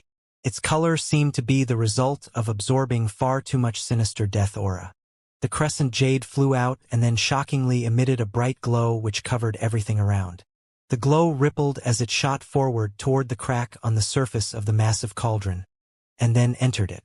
"This is where the final 2 volumes of the Classic of Time are," said Hanbei. She flew forward, followed by Xianxia, the Li woman, Su Yudao and the man in the gray robe. Meng Hao proceeded along as well. 6 beams of flashing light shot ahead, growing closer and closer to the enormous cauldron. As they grew near, they felt an enormous pressure spreading out from the cauldron, which continued to grow stronger and stronger. Soon, they were nearing the gigantic crack, which looked like an enormous canyon on the surface of the cauldron. They came to a stop in front of the crack. A mist floated around within, thin but all-encompassing. Inside was nothing but blackness. Upon nearing the crack, Xianxia slapped his bag of holding. A green light appeared that solidified into a furry green beast. Its body flashed as it shot directly toward the crack. The instant it touched the mist, however, it let out a miserable cry, and its body was torn to pieces. Caution filled the hearts of the onlookers. "Only someone with incredible spiritual sense can lift the mist and mend this crack," said Hanbei. "Then we can enter." She looked up at the sky again as if she were calculating something. Then she turned and looked at Meng Hao. It wasn't just her. Su Yudao's gaze fell onto him as well. Meng Hao's battle with the Li woman and the intense power of his spiritual sense had left a deep impression on the man. "Fellow Taoist Han, you must be joking," said Meng Hao somewhat impolitely. "This cauldron must have been cast innumerable years ago. Its aura is beyond ordinary. I don't think I can even touch that crack." "Fellow Taoist Meng, you misunderstand," she said hastily. "Of course I'm aware that this cauldron is not something people with cultivation bases like ours can touch. I have a family heirloom treasure that can eradicate the crack. However, it must be guided by spiritual sense. Doing so will cause the crack to be healed." As she spoke, she slapped her bag of holding to produce a small fan the size of a palm. It only had 3 feathers, each of which was covered with magical symbols. "Only one person can use the treasure, and your spiritual sense is the most powerful among our group. I truly hope to gain your assistance. Once we enter, there will be other areas where you will not be required to do anything. This item is a fan. When its spirit is pushed with spiritual sense, it will release a power that far supersedes our cultivation bases. It is a treasure that the Han clan specifically forged just for this location." Meng Hao looked calmly at the fan for a moment, and then lifted his hand. The fan flew toward him. He examined it for a moment but didn't touch it at first. Eventually he gave a slight nod. Seeing him agree, Hanbei let out a sigh of relief. She then moved off to the side, away from Meng Hao, in order to prevent any sort of misunderstanding. His face was blank as he released his spiritual sense. As it emanated out, Hanbei and the others concentrated, sensing the immense power and comparing it to their own. All of them grew even more cautious. Meng Hao sent his spiritual sense into the fan to examine it. Sure enough, it was branded, linking it to Hanbei. Meng Hao lifted his head up to look at the crack in the enormous cauldron. A moment later, he lifted his hand and thrust it forward. The fan suddenly erupted into flame. The 3 feathers began to wriggle in a bizarre fashion. A whirlwind sprung into being around Meng Hao. As his hand moved forward, the whirlwind shot toward the mist. A boom echoed out as it slammed into it. The mist immediately began to roil and seethe. At first it seemed as if the two would cancel each other out. However, the whirlwind wasn't strong enough, and began to fade away. The crack can be erased, but it's somewhat draining. Meng Hao watched the mist within the crack restoring itself, as if it were being reborn. He thought for a moment, and then lifted his right hand and released even more spiritual sense. This time, he used more than before, causing the flames on the fan to rise up even more awe-inspiringly. Now, the flames were filled with 2 colors. The onlookers' pupils constricted as they felt the power of Meng Hao's spiritual sense, which seemed to be over double their own. This shocked them to the core, especially Hanbei, whose eyes filled with fear as she watched him. It seemed as if the fan were sucking in Meng Hao's spiritual sense as fast as possible. He proceeded with caution. If any signs appeared to indicate that he was losing control, he would instantly sever its connection to his spiritual sense. The whirlwind appeared again, even more powerful than last time. Within an instant, Meng Hao's figure was almost impossible to see within its screaming winds. The onlookers could just barely make out the image of him waving his hand forward. As he did, the fan's first feather instantly transformed into burning ash and the second feather began to fall apart. The wind grew stronger, roaring with power. It slammed into the mist, and as it did, the third feather of the fan disappeared into flaming ashes. The entire fan now fell apart, causing Hanbei's heart to melt a bit. Then her gaze hardened. Success or failure would occur at this juncture. Boom! A massive explosion ripped out as the enormous whirlwind collided with the mist. They ate at each other, and suddenly a gap appeared within the mist.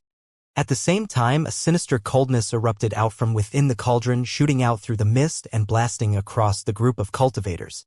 It was as if a door had just opened which had been closed for ages. An aura that had been sealed up for countless years burst out, flowing across Meng Hao and the others. If that was all, it would not be a big deal. However, within the coldness of time existed memories that swept across the 6 people. Suddenly, images appeared in front of them from countless ages ago.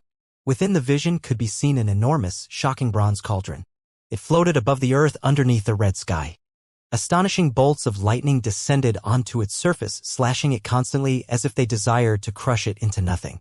However, the cauldron would not give in, and it rose up amidst the roar of the lightning. Up above in the red sky, a vortex appeared, beyond which could barely be made out the image of another world. The cauldron wished to defy the heavens and pass through the vortex into the vague world beyond. Below on the ground were hundreds of thousands of figures. They prostrated themselves on the ground, chanting scriptures at the same time. The sounds of their voices merged together and echoed out.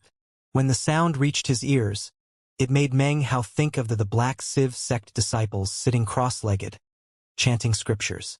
It sounded similar, even though he couldn't make out the details of what they were chanting.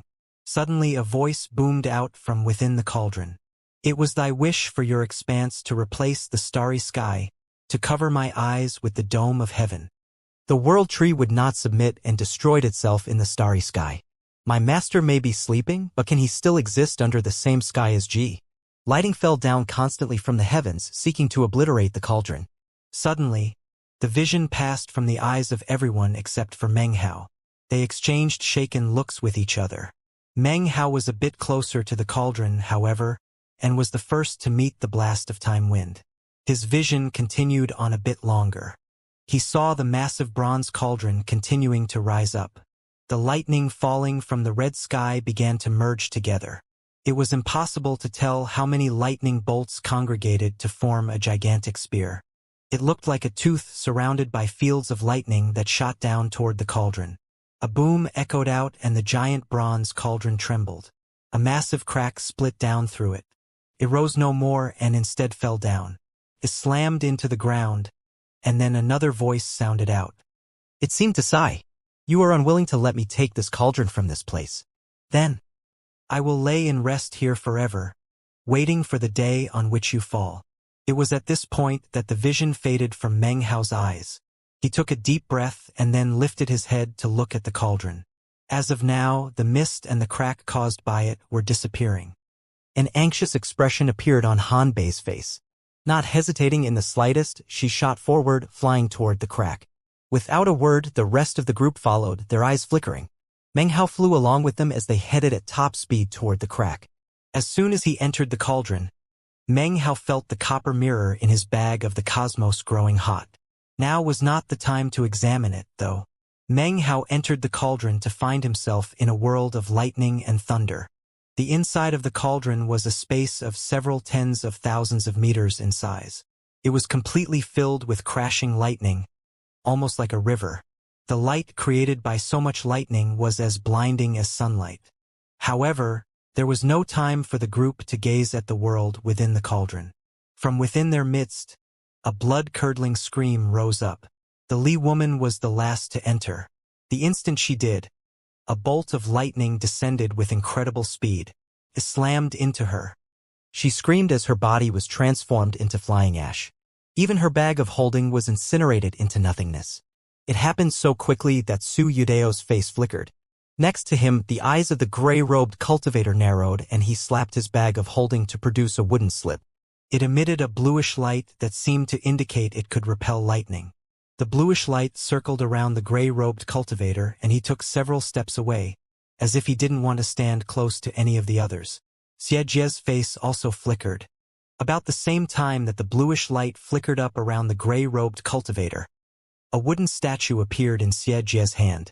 The statue had 3 heads and 6 arms. As it appeared, it transformed into a soft, glowing light that circulated around Xianxia. Hanbei reacted even faster, sooner in fact, than even Xianxia or the gray-robed man. A 3-colored lotus throne appeared in front of her. Obviously, this was also some sort of lightning-repelling treasure. Only Su Yudao and Meng Hao seemed to be without such objects. Su Yudao let out a cold harumph as he unwrapped a blue treasure shaped like a medicinal pill. The pill emitted a bluish-green shield which surrounded his body. Seeing all of this, Meng Hao laughed grimly. The other 3 had obviously colluded.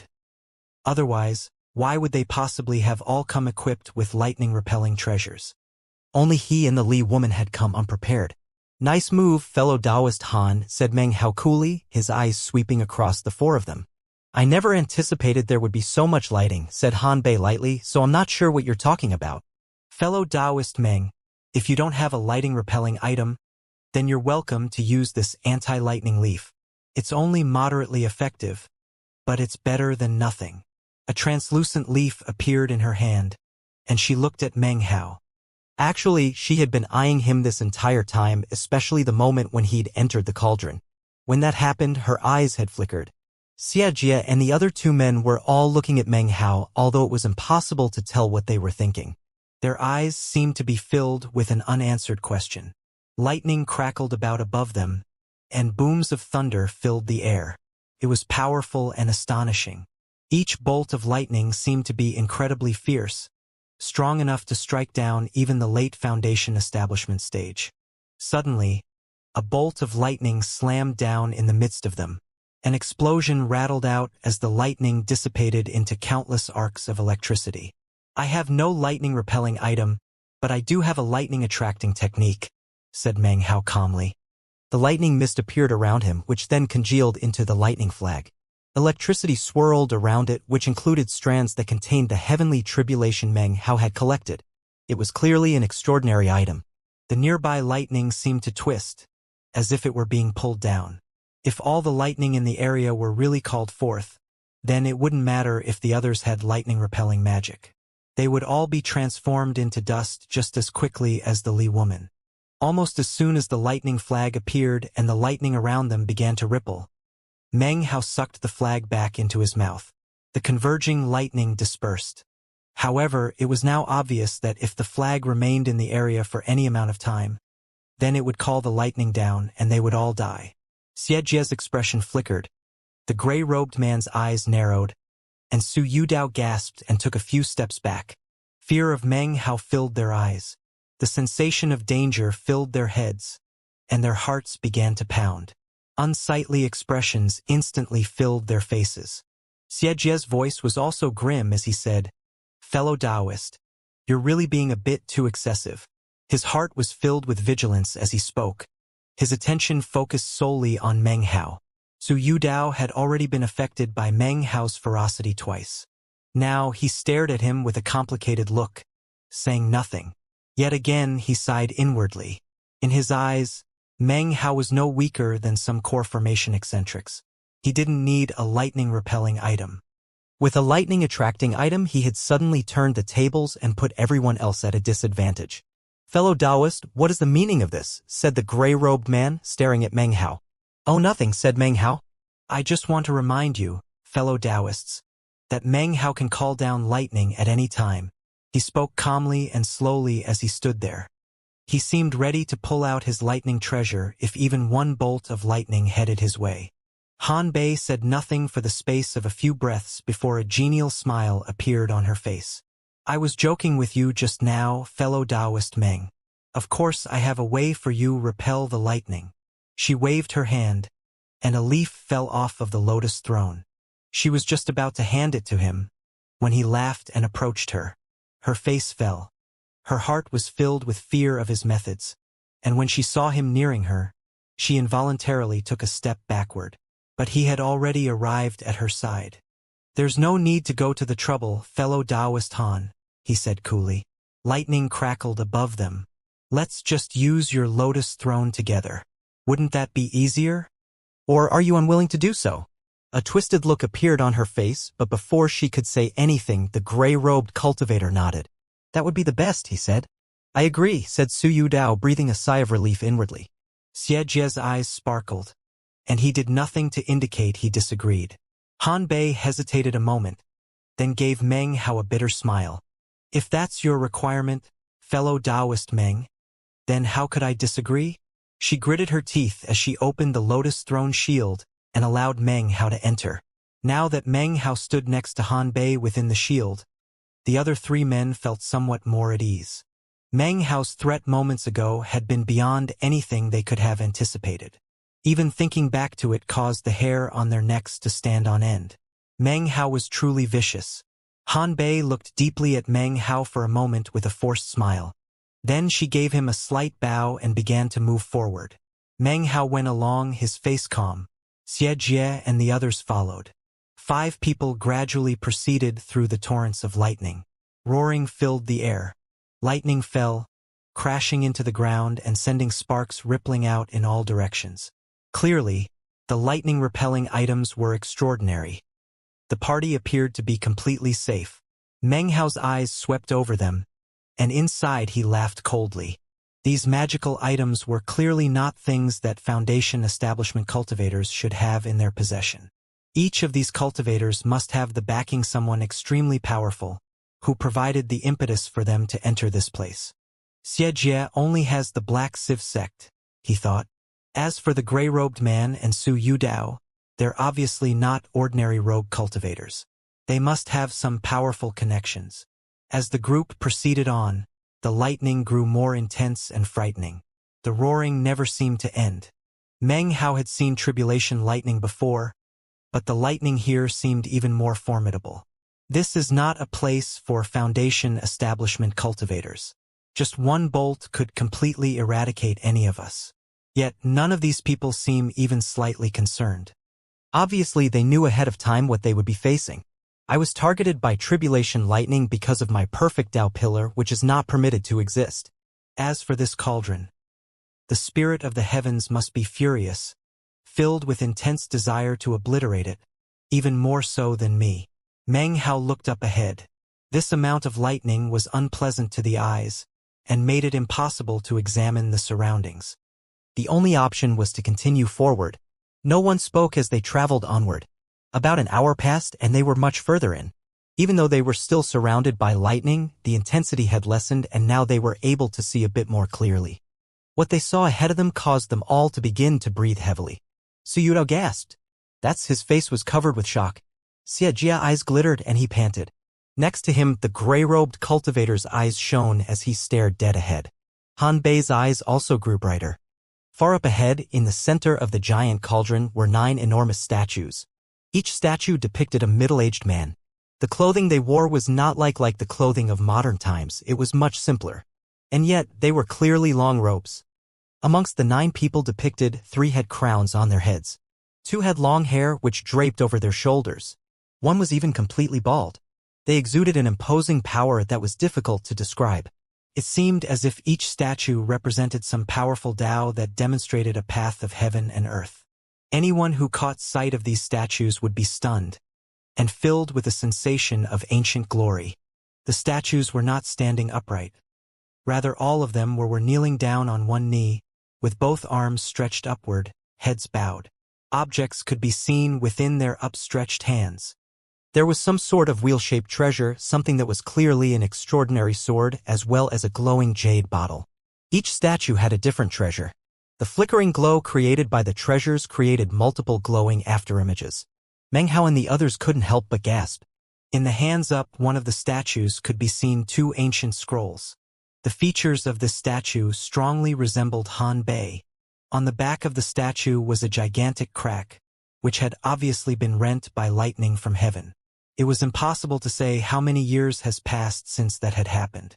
If this was all there was to it, it wouldn't be a big deal. But there was more. Meng Hao was shocked and everyone else was panting. In the center of the 9 incredible statues was the object to which they were all bowing. A bronze, circular cauldron. A voice sounded out in Meng Hao's mind, square without, circular within, a trend of the heavens. The outside was an enormous square cauldron, whereas inside there was a heavenly circular cauldron. The circular cauldron was truly a heavenly trend. Meng Hao's mind buzzed as he saw this. Having experienced the world of the enormous cauldron, he felt as if it contained something cosmic. 9 kneeling figures, 9 pinnacles of the heavens, muttered the gray-robed man, beginning to tremble. These kneeling figures are not people. They obviously are referring to the will of the heavens. No. How could the cauldron be reversed? It shouldn't be like this. The heavens are circular and the earth is square. That's a generally acknowledged truth from ancient times. It's a law that was established tens and tens of thousands of years ago, a principle of heaven and earth. The cauldron should be circular on the outside and square on the inside. That would be correct.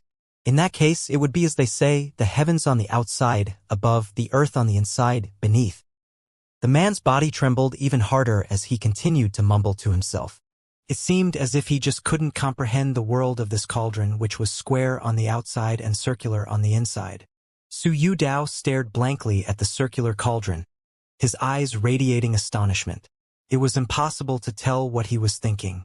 Xie Jie's eyes narrowed. Despite his shock, he immediately produced a jade slip, within which he inscribed all of this. Han Bei seemed to be in shock as well. She looked at the massive fissure on the back of the statue, and then a brilliant glow appeared in her eyes that was obviously veneration for her ancestors. "I understand," said the gray-robed man, his voice quavering. "The heavens are circular, the earth is square. A circular cauldron on the outside becomes the heavens, the square cauldron on the inside becomes the earth. That would be in accord with the will of the heavens, but this embodies evil. This represents the earth covering the heavens. This is the same as burying the heavens. This way, the circular cauldron is the heavens, the square cauldron is the earth. This place is a tomb." Sharp astonishment filled his voice as he spoke. He slowly took 3 steps backward.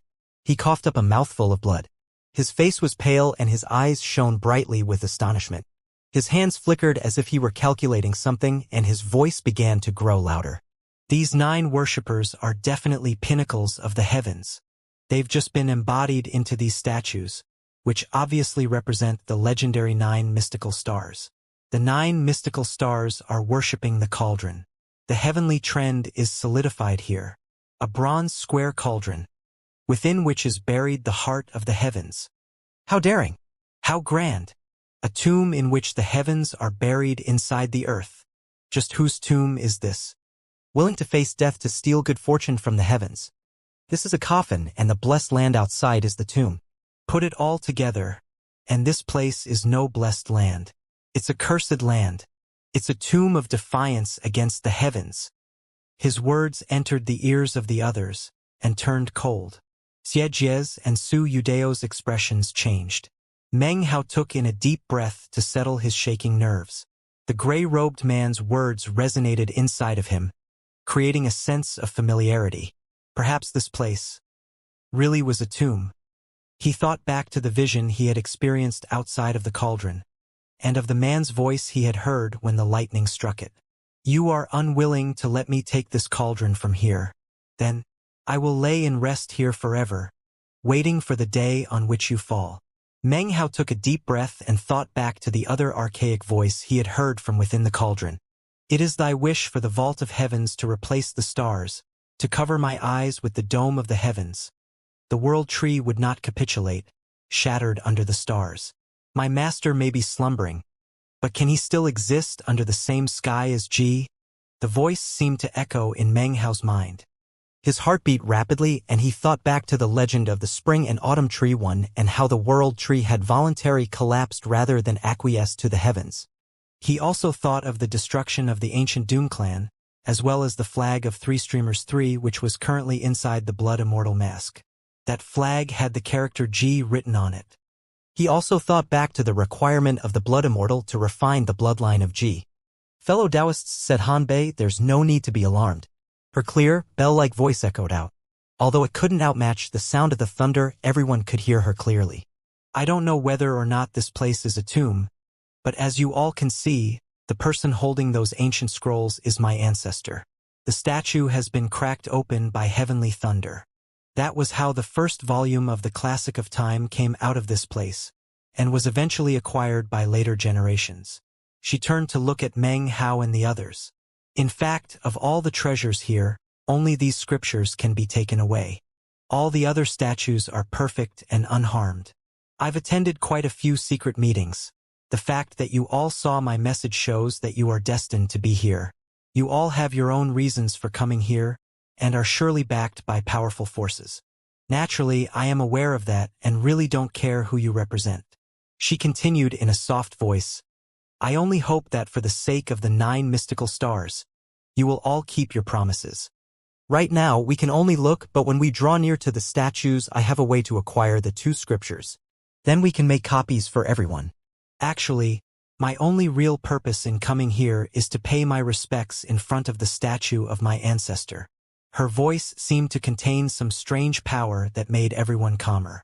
The gray-robed man's complexion slowly returned to normal.